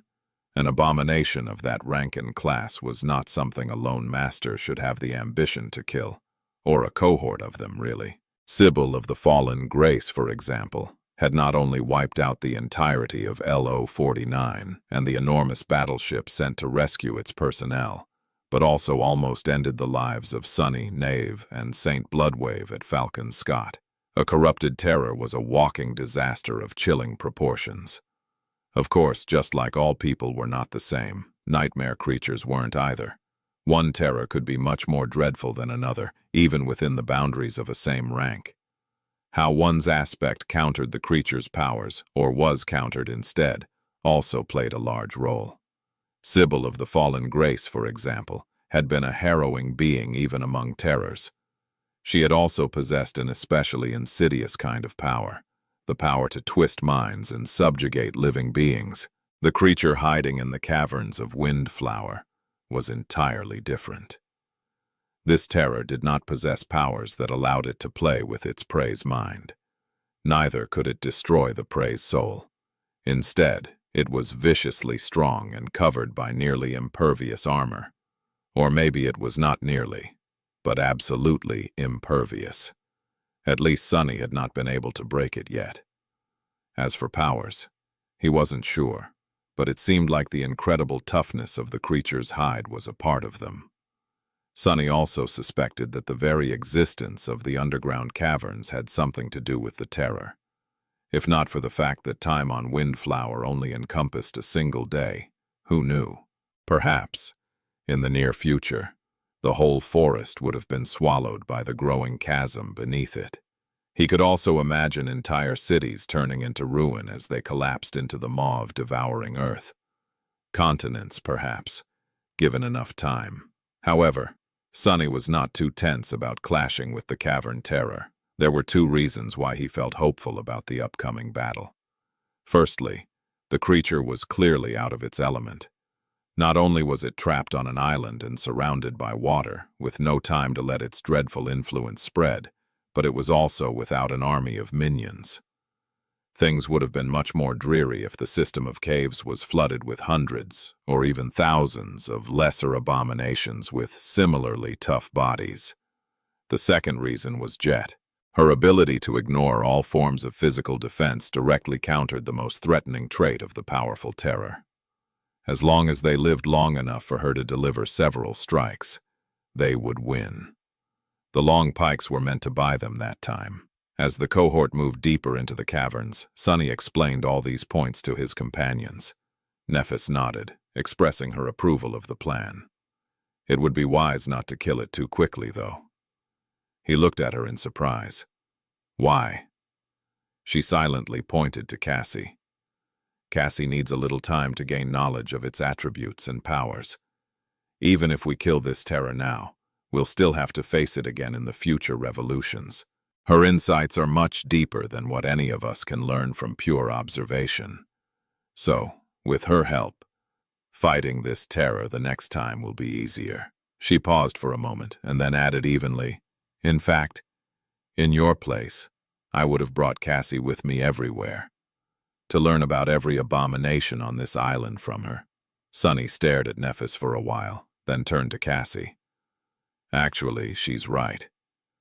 He had been dying over and over again, slowly learning more about the dreadful prisoners of Windflower with each death.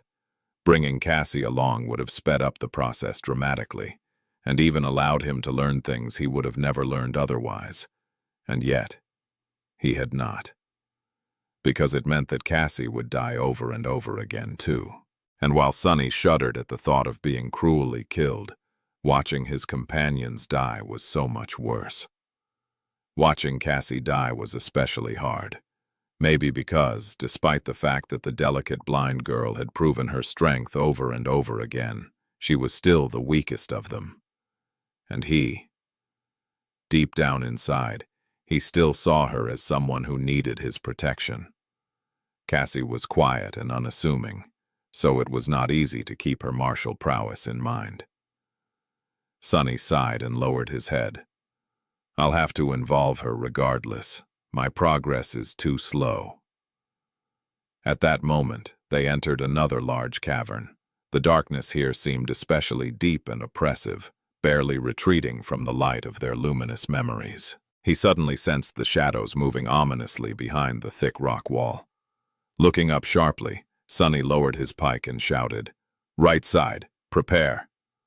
In the next moment, the wall of the cavern to their right suddenly exploded, several tons of broken stone flying at them like an artillery shells. Sunny barely had time to dodge a slab of black rock when a massive shape revealed itself from the cloud of dust already descending upon them. Curses! The terror resembled a giant, monstrous termite. Sunny could only see its massive head and an opened maw, with saw-like mandibles protruding repulsively from its edges. Its head alone was almost as wide as the entire cavern, and it was flying at them with dreadful speed. The dark chasm of the creature's maw was like a cave itself. Sunny had perished painfully inside its darkness once or twice, so he knew that there was no escape from it. His eyes glinted furiously. Not this time, damn it! But at the same time, another exhausted part of his mind thought, So what if I die again? I'm so tired. Chapter 1, 1426 Pathfinder. Before the terror could swallow them all, Nephis appeared in its way. Her pike was already pressed against the uneven floor of the cavern, supported by her foot, the sharp tip pointed at the approaching monstrosity. Her eyes were calm and full of resolve. A moment later, Saint was by her side. Sunny, Cassie, and Fiend were not far behind. Will it work? Before Sunny could even finish the thought, the terror plunged into the row of pikes. There was a deafening sound, and he felt a terrible force wrenching his arms. If not for Boneweave, his bones would have probably snapped and shattered into 1,000 fragments. Sunny had already increased his weight as much as he could, turning into an immovable monolith. Still, he was thrown back. Cassie had been flung back as well. The blind girl twisted in the air and nimbly landed on her feet. One of the pikes actually broke despite the supreme material it had been made of, forcing Fiend to stagger back with a dumbfounded expression. However, Nephis and Saint somehow withstood the terrible impact. More importantly, the charge of the terror had been stopped, at least temporarily. The creature had only partially emerged from behind the broke wall, most of its revolting body still hidden from view. Neph's pike had become stuck between two of its mandibles, while the one held by Saint was pushed against the black, glossy membrane of its eye. And yet, there was still not even a crack on the impregnable chitin. Damn it!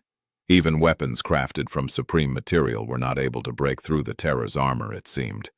However, most of them had not shattered from the impact, and the cohort was momentarily a safe distance away from the trembling mandibles. The pikes were doing their job. Rushing forward, Sunny put his whole weight into his own, joining Nephis and Saint. At the same time, he called upon the shadows. Tenebrous chains rose from the floor of the cavern and fell from its ceiling, wrapping around the terror to immobilize it. The terror snapped its mandibles, trying to break the pikes. Its massive body moved, making the black chains groan. Jet! Right at that moment, a black steed leaped over their heads. Landing on the back of the giant creature, it rushed forward. Its rider had already slid out of the saddle, the long pike held in her hands disappearing into the depths of the terror's body. The abominations shuddered and let out a terrifying, ear-piercing shriek. The chains holding it down snapped, and the giant insect-like horror tried to throw Jet off its back. But at that time, Neph's eyes suddenly shone, and the soft radiance of her skin was extinguished. At the same time, her pike suddenly ignited with incandescent light. Noticing it, Sunny sent the shadow that had been augmenting her body onto the pike as well. The crude weapon finally managed to break through the enemy's armor, cracking it slightly. The damage done to the terror was not too serious, but it momentarily pinned it in place. That moment gave Jet enough time to catch the pike that Cassie had tossed into the air before Nightmare even landed on the creature's back. Soul Reaper did not waste any time, dashing forward and delivering another vicious strike. The creature shuddered once again. Visibly weakened and tormented by harrowing pain, it continued trying to resist, but it was already pointless. Staring at the terror, Sunny remembered his first meeting with Undying Slaughter and smiled spitefully. He knew better than anyone what the bastard was feeling right now. Kill it! Before too long, the battle was over. They actually managed to slay a corrupted terror without losing a single member of the cohort. The dreadful creature was dead. What? The hell? It's so much easier when I'm not alone. Sunny winced and shook his head, perplexed by his own thoughts. What am I thinking? Of course it is, you fool. He was sitting on the floor, catching his breath. Nephis was massaging her forearms with a small grimace.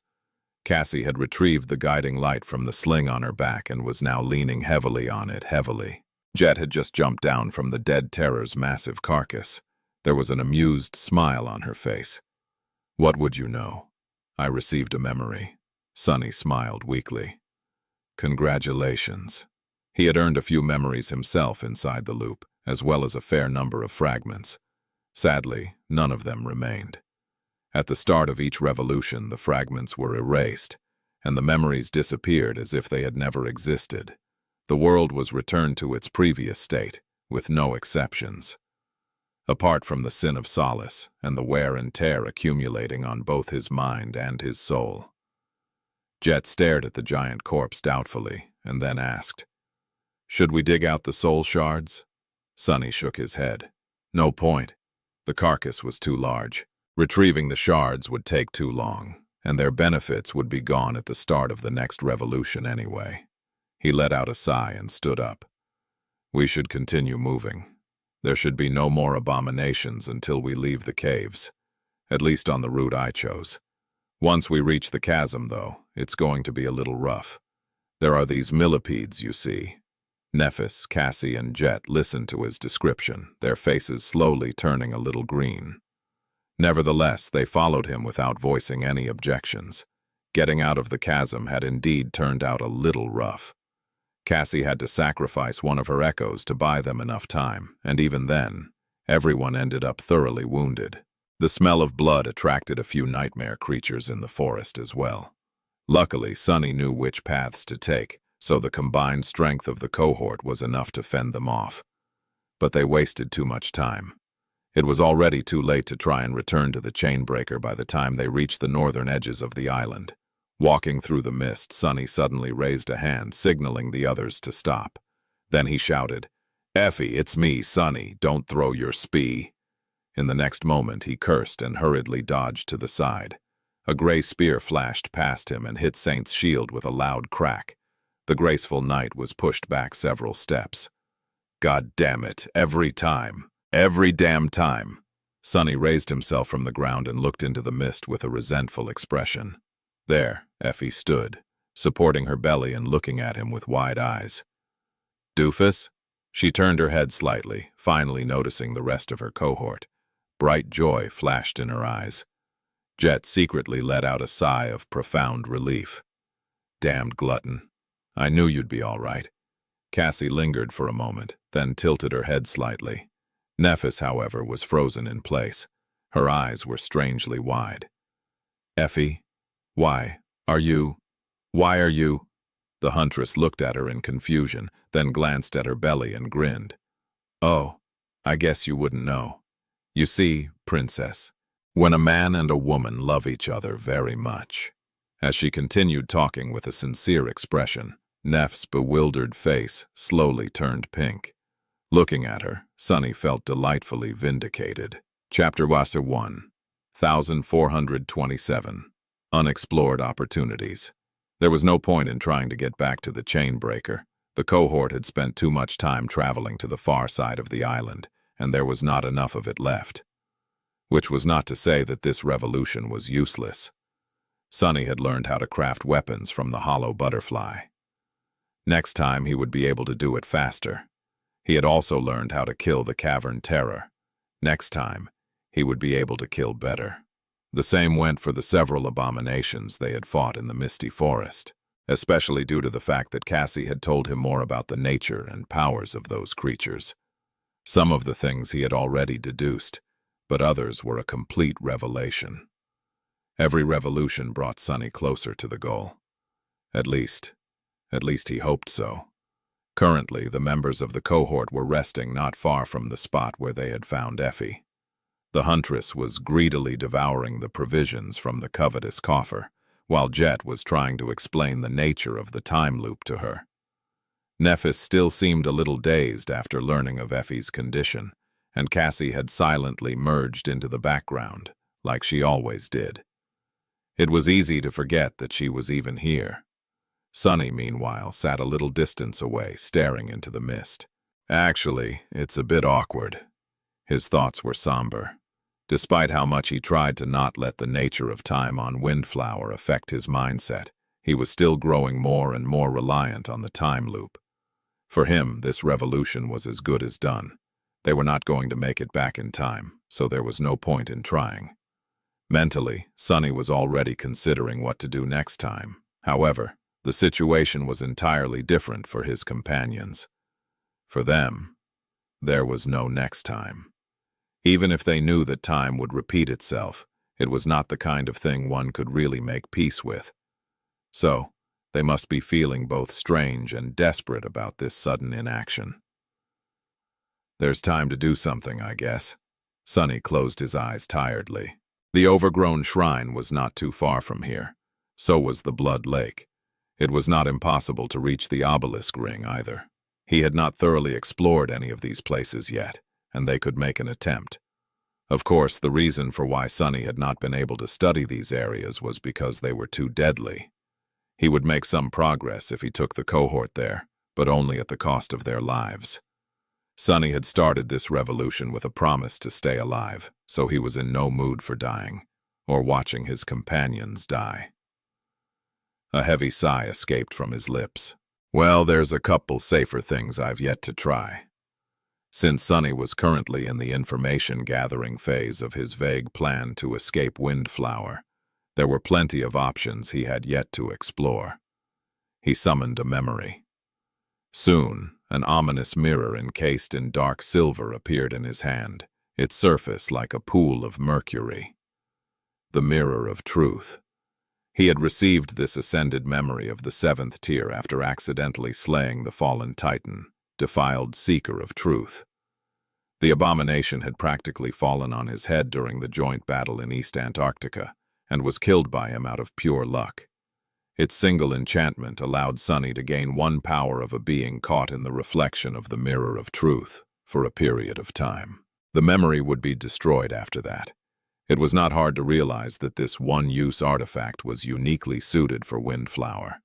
After all, it could be used repeatedly here, once during each revolution. It was strangely fitting, considering that the island had once belonged to one of the Seekers. Sunny had yet to use it, though. Except for undying slaughter and the devouring beast, he did not know enough about the prisoners of Windflower to do so. And catching a reflection of those two without being killed by them was no easy task. So currently, the reflection caught by the Mirror of Truth was that of Nephis. She had picked up the memory once, back on the Black Island, and her visage still remained caught on the mercurial surface. Blindly trying to reflect abominable powers has been a problem before, but if I indeed involve Cassie, it can become feasible. This was a whole layer of opportunities he had to think about and explore. The enchantment of the Mirror of Truth was not limited to nightmare creatures either. Sunny could temporarily gain the aspect abilities of the cohort members as well. Neph's flames, Cassie's premonition, Jet's ability to destroy souls, Effie's Herculean strength. His tired mind went into a stupor from the sheer amount of intertwined possibilities. After a while, Sunny dismissed the Mirror of Truth and took a deep breath. There was another tool at his disposal that he had not used yet. The fragment of Shadow God's domain that he had received as a reward for mastering the 4th step of Shadow Dance. He had not experimented with it before due to the fear of wasting this powerful legacy relic. But now that Sunny was inside of the loop, was there a better place to learn what the domain fragment could actually do? He had been considering unleashing it for a while now. What stopped Sunny before was the desire to learn more about Windflower first, but he had already explored most of it, at least tentatively. Was there a reason to wait? Only one. He was exhausted. Sunny stared bleakly into the mist. The Mirror of Truth and the fragment of Shadow's domain. I'll try them next.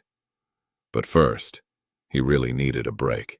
Assessing these two tools would go much better with a fresh mind. Glancing at the members of the cohort, Sunny hesitated for a few moments and then asked, "Do you guys want me to do anything specific once the next revolution starts?"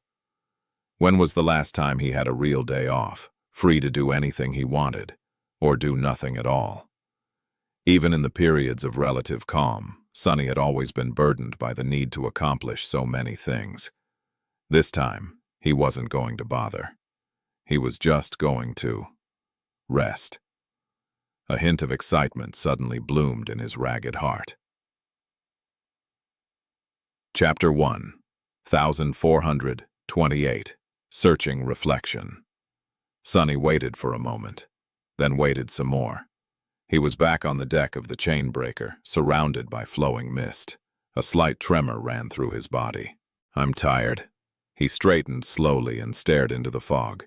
It was time for him to take a break, but Sonny wasn't even sure what he was supposed to do.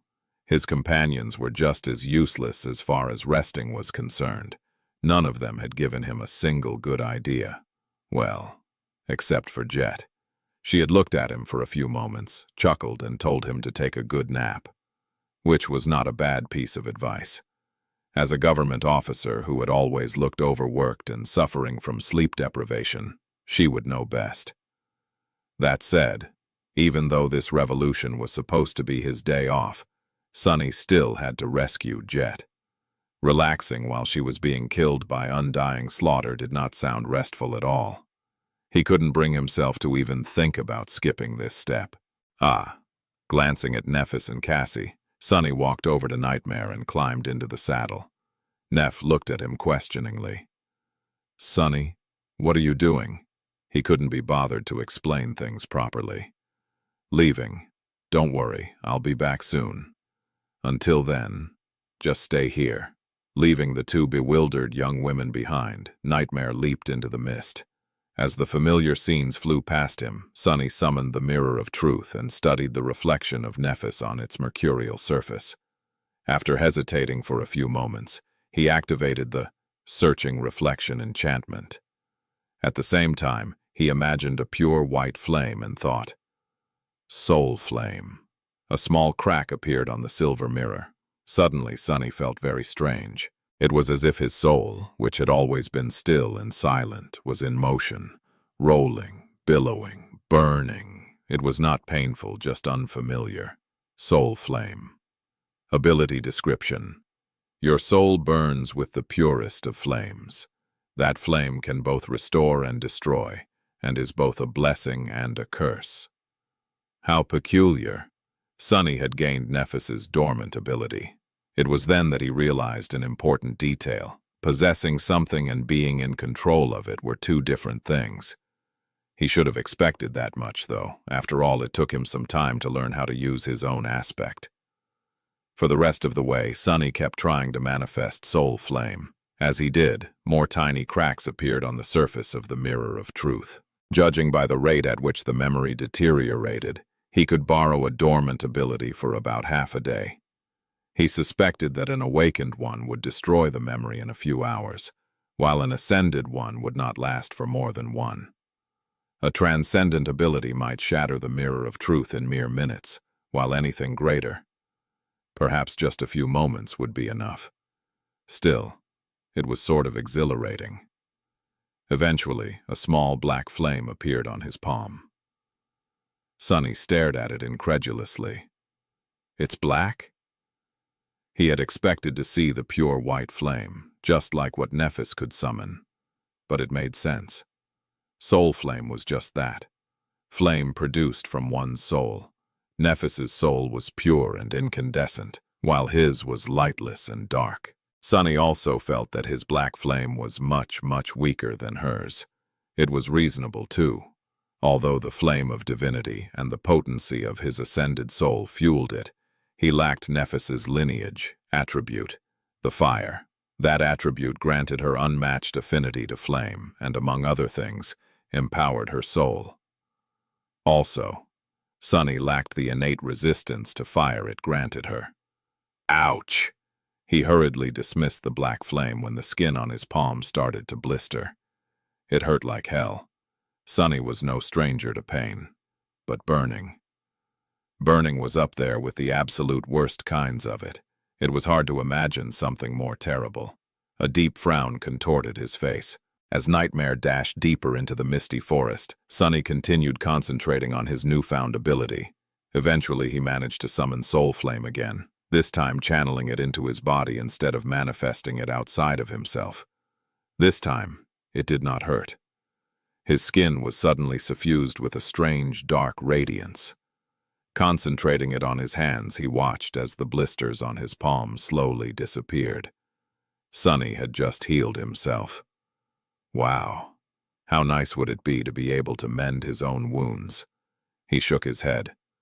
Where did Nephis get the audacity to call me a cockroach even? If anything, she was the ultimate roach.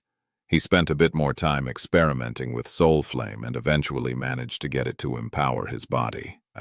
Augmented both by both the dark flames and the shadows, Sunny felt dire strength coursing through his veins. It was not quite as daunting as when Nephis shared her flame with him, but almost comparable.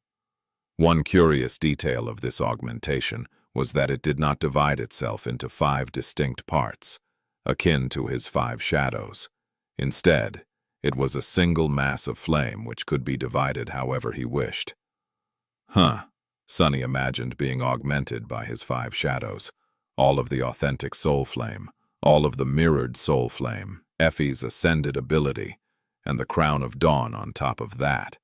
Wouldn't that turn him into an absolute monster? Yes, it would. Sadly, Windflower was a place where even a monster like that was close to the bottom of the food chain. It's an option worth remembering, though. At this point, Sunny could already smell Jet's blood in the air. Galloping past the familiar trees, he noticed her hunched figure and reached down. "Grab my hand." Jet looked up, her face pale and pained. It took her a moment to recognize his voice and another one to shake off her shock. Not even understanding the situation completely, she reached forward. Sunny pulled her up. This time, however, he put Jet in front of him, instead of behind him. They ended up in quite an awkward pose, his hand pressed against her back and soaked in her blood. She grimaced. "Sunny, you really know how to..." He interrupted her. "Make a girl squeal? Yeah, I know. Now, stay still." His bloodied hand was suddenly suffused with the dark radiance once again, and washed in that radiance, Jet's wounds slowly began to heal. It was nowhere near as fast and efficient as when Nephis healed people, but it still worked, and since Nephis was currently devoid of essence, that was more than enough. A dark smile appeared on his face. "That should save me a lot of time in the future, no matter how many times the future repeated itself." Chapter 1, 1429. Bedtime. Soon, Nightmare landed on the deck of the chainbreaker. Sunny had been a bit distracted, so he was surprised to see that Nephis was pointing her sword at him. After a short moment, she let out a sigh and sheathed it again. "Right. They didn't see us approaching because of the mist, and then something fast jumped out of it and landed on the ship." After the lackluster explanation Sunny had given them, both Cassie and Nephis must have been tense and uneasy for the past half an hour. "You're back." Nephis started to talk, but then grew silent. She had finally noticed the bloodied figure sitting in front of Sunny. Jet used that moment to gingerly jump down and stretch. "Horse riding is just not for me. I miss my PTV." Cassie seemed taken aback. "Soul Reaper, Jet?" Jet nodded and smiled. "One and only." Then her expression darkened. "Well, I suppose not anymore." For a few moments, everyone was silent. Nephis and Cassie were looking between Sunny and Jet, startled. He had already dismounted and was rubbing his face, a little spaced out. "Sunny, you have already found Jet?" He stared at Nephis for a moment, then nodded. "Yes, I also found Effie. She's on the other side of the island, but we can't go there yet." "Oh." "Undying Slaughter and Devouring Beast are also here, as well as a number of great nightmare creatures. Basically, everywhere you go on this island, only death awaits." All of it was news for Cassie and Nephis, and most of it was news to Jet. He paused for a moment, ignoring their somber expressions, and nodded. "All right, I'm going to sleep. Don't leave the ship." Sunny headed for the hatch to the interior of the ship, but was stopped by Nephis. "Wait, if you don't mind. How do you know all this? What happened?" The corner of his eye twitched. "Windflower exists inside a closed loop of repeating time, and I have already lived through this day a few dozen times. I can remember the previous revolutions because of my cursed sword. The last time around you told me to rest, so that's what I'm doing. I'm going to take a nap. Now, if you'll excuse me." He walked between the three frozen women and disappeared into the hatch. Finding his way to his sleeping quarters, Sunny dismissed his mantle and toppled onto his bed. His pillow had never felt so soft. "I'll take a small nap, just a few hours, and then explain everything properly." Closing his eyes, he instantly fell into the comforting embrace of sleep. The next thing Sunny knew, he was crouching on the deck of the chain breaker, just as tired as he had been before. He waited for a moment, then straightened and looked around in confusion. "What is this?" Sunny was back to the start of the loop. His expression soured. "What the hell? Did I sleep through the whole day? Or had something killed him in his sleep?" Turning around, Sunny frowned and looked at Nephis. She met his gaze and said, "I'm fine. I can still put up a fight." He stared at her for a moment, then cursed and jumped into the saddle. Before Nephis or Cassie could say anything, the dark destroyer had already disappeared into the mist. "I just want to sleep in peace. How hard can it be?"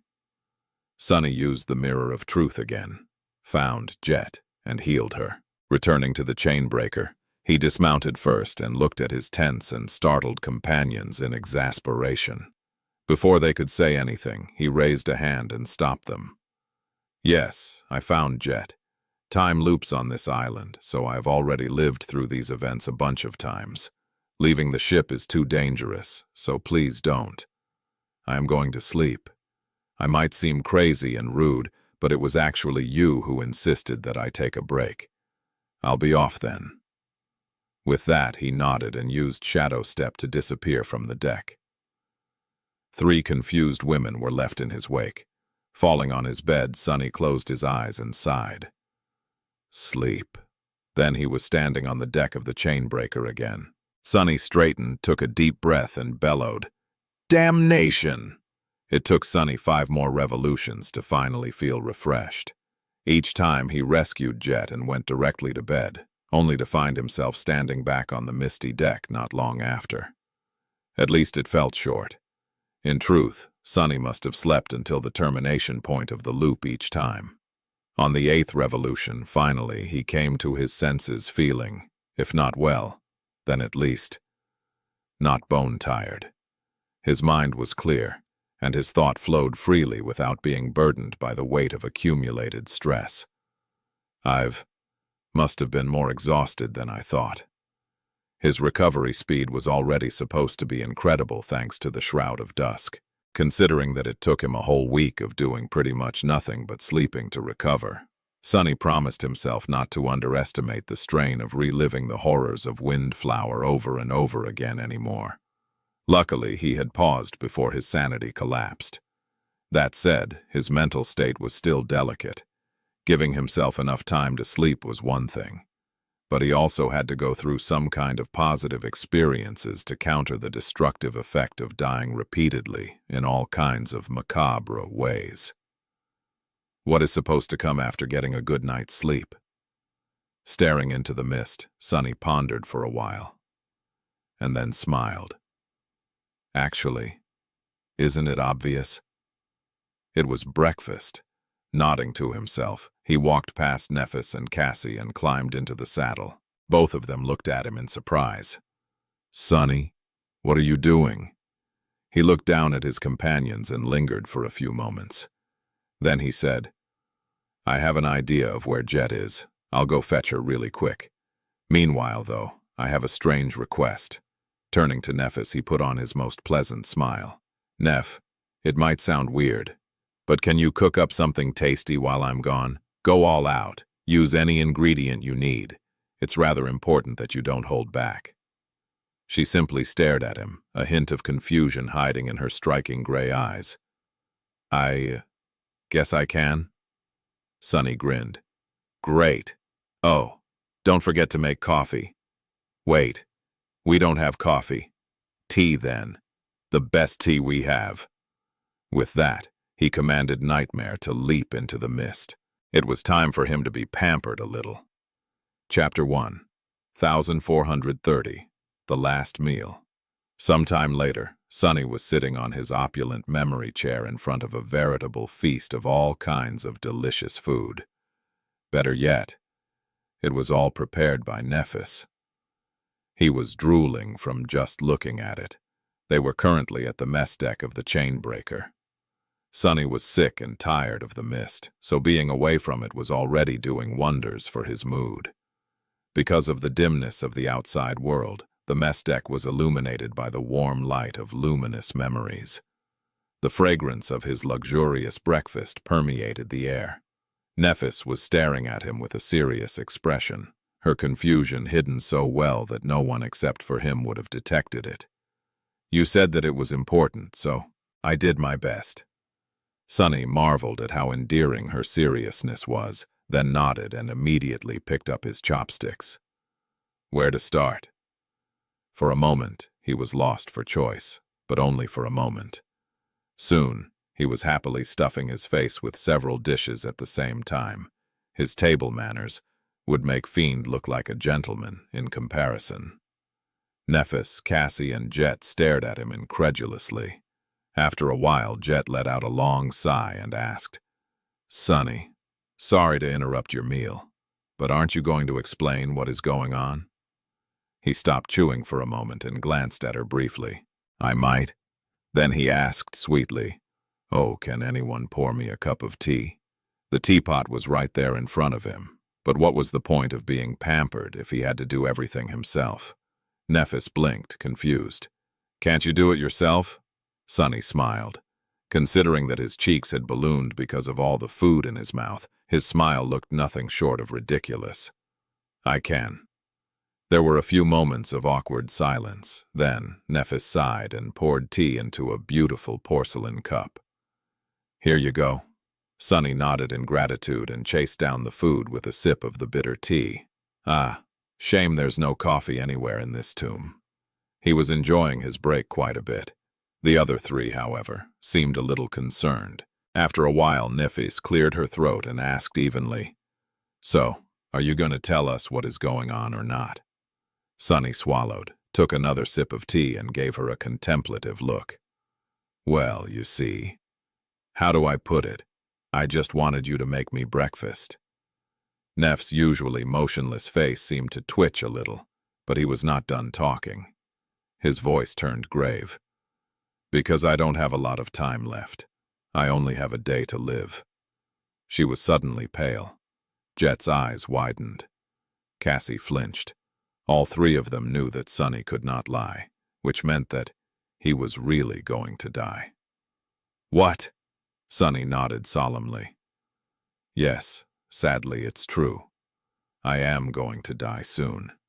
It's inevitable, and none of you can stop it. So I just wanted to spend a pleasant day with you guys.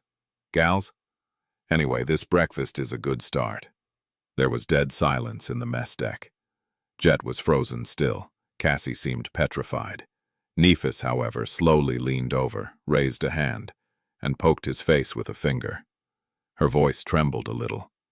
He's not wearing the mask." Something fell to the floor with a loud noise. Sonny rubbed his cheek, blushed a little, and looked at Neff with reproach. "Right. Now that we're past that, let's get back to food. It's getting cold." Saying that, he nonchalantly continued to stuff his face. A satisfied sigh escaped from his lips. After a few moments, he looked up and saw three beautiful women staring at him in stunned silence. Their faces were pale. Sonny sighed. "What?" Cassie did not move. Furious white sparks ignited in the depths of Neff's eyes, but it was Jet who broke the silence first. "What do you mean, what? Do you expect to drop that bomb on us and continue eating as if nothing happened? What do you mean you are going to die? Why? Who is going to kill you? How do we prevent it?" It was probably the first time Sonny saw the infamous Soul Reaper Jet lose her composure. Well, disregarding the days she was crawling around their raft trying to eat him, but she had been much calmer even then. Nephis opened her mouth, then closed it, then opened it again.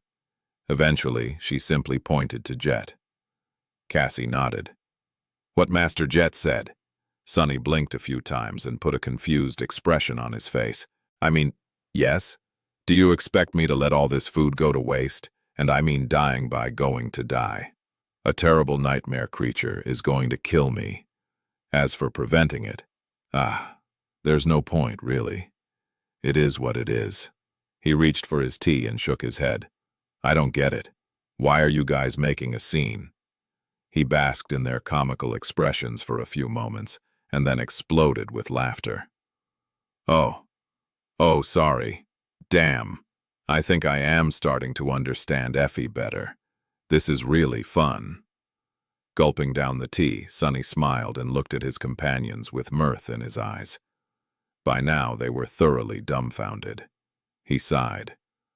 Listen, I did not tell you before, but this whirlpool is actually a whirlpool of time. Time moves in a circle on this island, meaning this day repeats itself over and over. They stared at him silently. What I mean to say is that all of us have been reliving the same day ever since arriving at Windflower. I'm just the only one who remembers the previous ones. I've died a few dozen times already trying to get us out, and I'll definitely die many more times before we finally escape this hellhole. His teeth gleamed in a cavalier grin. What? Did you think that dying would actually kill me? Since his companions seemed to be having trouble with comprehending the nature of the time loop, Sonny explained it again, this time in detail. He wasn't hurried, and did not forget to thoroughly enjoy Neff's breakfast in the process. Luckily, Sonny already had rich experience of having this conversation, so he did it again with ease. His mood was quite good. When he was done, Nephis, Cassie, and Jet glanced at each other. After a few moments of silence, Nephis asked, "So although you are indeed going to die soon, you'll come back to life at the start of the next revolution? Every time?" Sonny nodded. "Exactly." She looked down and took a deep breath. When she spoke again, her voice sounded strange. "So what you mean to say is that we can kill you right now and you'll be fine tomorrow?" Sonny scratched his head. "I guess so, although it's a weird way to put it." Nephis nodded as if coming to a decision. Then she looked at Cassie and Jet. "So, we're in agreement. He has to be killed, right?" Cassie and Jet nodded seriously. "Yes, of course. Let's not make it quick." Sonny blinked, this time out of sincere surprise.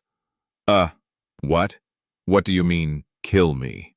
Jet smiled leisurely as she slowly rose to her feet. "Why are you making a scene? We'll just kill you a little, for education purposes." Suddenly, a cold chill crept up his spine. Cassie and Nephis were standing up as well. Wait a minute. This has somehow gone terribly wrong. It was just a little joke. Today is supposed to be my day off, okay? Don't do anything rash." A small smile appeared on Neff's face, with dangerous sparks dancing in her eyes. "You don't have to worry. We won't rush." His 5 shadows observed the scene with a mix of disdain and pity. A few of them shook their heads dejectedly. Why are they so angry? After a moment, the shadows winced. Loud sounds of something heavy crashing into the floor resounded from the mess deck of the chainbreaker for a while after that. Chapter 1. 1431, Tea and Dessert. In the end, Sonny was not killed. However, he did receive a few bruises. Considering that his skin was not easy to bruise due to the marble shell, it went to show just how much his little stunt had angered the 3 women. Luckily, they calmed down pretty fast. Even luckier, Sonny had wisely finished his breakfast before drawing their ire. In the aftermath of his punishment, the mess deck was in complete disarray, and there was nothing edible left on the overturned table. The wrath of 3 infuriated masters was a frightening thing. I don't get it. It was just a little joke. Rubbing his sides resentfully, Sonny stared at Nephis, Cassie, and Jet. Of course, he was smart enough to keep these thoughts to himself. Otherwise, a few bruises would be the least of his problems. His companions, in turn, were staring at the surrounding mess. "We should probably tidy up." Cassie's voice sounded uncertain. Jet gave her a glance and shrugged. "Won't it tidy itself up at the end of the day? Everything will go back to how it was." The blind girl hesitated. "Still, let's clean what we can now." Sunny was not really keen on cleaning on his day off, but he could always make Fiend do it for him. Before he did, however, Cassie suddenly said that he and Nephis should leave it to her and Jet. Neph was still suffering from the symptoms of essence exhaustion, while Sunny was supposed to be resting. So the blind girl told them to go enjoy the dessert on the upper deck. Nephis seemed unconvinced, but Sunny was shaken. He remained silent for a while, then asked solemnly, "There's dessert?" After that, the two of them were sent out of the devastated mess deck. Soon, Sunny found himself sitting in the shade of the sacred tree, having an improvised picnic with Neph.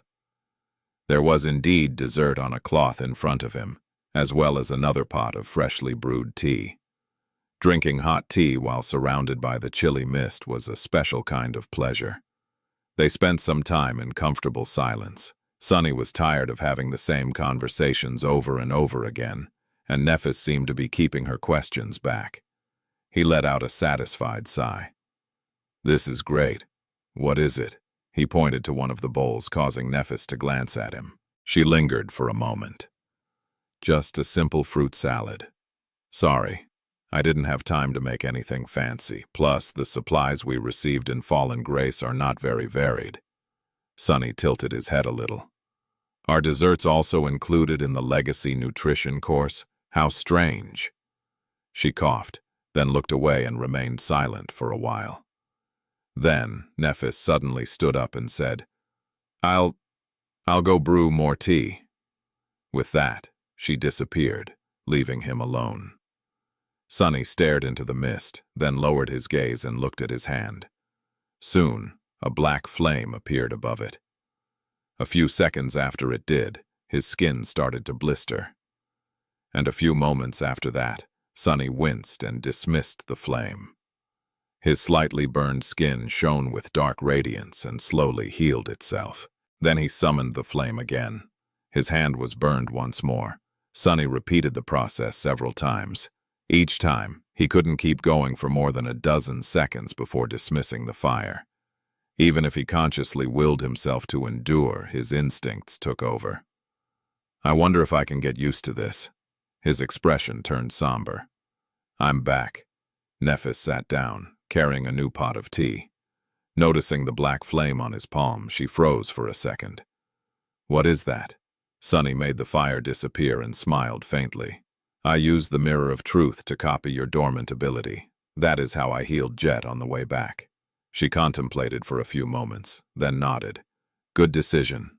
Looking at her with a complicated expression, Sunny sighed. "But I don't have your lineage attribute, so the fire burns me. It hurts like hell.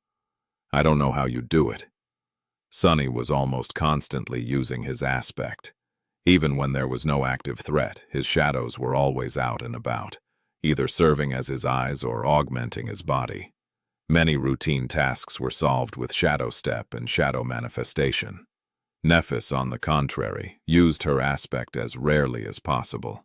She did not even summon its powers in most battles, relying solely on her training and skill. It was only when the enemy was overwhelmingly dangerous that she resorted to using the soul flame.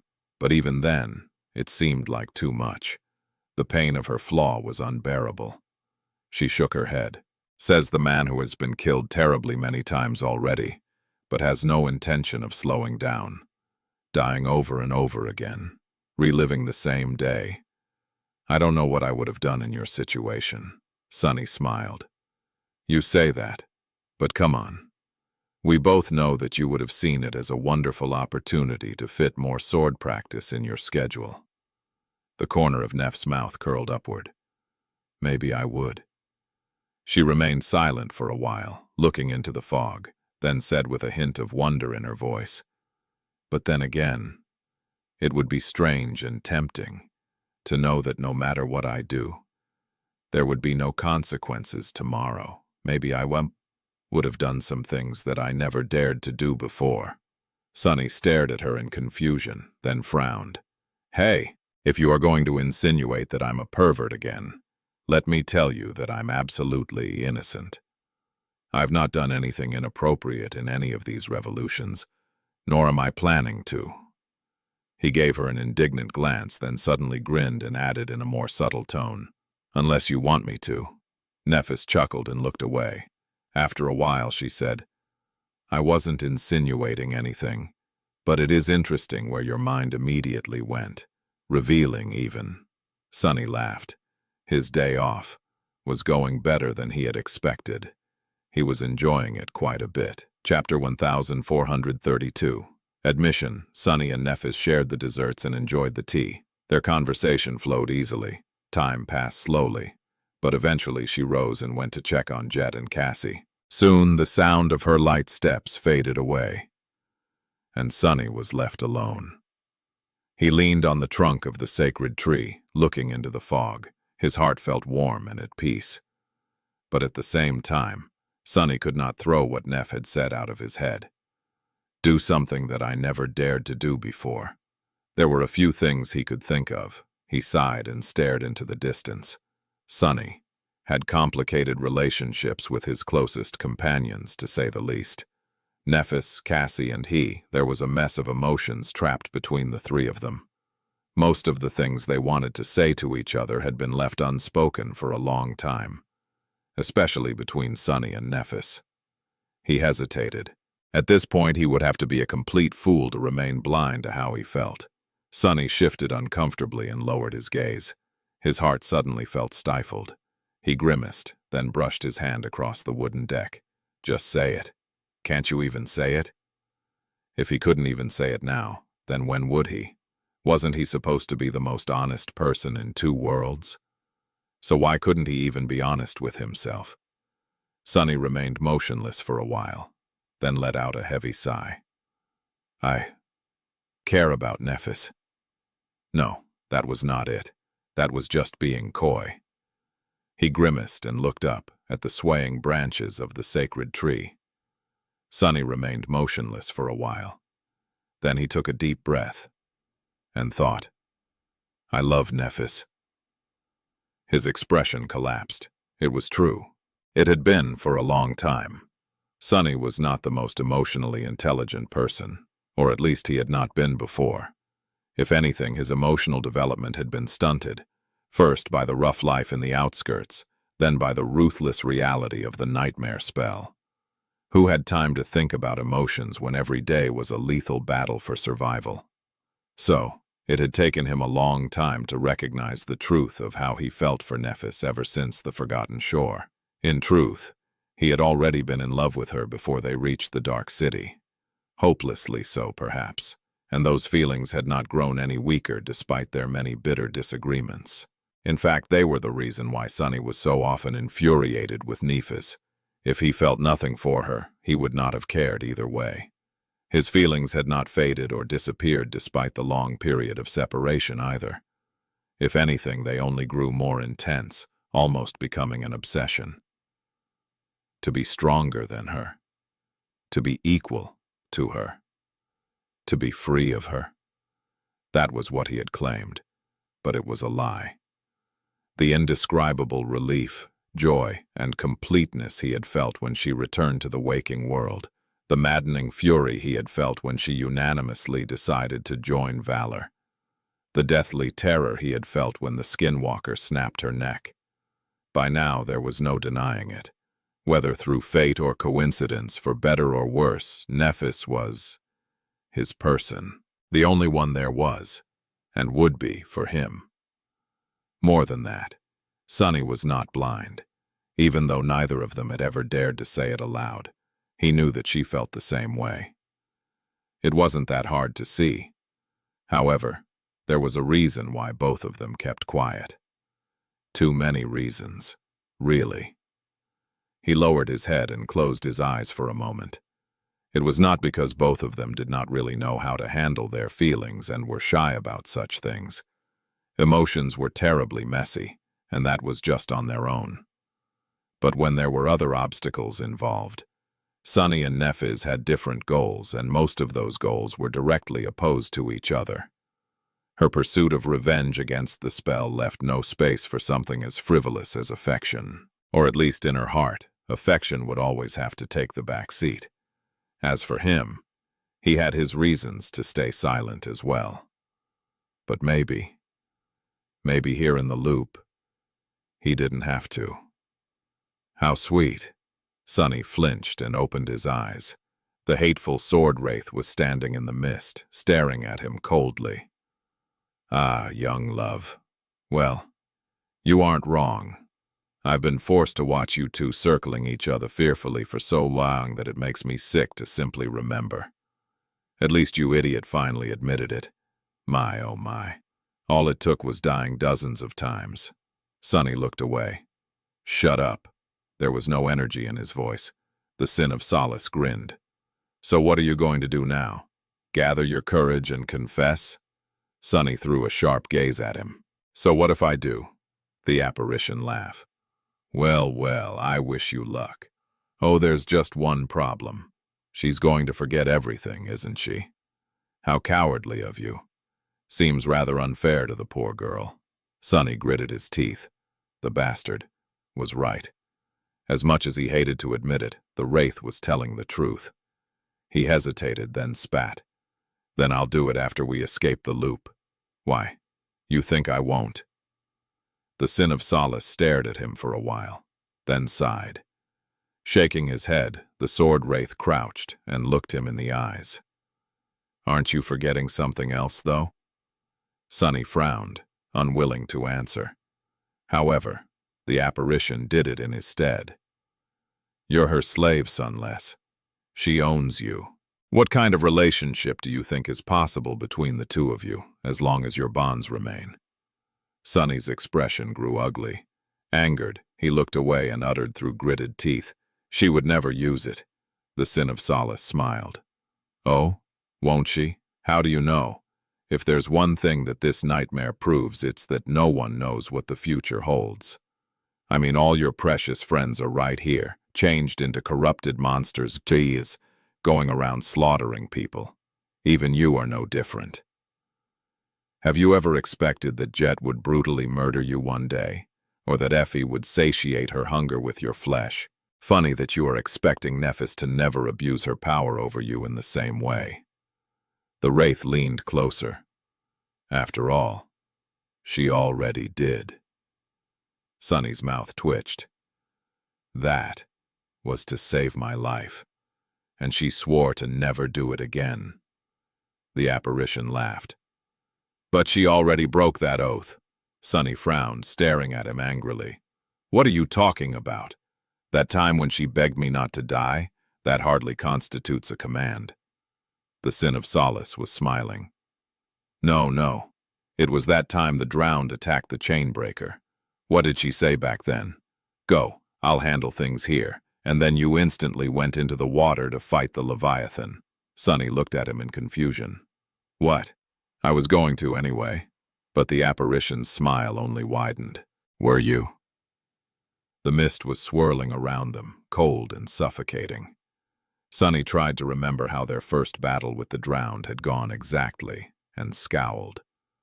Yes, I was. Even if I wasn't, it was just a slip of the tongue. The sword wraith looked at him disdainfully. A slip of the tongue? Certainly, if you say so. Yet, can you imagine having a relationship with someone who can rob you of your free will with a simple slip of the tongue? How do you imagine such a relationship working? What kind of perverse partnership would it be? Are you really willing to be at her mercy always and absolutely? The sin of solace laughed.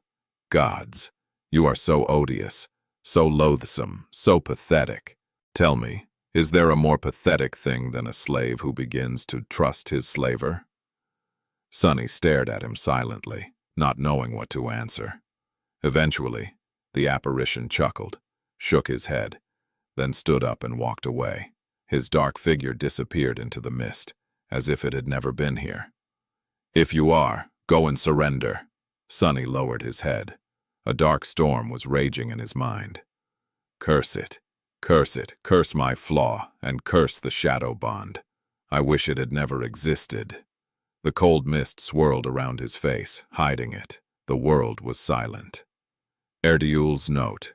My homie, Sin of Solace, is the reverse wingman.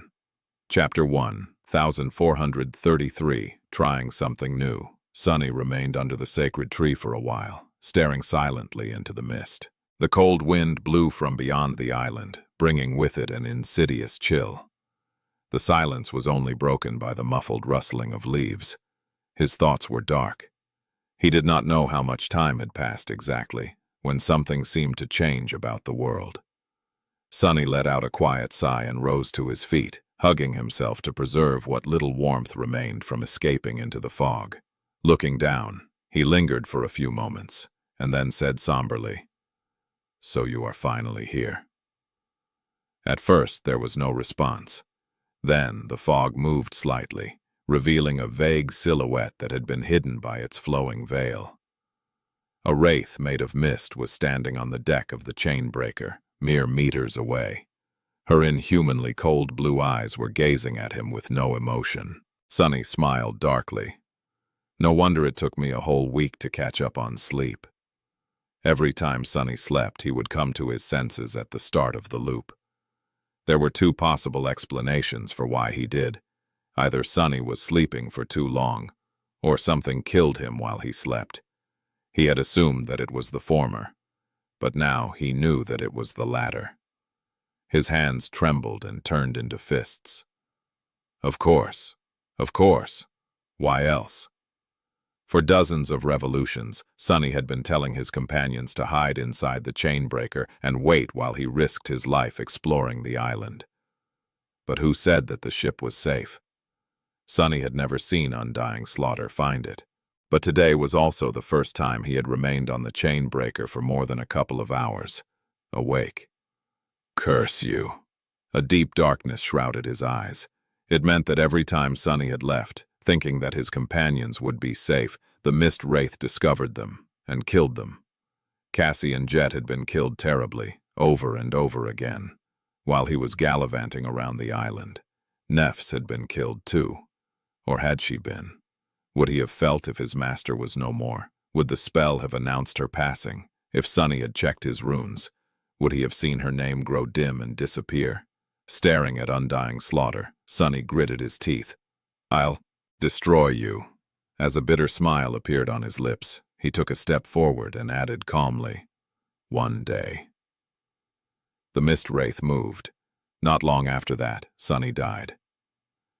Sunny was crouching on the deck of the chain-breaker once again. Straightening, he looked into the fog.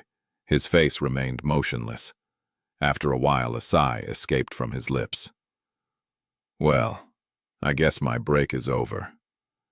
He turned his head and silently watched as Nephis and Cassie discussed the guiding light.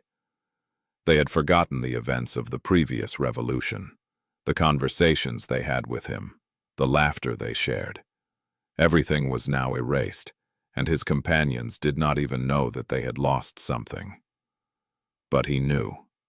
On this damned island, only two beings remembered everything: Sunny and the sin of solace.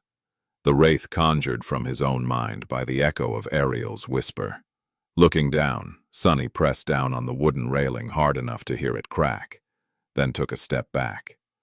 This time, he did not mount Nightmare immediately.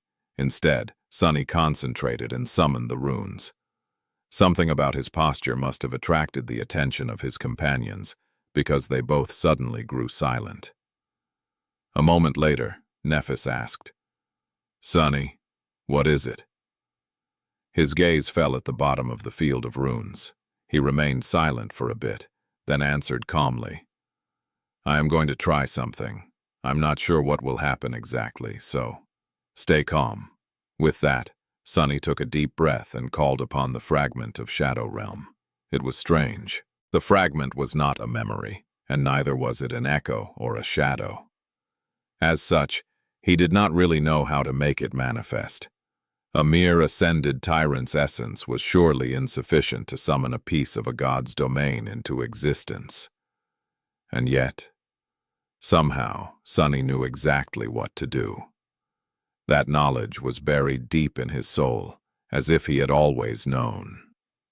In the next moment, the world around them suddenly grew dimmer, then dimmer, dimmer, and dimmer still. A strong gale rose, making Sunny's black mantle flutter. It was as though his figure was devouring all light, replacing it with an endless shadow. His eyes widened. Behind Sunny, Cassie shuddered. What? It was as though a tide of darkness flooded the world, rolling outward from the chain breaker. The sacred tree instantly disappeared from view, drowned in it, as did the figure of Saint at the bow of the ship. The dark cliffs could not be seen a moment later. The darkness did not stop there. Even though Nephis and Cassie could not perceive it, Sunny could somehow. He felt the entire island being swallowed by the shadow he had unleashed, with all light becoming extinguished in an instant. Soon, it was as though they were standing in a lightless black void. Only Sunny could see that the world had not really disappeared. It was still there. The sacred tree still swayed subtly in the wind, and Saint was still standing at the bow. The dark cliffs were where they had been a few moments ago. The mist still swirled and flowed, only now. It was like a liquid darkness, and he could feel. So that's what it is. The fragment of the shadow realm was, unsurprisingly, a shadow. A shadow so vast and ancient that his mind failed to comprehend its scale, so deep and unfathomable that his heart trembled in front of it. More than that, if Sunny wasn't mistaken, this inconceivable shadow was of the divine rank. It was lightless and black, but shone with the golden light of divinity in his vision at the same time. It was not alive, but it wasn't empty like the shadows of inanimate objects either. It did not belong to Sunny, and yet he was connected to it somehow. Even though Sunny had summoned it, he was, perhaps, not qualified yet to be its master. Chapter 1, 1434. World of Darkness. As Sunny stood frozen in the world of darkness, Nephis summoned a memory lantern and raised it, illuminating the deck of the chain breaker. A small island of warm light appeared around them. However, it was not nearly as wide as it should have been, as if the lantern was struggling to push back the unfathomable shadow. Its light trembled pitifully. "Sunny, what did you do?" He lingered with the answer, then said honestly, "I summoned a fragment of Shadow God's domain. You must have seen it in my runes. It's a legacy relic I received." The fragment had already swallowed all of Windflower. Sunny could feel it, which was strange. As an ascended tyrant, he could control his shadows from around 20 kilometers away. However, the range of his shadow sense was much more modest, less even than that of his vision. How was it that he could vaguely sense the far side of the island?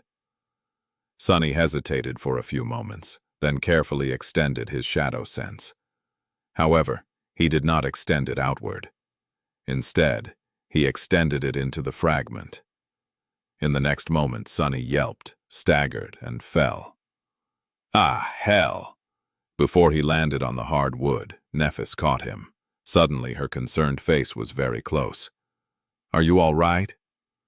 He retracted his shadow sense and stared at her for a few strangely awkward moments. Then, Sunny coughed and nodded. There was a salty taste of blood on his tongue. "Yes, I just overdid it a little." Supported by her, he rose to his feet and grimaced. "This domain fragment, I'm not sure what else it can do, but it definitely enhances the range of my shadow sense, to a degree where I can perceive everywhere on the island at the same time, well, except for the tower. It seems to be shielded from view somehow. Needless to say, that's not something that a human brain, even that of a master, is wired to handle." The sensory overload he had been blasted with was not something he wanted to experience again. Even though it was only like a minuscule fraction of the indescribable horror of using "Where is my eye?" the strain was still too much for Sunny. And that was not even counting what he would perceive. There were all kinds of great and terrible creatures on Windflower, and witnessing some of them was dangerous in and of itself, not to mention that more than one of these beings were capable of staring at him back. That said, Sunny was almost certain that he could be more precise with spreading his senses through the fragment. He reassured Nephis and Cassie everything was all right, and made another attempt. A moment later, His stifled scream traveled through the mist. In the end, it took Sunny some time, and a lot of cursing, to teach himself how to limit the scope of his shadow sense to a comparatively narrow area. The boon of this situation was that he could concentrate on any location on the island, meaning that he could observe all of it at will. He could also feel something else. As long as he remained in the unfathomable depths of the fragment, his aspect seemed to be enhanced. It was as if the ancient shadow was nourishing it. Sunny was not sure yet what this enhancement meant, but it had to be useful. As soon as he grew confident in not collapsing after extending his shadow sense into the dark distance, Sunny concentrated and searched for Jet. Soon, he felt her moving through the forest. Drops of blood fell into the moss, and a murderous wraith was pursuing her. How convenient. Jumping into the saddle, Sunny warned Nephis and Cassie to stay on the chain breaker and sent his steed into the mist. The next hour went somewhat differently from how it usually was. The descent of the Shadow Realm fragment affected his companions enough so that their familiar reactions and thoughts changed, but overall, it was all the same. Sunny rescued Jet, healed her with the help of the Mirror of Truth, and returned to the chain breaker. Then, he explained the nature of the loop to the members of the cohort. After that, however, Sunny had to make new decisions. Now that he knew that leaving his companions on the chain breaker was tantamount to leaving them for dead, there was no other choice but to venture into the mist together. Which was a moot point, really, considering that he had already decided to rely on teamwork more before his break. His goal of compiling a time map of Windflower had become much easier as well, due to how far his shadow sense could reach in the boundary of the fragment. Perhaps the best thing about the fragment of Shadow's domain was that it existed independently of Sunny.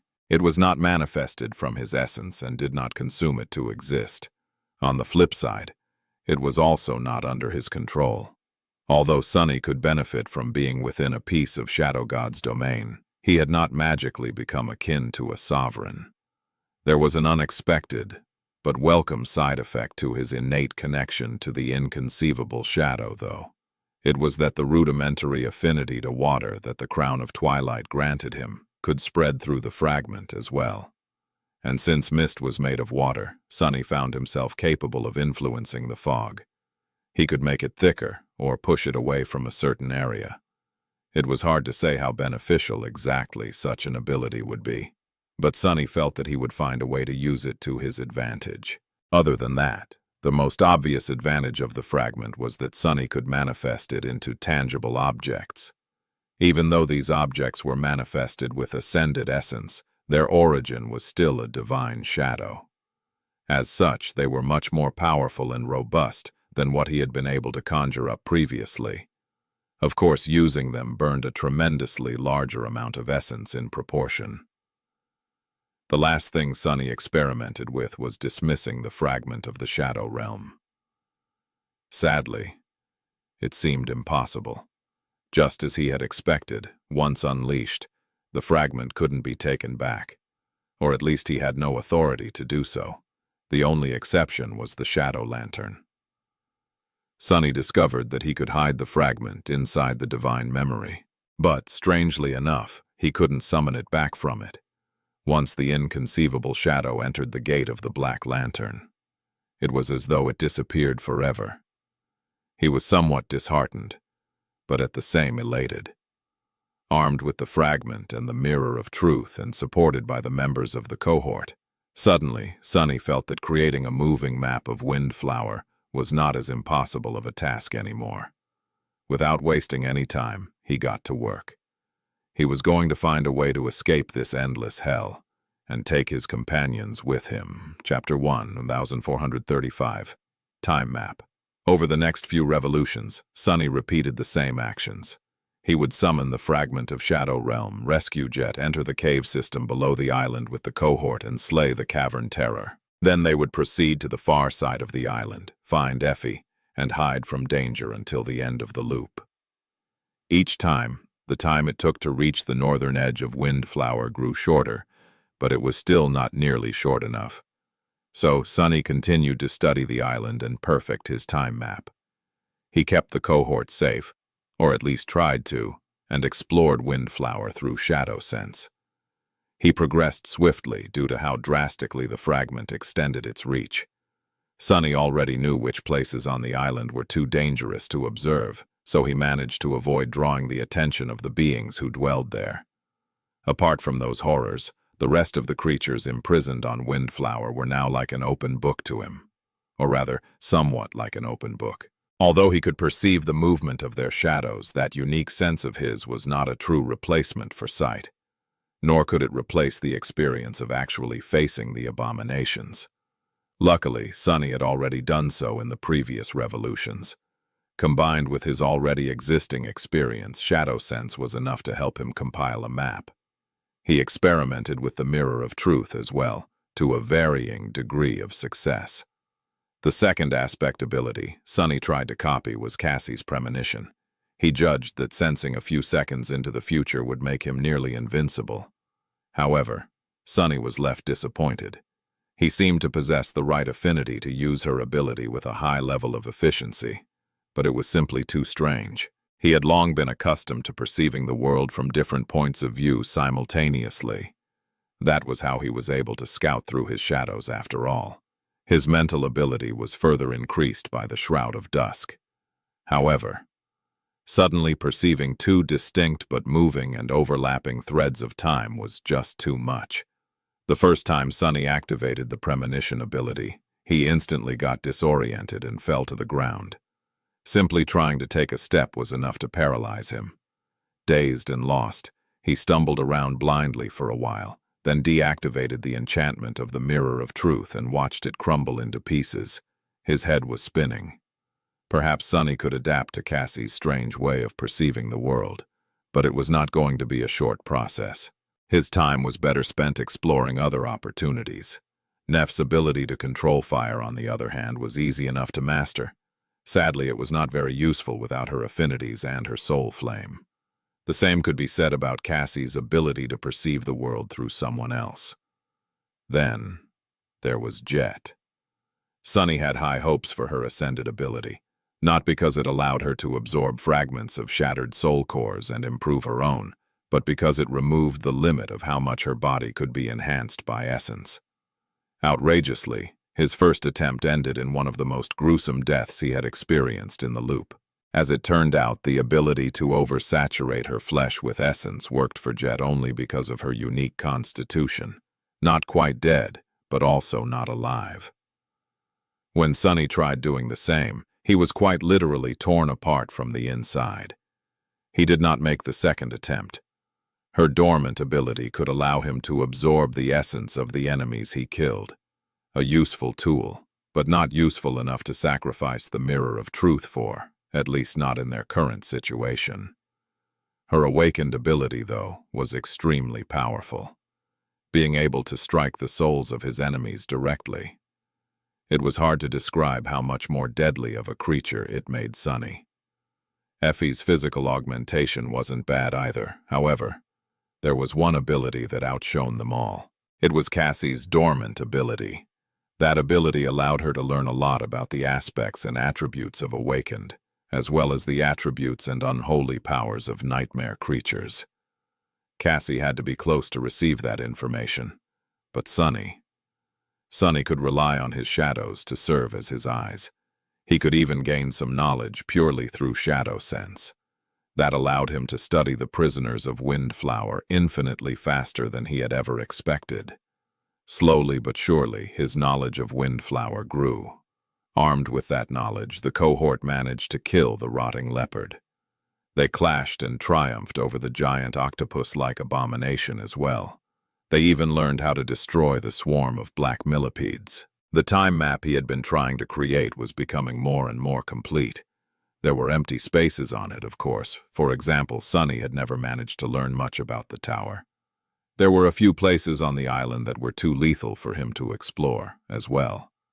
But he did not need to study them anyway, because his goal was not the exploration of Windflower. His goal was simply to get to Effie and return to the Chainbreaker in time, then escape this hell and never look back. Nevertheless, the closer his time map came to completion, the colder Sunny felt.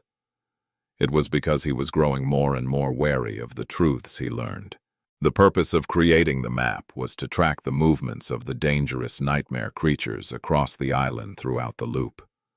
He needed to know about them to create the most efficient path to the far side of the island and back, to rescue both Jet and Effie and leave Windflower in the span of a single day. However, once Sunny had most of the information he needed, he felt nothing but dread, realizing that that goal was utterly unattainable.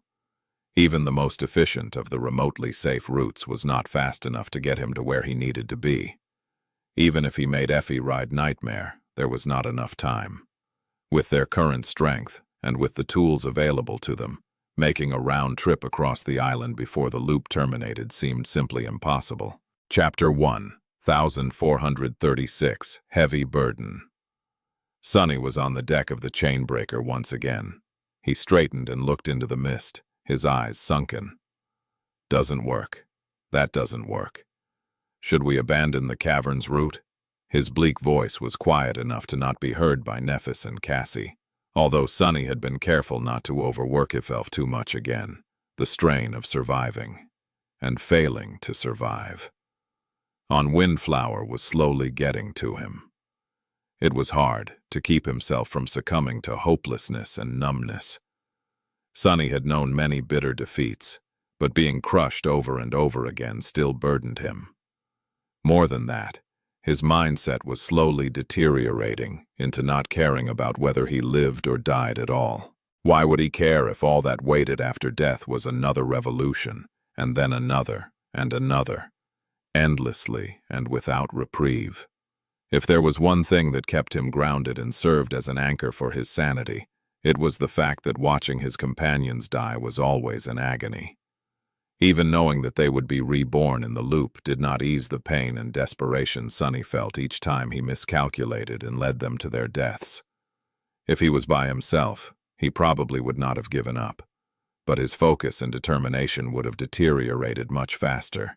He had to take the members of the cohort away from Windflower, though. Jet, Cassie, Effie and her baby, Nephis. That thought kept him motivated. He was the only one who could.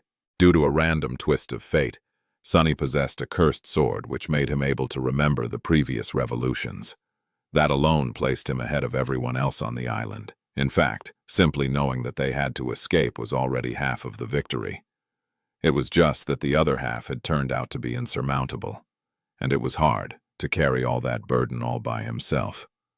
No, the cavern route is the safest, which makes it the fastest. Sunny remained silent for a few moments. It's simple. Since nothing works, I have to explore more possibilities. The mirror of truth. That is the answer. I should make it reflect more nightmare creatures. But not beasts.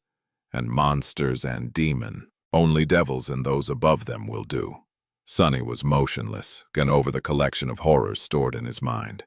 There were not that many beings on Windflowers that both fit the criteria and could be caught in the reflection of the mirror of truth without getting him killed. The Cavern Terror was one of them. The creature hidden in the port as well, although escaping from it alive was not easy. Of course, there were undying slaughter and devouring beast as well. But they were even more deadly. Suddenly, a strange disharmony entered his thoughts. Sunny frowned and tried to discover its source. What was it? Why did he feel that something was wrong? It took him some time to realize that Cassie and Nephis, who were supposed to be discussing the guiding light behind him, were strangely silent. Looking back, he saw that the blind girl had already used the sacred staff to determine where Effie was located. Nephis was studying the vague shapes of the dark cliffs. His frown deepened. It changed. Why? Sunny was sure that they had not heard him muttering to himself. Had he done something else to affect the usual flow of events, or failed to do something to keep it stable? I don't think I did, though. Sunny rubbed his face. Perhaps his posture or presence influenced Cassie and Nephis without him noticing. Sunny? He shook off his confusion and looked at Nephis. Yeah, I'm fine. Actually, there's something I need to do. Stay calm. I'll summon the fragment of Shadow Domain in a moment. The world was devoured by the primordial shadow once again. Sunny mounted Nightmare and left the chainbreaker once again. He found Jet and brought her back once again. This time, he did not use the Mirror of Truth to copy Soul Flame and heal her right away, though. Although it was a little cruel to Jet, Sunny could not allow himself to waste the miraculous memory that way. Her wounds would be healed by Nephis in a couple of hours, regardless. Everything went as usual. However, when he returned to the chainbreaker, the strangeness continued. The conversations seemed to be the same, but something felt out of place. It was only when they reached the bone orchard and started rending the hollow butterfly that he finally figured out what was wrong.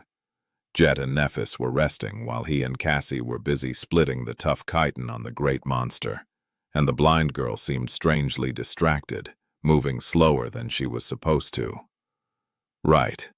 It all started when she failed to make her usual remarks about the guiding light. He had only noticed that Cassie was behaving strangely that late because she usually kept quiet while the others talked. Her subtle reactions, however, had been different from the familiar ones all along. "What is going on?" Sunny stopped what he was doing and stared at Cassie with a slight frown. Eventually he asked, "Cassie, is everything all right with you?" She froze, then turned to face him and lingered for a few moments. "Yes, I think so. I just have this strange feeling." He raised his eyebrow. "What feeling?" It was an ominous sign that their oracle was having a strange feeling. Cassie's premonitions were never trivial and were usually the harbingers of terrifying events. But what could have triggered this premonition? Nothing was supposed to change on Windflower, unless Sunny was the one to change it. He waited tensely to hear her response, all kinds of dreadful theories flashing in his mind. However, when Cassie finally answered, all those thoughts disappeared, replaced by stunned silence. She shrugged. "It's nothing serious. I just can't get rid of this feeling of deja." Sunny stared at her without saying anything. Deja vu? Wasn't that how he himself had first come to recognize the twisted nature of time on Windflower? He blinked. Was Cassie becoming aware of the loop, too? Chapter 1, 1437. One Pebble. Throughout the rest of the loop, Cassie continued to be a little off. The changes were subtle, but Sunny could easily spot them. After all, he had been going through these tribulations for a long time now. Anything that was different from how things were supposed to go drew his attention. Cassie was clearly in a slightly dazed state, not unlike how he had been the first time around. Otherwise, she would have realized that having a persistent sense of deja vu on an island where time endlessly repeated itself had to mean something. Then again, she might have simply attributed it to the time loop and moved on. It was only Sunny who knew that the blind girl was acting differently from how she had in the previous revolutions. Why is this happening? Cassie was distracted because of her strange mental state, while Sunny was distracted because of Cassie. The cohort had slain the cavern terror, traversed the system of caves, and obliterated the swarm of black millipedes. Finally, they climbed out of the chasm and ventured into the misty forest. Now that it was submerged in darkness, Sunny found it much easier to move forward. He was in his element. He could also track the movements of the nightmare creatures populating this part of the island, not to mention the fact that he already knew what they were capable of. Some abominations had to be avoided at all costs, some could be challenged. It was easier to avoid the former, and not as hard to slay the latter. Armed with knowledge and the element of surprise, the cohort made swift progress. Eventually, there came a moment when Sunny told everyone to slow down and took the lead. Banishing the mist from a small area in front of them, he called, "Effie, do not." As soon as he spoke, a gray spear flashed toward him with tremendous speed, as if shot from a devastating siege engine. Holding back a sigh, Sunny moved to the side and effortlessly caught the spear with his bare hand. The power of Effie's throw was scary enough to drag him back a few steps, but he easily kept his balance. "Throw that damn spear at me." Nephis and Jet had barely had any time to react. They both stared at the deadly weapon held in his hand with astonishment. Cassie, though, did not seem too surprised. Her soft lips moved, as if she was whispering something to herself. Effie's figure was already revealed, standing in the darkness. "Didifus?" Sunny scoffed. "Who else would it be? Come, take your spear back, it's heavy." The rest of the revolution went without anything dire happening. Sunny was in no mood to try anything dangerous anyway. He was busy recalculating various possibilities, coming up with new solutions, and observing Cassie. From time to time, he also looked at Effie. The boisterous huntress had been put off a little at the start, noticing that he was not reacting to her teasing. But after Jet explained the nature of the loop to her, she understood why Sunny seemed different from his usual self. Tucking a loose strand of hair behind her ear, Effie looked at him bashfully. "Ah, so you've heard all these jokes already? Dozens of times? Crap. I didn't think I was that predictable." Luckily, Nephis was there to be flustered in his place. Watching the huntress explain what had happened to her, Sunny couldn't help but think about Effie. It was an incredibly stupid thing, what she had done. Getting pregnant in the middle of a war was not exactly smart. Even if it had not been intentional, the result was the same. Still, he could understand, somewhat. Passions were high on the battlefield, and even the smartest people were prone to making mistakes when they were not thinking straight. Gods knew he had made his own share of stupid decisions. Plus, modern medicine was often unreliable when it came to awakened, especially the more powerful ones. Sunny did not know if Effie had taken steps to prevent this exact situation from happening, but even if she had, they might have ended up failing her. Even if that was not the case, he could understand. But how the hell had she ended up being pregnant in a nightmare? Bad luck, really. An avalanche of misfortune that started with a single pebble. A heavy sigh escaped from his lips. Indeed, Effie had never had any intentions of challenging the third nightmare. She was only here because of a series of tragic events that no one could have foreseen. It had to have started not long after she found out about her condition. Back then, the government forces escorting Wake of Ruin were never meant to participate in a large-scale battle. They were simply there as observers. And yet, when the Great Gates opened during the Battle of the Black Skull, Effie had no choice but to escape into the dream realm, just like the rest of the masters and saints there. In the Nightmare Desert, Beastmaster offered her a way out, but the members of the cohort had no plans of challenging a seed then. Their goal was to reach the Black Pyramid. Effie must have thought that they would either escape or die in a matter of days, or weeks at most. Her pregnancy was not supposed to become an issue. Unlike the rest of them, Effie had already lost one cohort. Her original companions had all perished in the catacombs below the Dark City. The thought of becoming the lone survivor once again must have been unbearable. So she chose to remain with her friends. It was only after Beastmaster, Seishan, Morgan, and Sir Gilead left that a decision to follow Mordred into a nightmare was made.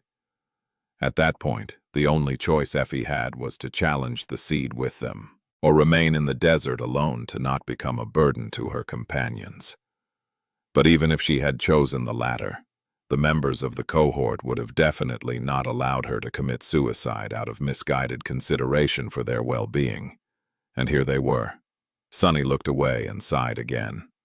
It must have been hard on her. Effie always put up a carefree front, but he knew that behind it, she had known just as much heartbreak and sorrow as the rest of them, if not more. Making the decisions she had made, no matter right or wrong, could not have been easy. In fact, it was the opposite. Every step of the way must have been frightening, heavy, and difficult. I have to get her out of this hellhole alive. They would deal with the rest later. Eventually, the revolution came to an end, and when the next one started, Sunny was startled by an unexpected noise. Looking back, he saw that Cassie had dropped the guiding light, which clattered and rolled across the deck.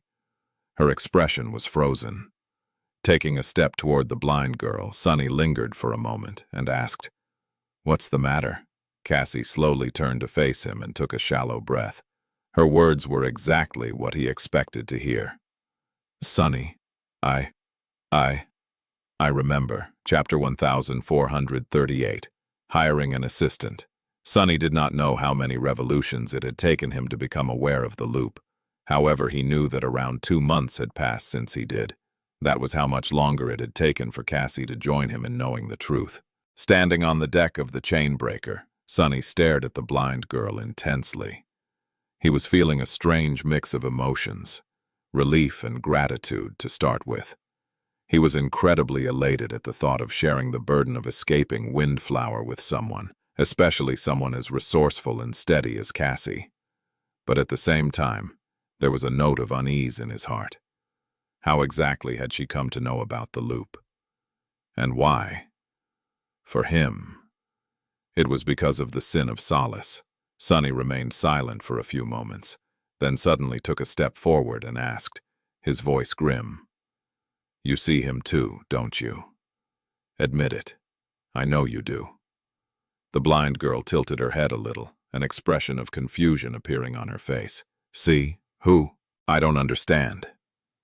Sunny hesitated for a moment. Was she telling the truth? Or was she only pretending to be oblivious to the sin of solace?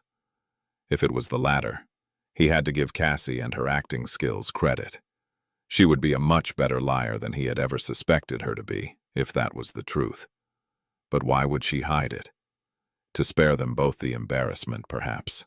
Gods knew Sunny would not want anyone to hear the things his inner demon whispered into his ears every day. If so, it would make sense how Cassie had learned about the loop, and why it had taken her longer to become aware of it.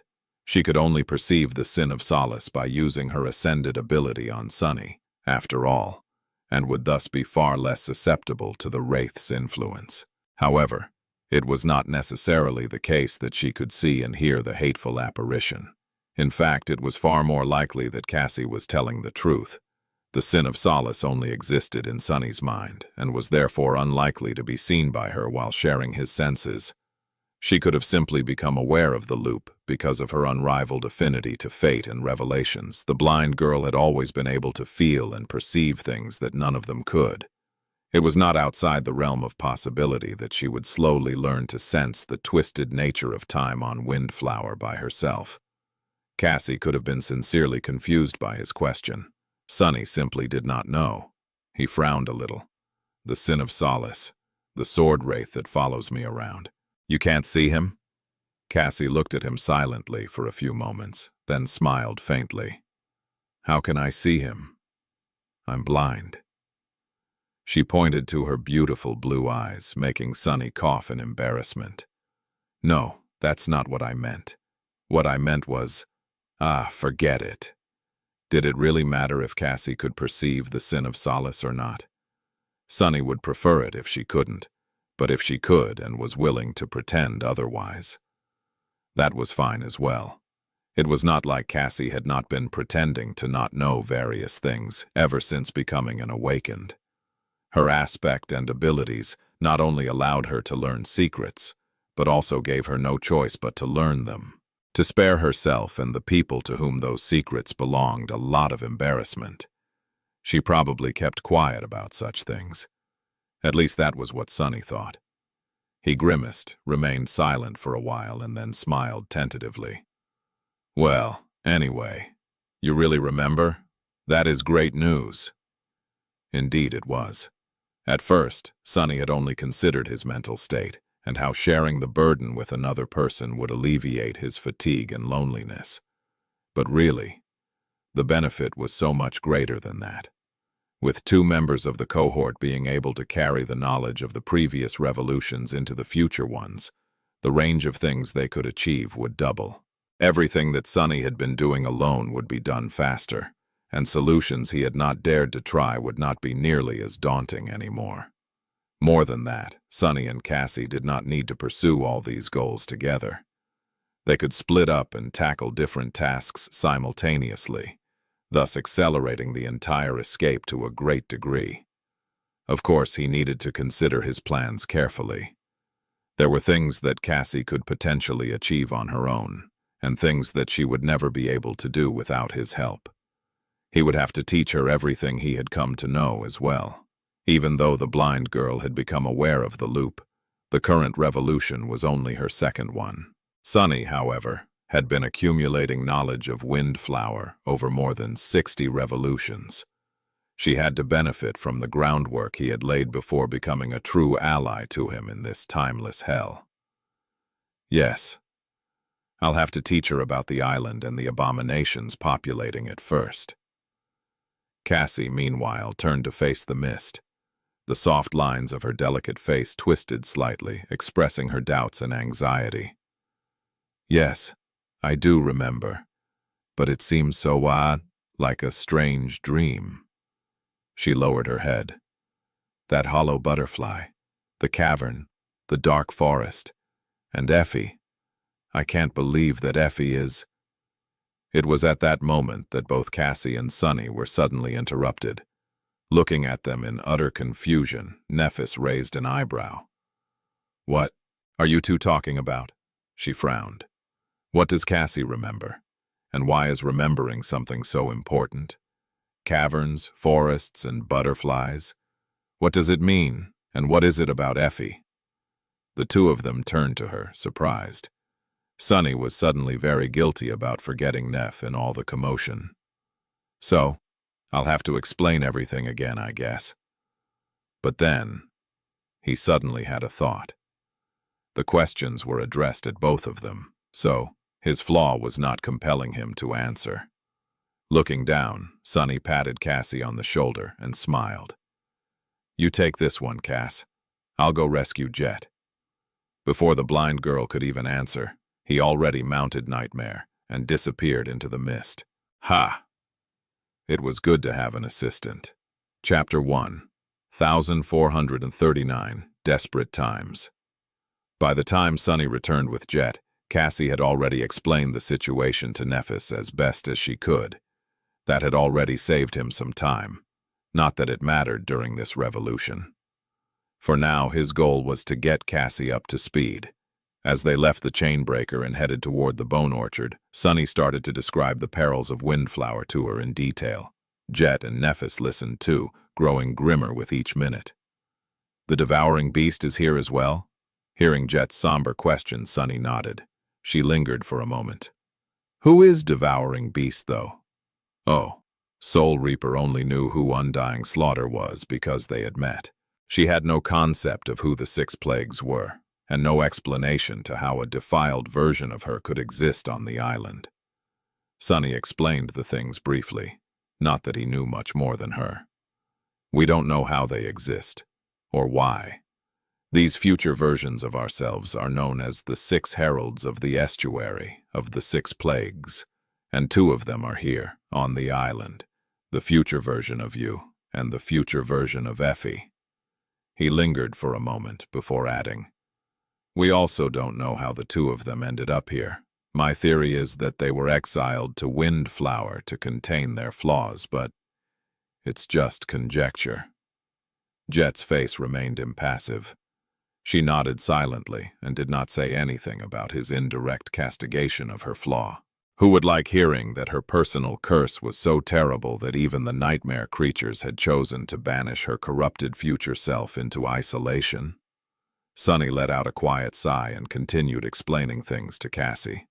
The blind girl was listening to him attentively, seemingly not having trouble with digesting the incredible amount of information. From time to time, she asked him small but poignant questions. By the time they reached the bone orchard and found the hollow butterfly, Sunny had already shared the most important pieces of knowledge. Before they went about creating the pikes and the javelins, he drew a crude map of the island on the ground. And Effie is here. For now, I have found no way to get to her and return to the chainbreaker in time. Cassie, Nephis, and Jet studied the map.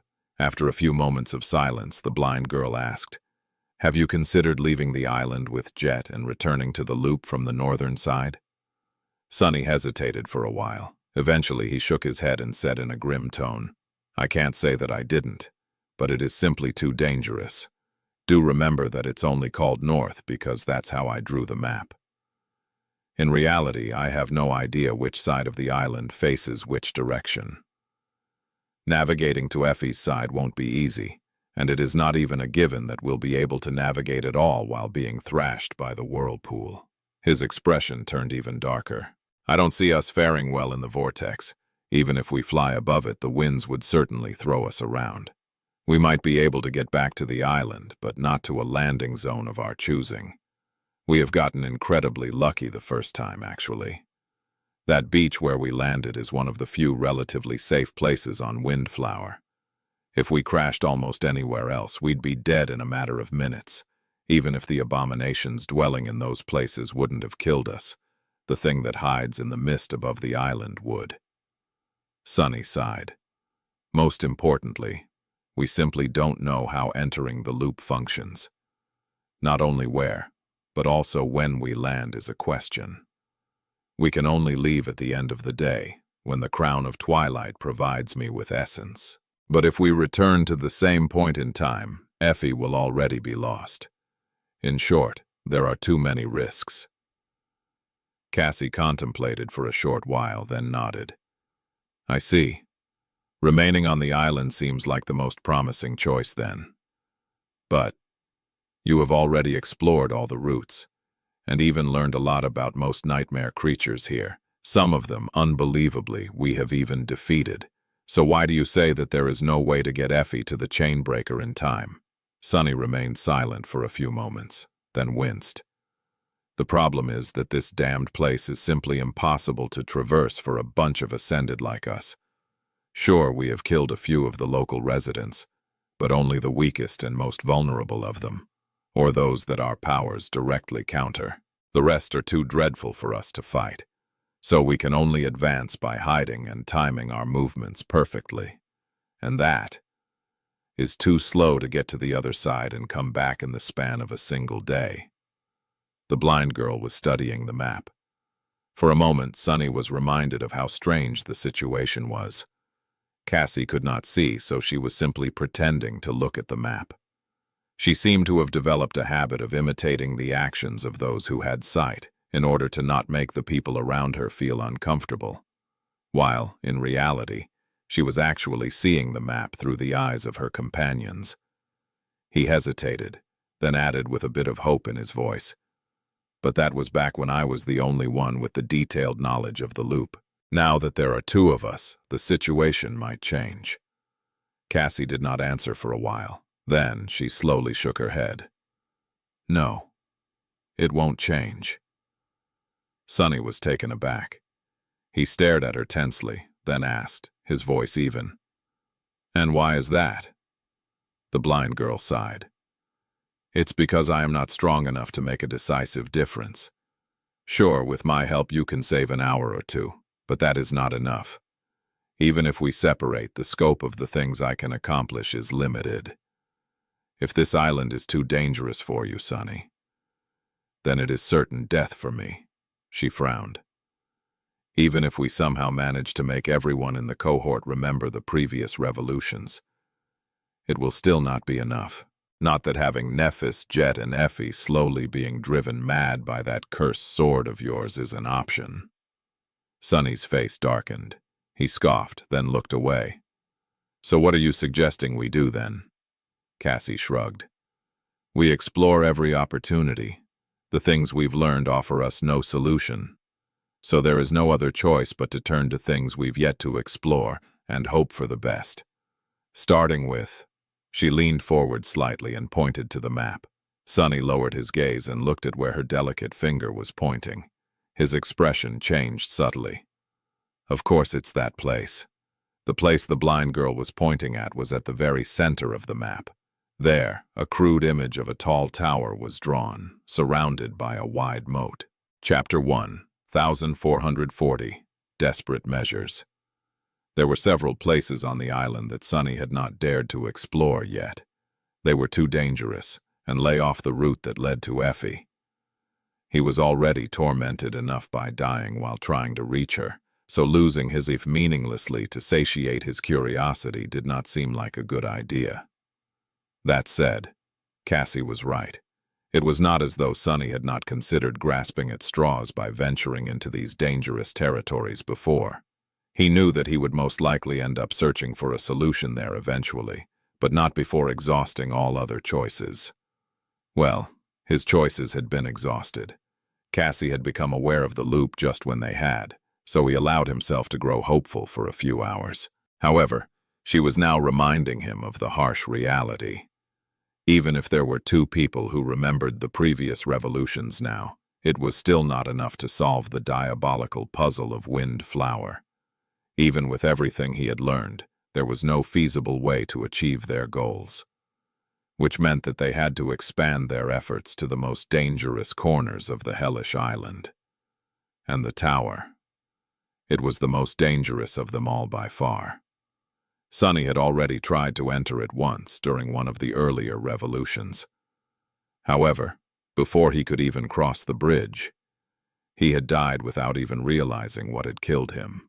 The bones of the dreadful nightmare creatures and the abominations standing motionlessly on the bridge only solidified the fact that the stronghold of the Seeker was absolutely deadly, more deadly than the overgrown port, the harrowing shrine, and the eerie circle of black obelisks.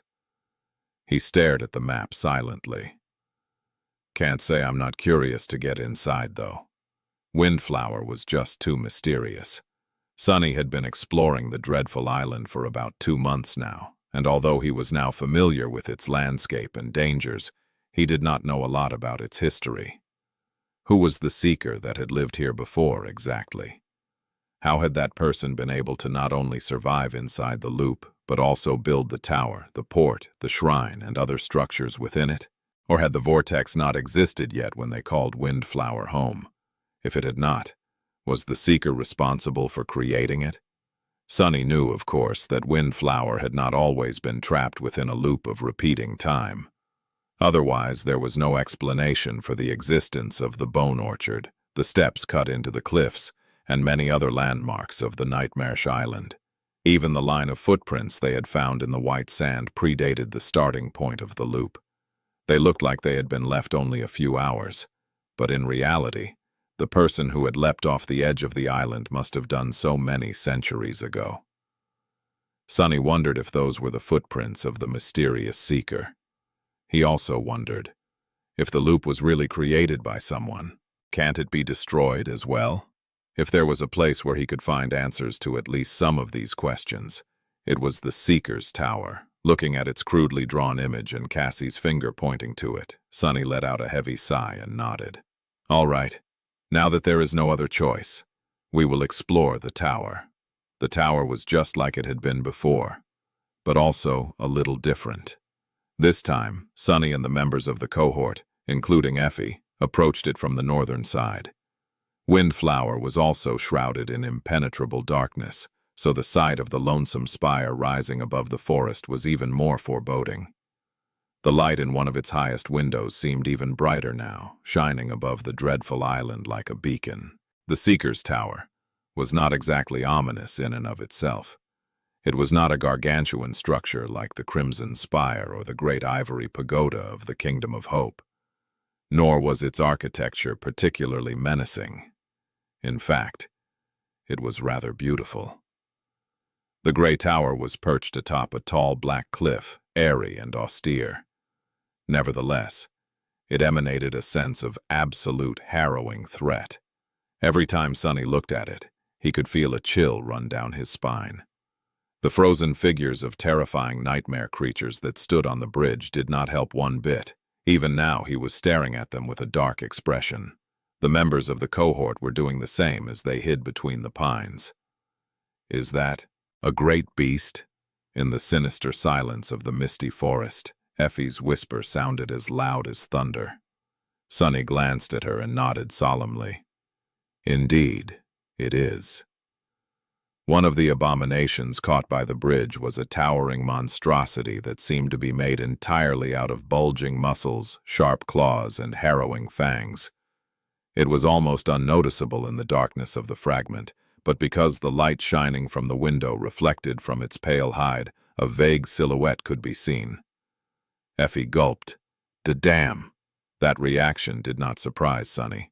After all, only a fool would not be scared by a great nightmare creature. I want to eat it so much. It's not fair that only you and Princess got to feast on a great abomination. That turtle's meat must have tasted heavenly, right? Sunny remained motionless for a few moments, then shook his head. Never mind. He wouldn't have deemed the gluttonous huntress with an answer, but sadly, his flaw compelled him to. Gritting his teeth, Sunny lingered for as long as he could, and then said reluctantly, "Yeah, it tasted pretty amazing." In the darkness, Nephis carefully touched his shoulder. When Sunny turned to her, she asked in a low voice, "What do we do now?" He studied her beautiful face for a few moments and sighed. What was there to do? "We will try to cross the bridge. Right, all of you. Prepare to die." Chapter 1, 1441. Let's split up. Although the Seeker's Tower was right in front of them, Sunny had little hope that they would be able to reach its entrance this time. Not only was the tower protected by the eerie enchantment, but the revolution was also close to its end. It had taken them a lot of time to find Effie and get back to the heart of the island. He did not know how much longer they had exactly, but it might have been mere minutes. In the end, they never found out. The black cliff was surrounded by a wide open space where there were no trees. Not long after the members of the cohort cautiously abandoned the forest, a gentle wind caressed Sunny's face, forcing him to look up. Windflower was shrouded in impenetrable darkness, so no one except for Sunny could see, but there was something there, above them, hiding in the black expanse of the misty sky. Frozen in terror, he watched dozens of twisting tendrils descending from the turbulent black fog, each hundreds of meters long. Then, he was dead. Coming back to his senses on the deck of the chainbreaker, Sunny could not help but shudder. This was the first time he had caught a glimpse of the being that dwelled in the mist above the island. Sunny had thought that Windflower had no horrors left to surprise him with, but he had been wrong. What even is that thing? Hiding how disturbed he was, Sunny turned and looked at Cassie. By now he was, if not accustomed, then at least familiar with the terrible trauma of dying. The blind girl had only recently become aware of the loop, though. For her, it must have been a harrowing experience. But, contrary to his expectations, Cassie seemed perfectly fine. Nonchalant, even.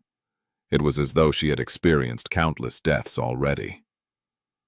Sunny lingered for a moment.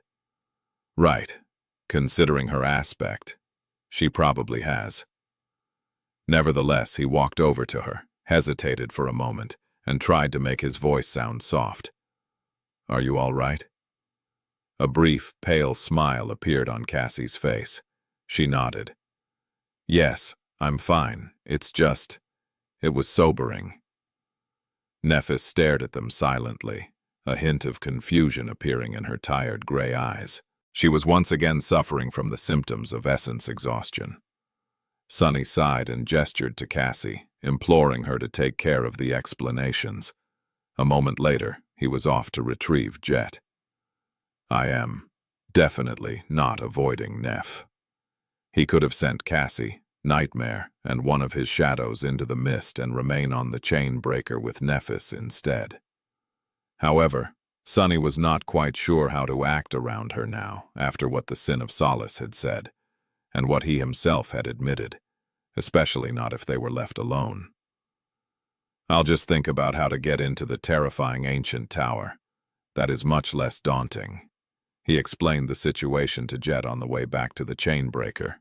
At the same time, Cassie explained it to Nephis.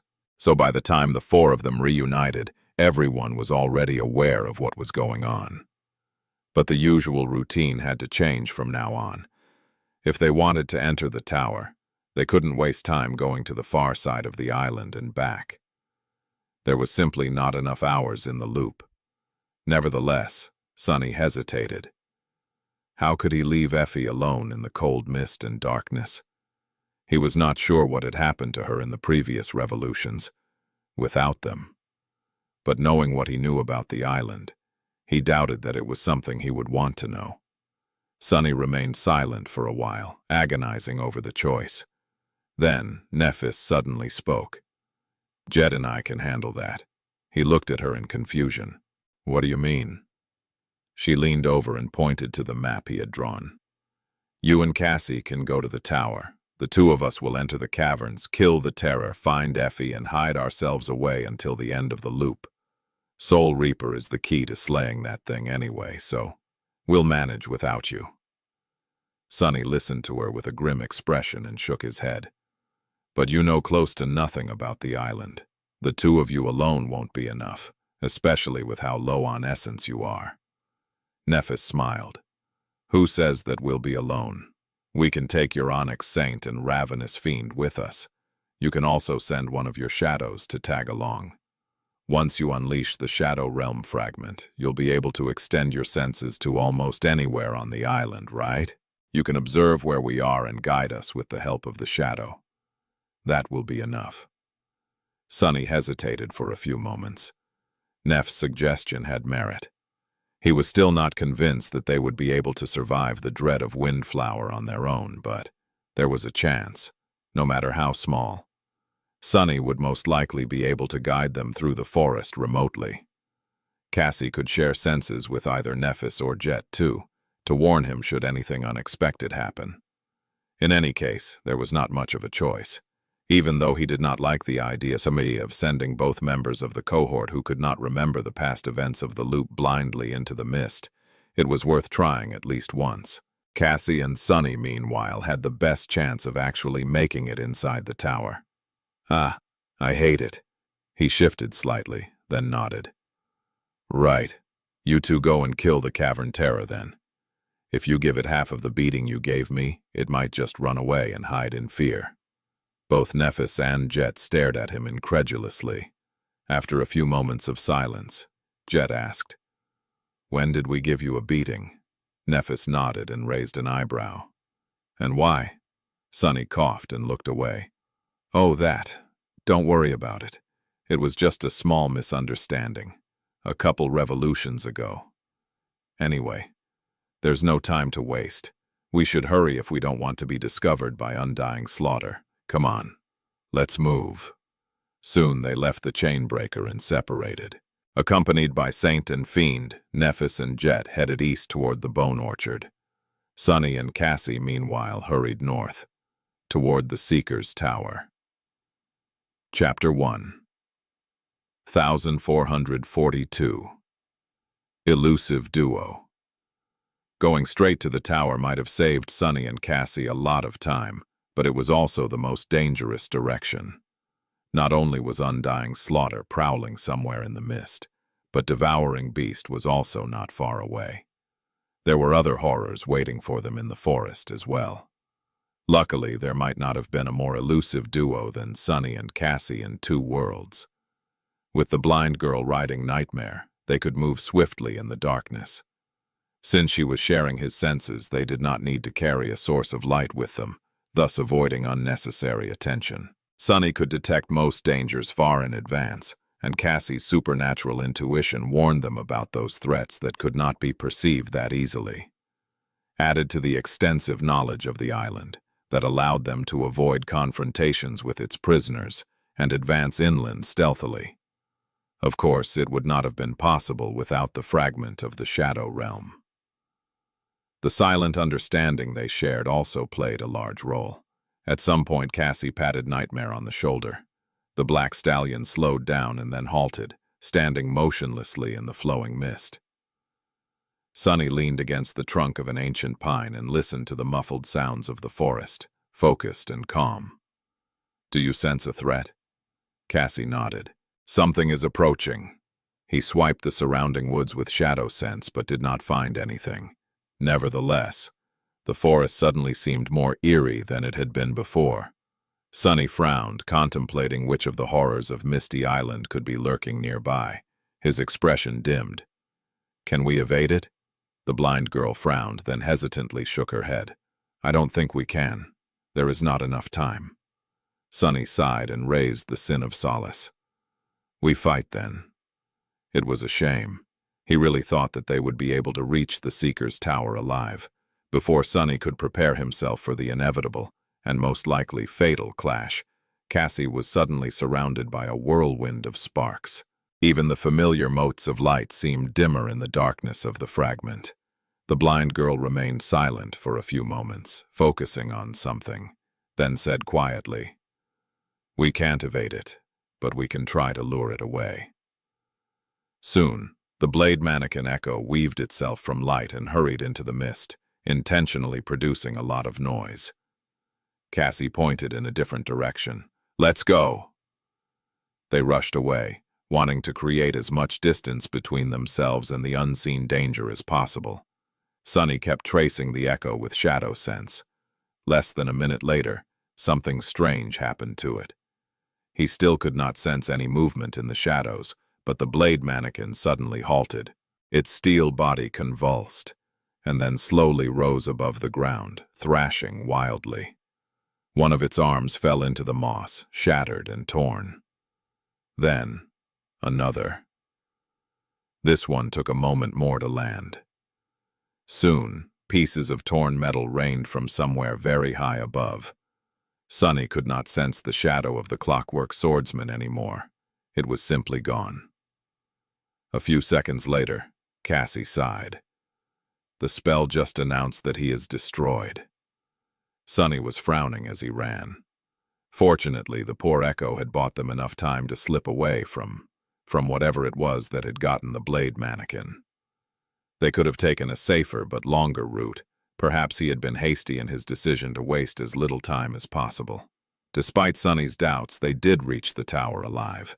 Cassie had to sacrifice the Sibyl echo as well, but they made it to the heart of the island in one piece. Standing between the ancient pines at the edge of the killing field that surrounded the black cliff, the two of them remained silent for a while. Both were remembering the harrowing sight of the long tendrils descending from the mist to harvest their lives. That harvester. How do we avoid being noticed by it?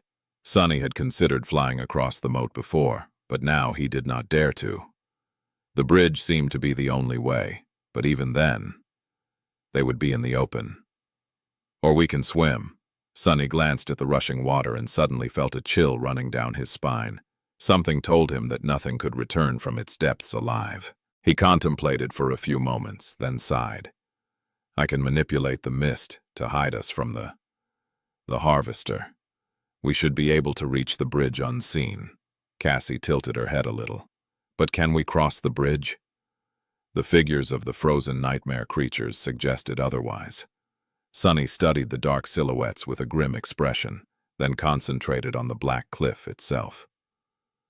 There are runes carved into the rock. Do you recognize them? If there was indeed an enchantment protecting the tower, then Cassie was the only one who could decipher it. Sunny knew a bit of runic sorcery as well, but his knowledge of it was nowhere near that of the blind seer. She did not answer for a while, thinking. Eventually, Cassie frowned. It is hard to say. We can only see a part of the inscription from here. Does it encircle the entire cliff? Sunny nodded. I've passed the tower from various directions in the past, and every time I saw these large runes carved into the cliff. Cassie lingered for a moment. Then let's not hurry to reach the bridge yet. We should circle the tower and study the runes first. They proceed with just that. Staying under the cover of the forest, Sunny and Cassie slowly moved around the black cliff. A few times they had to retreat and hide, especially so when the familiar sounds of snapping trees resounded from the mist, informing them that devouring beast was wandering somewhere nearby. In the process, both of them observed the progress of the other party tensely. Miraculously, Nephis and Jet emerged from the caverns alive. The two of them must have managed to slay the corrupted terror after all. Judging by how bloodied their armor was, the battle had been a terrible one. Nevertheless, there were no wounds under all that blood. They had already been healed by Nephis. Saint and Fiend were also in one piece, although the latter seemed worse for wear. Guided by Sunny's shadow, Neph and Jet were now cautiously traversing the misty forest. Around the time they found Effie and were almost impaled on her spear, Sunny and Cassie finally returned to where they had started from. The blind girl dismounted and was now sitting on the ground, tracing unfamiliar runes in the wet soil. There was a frown on her face. Strange. Sunny waited for as long as he could, then finally asked, "Well, can you make sense of them? Is it an enchantment?" Cassie hesitated for a while. "It seems to be. However, it's unlike any enchantment I have ever seen before, here in the tomb of Ariel, in the kingdom of hope, and anywhere across the dream realm." Her expression was suddenly troubled. "There are runes that do not seem to be a part of the enchantment as well. The spell does not translate them, so they are not exactly words. However, they are, in a way. It's like a code, or a puzzle, I guess." Sunny raised an eyebrow. "Can you solve that puzzle?" Chapter 1443. Cutting a Mountain. Sunny remained silent for a while, looking at the blind girl with a strange expression. Alethea, of the Nine? The word sounded familiar. He had met a person with a similar name a long, long time ago. The young awakened swordsman from his first nightmare, the one whom he called Hero. The spell had called him Oro of the Nine. Was it a coincidence or something more? Sunny frowned. What did he really know about Hero? Not much. Hero had been alive during the twilight of the Golden Age, not long before the Doom War started. He was a soldier of a militant empire which worshipped War God and had conquered many lands. He was a warrior of considerable skill and had already awakened at his young age. Now that Sunny knew how long it took one to awaken without the assistance of the spell, that fact seemed even more impressive. But Sunny had known that Oro of the Nine was not a simple person all along. Not because of his skill and talent, but simply because of all the people in the nightmare. He was the only one whose name the spell remembered. That alone told Sunny that Oro was special. The spell appraised Sunny's performance in the first nightmare as glorious, which meant that he had deviated from the natural course of events to a great degree. What would have happened to Oro if Sunny had never taken the place of the nameless temple slave? The slave would have died, most likely, while the young swordsman would have survived. If he lived on and escaped the mountain pass, what fate would have awaited him in the future? And there was one more detail. What was it that he said to justify killing me? Right before their fateful confrontation, Oro had said something peculiar. Something about how he would have gladly faced the Mountain King to let Sunny escape if his life belonged to him alone. But it did not, because the young swordsman had sworn to fulfill an unencompassable duty of some sort. He couldn't allow himself to die because of it. What was the duty Oro had spoken of, and why was the name of another person of the Nine inscribed on the base of the Seeker's Tower? Who were the Nine? Sunny took a deep breath and glanced at Cassie. "What do you think it means?" The blind girl remained silent for a moment. "Alethea must be the name of the Seeker who used to live on this island. He or she was proficient in sorcery, it seems. Other than that, it's hard to say." Sunny sighed. "Have you ever heard of the Nine?" He did not really expect a positive answer, but to his surprise, Cassie hesitantly nodded. "I might have. If I remember correctly, Nephis mentioned once that she had met someone with the same title." Sunny blinked. "Huh? How would Neph have met one of the Nine?" "It must have been in her second nightmare. If that was the case, then these Nine seemed to have a habit of popping up in many nightmares. Just who were they? Or had been, more precisely?" Shaking his head, Sunny made a mental note to ask Nephis about the person she had met, and turned his attention to the tower. "All right, so this Alethea was the master of Windflower, and left a powerful enchantment to protect the tower." Cassie shook her head lightly. "The island might not have been called Windflower back then. It's just a name by which people of fallen grace call it today. When the Seeker resided here, it was probably called Alethea's Island or something like that." Sunny shrugged. "Whatever. In any case, how do we break the enchantment? He thought for a few moments, then asked, "Will destroying some of the runes work?"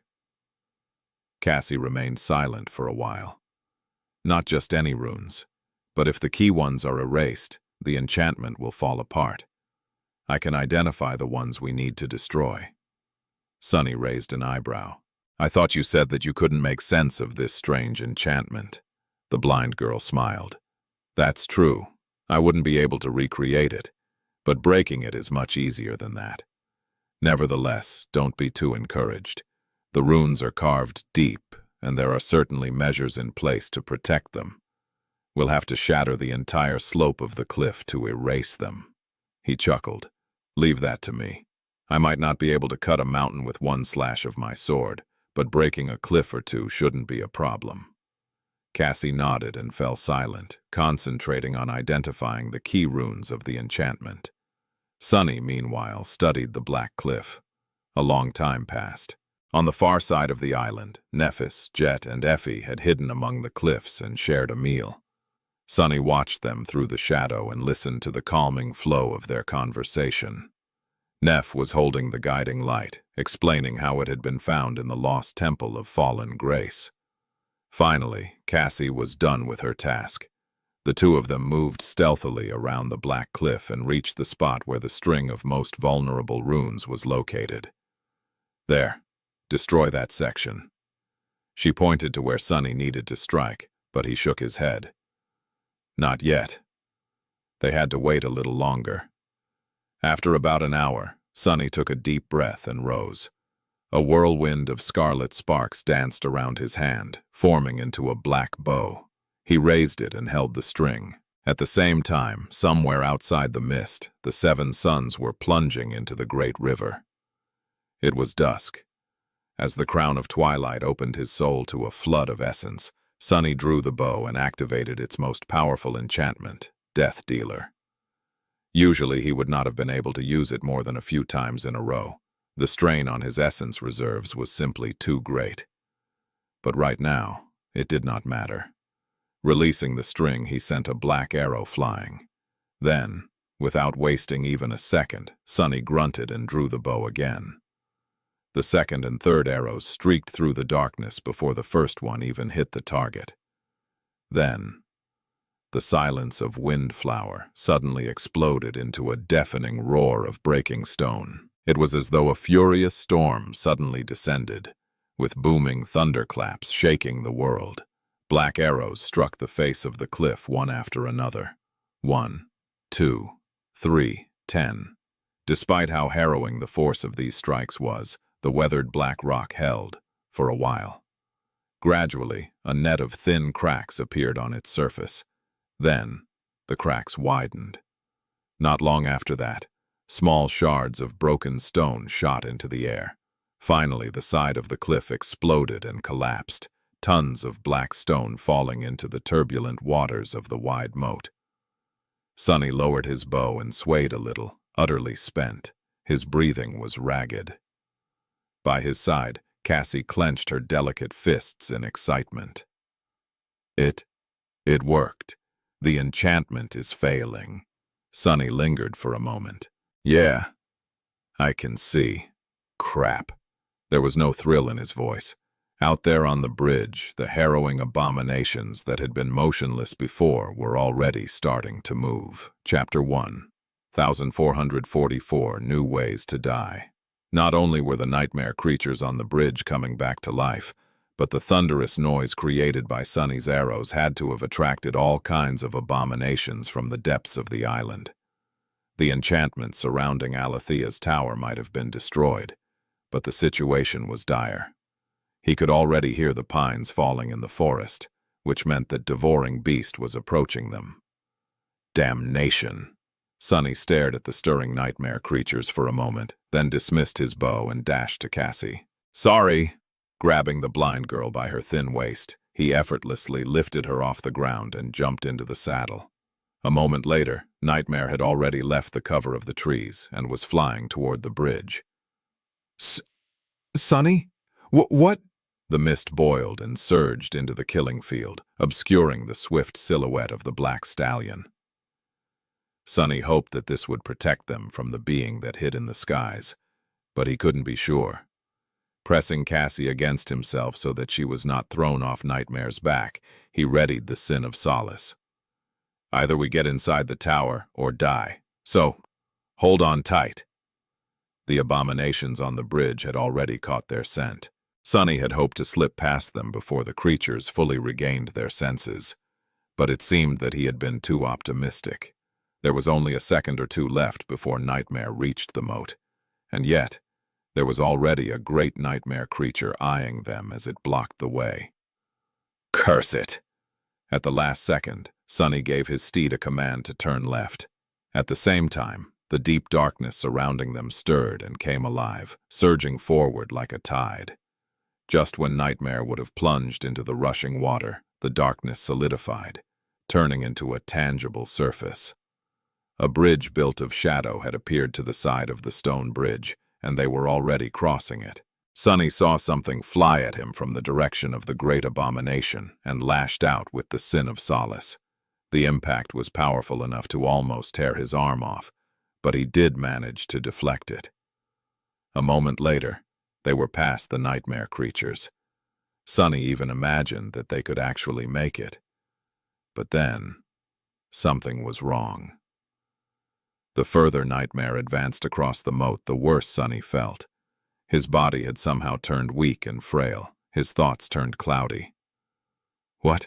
What is happening? Cassie's golden hair, which was flying into his face a moment before, was now white for some reason. Pressed against him, her body felt unnaturally thin and fragile. The sin of solace slid out of his grip and fell into the water. Looking down in confusion, Sunny stared at his hand. His skin had turned wrinkly and translucent, like that of an old man. It was just like Ananki's hand when he had first seen her. His teeth felt loose in his gums, as if ready to fall out. Sunny. Cassie's faint voice was almost too quiet to hear. The other side of the moat was so close. But before they could reach it, Sunny's vision suddenly turned blurry. Then, he was standing on the deck of the chainbreaker once again. Turning slowly, Sunny looked at Cassie. The blind girl was standing behind him, shivering. Her beautiful face was deathly pale, but her hair, it was golden once again. He slumped against the railing, let out a shaky breath, and forced out a smile. I guess we really do have to use the bridge. She nodded slowly. Yes, let's try to make it this time. Sunny had always wanted to die of old age, but definitely not in such a cruel manner. It seemed that his previous suspicion that diving into the moat would be lethal was correct. However, as it turned out, passing above it was just as deadly. At least now, I know that masters can die of old age too. It was actually an interesting piece of information.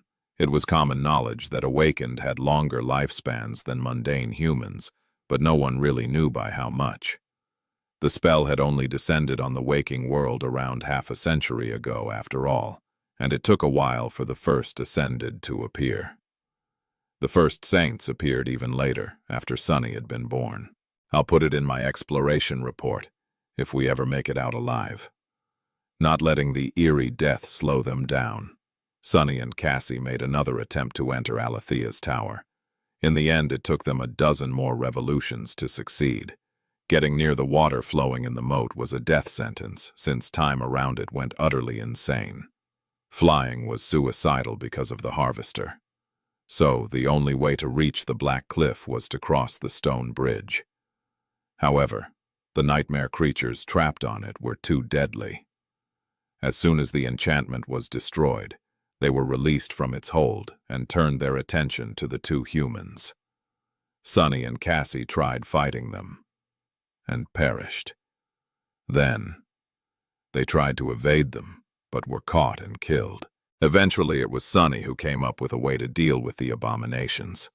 With devouring beast on their heels and the nightmare creatures in front of him, he simply made sure that the former and the latter collided with each other before they caught him and Cassie. Then, while the bestial giantess was dismantling the dreadful abominations behind them, Sunny and Cassie stealthily ascended the steps cut into the cliff. There was more deadly magic on those steps, but after dying to it several times, they finally found a way to reach the tower. Finally, they stood in front of its gates. They were shut tightly, and even if Sunny had a key, there was no lock to insert it. Luckily, he was already familiar with this type of door. Placing his hand on the surface of the gate, he sent his essence flowing into it. The ancient door opened slowly. Hearing a furious roar chase after them from the bottom of the cliff, Sunny did not waste any time. Grabbing Cassie's hand, he entered Alethea's tower and pulled the blind girl inside. Chapter 1, 1445. Inside the tower. As soon as Sunny shut the gate behind them, the terrifying roar that had been approaching was cut off. A few moments later, the tower seemed to shake a little as if something had crashed into its walls. However, apart from a little dust that fell from the ceiling, nothing happened. They seemed to be safe. From the threats outside, at least. Letting out a sigh of relief, Sunny took a step back and looked around. His eyes narrowed a little. Well, that is unexpected. He had wondered about what the interior of Alethea's tower would look like a lot. In his mind, there were two possibilities. Either it would be perfectly preserved and full of tantalizing knowledge, or serve as the lair for the most harrowing abomination yet. The truth was that it was both and neither at the same time. From what Sunny could tell, the interior of the tower had once been austere, but elegant. None of that elegance remained, however. At some point, a dreadful nightmare creature had made its way inside.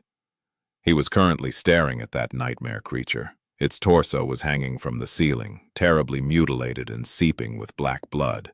The creature's revolting skull was crushed, and one of its arms was severed at the elbow.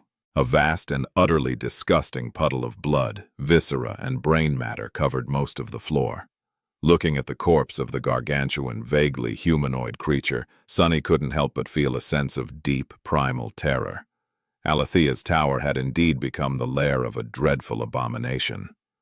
However, the abomination was dead. Cassie was observing the corpse, too. She seemed unnerved. After hesitating for a few moments, the blind girl said quietly,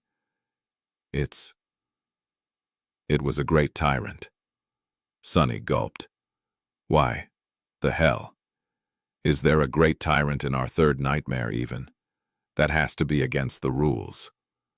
And why was there something capable of mutilating a great tyrant to such a degree here as well? What was that damned spell thinking?" Shaking his head, Sunny studied their surroundings. Now that he had some time, he noticed signs of a terrible battle. Everything inside the tower had been obliterated, turning into piles of splinters and rubble. Here and there, the corpses of the tyrant's minions could be seen, turned into bloody mush. Was the thing that had killed them still inside? It had to be, considering the nature of the loop. But then, why were the gates of the tower locked? Why was the enchantment intact? How was it even possible? Walking over to the puddle of the tyrant's blood, Sunny knelt and touched it. His expression was troubled. "It's cold." The creature had not been killed recently. Had it been dead for as long as the loop existed? He glanced at Cassie. "What does your intuition tell you?" She frowned. "To flee." Then the blind girl sighed and pointed up. "There is danger, somewhere above us." Sunny grimaced and rose to his feet. He considered summoning Nightmare back, but then decided against it. The black steed would not be able to move freely in the narrow confines of the tower, so it was up to him and Cassie to find out the truth. "Well, I am not going to flee after dying so many damn times to get here." She nodded. "I agree." Trying to stay away from the dreadful corpse, they found the stairs and cautiously ascended to the next floor of the tower. In fact, it seemed that the clash between the tyrant and whatever it was that had killed it had mostly taken place on the higher floors. Sunny could tell just by looking up. Starting from the second floor, there were no ceilings anymore. Tall piles of stone debris were all around them. It seemed that the great tyrant had crashed through the floors of many levels before finally ending up hanging dead from the ceiling of the first one. Sadly, most of the interior of the tower had been destroyed in the process. Sunny glanced at Cassie, then sighed and started climbing. The blind girl followed by holding the hilt of the quiet dancer, which gently lifted her in the air. They slowly ascended past the destroyed portion of the tower, before finally arriving at the second-to-last level. Here, a chunk of the floor still remained, leading to a narrow staircase. The battle seemed to have never reached the last level, so the ceiling was intact. Sunny could not tell what was above them, but he knew only the highest window of the tower was emanating light. So the source of that light had to be on the last floor. The source of the terrible danger Cassie felt was also there. "Stay behind me." Moving forward to protect the blind girl with his body, Sunny put his foot on the first step and started ascending the stairs. He felt wary and apprehensive, scared even. After experiencing so many painful deaths, it was only natural for his body to be afraid of another one. Even if he understood that he would be brought back to life by the loop, his body didn't. Let's just get it over with. Arriving in front of an engraved wooden door, Sunny hesitated for a moment, then sighed and opened it. Bright light washed over him the next instant. There was a faint smell of incense in the air.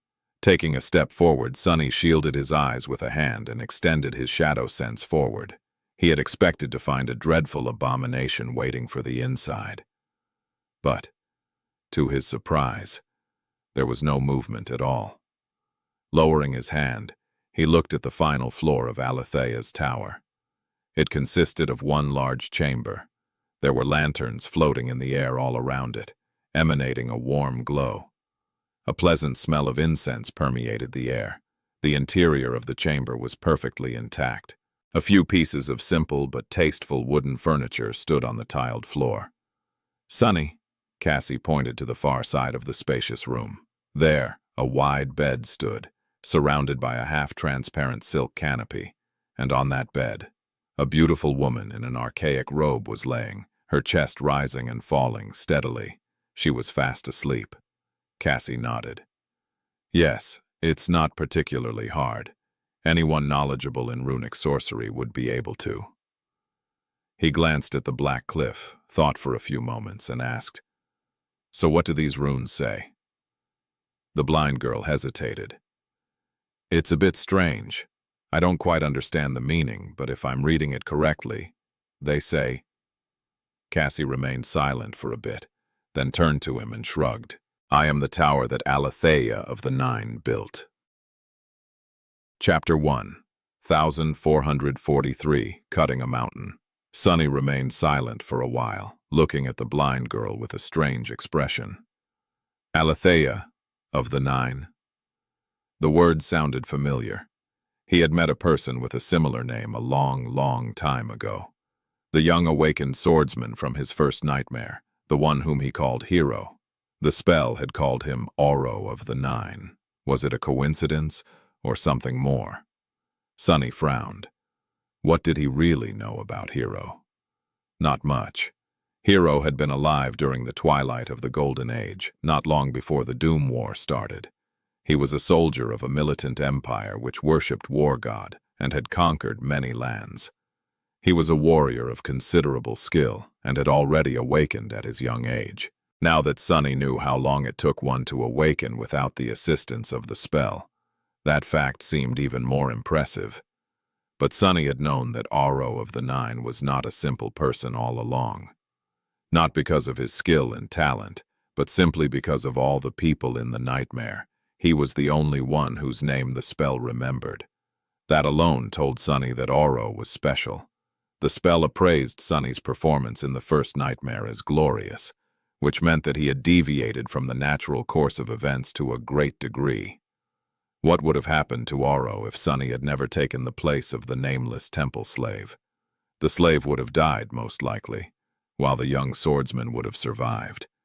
If he lived on and escaped the mountain pass, what fate would have awaited him in the future? And there was one more detail. What was it that he said to justify killing me? Right before their fateful confrontation, Oro had said something peculiar. Something about how he would have gladly faced the Mountain King to let Sunny escape if his life belonged to him alone. But it did not, because the young swordsman had sworn to fulfill an unencompassable duty of some sort. He couldn't allow himself to die because of it. What was the duty Auro had spoken of? And why was the name of another person of the Nine inscribed on the base of the Seeker's Tower? Who were the Nine? Sunny took a deep breath and glanced at Cassie. What do you think it means? The blind girl remained silent for a moment. Alethea must be the name of the Seeker who used to live on this island. He or she was proficient in sorcery, it seems. Other than that, it's hard to say. Sunny sighed. Have you ever heard of the Nine? He did not really expect a positive answer, but to his surprise, Cassie hesitantly nodded. I might have. If I remember correctly, Nephis mentioned once that she had met someone with the same title. Sunny blinked. Huh? How would Neph have met one of the Nine? It must have been in her second nightmare. If that was the case, then these Nine seemed to have a habit of popping up in many nightmares. Just who were they? Or had been, more precisely. Shaking his head, Sunny made a mental note to ask Nephis about the person she had met, and turned his attention to the tower. All right. So, this Alethea was the master of Windflower, and left a powerful enchantment to protect the tower. Cassie shook her head lightly. The island might not have been called Windflower back then. It's just a name by which people of fallen grace call it today. When the Seeker resided here, it was probably called Alethea's Island or something like that. Sunny shrugged. Whatever. In any case, how do we break the enchantment? He thought for a few moments, then asked, Will destroying some of the runes work? Cassie remained silent for a while. Not just any runes, but if the key ones are erased, the enchantment will fall apart. I can identify the ones we need to destroy. Sunny raised an eyebrow. I thought you said that you couldn't make sense of this strange enchantment. The blind girl smiled. That's true. I wouldn't be able to recreate it, but breaking it is much easier than that. Nevertheless, don't be too encouraged. The runes are carved deep, and there are certainly measures in place to protect them. We'll have to shatter the entire slope of the cliff to erase them. He chuckled. Leave that to me. I might not be able to cut a mountain with one slash of my sword, but breaking a cliff or two shouldn't be a problem. Cassie nodded and fell silent, concentrating on identifying the key runes of the enchantment. Sunny, meanwhile, studied the black cliff. A long time passed. On the far side of the island, Nephis, Jet, and Effie had hidden among the cliffs and shared a meal. Sunny watched them through the shadow and listened to the calming flow of their conversation. Neph was holding the guiding light, explaining how it had been found in the lost temple of fallen grace. Finally, Cassie was done with her task. The two of them moved stealthily around the black cliff and reached the spot where the string of most vulnerable runes was located. There, destroy that section. She pointed to where Sunny needed to strike, but he shook his head. Not yet. They had to wait a little longer. After about an hour, Sunny took a deep breath and rose. A whirlwind of scarlet sparks danced around his hand, forming into a black bow. He raised it and held the string. At the same time, somewhere outside the mist, the 7 suns were plunging into the great river. It was dusk. As the crown of twilight opened his soul to a flood of essence, Sunny drew the bow and activated its most powerful enchantment, Death Dealer. Usually he would not have been able to use it more than a few times in a row. The strain on his essence reserves was simply too great. But right now, it did not matter. Releasing the string, he sent a black arrow flying. Then, without wasting even a second, Sunny grunted and drew the bow again. The second and third arrows streaked through the darkness before the first one even hit the target. Then, the silence of Windflower suddenly exploded into a deafening roar of breaking stone. It was as though a furious storm suddenly descended, with booming thunderclaps shaking the world. Black arrows struck the face of the cliff one after another. 1, 2, 3, 10. Despite how harrowing the force of these strikes was, the weathered black rock held, for a while. Gradually, a net of thin cracks appeared on its surface. Then, the cracks widened. Not long after that, small shards of broken stone shot into the air. Finally, the side of the cliff exploded and collapsed, tons of black stone falling into the turbulent waters of the wide moat. Sunny lowered his bow and swayed a little, utterly spent. His breathing was ragged. By his side, Cassie clenched her delicate fists in excitement. It worked! The enchantment is failing. Sunny lingered for a moment. Yeah, I can see. Crap. There was no thrill in his voice. Out there on the bridge, the harrowing abominations that had been motionless before were already starting to move. Chapter 1, 1444. New Ways to Die.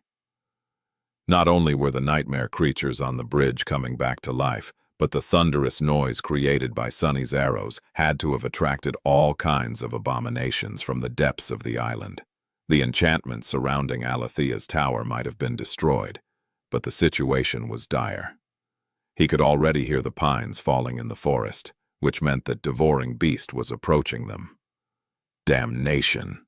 Sunny stared at the stirring nightmare creatures for a moment, then dismissed his bow and dashed to Cassie. Sorry!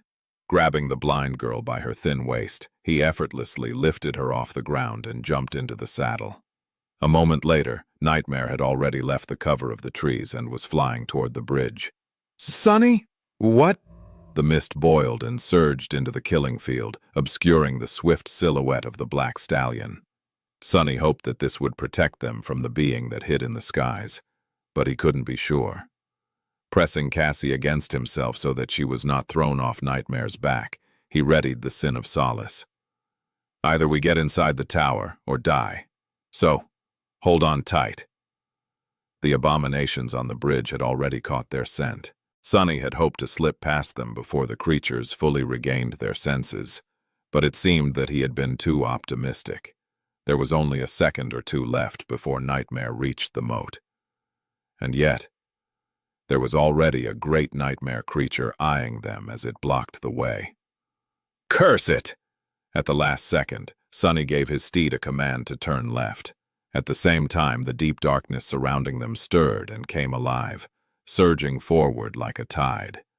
Just when Nightmare would have plunged into the rushing water, the darkness solidified, turning into a tangible surface. A bridge built of shadow had appeared to the side of the stone bridge, and they were already crossing it. Sunny saw something fly at him from the direction of the great abomination and lashed out with the sin of solace. The impact was powerful enough to almost tear his arm off, but he did manage to deflect it. A moment later, they were past the nightmare creatures. Sunny even imagined that they could actually make it. But then, something was wrong. The further Nightmare advanced across the moat, the worse Sunny felt. His body had somehow turned weak and frail. His thoughts turned cloudy. What is happening? Cassie's golden hair, which was flying into his face a moment before, was now white for some reason. Pressed against him, her body felt unnaturally thin and fragile. The sin of solace slid out of his grip and fell into the water. Looking down in confusion, Sunny stared at his hand. His skin had turned wrinkly and translucent, like that of an old man. It was just like Ananke's hand when he had first seen her. His teeth felt loose in his gums, as if ready to fall out. Sunny. Cassie's faint voice was almost too quiet to hear. The other side of the moat was so close, but before they could reach it, Sunny's vision suddenly turned blurry. Then, he was standing on the deck of the chainbreaker once again. Turning slowly, Sunny looked at Cassie. The blind girl was standing behind him, shivering. Her beautiful face was deathly pale, but her hair, it was golden once again. He slumped against the railing, let out a shaky breath, and forced out a smile. I guess we really do have to use the bridge. She nodded slowly. Yes, let's try to make it this time. Sunny had always wanted to die of old age, but definitely not in such a cruel manner. It seemed that his previous suspicion that diving into the moat would be lethal was correct. However, as it turned out, passing above it was just as deadly. At least now, I know that masters can die of old age too. It was actually an interesting piece of information. It was common knowledge that awakened had longer lifespans than mundane humans, but no one really knew by how much. The spell had only descended on the waking world around half a century ago, after all, and it took a while for the first ascended to appear. The first saints appeared even later, after Sunny had been born. I'll put it in my exploration report, if we ever make it out alive. Not letting the eerie death slow them down, Sunny and Cassie made another attempt to enter Alethea's tower. In the end, it took them a dozen more revolutions to succeed. Getting near the water flowing in the moat was a death sentence, since time around it went utterly insane. Flying was suicidal because of the harvester. So the only way to reach the black cliff was to cross the stone bridge. However, the nightmare creatures trapped on it were too deadly. As soon as the enchantment was destroyed, they were released from its hold and turned their attention to the two humans. Sunny and Cassie tried fighting them, and perished.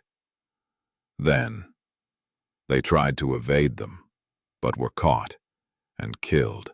Eventually, it was Sunny who came up with a way to deal with the abominations. With devouring beast on their heels and the nightmare creatures in front of him, he simply made sure that the former and the latter collided with each other before they caught him and Cassie. Then, while the bestial giantess was dismantling the dreadful abominations behind them, Sunny and Cassie stealthily ascended the steps cut into the cliff. There was more deadly magic on those steps, but after dying to it several times, they finally found a way to reach the tower. Finally, they stood in front of its gates. They were shut tightly, and even if Sunny had a key, there was no lock to insert it. Luckily, he was already familiar with this type of door. Placing his hand on the surface of the gate, he sent his essence flowing into it. The ancient door opened slowly. Hearing a furious roar chase after them from the bottom of the cliff, Sunny did not waste any time. Grabbing Cassie's hand, he entered Alethea's tower and pulled the blind girl inside. Chapter 1, 1445. Inside the tower. As soon as Sunny shut the gate behind them, the terrifying roar that had been approaching was cut off. A few moments later, the tower seemed to shake a little, as if something had crashed into its walls. However, apart from a little dust that fell from the ceiling, nothing happened. They seemed to be safe. From the threats outside, at least. Letting out a sigh of relief, Sunny took a step back and looked around. His eyes narrowed a little. Well, that is unexpected. He had wondered about what the interior of Alethea's tower would look like a lot. In his mind, there were two possibilities. Either it would be perfectly preserved and full of tantalizing knowledge, or serve as the lair for the most harrowing abomination yet. The truth was that it was both and neither at the same time. From what Sunny could tell, the interior of the tower had once been austere, but elegant. None of that elegance remained, however. At some point, a dreadful nightmare creature had made its way inside. He was currently staring at that nightmare creature. Its torso was hanging from the ceiling, terribly mutilated and seeping with black blood. The creature's revolting skull was crushed, and one of its arms was severed at the elbow. A vast and utterly disgusting puddle of blood, viscera, and brain matter covered most of the floor. Looking at the corpse of the gargantuan, vaguely humanoid creature, Sunny couldn't help but feel a sense of deep, primal terror. Alethea's tower had indeed become the lair of a dreadful abomination. However, the abomination was dead. Cassie was observing the corpse, too. She seemed unnerved. After hesitating for a few moments, the blind girl said quietly, It was a great tyrant." Sunny gulped. "Why, the hell? Is there a great tyrant in our third nightmare even? That has to be against the rules. And why was there something capable of mutilating a great tyrant to such a degree here as well? What was that damn spell thinking?" Shaking his head, Sunny studied their surroundings. Now that he had some time, he noticed signs of a terrible battle. Everything inside the tower had been obliterated, turning into piles of splinters and rubble. Here and there, the corpses of the tyrant's minions could be seen, turned into bloody mush. Was the thing that had killed them still inside? It had to be, considering the nature of the loop. But then, why were the gates of the tower locked? Why was the enchantment intact? How was it even possible? Walking over to the puddle of the tyrant's blood, Sunny knelt and touched it. His expression was troubled. It's cold. The creature had not been killed recently. Had it been dead for as long as the loop existed? He glanced at Cassie. What does your intuition tell you? She frowned. To flee. Then the blind girl sighed and pointed up. There is danger somewhere above us. Sunny grimaced and rose to his feet. He considered summoning Nightmare back, but then decided against it. The black steed would not be able to move freely in the narrow confines of the tower, so it was up to him and Cassie to find out the truth. Well, I am not going to flee after dying so many damn times to get here, she nodded. I agree. Trying to stay away from the dreadful corpse, they found the stairs and cautiously ascended to the next floor of the tower. In fact, it seemed that the clash between the tyrant and whatever it was that had killed it had mostly taken place on the higher floors. Sunny could tell just by looking up. Starting from the second floor, there were no ceilings anymore. Tall piles of stone debris were all around them. It seemed that the great tyrant had crashed through the floors of many levels before finally ending up hanging dead from the ceiling of the first one. Sadly, most of the interior of the tower had been destroyed in the process. Sunny glanced at Cassie, then sighed and started climbing.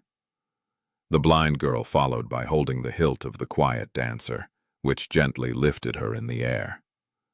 They slowly ascended past the destroyed portion of the tower, before finally arriving at the second-to-last level. Here, a chunk of the floor still remained, leading to a narrow staircase. The battle seemed to have never reached the last level, so the ceiling was intact. Sunny could not tell what was above them, but he knew only the highest window of the tower was emanating light.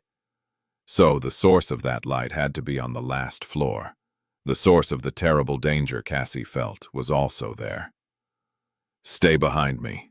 Moving forward to protect the blind girl with his body, Sunny put his foot on the first step and started ascending the stairs. He felt wary and apprehensive, scared even. After experiencing so many painful deaths, it was only natural for his body to be afraid of another one. Even if he understood that he would be brought back to life by the loop, his body didn't. Let's just get it over with. Arriving in front of an engraved wooden door, Sunny hesitated for a moment, then sighed and opened it. Bright light washed over him the next instant. There was a faint smell of incense in the air. Taking a step forward, Sunny shielded his eyes with a hand and extended his shadow sense forward. He had expected to find a dreadful abomination waiting for the inside.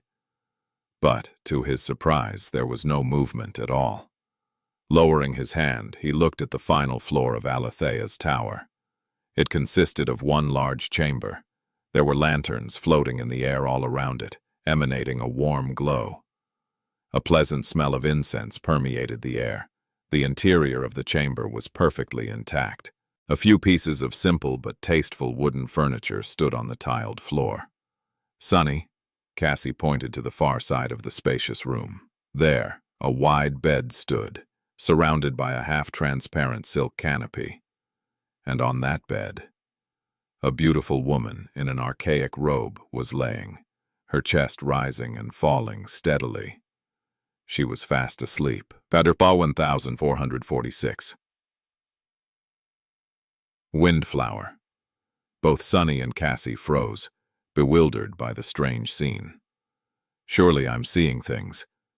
This was Windflower, a misty hell where harrowing abominations and defiled saints were imprisoned, not even knowing that they were. A place that slowly devoured the souls of great nightmare creatures until there was nothing left but empty husks. The abandoned stronghold of an ancient seeker who had left to challenge the estuary. How could there be someone sleeping soundly in its very heart? Sunny suppressed the desire to pinch himself. He also suppressed the desire to pinch Cassie. Hey, you see what I see, right? As soon as he spoke, Sunny suddenly felt a wave of fear wash over him and covered his mouth with a hand.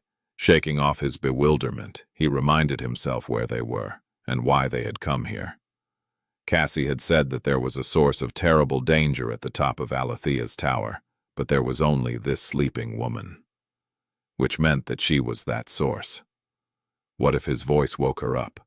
The blind girl nodded slowly and answered in a whisper, "I do." Sunny lingered for a few moments. Is this Alethea? Indeed, that would be the most rational guess. They were standing in the tower built by Alethea of the Nine, after all. So who else could it be? Cassie shook her head. It shouldn't be. The seeker who lived on this island is said to have left it a long, long time ago, before the defilement was even born. Of course, the information I received from the people of Fallen Grace might be wrong. She frowned. But it is said that only the Serpent King has been able to come to Windflower and return alive. I honestly don't see how any human could have survived this place, let alone how they would have ended up sleeping peacefully at the top floor of this tower. Sunny studied the figure of the sleeping woman tensely, then rubbed his face tiredly. Then who the hell is she? The blind girl remained silent for a while. Eventually, though, she answered, "Actually, I have a theory." Cassie hesitated for a moment, then said, I think she is Windflower." Sunny stared at her in confusion. "What do you mean? She is a personification of this island?" The blind girl shook her head. "No. Remember, nobody knows where the name Windflower came from. However, I noticed something strange about the guiding light. It continued pointing to the center of the island even after we landed, right?" Sunny nodded. Cassie sighed. "I was also able to make it point to you, Neff and Effie, but not Jet. I puzzled over how it worked for a long time, and after a while I started to suspect that it's because Jet doesn't have a true name, or at least I don't know what her true name is. Indeed, Soul Reaper was simply Jet's nickname, not her true name. Actually, even Sunny did not know if she had one." The blind girl, meanwhile, continued. "I got that idea, actually, after we saw Devouring Beast. The guiding light only points to Effie, and not her. That is strange, considering that they are the same person. Only, I think that once somebody becomes corrupted, their very nature starts to change. So they lose their true name, or maybe it changes as well." She studied the walls of the spacious chamber and said, "I think that if we had the guiding light and asked it to point us to Windflower, it would have pointed directly at this woman." Sunny frowned, then asked quietly, "All right, let's say that you are correct. Still, the question remains. Who the hell is this Windflower?" Cassie suddenly coughed and looked away in embarrassment. I don't know." He stared at her in confusion. "Then why the hell did she go on and on about the guiding light, true names, and all that? We are exactly where we started this conversation."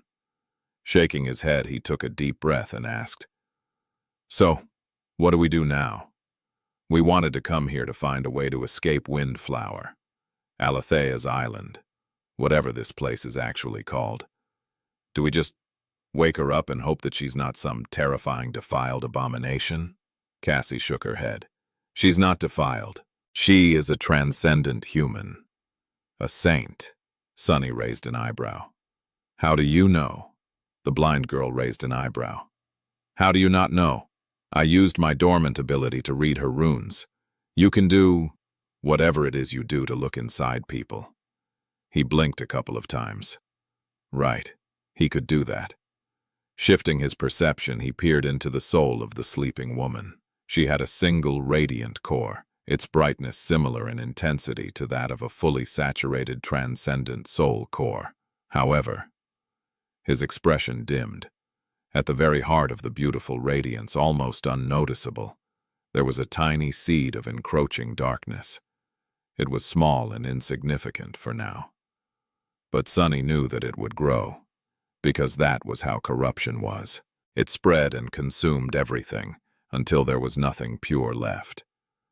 The woman might not be defiled yet, but she was going to be soon. She won't, though. The thought appeared in Sunny's mind almost on its own.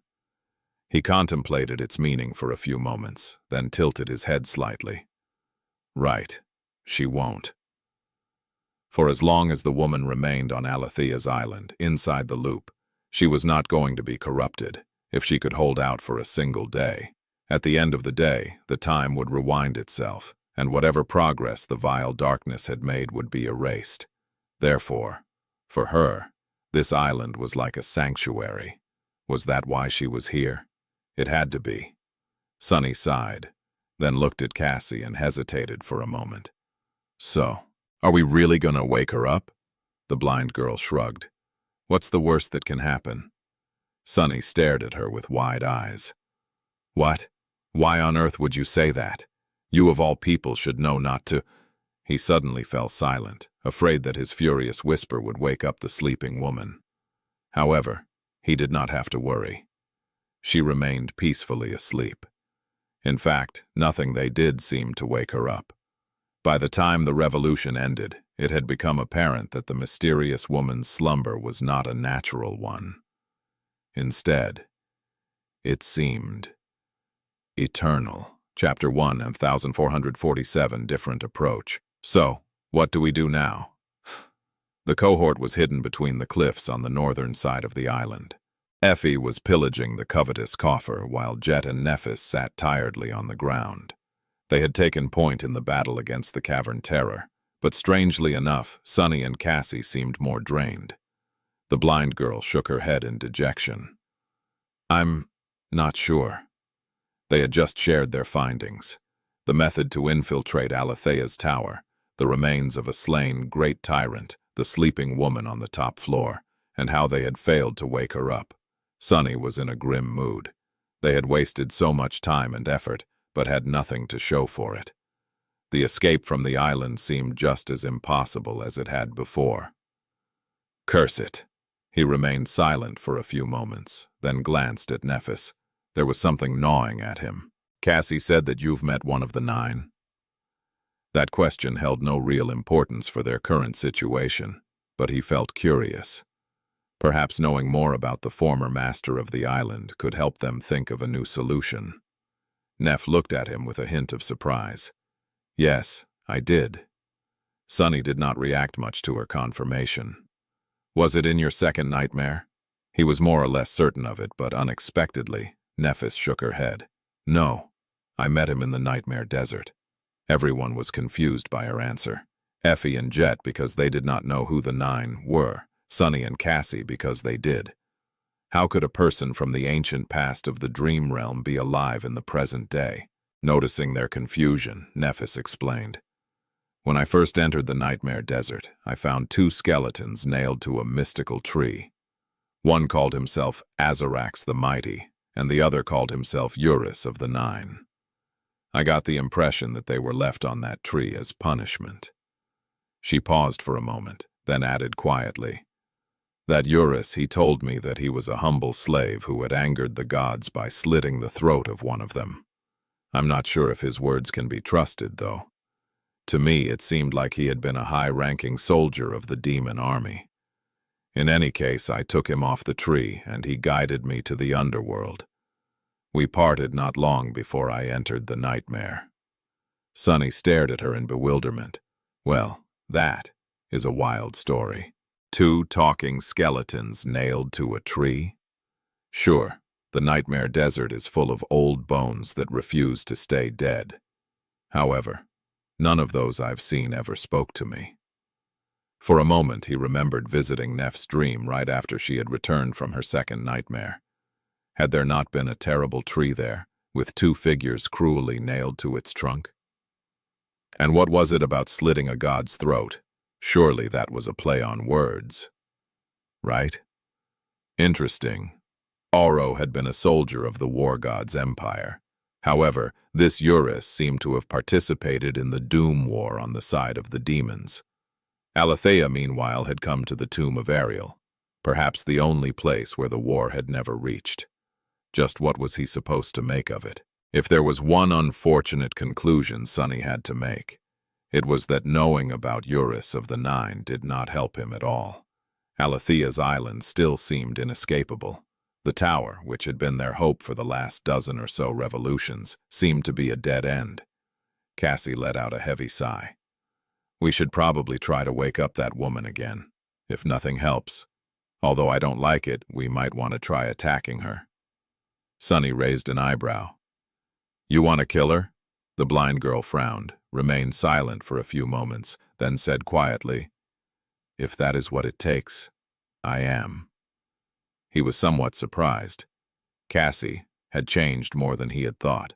The shy girl he had known on the forgotten shore would have never thought of killing a bystander without provocation, even if it could help her. Or rather, she would not have thought of it if given another choice. Well, why am I surprised? The past years had changed all of them. Sunny was not the same person he had been on the forgotten shore. He hoped that it was for the best. Cassie would not have stayed the same either. He sighed. Actually, we don't need to wake her. Everyone looked at him questioningly. After a few moments of silence, Nephis shifted slightly. Do you mean? Sunny nodded. He had visited Neph's dream once, so he could visit the sleeping woman's dreams as well. That way, they would not need to wake her. It was all thanks to Nightmare and one of his abilities, Dreamwalker. It allowed the dreadful steed to travel through dreams and take his master with him. Yeah, I can get Nightmare to transport me into this woman's dreams. Perhaps she will tell me something that can help us escape the island. The others looked at him somberly. After a while, Jet asked, Are you sure you want to visit the mind of a saint who is slowly being corrupted, Sunny? It might be dangerous. Effie nodded. Listen, Sunny, I'm sure that you visited the dreams of many a young lady, even without the help of that scary horse of yours. But this is different. This defilement, you guys think that it spreads simply through knowing a secret, right? What if you learn that secret in her dream? Sunny shrugged. It's not that I wanted to do it, it's that I have to. Don't worry. Too much. I'll be careful. He still had the mirror of truth. If push came to shove, he would use it to copy Neph's longing and get Nightmare to carry him away from the mysterious saint's dream as fast as possible. It actually sounded like a plan. He nodded. Then it's decided. Cassie and I will go to Alethea's tower again come the next revolution. And hopefully, this time, we won't leave empty-handed. Chapter 1, 1448. A Beautiful Dream. Finding themselves back on the deck of the Chainbreaker, Cassie and Sunny did not waste any time. After bringing Jet back, they sent her and Nephis to find Effie. Then they hurried toward Alethea's tower. By now, traversing this area of the misty forest had become a routine for them. They knew just where to go, and when. Nevertheless, both of Cassie's echoes had to be sacrificed along the way. Now that they did not have to study the runes cut into the black cliff, there was even some time to rest while they waited for dusk. Hidden away from the killing field surrounding the tower, they shared a haphazard meal and waited.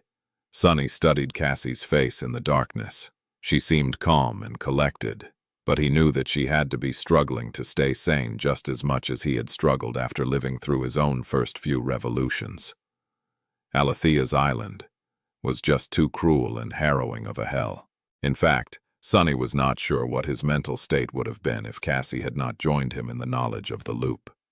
Having someone steady to share the burden was truly a blessing. Perhaps that was the reason the blind girl seemed less affected by the gruesome things they had lived through here.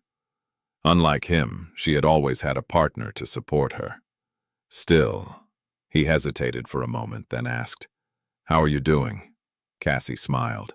Her smile was faint and fleeting, just like it had been ever since their meeting in Fallen Grace. "I am fine." Sunny wanted her to say more, but Cassie kept herself closed off. It was strange, really.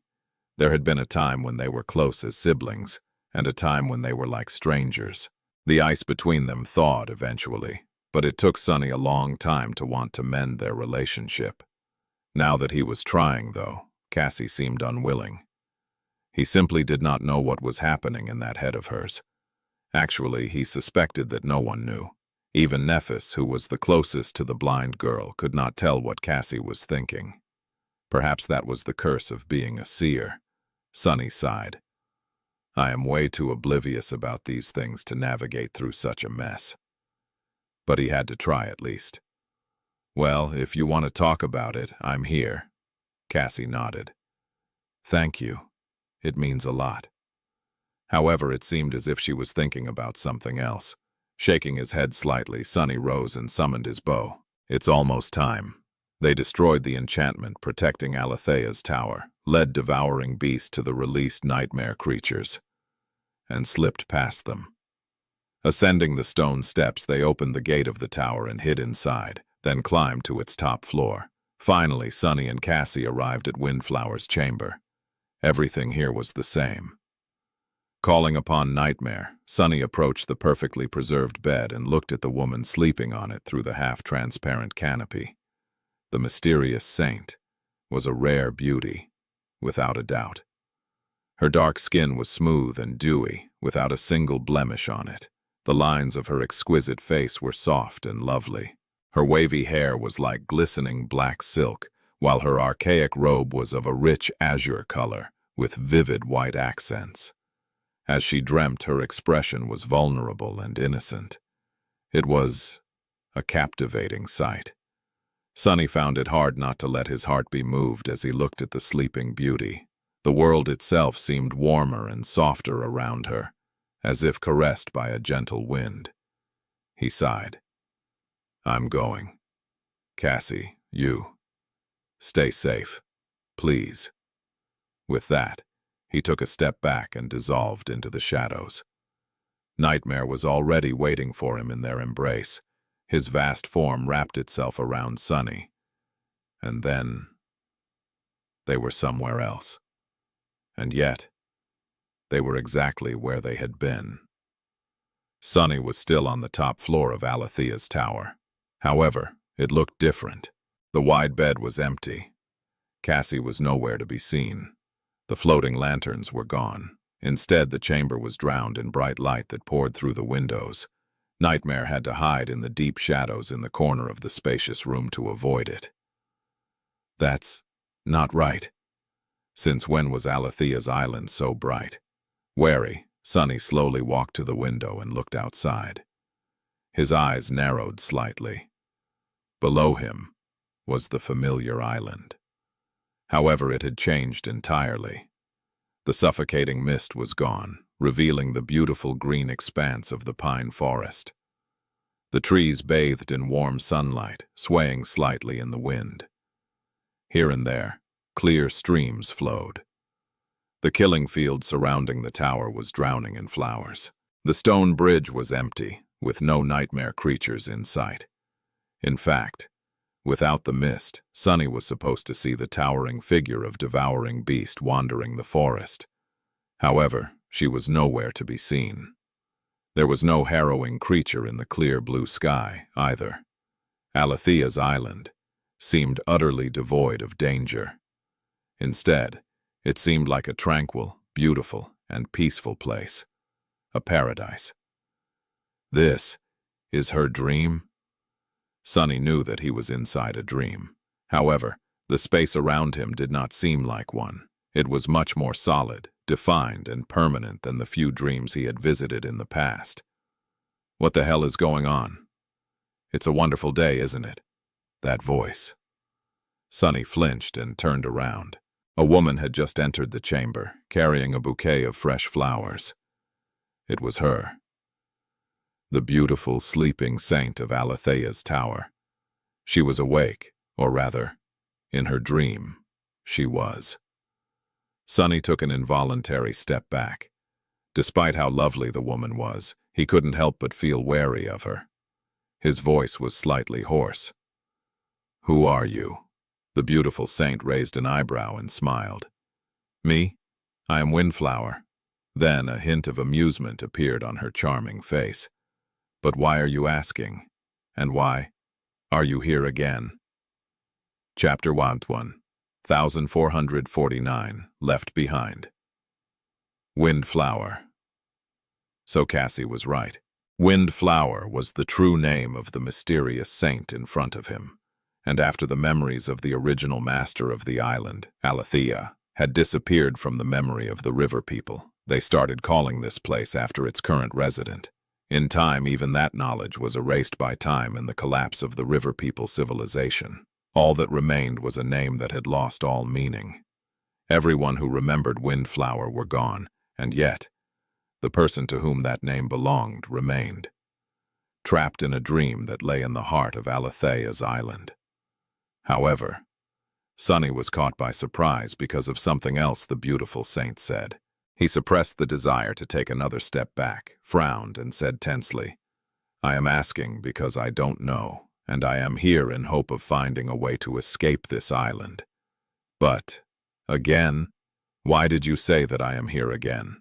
Windflower studied his face for a few moments, still smiling. Her gaze lingered at the crown of twilight, then shifted away. Letting out a melodious chuckle, she walked to a beautiful porcelain vase and put the bouquet of wild flowers she had been holding inside. Then she let out a sigh. "I see. This is our first meeting. How exciting." Sunny was not convinced. Why would Windflower act as though she had recognized him? It could only mean one of two things. He hesitated for a moment. "Are you not affected by the loop?" She shrugged. "My body is, but my consciousness isn't. Here in this dream palace, I'm free to live my days in peace." Her smile dimmed a little, and a hint of darkness appeared in her beautiful azure eyes. "I must admit, though, young man, you have rather poor manners. Not only have you intruded upon a lady's dream without an invitation, but you've also neglected to introduce yourself. I feel at a disadvantage." Sunny coughed. Please accept my sincere apology, Saint Windflower. I'm not exactly familiar with the etiquette of visiting people's dreams. My name is Sunless." If she is not beholden to the loop, then she had indeed met Sunny before, which, of course, was impossible. This was definitely his first time entering the dream palace, where Windflower's soul resided. Either Sunny had spent much longer on Alethea's island than he had suspected, somehow losing his memories of becoming aware of the loop the first time around, or she had mistaken him for the Mad Prince. The latter was much more probable, and also meant that the odious madman had visited the island in the past. But why? And what had he spoken with Windflower about? What was the bastard scheming? Mysterious. Mysterious. All of it was so mysterious. Sunny had so many questions, but would Windflower answer his questions? Was she a friend or was she a foe? He hesitated. The beautiful saint, meanwhile, looked at him in confusion. "Saint Windflower, why do you call me a saint?" Sunny blinked. "Right. The people of the waking world used the word saint to denote those awakened who had conquered the third nightmare and transcended. A native of the dream realm would not recognize the term." He scratched his head. "It's just what my people call transcendence. Honorific, I guess." Windflower smiled. I see. Well, Sunless, it is very nice to meet you. You are the second person to visit me in all this time. Very few beings possess the ability to travel through dreams, you know." Sunny nodded. "To be fair, I don't possess such an ability. It's my horse who does." Windflower looked into the corner where Nightmare was hiding among the shadows. Her pleasant smile widened a little. "I've noticed. It's certainly extravagant to use a terror as a steed. You must be quite powerful to have the loyalty of such a creature, Sunless. And to wear that crown." Sunny hesitated for a moment, then briefly touched the crown of twilight. His expression was complicated. Did she know what the crown of twilight was because she had seen the Mad Prince wear it? He asked cautiously, "You recognize it, my lady?" The beautiful saint studied him for a while, a small smile playing on her soft lips. Then she laughed. "How could I not? Let me introduce myself properly. I am Windflower of the Twilight Sea. King Darren, the Serpent King, is my father. Or rather, he was.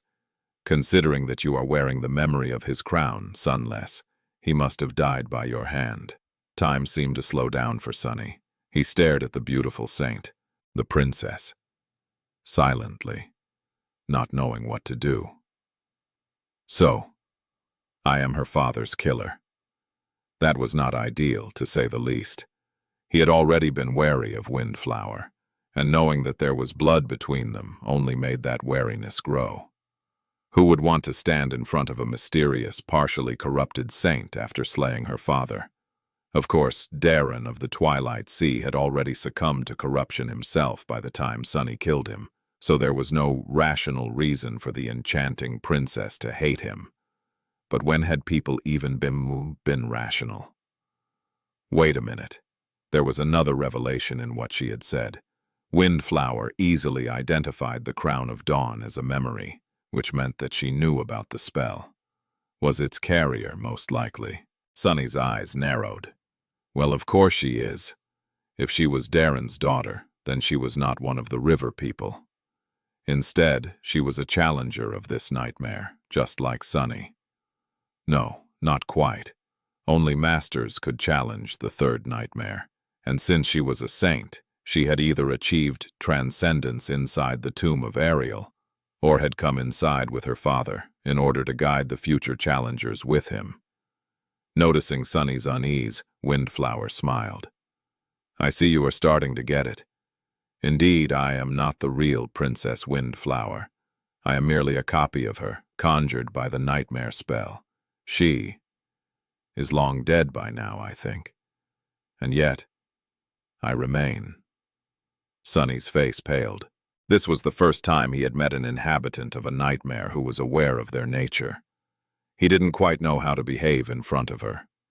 Was this Windflower dead or alive? Was she real or not? Was she a mere echo of a real person, or a true living being created by the spell for the duration of the nightmare? Windflower sighed, glanced at the crown of twilight one more time, and walked over to the window. Gazing at the beautiful vista of this dreamy version of Alethea's island, she spoke. Back then, my father and his most loyal warriors braved the white desert and entered the tomb of Ariel. I was one of them. Our goal was to imprint our souls into the great river, so that when challengers entered this nightmare, there was someone to help them conquer it. She sighed lightly. It was a gamble, of course. A desperate one, considering that our world was dying. It was already being consumed by the dream realm. And despite all our struggles, we had failed to rise to the challenge of the spell. My father was the only supreme of our people. And there was not going to be another. At least not in time to turn the tide of destruction. So, he came up with a plan to raise an army of transcendent warriors in this unique nightmare. Windflower's shoulders fell. That plan failed as well. Sunny was staring at her with wide eyes, his thoughts in turmoil. What? Wait. Taking a step forward, he raised his hands and asked, his voice hoarse. Wait, you world, being consumed by the dream realm? What do you mean? The beautiful saint turned and looked at him in surprise. Her enchanting azure eyes were full of confusion. Then she smiled. Shaking her head, Windflower chuckled and said, her words sending Sunny's mind reeling. What? Did you think that yours was the only world that the nightmare spell infected, Sunless? Of course not. There were others. Yours is not the first. She lingered for a moment, then added with a hint of amusement.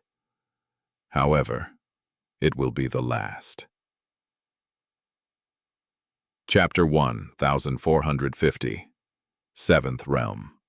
Sunny was reeling from the sudden deluge of impossible knowledge that Windflower had so casually shared with him. The relationship between the waking world and the dream realm. The vague theories about the nightmare spell he and Nephis had discussed. Everything he knew was suddenly upturned. He remained silent for a while, then weakly raised a hand, summoned the shadow chair, and sat down. Watching him, the beautiful saint tilted her head slightly and laughed. What an interesting memory.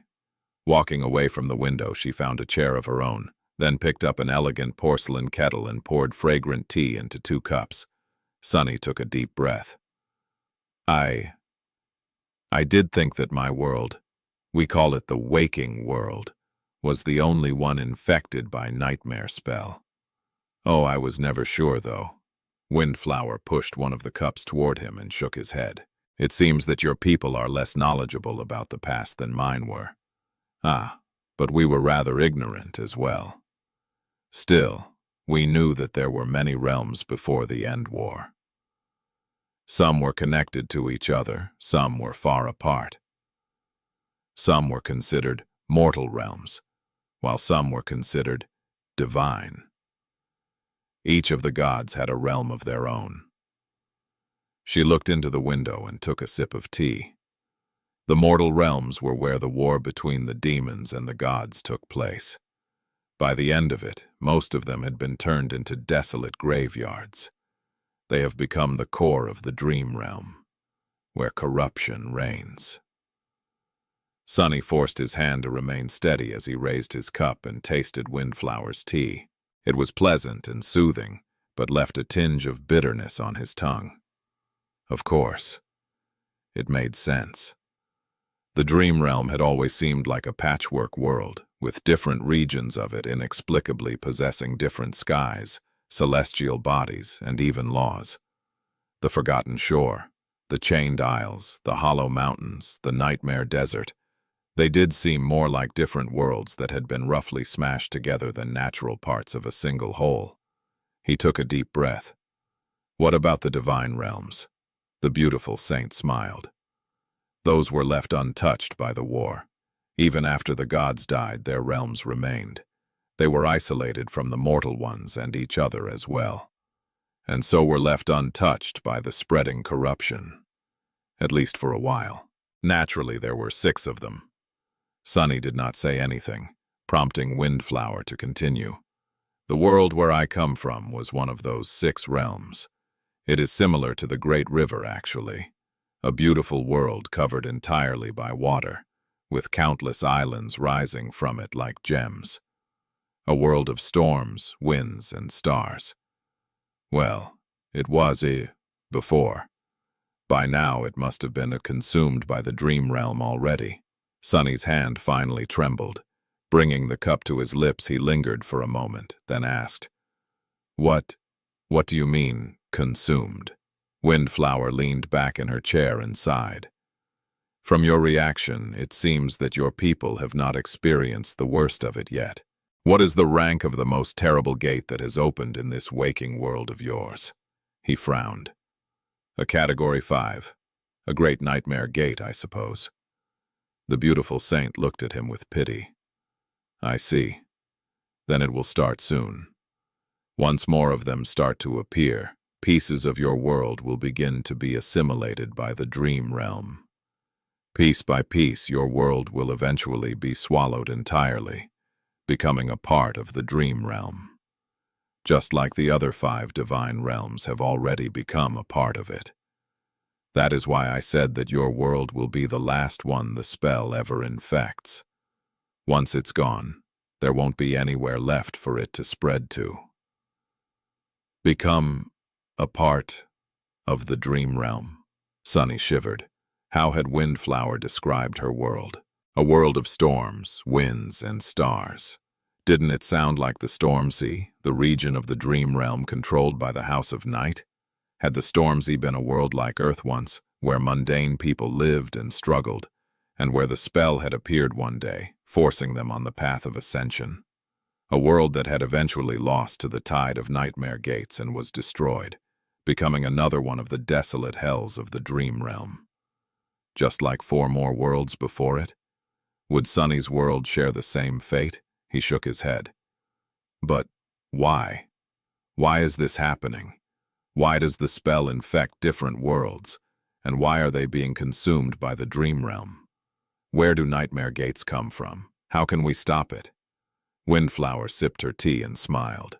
Sunless, if I knew the answers to these questions, do you think I would be sitting here, imprisoned in a dream on a cursed island, with all my people gone, and my world destroyed."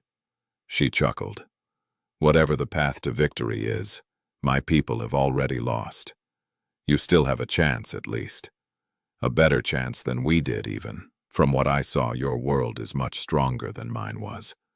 Otherwise, a mere ascended like you would have never been able to slay my father, no matter how far he was gone because of the corruption." The beautiful saint looked away and lingered for a while. Finally, a hint of sorrow crept into her sweet voice. "How did he die, in the end?" Sunny did not speak until the pain of the flaw forced him to answer. How did one tell a person about killing their father? Sunny was not the most tactful of people, but even he knew better than to try and make his voice sound soft. Being nonchalant about the whole thing did not seem right either. He sighed. "From what I know, he went mad after Twilight was lost. By the time we met, he was like a rabid beast. But even then, he was a king among them. I watched him battle many nightmare creatures much more powerful than him. And yet, none could defeat your father. After a while, he was severely wounded and weakened. I used that moment to attack, and won after a ferocious battle. Even then, I would have died as well, if not for my companion." He paused, and then added respectfully, "I am sorry for your loss, Lady Windflower." She remained silent for a while, looking away. The sight of her elegant profile was both sad and beautiful. Eventually, Windflower smiled. "Don't be. What is the point of being sorry? He was merely a copy, just like me. I am sure that my real father met a much more glorious end in the true tomb of Ariel. Who knows? He might have even escaped it." Windflower shook her head and looked at him with a smile. "But you and your companions are different from me, Sunless.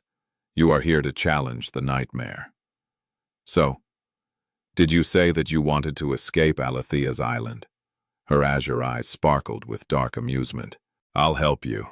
Helping challengers conquer this nightmare was my original goal. After all, Chapter 1451, Forgotten Name." Sunny had yet to recover from the shocking revelation about the nature of his world, but time waited for no man. The revolution was going to end soon, so he had to gain as much as he could from his first meeting with Windflower. But still, if my world is one of the 6 divine realms, then which god did it belong to? The most suitable candidate was War God, the goddess of life, as well as of progress, technology, craft, and intellect, the patron deity of humanity. Heart God was a possibility as well. However, he could not quite imagine Earth having anything to do with the fallen gods of the dream realm. These two concepts were just too incompatible. Plus, the waking world encompassed more than just Earth. There was the moon, the sun, all the planets of the solar system, and countless stars beyond. A whole universe of them, billions of years old. How could all of it be simply one of the divine realms? But then again, the gods had never been constrained by mundane logic. They were the ones who had created the universal laws of existence. Even time itself was merely one of their weapons. Who was to say that a god could only will something into existence, not will something to have always existed? Ah, my brain hurts. Sunny's mortal mind seemed to be incapable of truly comprehending such matters. Windflower must have been the same. She certainly knew more than Sunny, but there was no telling how accurate her understanding was. In any case, for now, it did not matter. He was elated to learn such profound mysteries, but his immediate goal was not enlightenment. It was getting the hell off Alethea's island, and Windflower was conveniently offering her help in that regard. Sunny took a deep breath. "Do you know how we can escape this horrible place?" He paused for a moment, then shook his head. "No, I should describe our situation first. There are 5 of us here. 3, including me, start the loop in the hidden bay at the southern edge of the island. Well, what I call the southern edge, anyway. The fourth member of the cohort is in the forest, not too far away from the bay. It's the fifth that is the problem. She is all the way on the northern edge of the island. His expression darkened. There are all kinds of terrifying abominations hidden in the mist, so we can't travel freely. No matter how many times I tried, I failed to pick up the fifth member and return to our ship before the loop ends.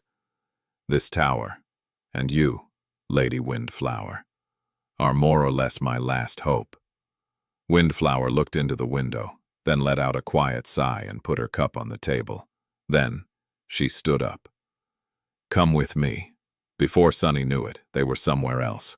The walls of the Alethea's tower disappeared, and he found himself standing at the edge of a tall cliff, looking at the flowing waters below.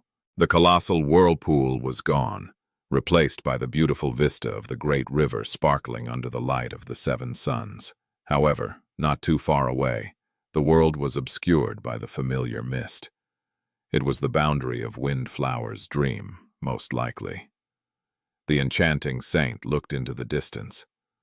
Before that, let me tell you how I ended up imprisoned here, Sunless. She glanced at him and smiled.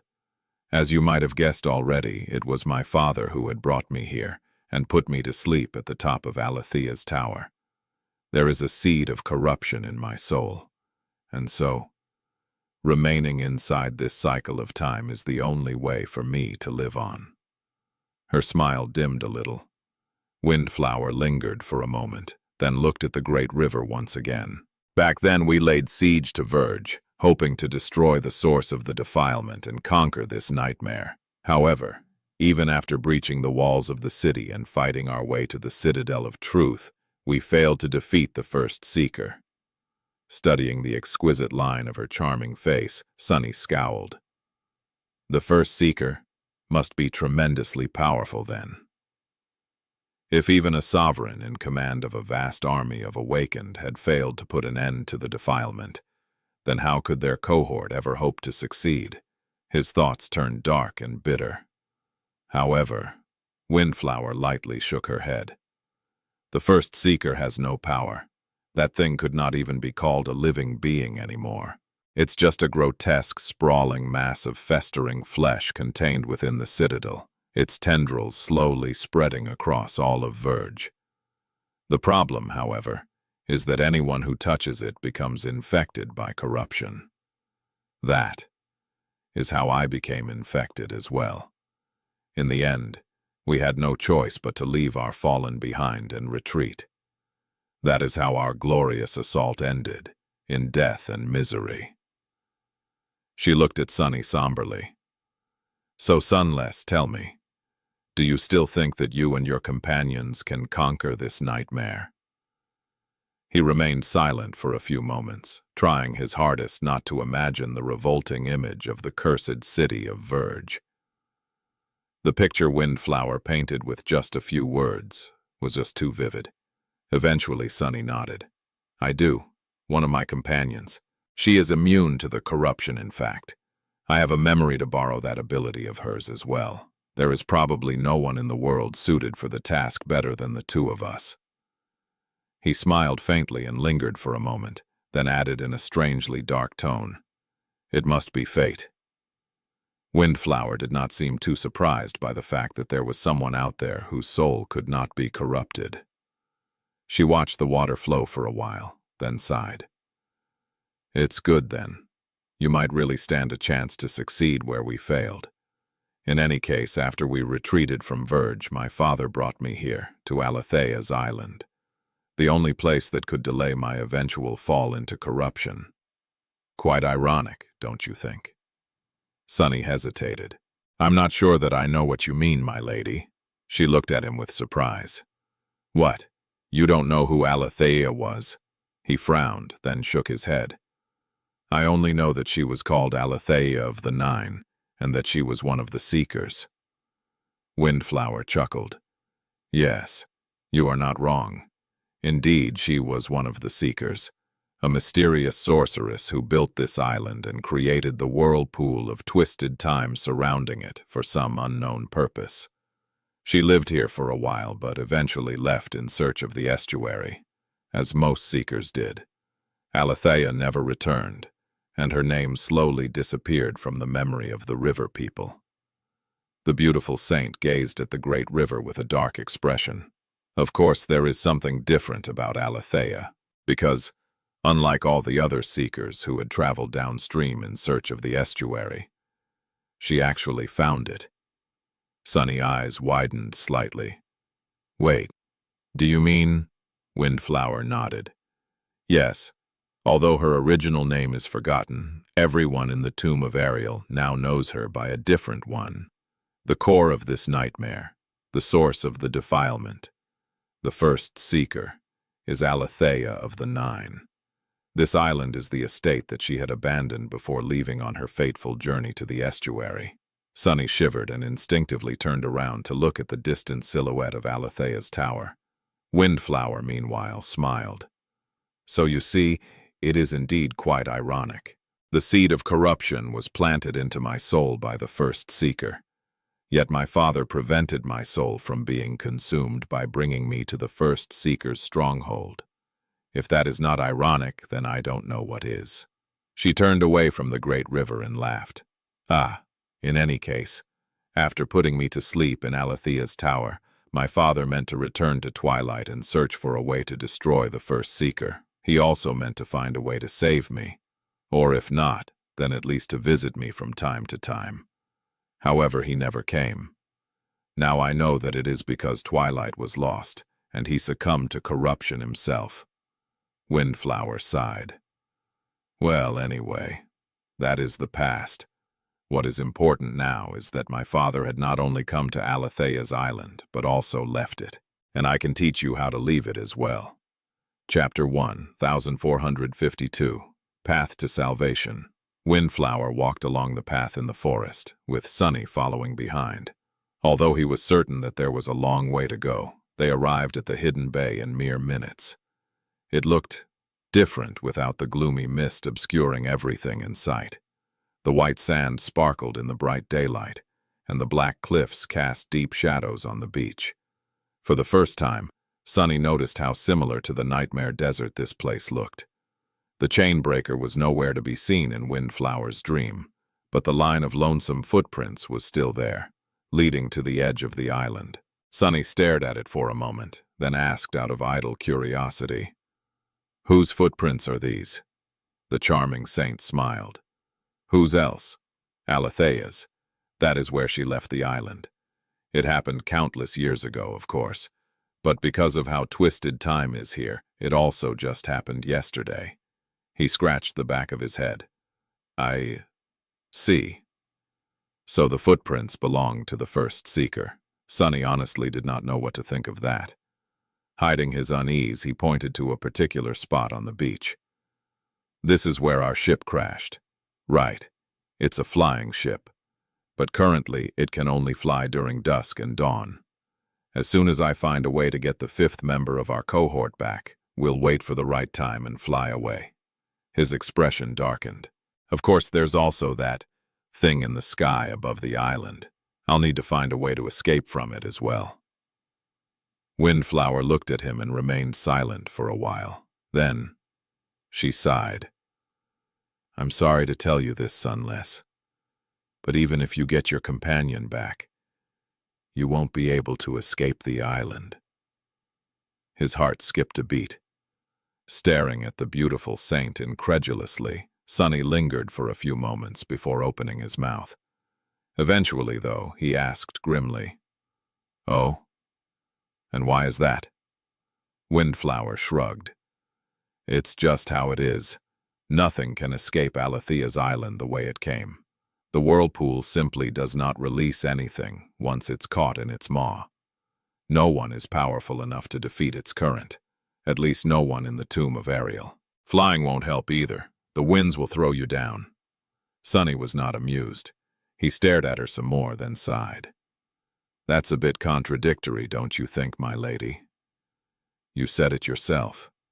Your father, the Serpent King, did escape this island." She nodded. "He did. However, I never said that he was strong enough to overcome the pull of the vortex." Sonny's expression dimmed. If the monstrous sea serpent he had fought was not powerful enough to swim out of the colossal whirlpool, then who was? So how did he leave?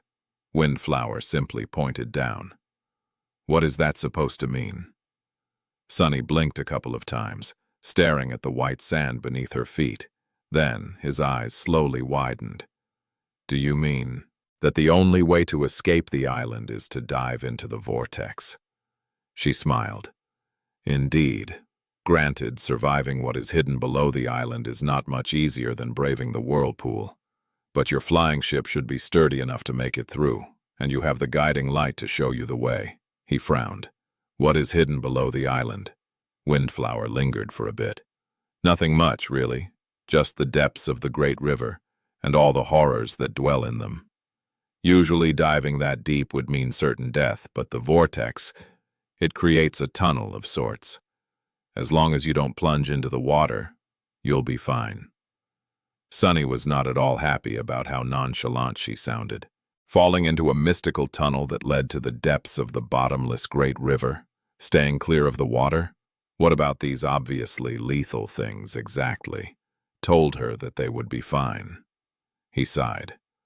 And what's on the other side of the tunnel? The beautiful saint hesitated. Should be the inner wall of the pyramid.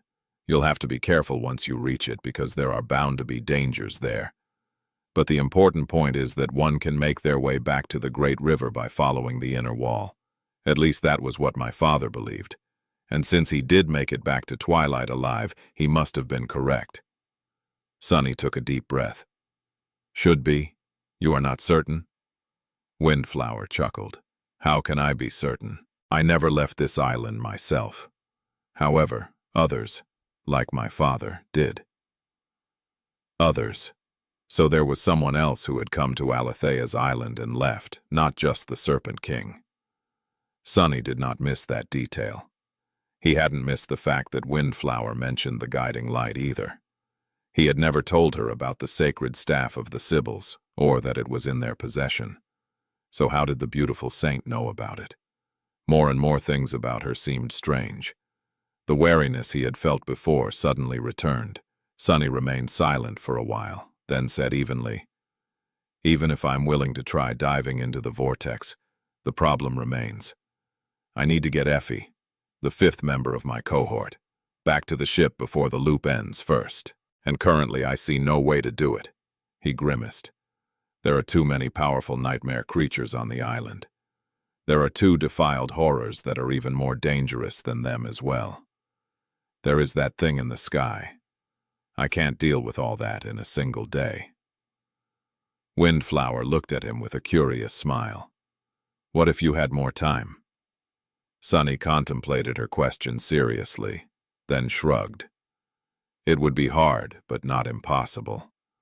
The problem is not that the enemies are too powerful. If I can't kill them, I can at least run and hide. I can come up with countermeasures and make use of their weaknesses. I can make them fight each other and escape while they do. The problem is that all of this requires time, and there is no time. Even though it loops endlessly on this island, there's not enough time for me to achieve my goals. The beautiful saint studied him for a while, then nodded. Her next words sent a shiver running down Sunny's spine. Smiling pleasantly, Windflower said, Well, then you just need to destroy the loop. Chapter 1453. The other guest. Sunny remained silent for a few moments, looking at the charming saint. A gentle breeze blew from the river, playing with her silky hair. The dream of Alethea's island was tranquil and at peace. Destroy the loop. Was such a thing even possible? Why wouldn't it be? The closed cycle of time had been created by Alethea of the Nine. Since it was made by someone, it could naturally be destroyed by someone else. However, the matter was not that simple. Even if Windflower could teach him how to break the loop, there would be dire ramifications if he did. Up until now, Sunny had suffered enormously due to the twisted nature of time on this harrowing island. But he was also only alive because of it. Once the loop was broken, the terrible prisoners of Alethea's island would remain. undying slaughter and devouring beast would remain as well.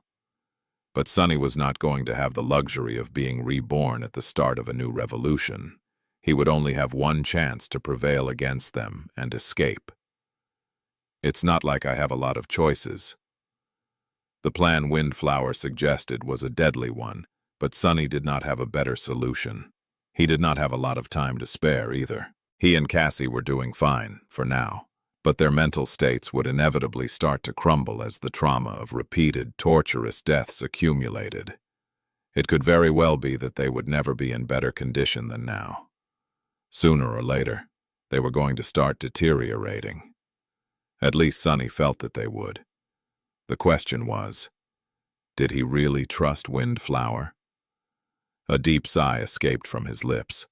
Looking away, Sunny lingered for a few moments, then said, "Before I decide whether to agree, I need to ask you a question." The beautiful saint chuckled. "Go ahead." He glanced at her darkly. "When you said that we've never met before, was it a lie?" Windflower's smile froze on her lips. She studied him silently for a while, the veil of friendliness finally fading from her gaze to reveal something much colder, darker, and more frightening. Finally, for the first time since they met, Sunny felt that he was standing in front of King Darren's daughter. But then the frightening abyss hiding in her eyes was gone, replaced once again by benevolent sweetness. Windflower laughed. "You really are a sharp one, Sunless. Just like the other one." Sunny took a deep breath. The other one. A deep frown appeared on his face. "The Mad Prince. He is the other visitor you mentioned then." The beautiful saint looked at him with a nonchalant smile. A moment later the white beach disappeared, and they were in Alethea's tower again. Windflower sat down on her bed and shrugged. "Indeed. Oh, I must say, even inside the tomb of Ariel, you truly are the most bizarre of individuals, Sunless. You are the only being to enter my dream in all these years, and yet there were 3 visitors." Sunny slumped on the shadow chair. "3?" She nodded. "You, that defiled madman, and the sullen wraith that follows him around." He stared at her incredulously. "So the Mad Prince is haunted by his own version of the sin of Solace. Serves the bastard right. Both bastards, really." Luckily, his own inner demon had decided to sit the meeting with Windflower out. He shook his head. "So why did he come to see you? What did he want from you that was worth braving Alethea's island?" The beautiful saint lingered. "I'm not sure if I should answer. But then again, why not? You are mistaken, though. Although the Mad Prince did visit me, I was not the reason he had come to the island." Sunny simply raised an eyebrow, prompting her to continue. "The reason he came here was to lure the other 2 defiled into a trap." "What?" Sunny hid his shock as best he could. Previously, he had theorized that devouring beast and undying slaughter had been sent to Alethea's island because of their flaws, and it might have been the justification, true, but now it seemed that they had been left here against their will. They had been locked in a prison of time by the Mad Prince. Sunny exhaled slowly. Why would that lunatic plot against 2 other plagues? Windflower shrugged. "I really don't know. Is it surprising, though? The defiled are different from us to begin with, and your other self, Sunless, is more insane than most. That said, he was surprisingly lucid for a nightmare creature." Sunny frowned. "In what way?" The charming saint contemplated for a while. "It's hard to describe. I've met abominations who could talk like humans before, but never one who seemed so human-like, even among the defiled. In any case, it looked like he was not happy about being the Dreadlord's slave, or liked what the Dreadlord has done after becoming the tyrant of Verge." She shrugged. "You would know better about these matters than I do, though. Not because you and the Mad Prince are the same person, even, but merely because the 6 plagues were yet to appear when I was brought to Alethea's island. In fact, I only know of their existence because of the things the defiled madman mumbled in a fit of frenzy. Sunny remained silent for a while. The Dreadlord's slave. It seemed that he did not have to wonder what fate would befall him after Nephis was killed in the future. He had thought that Mordred, the soul stealer, would be the one to use Shadow Bond and become his master after the current one disappeared. But actually, it was the Dreadlord. Kai. The corner of his mouth twitched. Who would have thought? It was a bit stupid to be hurt by something that a future, defiled version of his friend had done. And yet Sunny couldn't help but feel a little betrayed. It had taken a lot of courage for him to open up to Effie and Kai. Knowing that it would come back to bite him, in the end, felt like a punch to the gut. No, Kai would never betray me. That thing, the Dreadlord, might be the future version of him. But it is a demented nightmare creature, not my friend. Much more important was the fact that there seemed to be internal strife between the 6 plagues. Enough of it, at least, for the Mad Prince to try eliminating 2 of his fellow defiled champions, be it on the orders of the Dreadlord or of his own accord. It was great news for the cohort, and could potentially help them conquer this nightmare. Sunny sighed and asked with dark curiosity in his voice. So what did the 2 of you talk about? Chapter 1, 1454, An Oath and a Promise. Windflower remained silent for a while, seated comfortably on her opulent bed. Eventually she sighed. We made a deal, he and I. I never thought that I would make a deal with a defiled abomination one day, but then again, I never thought that I'd be imprisoned in a whirlpool of time, forever either. Sunny grew tense, staring at the beautiful saint with a grim expression. The news of her making deals with one of the 6 plagues did not bode well for the cohort. Noticing his reaction, she chuckled. Don't look so worried, Sunless. I did not sell my soul. Corrupted as it may be, the Mad Prince. He only wanted to know about Alethea's island, and especially about how my father had managed to kill that great tyrant in the tower. The creature remains dead no matter how many times the loop resets, which seemed to be of great interest to him. I, on the other hand, wanted to know what had happened to Twilight and the other human cities on the great river, and how it was that he appeared wearing my father's crown. Her gaze once again brushed across the crown of Twilight. She smiled softly. Now I know.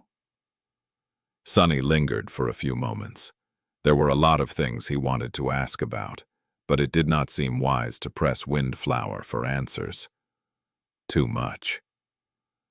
The Mirror of Truth was safely hidden in his sleeve, ready to grant him F's longing ability at any moment. Eventually he asked, how did Darren make that tyrant stay dead? Windflower tilted her head a little. You want to know as well? It was with the help of a very special memory, a legacy relic left behind by a dear friend. It's gone now, of course, just like everything else is gone. Why was the Mad Prince so interested in the dead tyrant, though? Unlike me, he did not have to destroy the loop to escape the island. What did he want? Sunny tried to understand the motives of his future defiled version, but failed. It wasn't a good idea to try understanding madmen anyway. How did you know that one of my companions has the guiding light, then? The beautiful saint chuckled. How else? The madman told me that you would. Sunny froze. His eyes narrowed. Wait. Leaning forward, he pierced Windflower with an intense gaze and asked, Are you saying that the Mad Prince knew that we would arrive here one day? She simply nodded. He seemed quite certain, but why are you surprised? You are the same person after all. Sunny let out a shaky breath. Indeed, if the Mad Prince was the future version of him, then the bastard would have already experienced coming to Alethea's island before.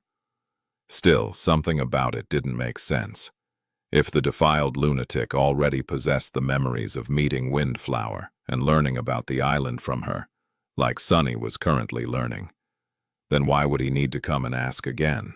And if she had already met Sunny by the time the Mad Prince arrived, wouldn't she have already had the answers to her own questions? It didn't make any sense at all.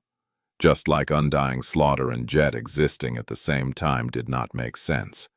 The same went for devouring beast and Effie, or everything else about this damned pyramid.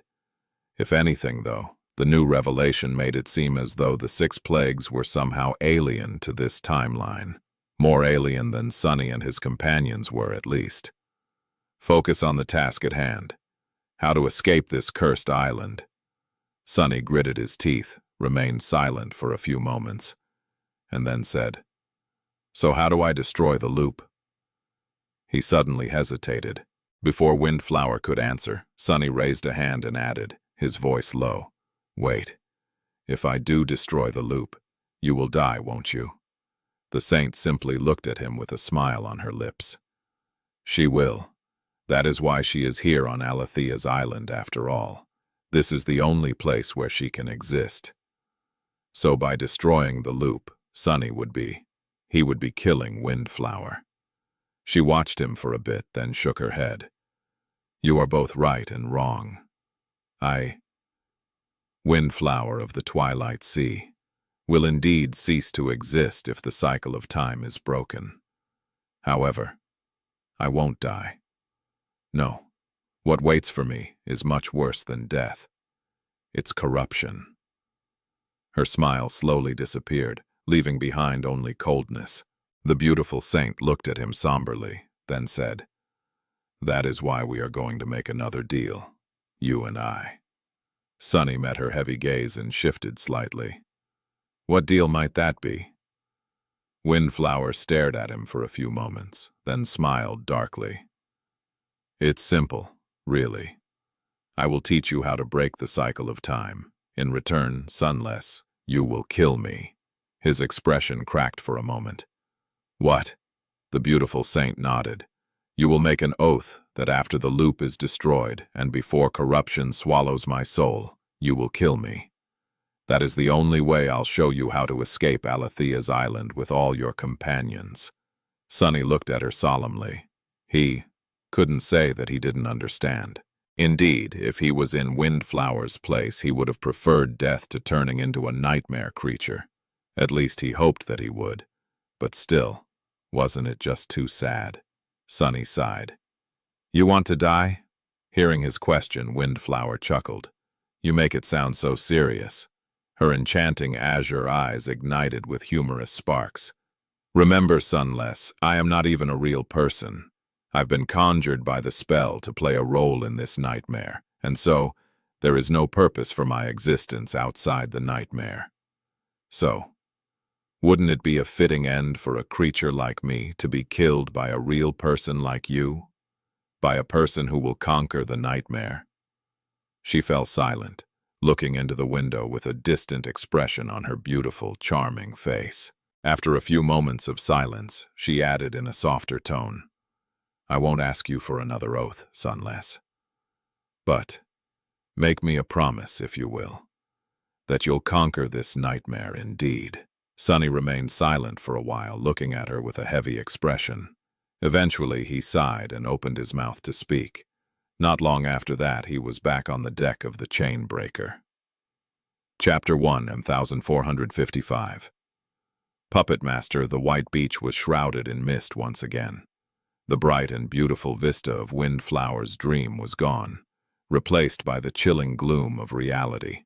Surrounded by the flowing fog and dreadful silence, Sunny waited for a moment, then slowly straightened and looked around. His heart was beating wildly, full of crippling panic and boundless dread. These feelings were not something he wanted to feel, or had a reason to. Rather, they were simply an instinctual response caused by meeting countless harrowing ends in this misty hell. Even when Sunny was calm, his body remembered every torturous death, every heart-wrenching loss, and every pained cry. The sight of the white fog enveloping the chain breaker was a promise of many more torments to come. He took a few deep breaths, trying to calm his heart. It was getting harder and harder to do with each new revolution. A few moments later, Sunny let out a long sigh and turned around. Cassie was facing him with a somber expression on her pale face. She lingered for a few moments, then leaned heavily on the guiding light and asked in a quiet voice, "So, how did it go?" He looked away. "I met her. There is a lot to discuss. We should bring Jet back first." The blind girl nodded listlessly, then walked over to Nightmare, adjusted the stirrups, and climbed into the saddle. A few moments later, she disappeared into the mist. Nephis had been observing them tiredly. Her brow was furrowed into a deep frown. Glancing at Sunny, she asked, "What is going on?" He met her gaze and sighed. "Cassie is off to find Jet. Let's just rest for a bit, please. I'll explain everything when they return." She studied his face for a few moments, as if wanting to ask more. Eventually, however, Nephis simply nodded and said in her usual emotionless tone, "You don't look too well." Sunny looked at her. Neph was not in the best state herself. She seemed spent and exhausted, almost ready to topple at any moment. Her already pale face was drained of all color, her eyes sunken and slightly unfocused. The slumped shoulders, the sickly pallor, the feverish gaze, these were the symptoms of extreme essence exhaustion. He smiled. "You look beautiful, though." With that, Sunny lowered himself to the deck and leaned against the railing. Nephis remained motionless for a few moments, flustered. Then she silently sat down near him and rested the back of her head on the ancient wood. "I'll wait until Cassie returns then." He did not answer, staring into the mist. Sunny had a lot to think about. It had taken him a long time, many lifetimes of dread, really, to reach Alethea's tower. However, the truths Windflower had revealed to him were all worth it. There was so much he had learned from the beautiful, forsaken saint. The origin of the dream realm and the waking world, the true identity of the first seeker, the secrets of Alethea's island, and so much more. Even the impossible number of challengers who had entered this nightmare had an explanation now. But, most importantly, he had learned a few things about the Mad Prince. At this point, I can't deny it anymore. That defiled madman, the future version of himself, had visited Windflower in her dream. Sunny might have met a strange echo of his corrupted future in a nightmare, but the bastard had spoken to Windflower personally, which meant that the Mad Prince had the Dreamwalker ability, just like Nightmare did, or something similar to it. In all the years that Darren's daughter had spent sleeping on Alethea's island, they were her only guests. That proved that very few beings possessed power over dreams, even here in the tomb of Ariel. And that meant it was him. Sunny exhaled slowly. It was not Dusk, but the Mad Prince who had sent Ananke a dream message so that she would find the children of Weaver, find Sunny and Nephis, and send them off to Fallen Grace. It was that madman who had massacred Weave, then used its last priestess to guide them deeper into the nightmare, past the time storm and to the derelict of the Chainbreaker. It was also him who had created the estuary key and secreted it away as Sunny's soul. Somehow. He could have even been the author of the demented runes Sunny had seen on the piece of flotsam drifting in the upper reaches of the great river. Why had the Mad Prince done all these things? No, before that. What else had that monster done? Suddenly, Sunny was covered in cold sweat, now that he knew that the mysterious puppeteer responsible for many of the strange things happening in this nightmare was none other than his future corrupted self. He couldn't help but perceive everything that had happened so far in a new light. What else did not make any sense? Too many things. But there was one in particular.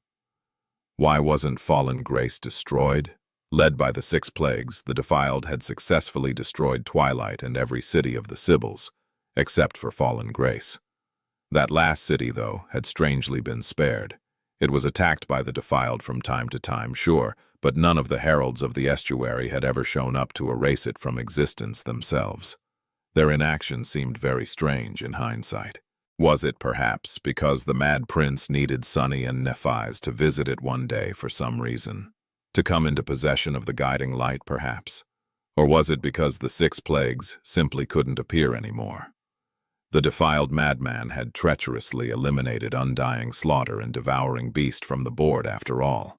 Who was to say that soul stealer, torment, and even the dread lord himself had not been dealt with in a similar fashion? Sunny had thought that the final obstacle of the third nightmare would be the 6 plagues. But now, he was not so sure anymore. What the hell is going on? Was the Mad Prince actually an ally? Remembering the visage of the horrid lunatic whose remnant once appeared in his dream, Sunny shook his head. No, that is impossible. He is a nightmare creature. But then again, Windflower had mentioned that the Mad Prince seemed strangely lucid for an abomination. Why would he be? Suddenly, a strange idea appeared in Sunny's mind. He froze for a moment, then lowered his gaze and glanced at Neff's sword. Was it because the Mad Prince was haunted by the sin of solace? The sword wraith was supposed to slowly drive a human insane.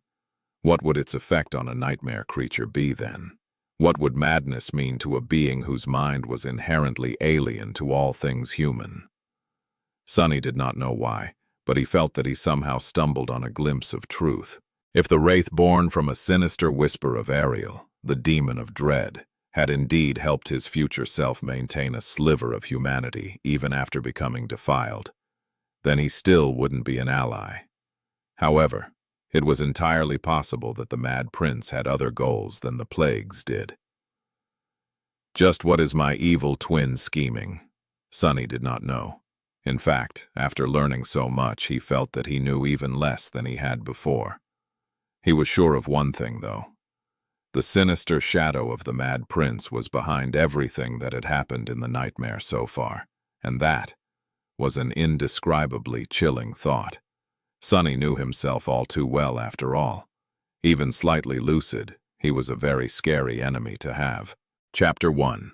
1456. Do what you want. Cassie and Jet soon returned to the chain breaker. Sunny had explained the basic information about the loop to Nephis by then. However, he kept the things Windflower had told him to himself for the time being. Not because he was reluctant to share the knowledge, but simply because he did not want to repeat it all for the second time once they reached Effie. The cohort set out to the far side of the island without any delay. As they traveled, made weapons, fought abominations, and hid in the forest to wait out the more harrowing ones, Sunny couldn't help but think about Windflower and the oath he had made. Kill her. Sunny's flaw did not compel him to fulfill any oaths. It just prevented him from making an insincere one. Still, he was free to change his mind at any moment. Can I kill her? Of course he could. However, it would be an understatement to say that Sunny was reluctant to. He was not an innocent man. In fact, there was plenty of human blood on his hands. He had even enjoyed killing some of his victims, albeit very few. Mostly he did not like it one bit. The thought of killing someone like Windflower was abhorrent. He admired the charming saint from a different world a great deal. He also felt a lot of compassion for her tragic plight. And yet, bitterly, there was nothing else he could do for her.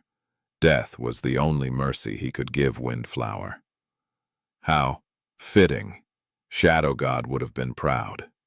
Sunny had even considered surrendering the mirror of truth to her, but there was very little chance that it would help.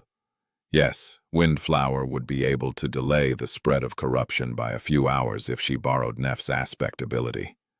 But there was almost no hope that the seed of corruption would not only be temporarily hindered, but disappear as a result. Once the mirror of truth crumbled, the seed would most likely still be there in Windflower's soul. Then, only death would be able to save her. Even knowing that the chance was infinitely small, Sunny had still offered his memory to the beautiful saint. It was a very rare thing for him to act selflessly in that way. But she refused. Windflower did not explain her reasons, but Sunny suspected that it was because of the first seeker, and how precious the mirror of truth would be if someone wanted to destroy the abominable creature. Curse it! Feeling grim, Sunny went through the motions of traversing Alethea's island. Sometime later, the 5 members of the cohort were together once again. Sunny had finally shared his findings with his companions, not holding anything back.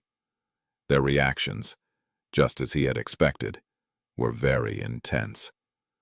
It was not every day that one learned about the origin of their own world. Well, here on Alethea's island, one could. But generally speaking, news of this caliber was exceedingly rare. Eventually, the heated discussion died down. Tired of trying to comprehend divine matters, Sunny and his companions turned their attention to more mundane issues. The 6 plagues, and the Mad Prince. I just don't know what he wants. I see how that it's funny, considering that he is me. But he is also a nightmare creature, and almost entirely mad. I can't tell. The others remained silent for a while, their expressions somber. No one liked to know that their actions were being manipulated by a sinister, corrupted saint. Eventually, it was Nephis who broke the silence. Looking into the fire that they've made to prepare food, she said, "I think we are asking the wrong question." Sunny looked at her intently. "Which question should we be asking then?" Nephis hesitated for a few moments. Her expression seemed strangely distant. Leaning forward, she put more fuel into the fire and asked, "What do the 6 plagues want?" Sunny blinked a couple of times. Sitting to his left, Effie frowned. Isn't the answer obvious? They are doing what all nightmare creatures do, trying to obliterate everything that is not corrupted until there's only corruption left.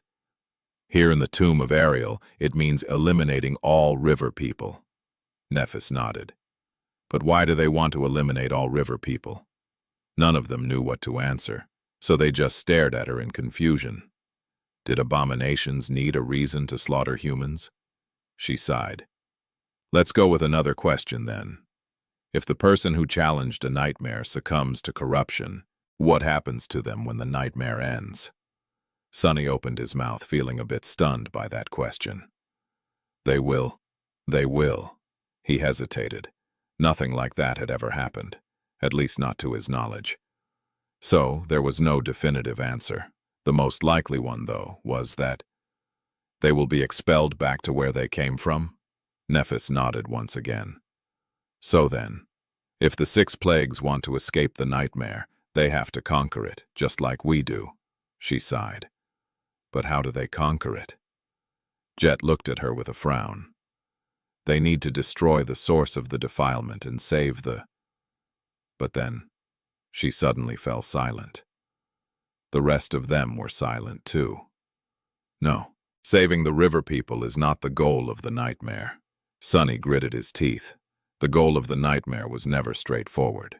There was one conflict at the heart of each seed, yes, but many possible solutions. In the case of this nightmare, the conflict was about the fate of the great river civilization. One possible solution would be to destroy the source of the defilement and save the river people. But another, no less valid solution would be to ensure their annihilation. Once every human in the tomb of Ariel was either dead or defiled, the conflict would have been resolved as well. His eyes widened a little. Are you trying to say that the plagues went on a rampage across the great river, destroying the cities of the Sibyls one after another, to conquer the nightmare? Nephis stared into the fire, dancing flames reflecting in her beautiful gray eyes. That would make sense, would it not? Their goal is the opposite of ours, but more than that. Since we know what their ambition is and that it's different from the Mad Prince's, we can also guess what he wants. She looked at Sunny and shrugged. It seems to me that what your future self wants is to make sure that this nightmare never ends, or at least that it doesn't end the way the other plagues desire. I might be wrong, of course. Sunny suddenly remembered the dream where he met the remnant of the Mad Prince, the hatred in the abomination's voice when he called Sunny a murderer. Why would that bastard want the nightmare to last forever? Or does he want something else? As a deep scowl appeared on his face, Cassie asked calmly, her voice pulling him back to their conversation. So what then? Should we just sit back and relax while the plagues conquer the nightmare for us? Nephis glanced at her, then slowly shook her head. First of all, we don't know how long it will take. Secondly, I don't want to release these monsters into the waking world. She looked at them somberly, remained silent for a moment, and then added in a flat tone. Most importantly, whether we like it or not, we are also here in the tomb of Ariel. Cassie assumed the role of the ruler of fallen grace. Effie and Jet are the last of the river nomads. If the 6 plagues want to eradicate all humans on the Great River, they won't be able to achieve that goal unless they eradicate us too. A strange smile appeared on his face. It's almost as if the core of this nightmare is to throw 2 versions of our cohort at each other and see which one survives. She shook her head. Of course, one of these versions is vastly more powerful, while the other has me.